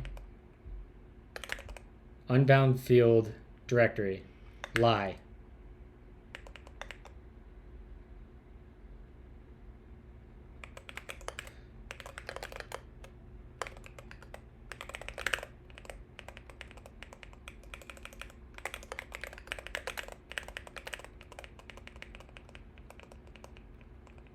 Sure.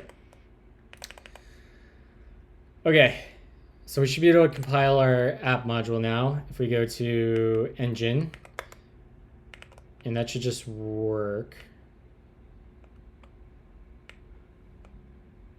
Where's our compile at? Template.compile.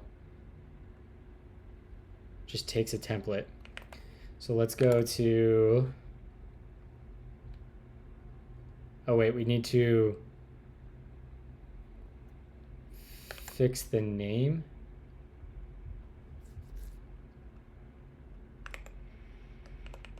Yeah, the name's not right. We need to get the name. We did this in our app files. We need to do something like this.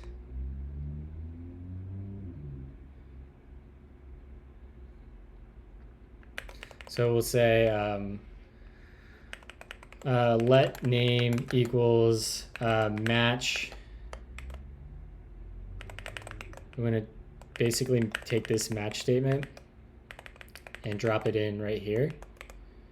And we'll say in. And here it'll just be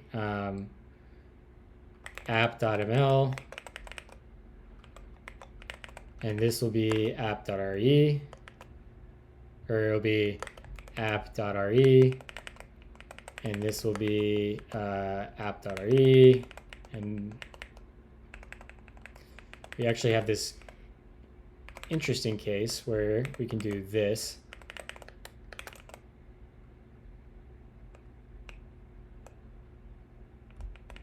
If it's a React app at all, it's always going to be app.re. And then we can just do that. App. That is the correct template, right? I'm lost again. Dot TMPL. TMPL. TMPL. Okay. Dot TMPL.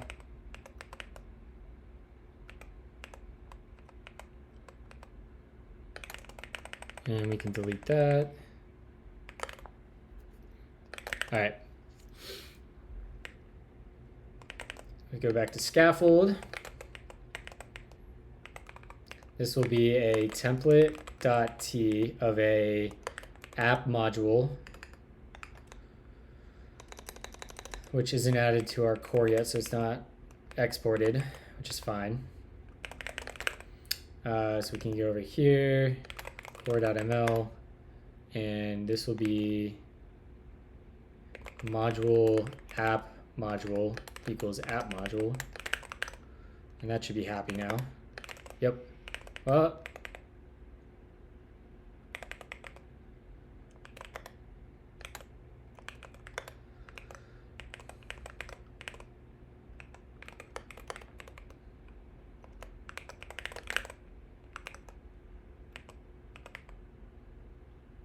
Why? Oh, because we have an error. Oh, it's input. This should be configuration. There we go. And our error down here will be yoink. Paste that. App will be module. And this will be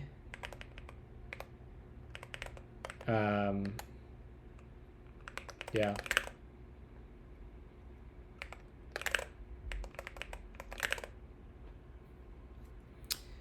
Noise.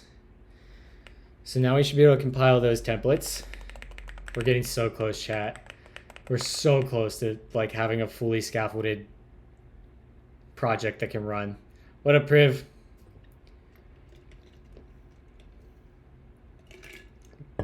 It's going, man. Long day. Long day. But we're making a ton of really great progress on Create Melange app.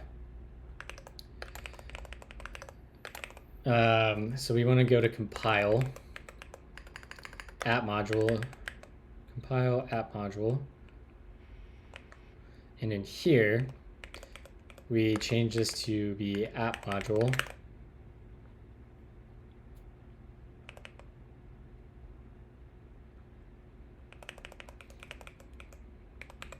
This will be app module.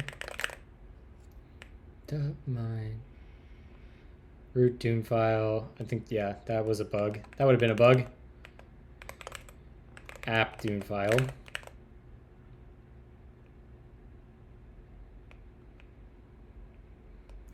Compiling app module.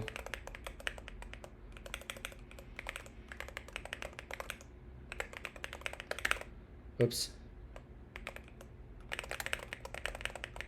Okay, then we come down here. Did I already write this code to compile it?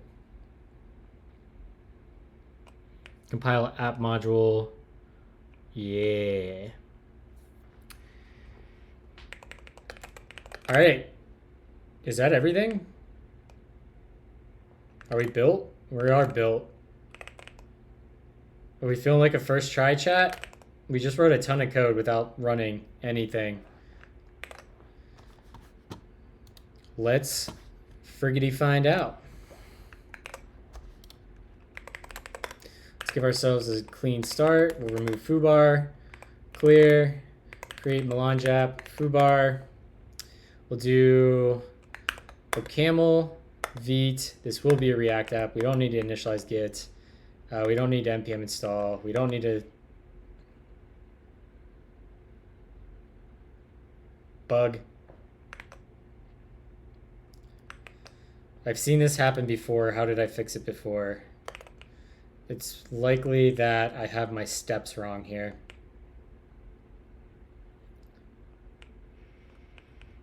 So we go from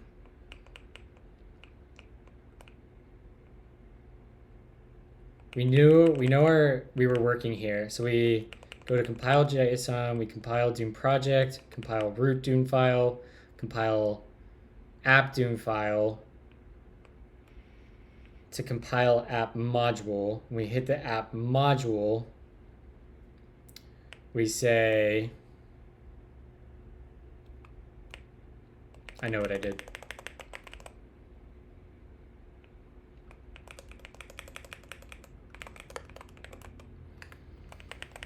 This is a time where I wish I would have turned this into a functor, but it's fine.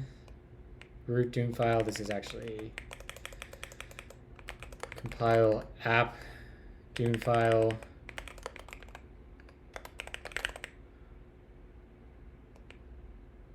Okay, let's try that again. Clear, remove -rf foobar. Create Melange app, foobar, reason. Actually, no, I want to try OCaml first. Let's try the hardest case first. OCaml,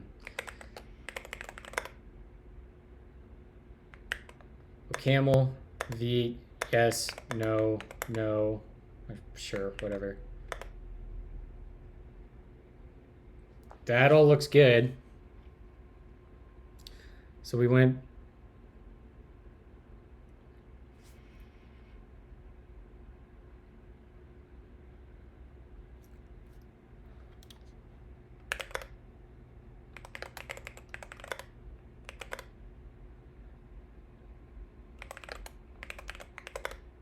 All right, we've got React. We've got our React dependencies.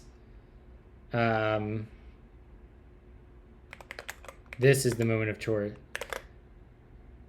All right, so our Dune template didn't get compiled correctly for some reason, but it looks like our app did. So if we vim here and we go to,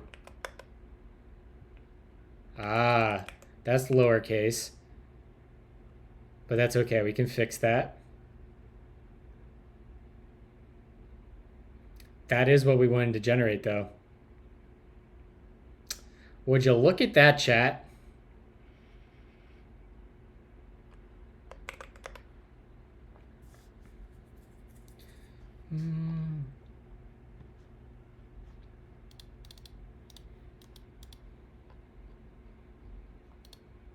All right, let's figure out why this Dune template file didn't compile. I mean, it looks like it did.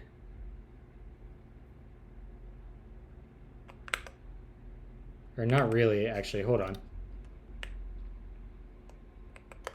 Compile app Dune file. We pass in the app Dune file.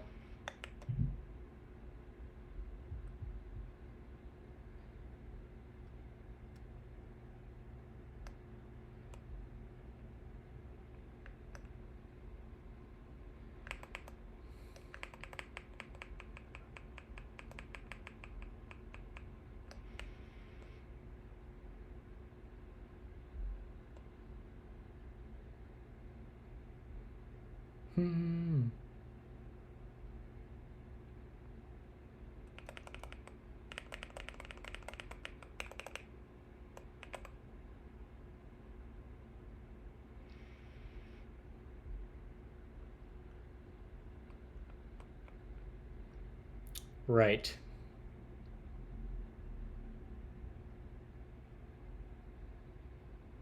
Right.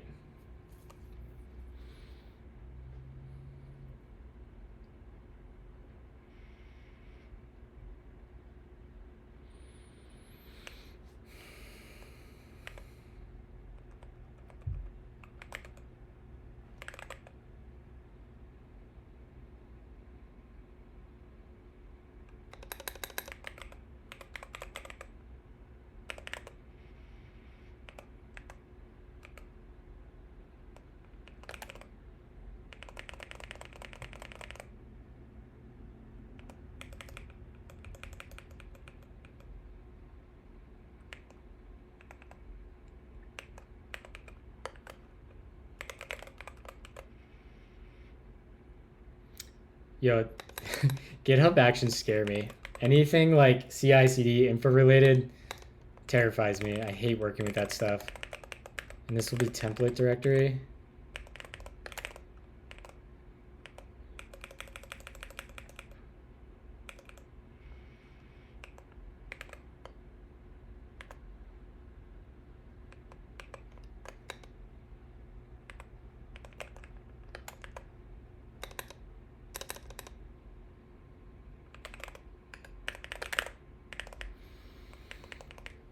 Okay, so that should fix that problem, hopefully.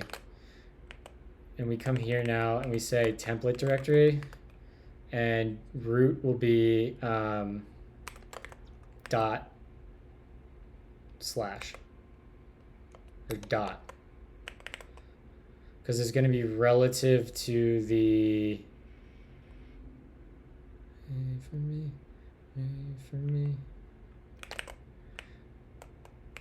Away from me. And this will be dot slash source.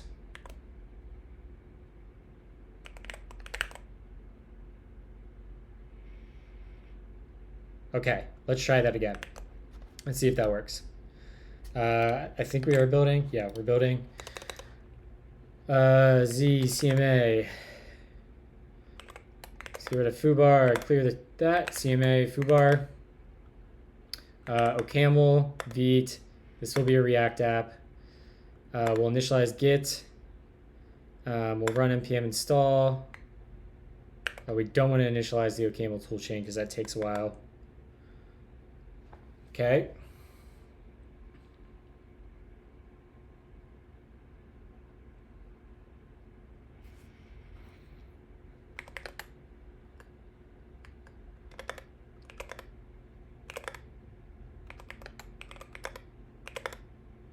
Hey, didn't quite work. Damn it. So close. We did say it's a React app, right? Yes.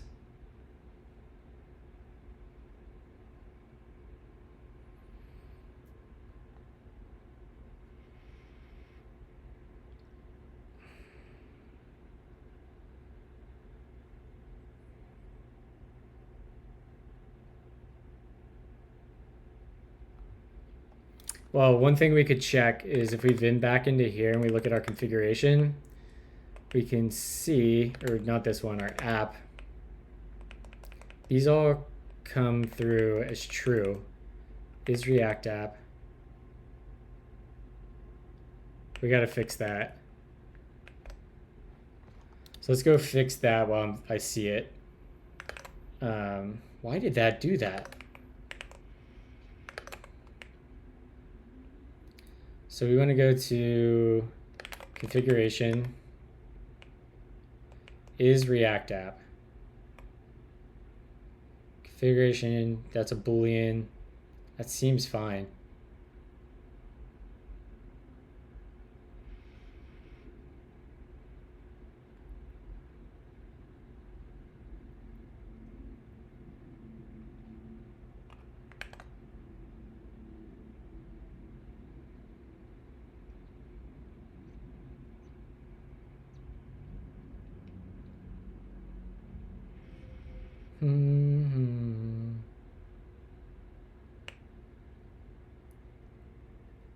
Why?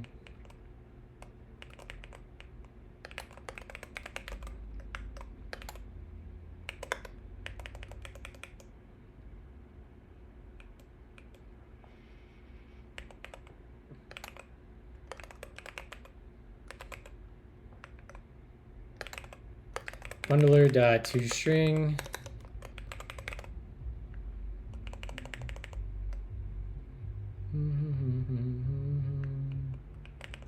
Label value.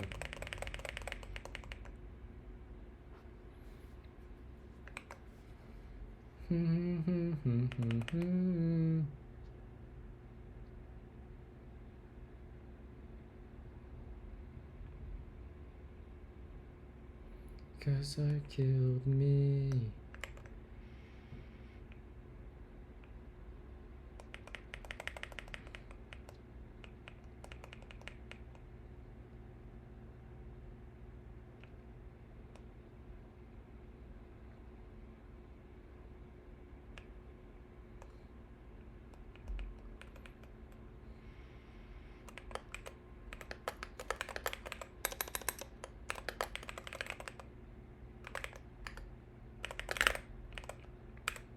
Okay, that will fix that. So why is our template not compiling successfully?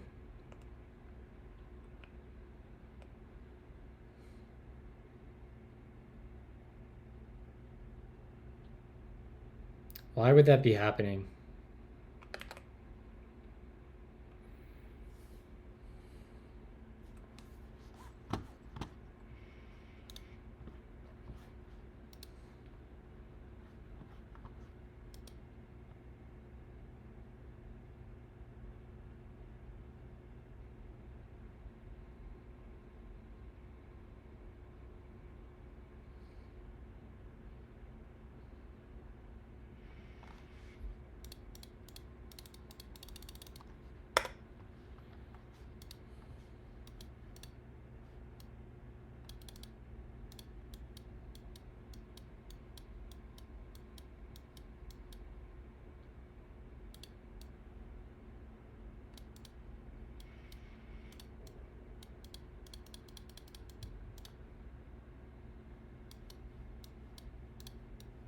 That's why. That's why.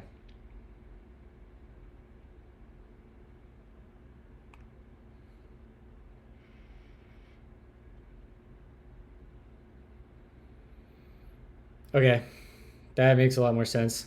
We're gonna have a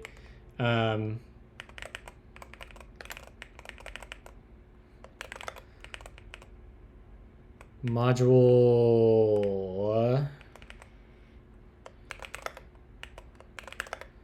I feel the home stretch. Dune PPXs, preprocessors. Let's call it that. Module PPX.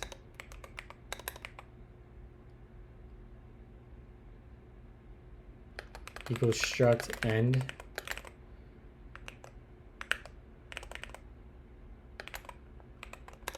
Dune.temple.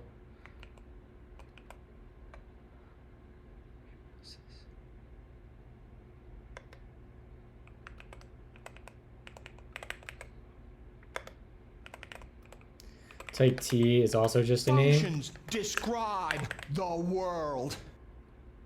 Just a string. And we'll say same deal at make to ppx, and this will have a ppx is ppt, yeah,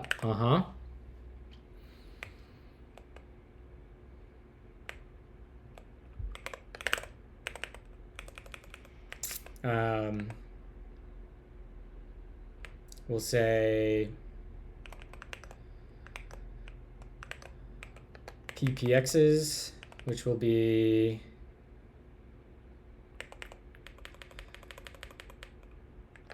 option.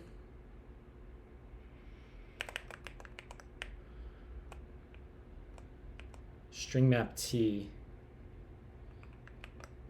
I guess that can just be an empty list.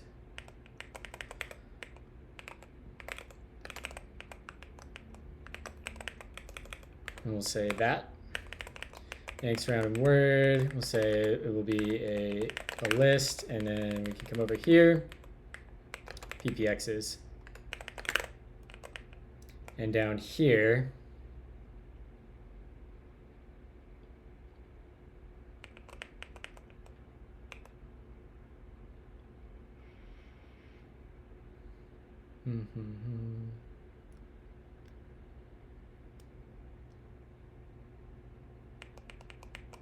This also needs a way to get our ppx's.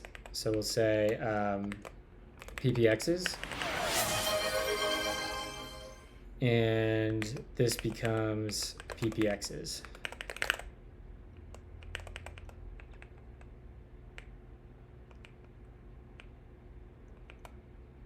Whoa, whoa, whoa, whoa, whoa, whoa, whoa, whoa, whoa.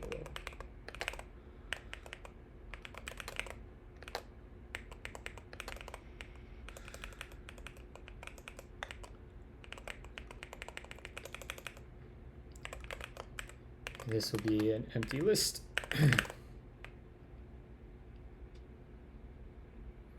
How about that, chat?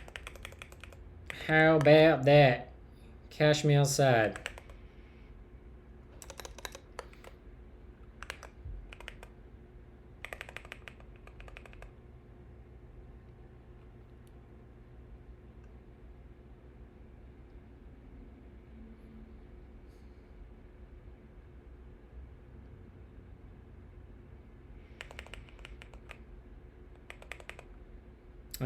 I guess we can say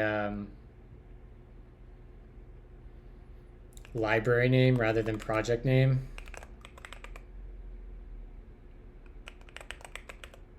Or I guess just name is better.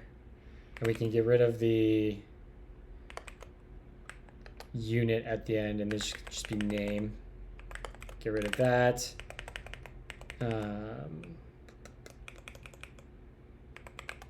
Name.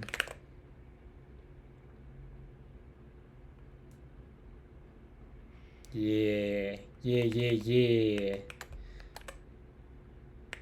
We're gonna have errors in here. So this changes to the root, either that. And we added ppx's.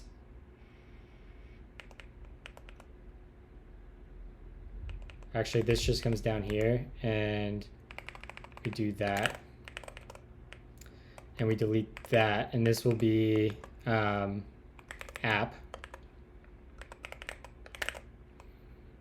And ppx's for this one will be ppx is going to be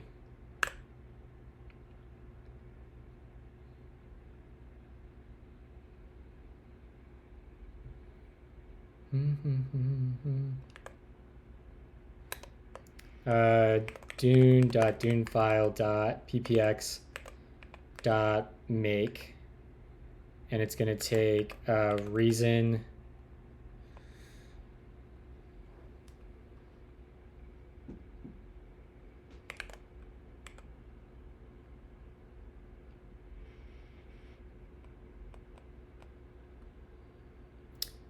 react. Oh, I guess we can do what would be the right way to do this? It would be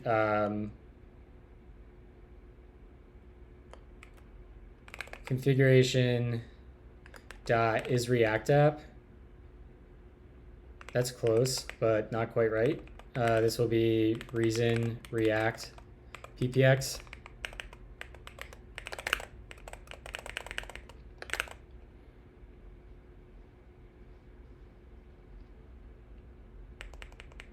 So when we compile the template, we wrote this template wrong here.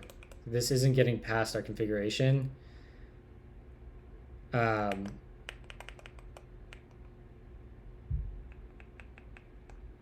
We'll add melange dot pp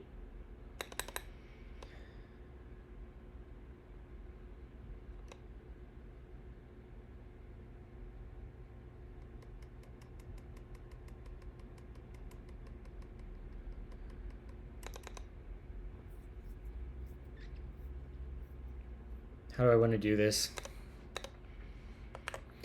Let's go change how this template works. There's no reason to do a bad design here. So we can just do, let's go to our Dune file. We can close scaffold for now. How the hell did I have all these open? This will be our Dune project.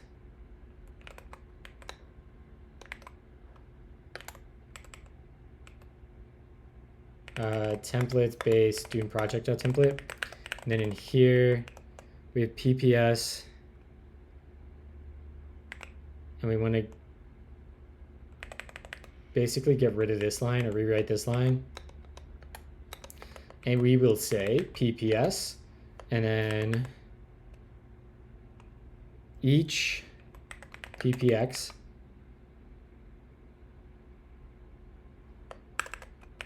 that's a colon. Each PPX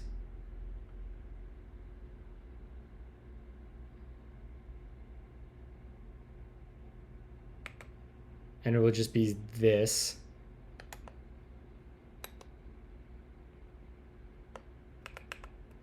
This.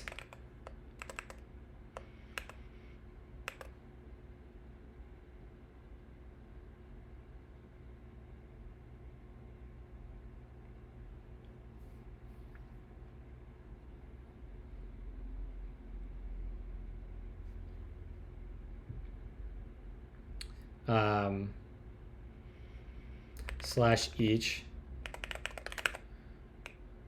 You can delete that. We need that. I think that's what we want, right, chat? We feeling lucky? Should we just try it? Just go for it?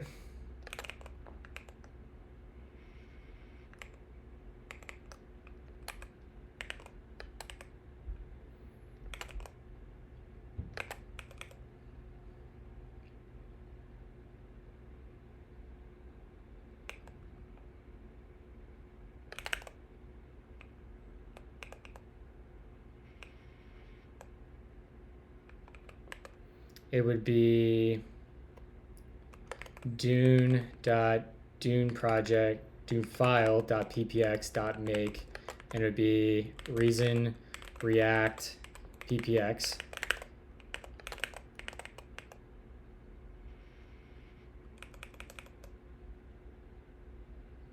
What's wrong here?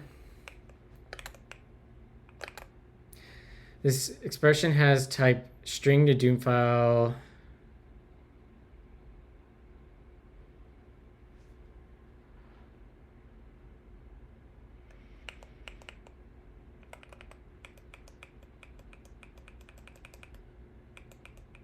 What did we do wrong?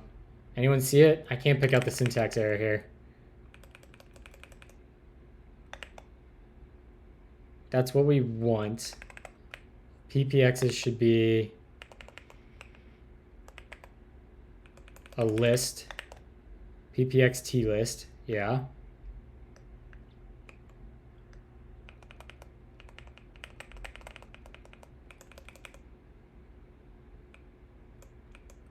Oh, it's because we're in Reason and not OCaml. Damn it.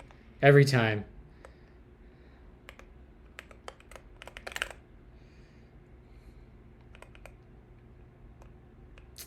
Every fracking time.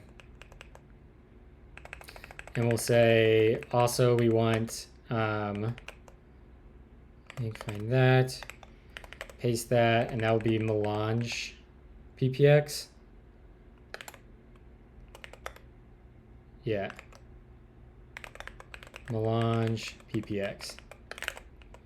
And that'll be a comma.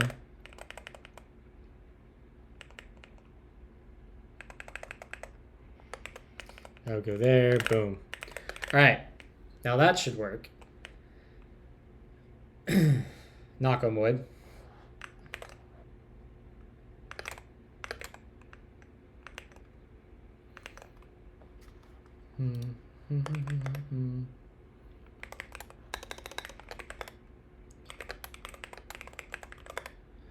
And let's do a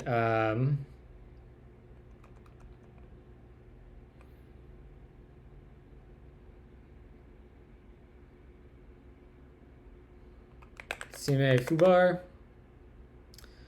We'll do OCaml, Vite. It is a React app. We don't need to do that or that or that.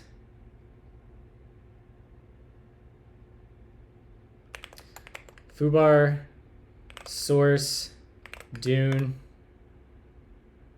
Oh, we went to cat, not list. Ah, so it didn't add either of those. So we got our syntax incorrect in the template.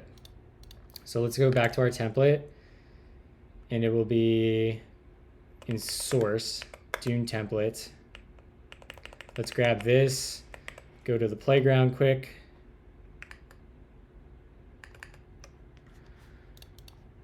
Paste that in there, and this is gonna be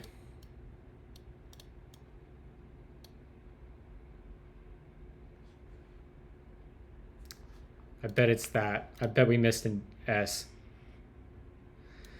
Let's say PPXs.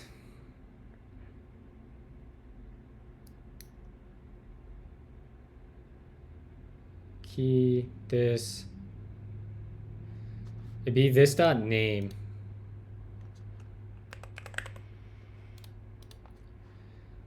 PPXs is an array. And then in here we can have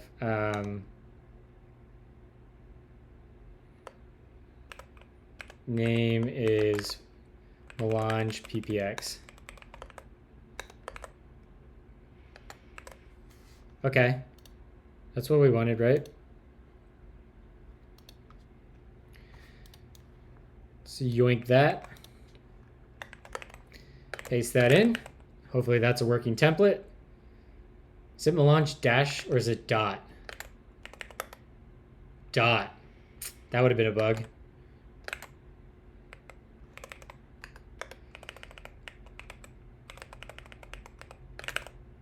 All right.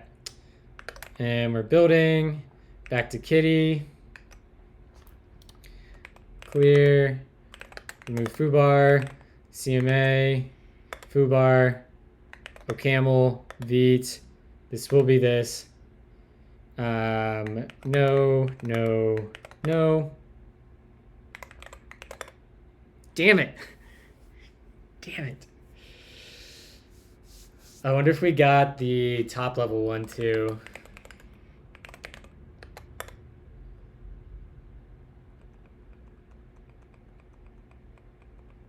Right, that doesn't even have a template in it.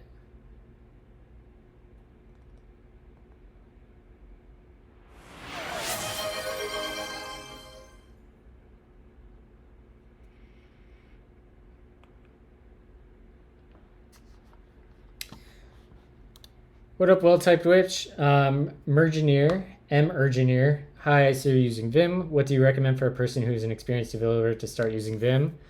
The first thing I would suggest is enabling Vim key bindings in whatever editor you're using, and just like start just paying the price and paying. Jesus Christ. Winnie. Hey, no barks. Knock it off. No, come in here. Let's go. Come on. Get on the couch. Get on the couch. Come on. Here, up. Your spot. Go. Come on. Or not. Sorry. Yeah, I have off till I have all of next week off too. I'm really just trying to grind out a bunch of open source while I have off and not doing anything during the days. I don't know if I finished answering you. Yeah, I would just pay the price and pain in learning Vim keybinds in whatever editor you're currently using. And then if and when you do have free time, sit down and write your NeoVim configuration in NeoVim to force yourself to get even more comfortable with it. That's at least what I did. Seemed to work out. Oh, did I get rated? Or are we just shouting out TJ?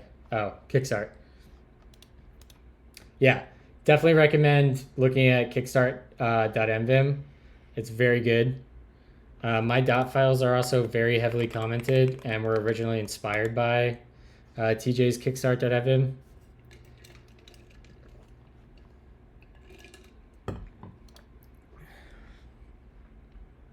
So what does the problem we're having is that this is not what we think it is.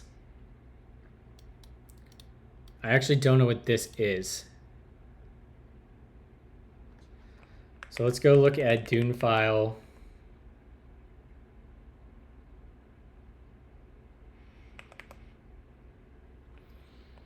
It has a name on it. It's a list.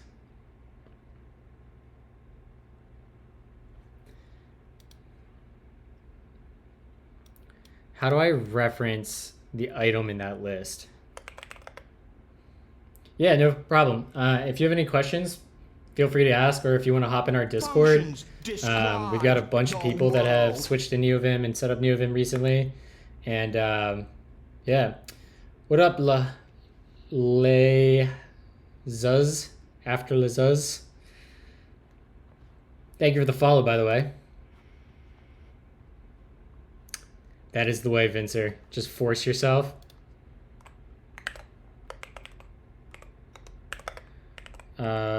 Why can't I? Oops, that's not what I wanted. And let's go look at this. Key this. Is it just this then? Let's try again.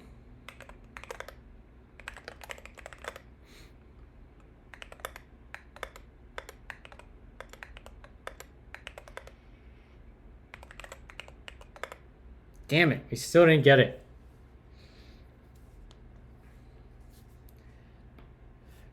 Yeah, more specifically, so it's a fork of NeoVim, and all the configuration and the external APIs in Lua. So it makes it, at least in my opinion, a lot easier to configure.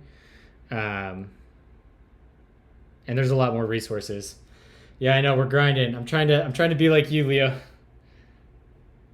We're so close to kicking out 4 different versions of valid projects here. I just gotta figure out this stupid handlebar template.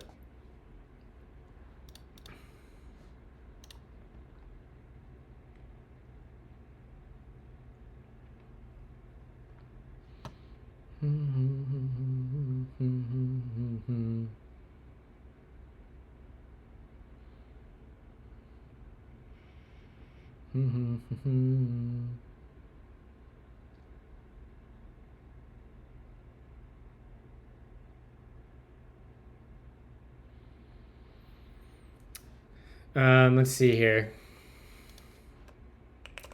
I guess back to the playground. I don't really know what's happening here. Let's make sure we're passing into our template what we think we are.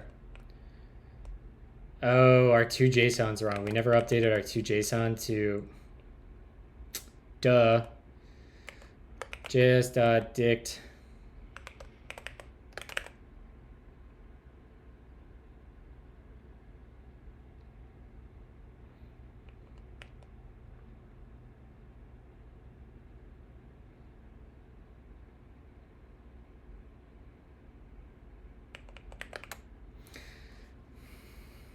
We convert it to an array.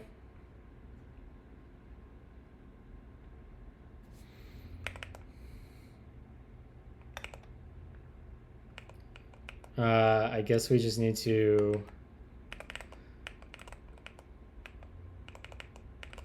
How do I convert an array to a list? Can we just do array.ofList? Let's go. So that means each PPX this. Okay, let's see if that works. We just straight up weren't sending the PPXs in, so that would make sense why we weren't getting them in the template. CMA foobar. We want OCaml as our syntax. Vite, yes. No, no, no. Cat. Oh, we were missing a space. So close, but we got what we wanted there. We want a space. How did I do this in?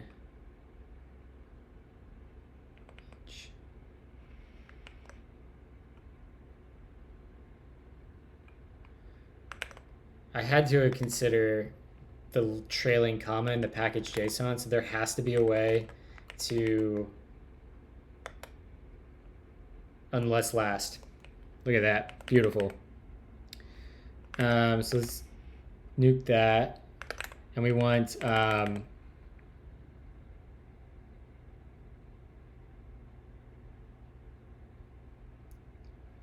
so that creates another block. So we're gonna do hashtag unless at last. We want to put a space, and then we go, whoops, and this will be close unless. Okay, let's try that. And bump that over, remove our directory, CMA foobar, OCaml, vite, react, no, no, no, cat.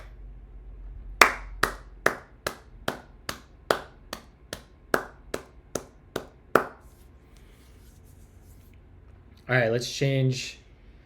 Man, this is basically like, we could basically put out a like release or like a beta version of this like tonight. I'm probably gonna call it quits soon. I'm pretty exhausted. I've been streaming all day and everything going on with my mom right now.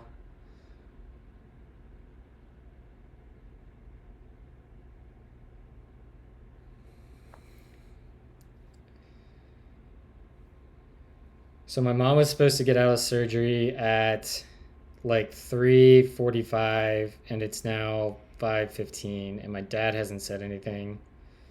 And my sister's freaking out.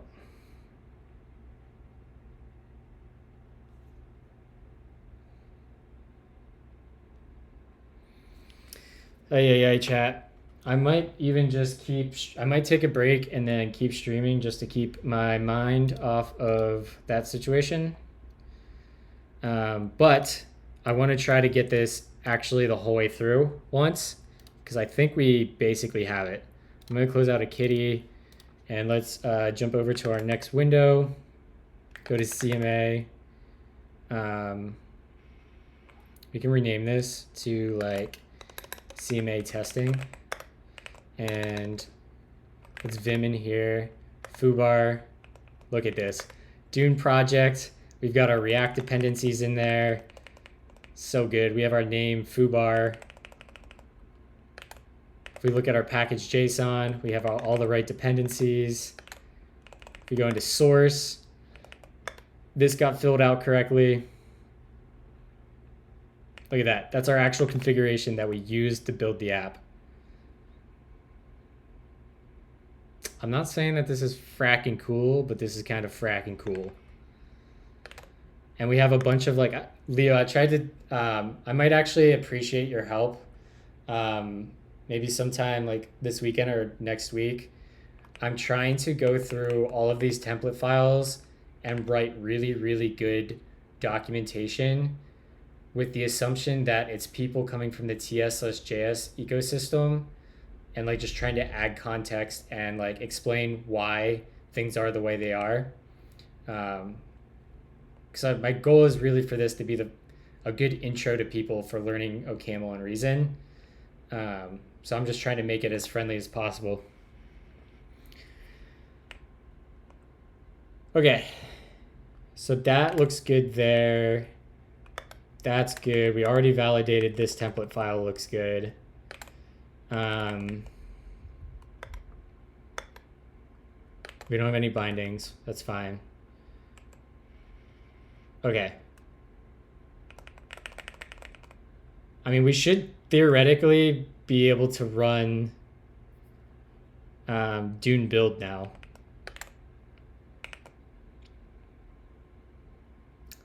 So let's quit out of this, and this isn't gonna work nicely in here. So let's reopen Kitty again. I do use Harpoon. It's actually on my to-do list to migrate to Harpoon 2. It'll probably take some time on Monday to migrate to Harpoon 2. But if you look in here, I wrote a little Lualine extension. You see these like little numbers down here? Sorry, getting distracted. Hold on, Leo. Mad Flash. This little harpoon and this dash here, this tells me that the current file I'm in is not harpooned, but I have 3 files harpooned, which tells me I can do my hotkey to go 1, 2, or 3. So I can press spacebar 1, spacebar 2, spacebar 3, and if you look down here, you can see which file I'm going to. Pretty nifty.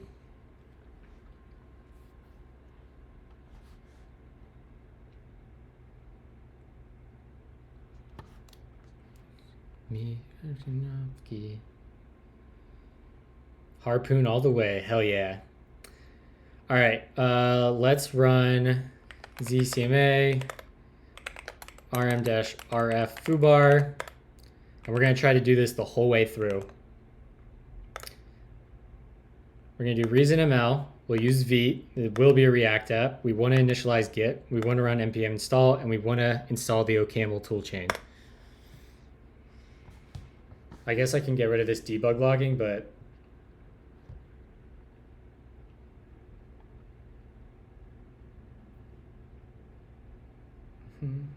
yeah, I can link you to that in my dot files too. It was really, really easy to set up that Lua line component, and it's like so useful.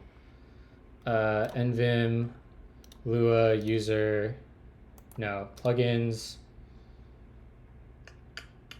Lua line.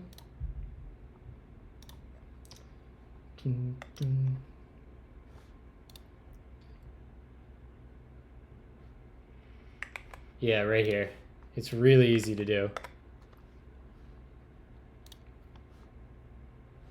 Leo, when I tried to hit that server, I got not for you, sir.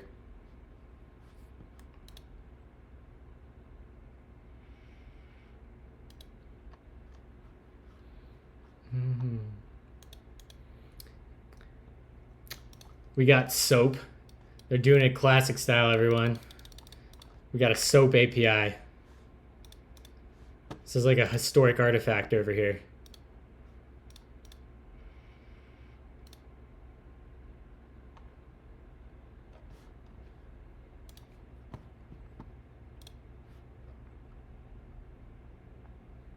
That face looks more pissed than sad. Yeah, I know. I don't know what's going on with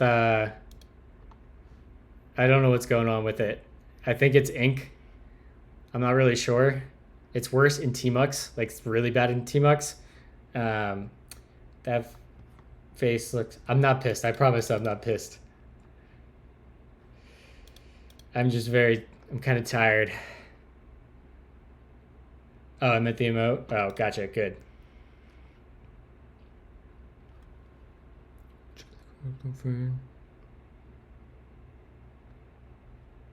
The good thing is we've already validated all this works. Like, we already know we can create an OPAM switch.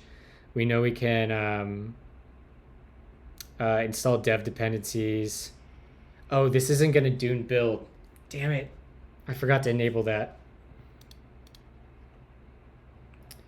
Oh, well, that's flickering in the background. Let's go to here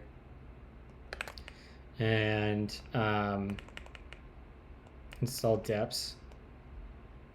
Oh, maybe I will. I lied. Oh, nope, just kidding. Oh, wait, no. I am right. I did enable it. Let's go.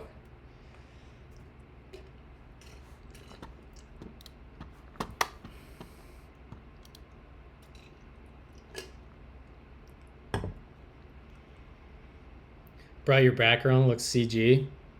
It's not. I promise. I've been working on renovating my office. Ugh.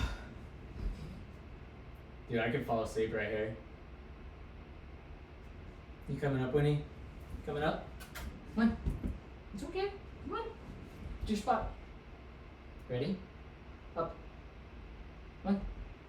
Good girl. Yep. Up. There you go. Good girl.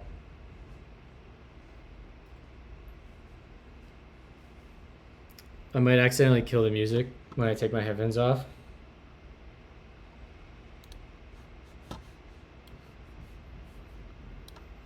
Ugh.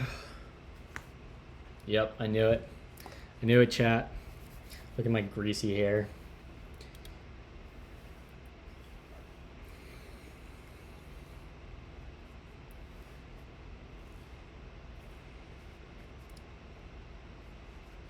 No, don't sit. A small sit becomes a big sit, and then you never get up, and the day goes by and nothing got done.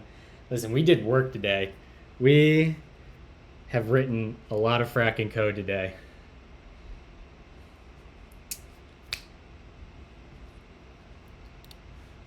About you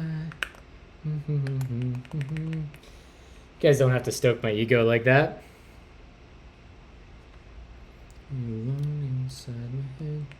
All right, so let's see if this finished. Okay, we're installing dev dependencies with lots of flashing. Very good. Thank you, Ink.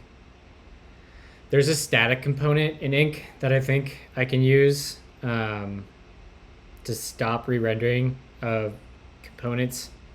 And we might try using that because this is obnoxious. No worries, I'll never stoke your ego. Thank you, Nightshade. I've got a lot of things memoized. Well, I have things memoized in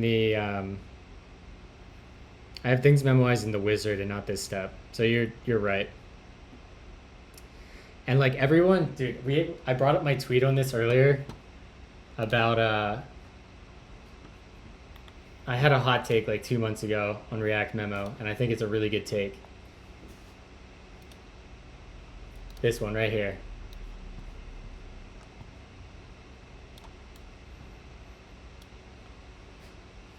One thing that drives me crazy about the React ecosystem, and more specifically tech influencers and thought leaders in the space, is the infantilization of the developers using and working it. I'll let you read it. My voice is starting to get tired a little bit.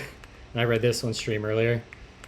But I stand by this take firmly. I really believe this. Cheers.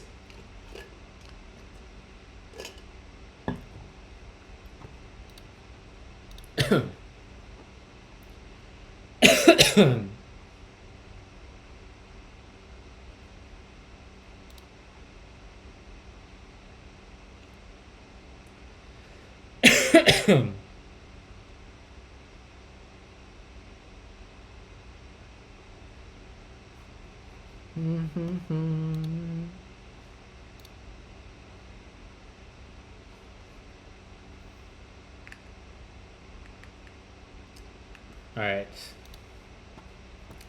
Thank you, Vincer. I appreciate that.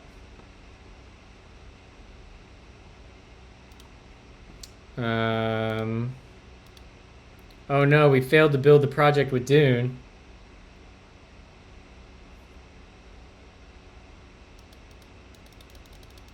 Well, that's a bummer.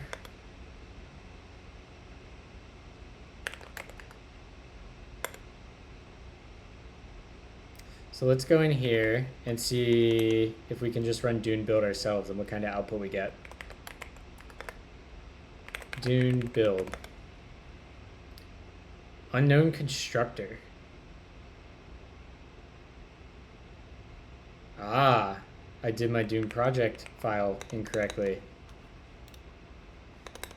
That's an interesting, easy to fix problem. Functions let's look at our Dune describe file, the our world. Dune project.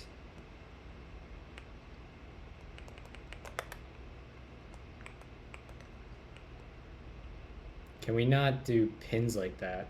We must not.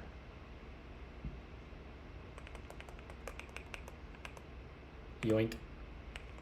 So we want to go to Dune.ml, and we have like a default dependencies in here. Or this must be in React.ml. Yeah, right there's the problem.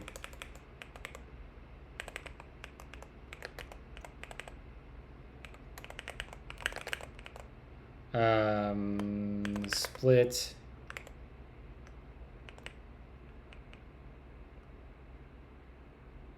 Okay.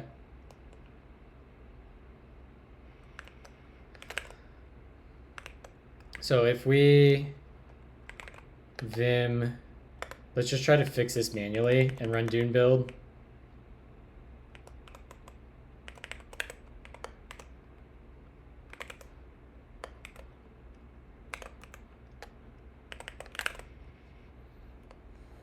Thank you for the follow, by the way, Crash16. Appreciate you hanging out. We're getting pretty close to 2,000 followers, y'all. We're only, what is that, 48 away? 1,952 followers. We might, we're gonna break 2,000 pretty soon. That's amazing. I can't believe that. Very humbling. Very grateful for all of you. Source Dune. All right, we messed up something in one of our template files. This is good because these are the easy, like, last stretch problems to work through in source/Dune.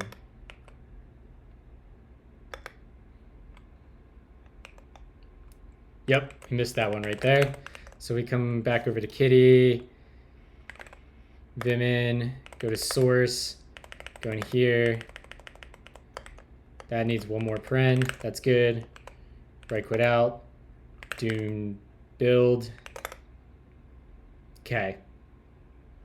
Melange PPX is not found. Why?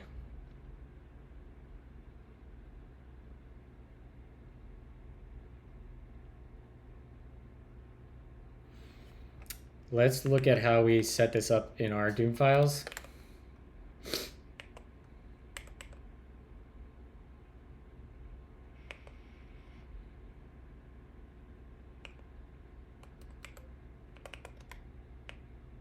Just Melange. Modes Melange.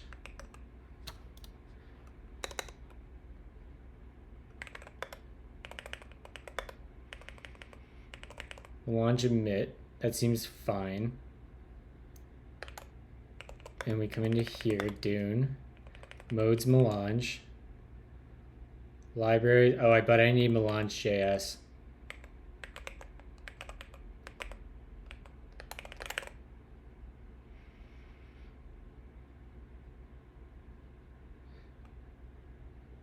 Okay.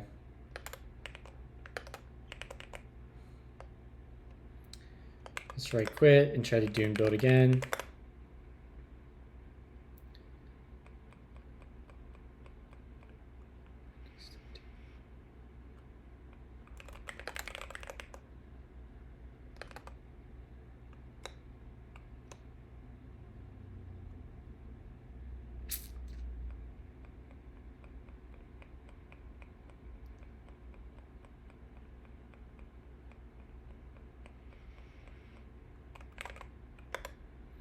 Anyone see a problem here?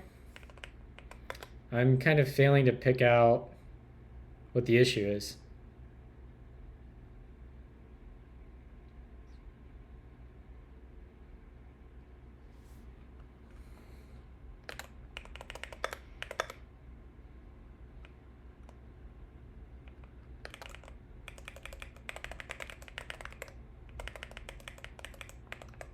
Do I need to do that? OCaml man. It's oil.mvim, mad flash.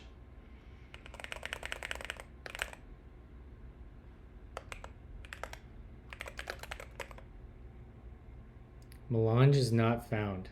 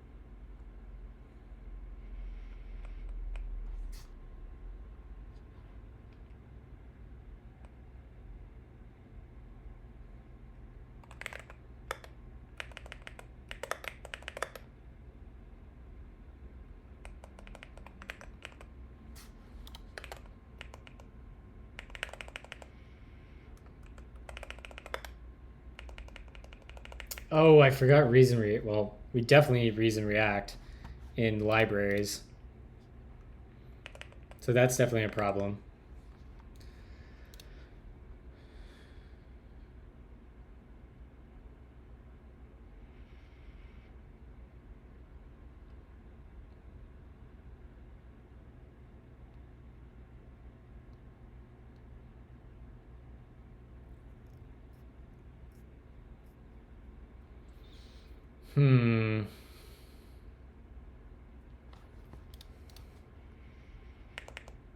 So this needs reason react.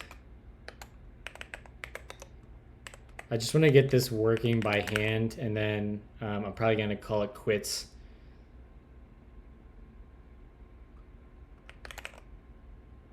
I can't even remember how to open. It's been one day, and I've already forgot my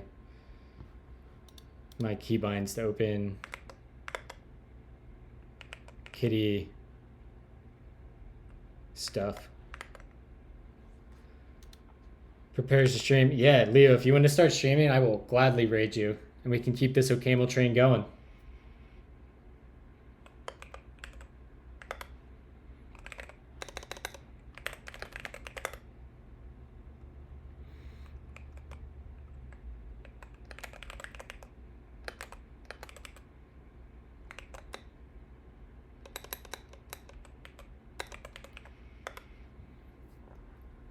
Did we run an OPAM install at the wrong time?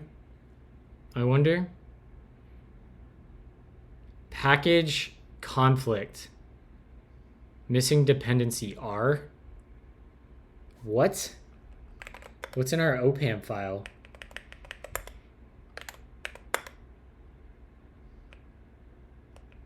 What is R?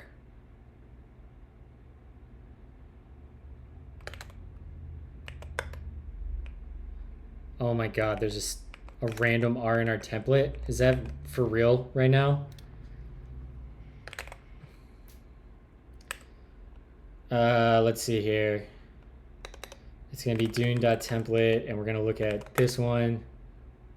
Or no, it's in our Dune project template.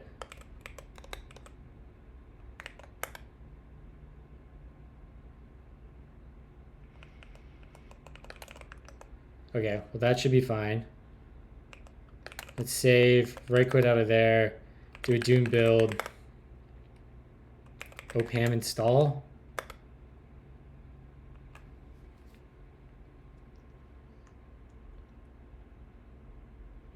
Oh my god.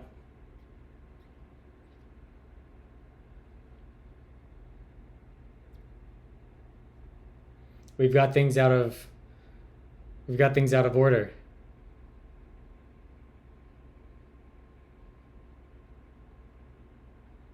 All right, this is a good point to leave off.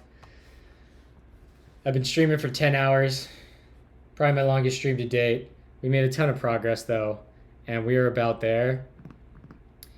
So, depending, I'm gonna go eat, shower, maybe go have a drink with Justine.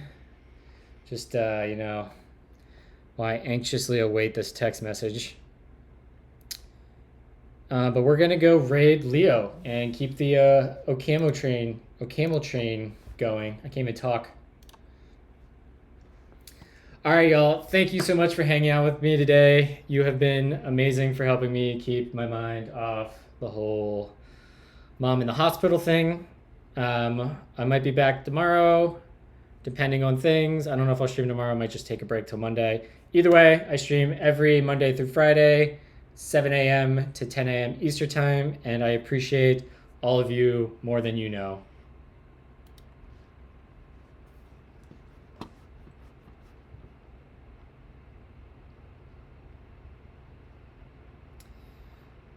Here we come, Leo. See you, Nightshade.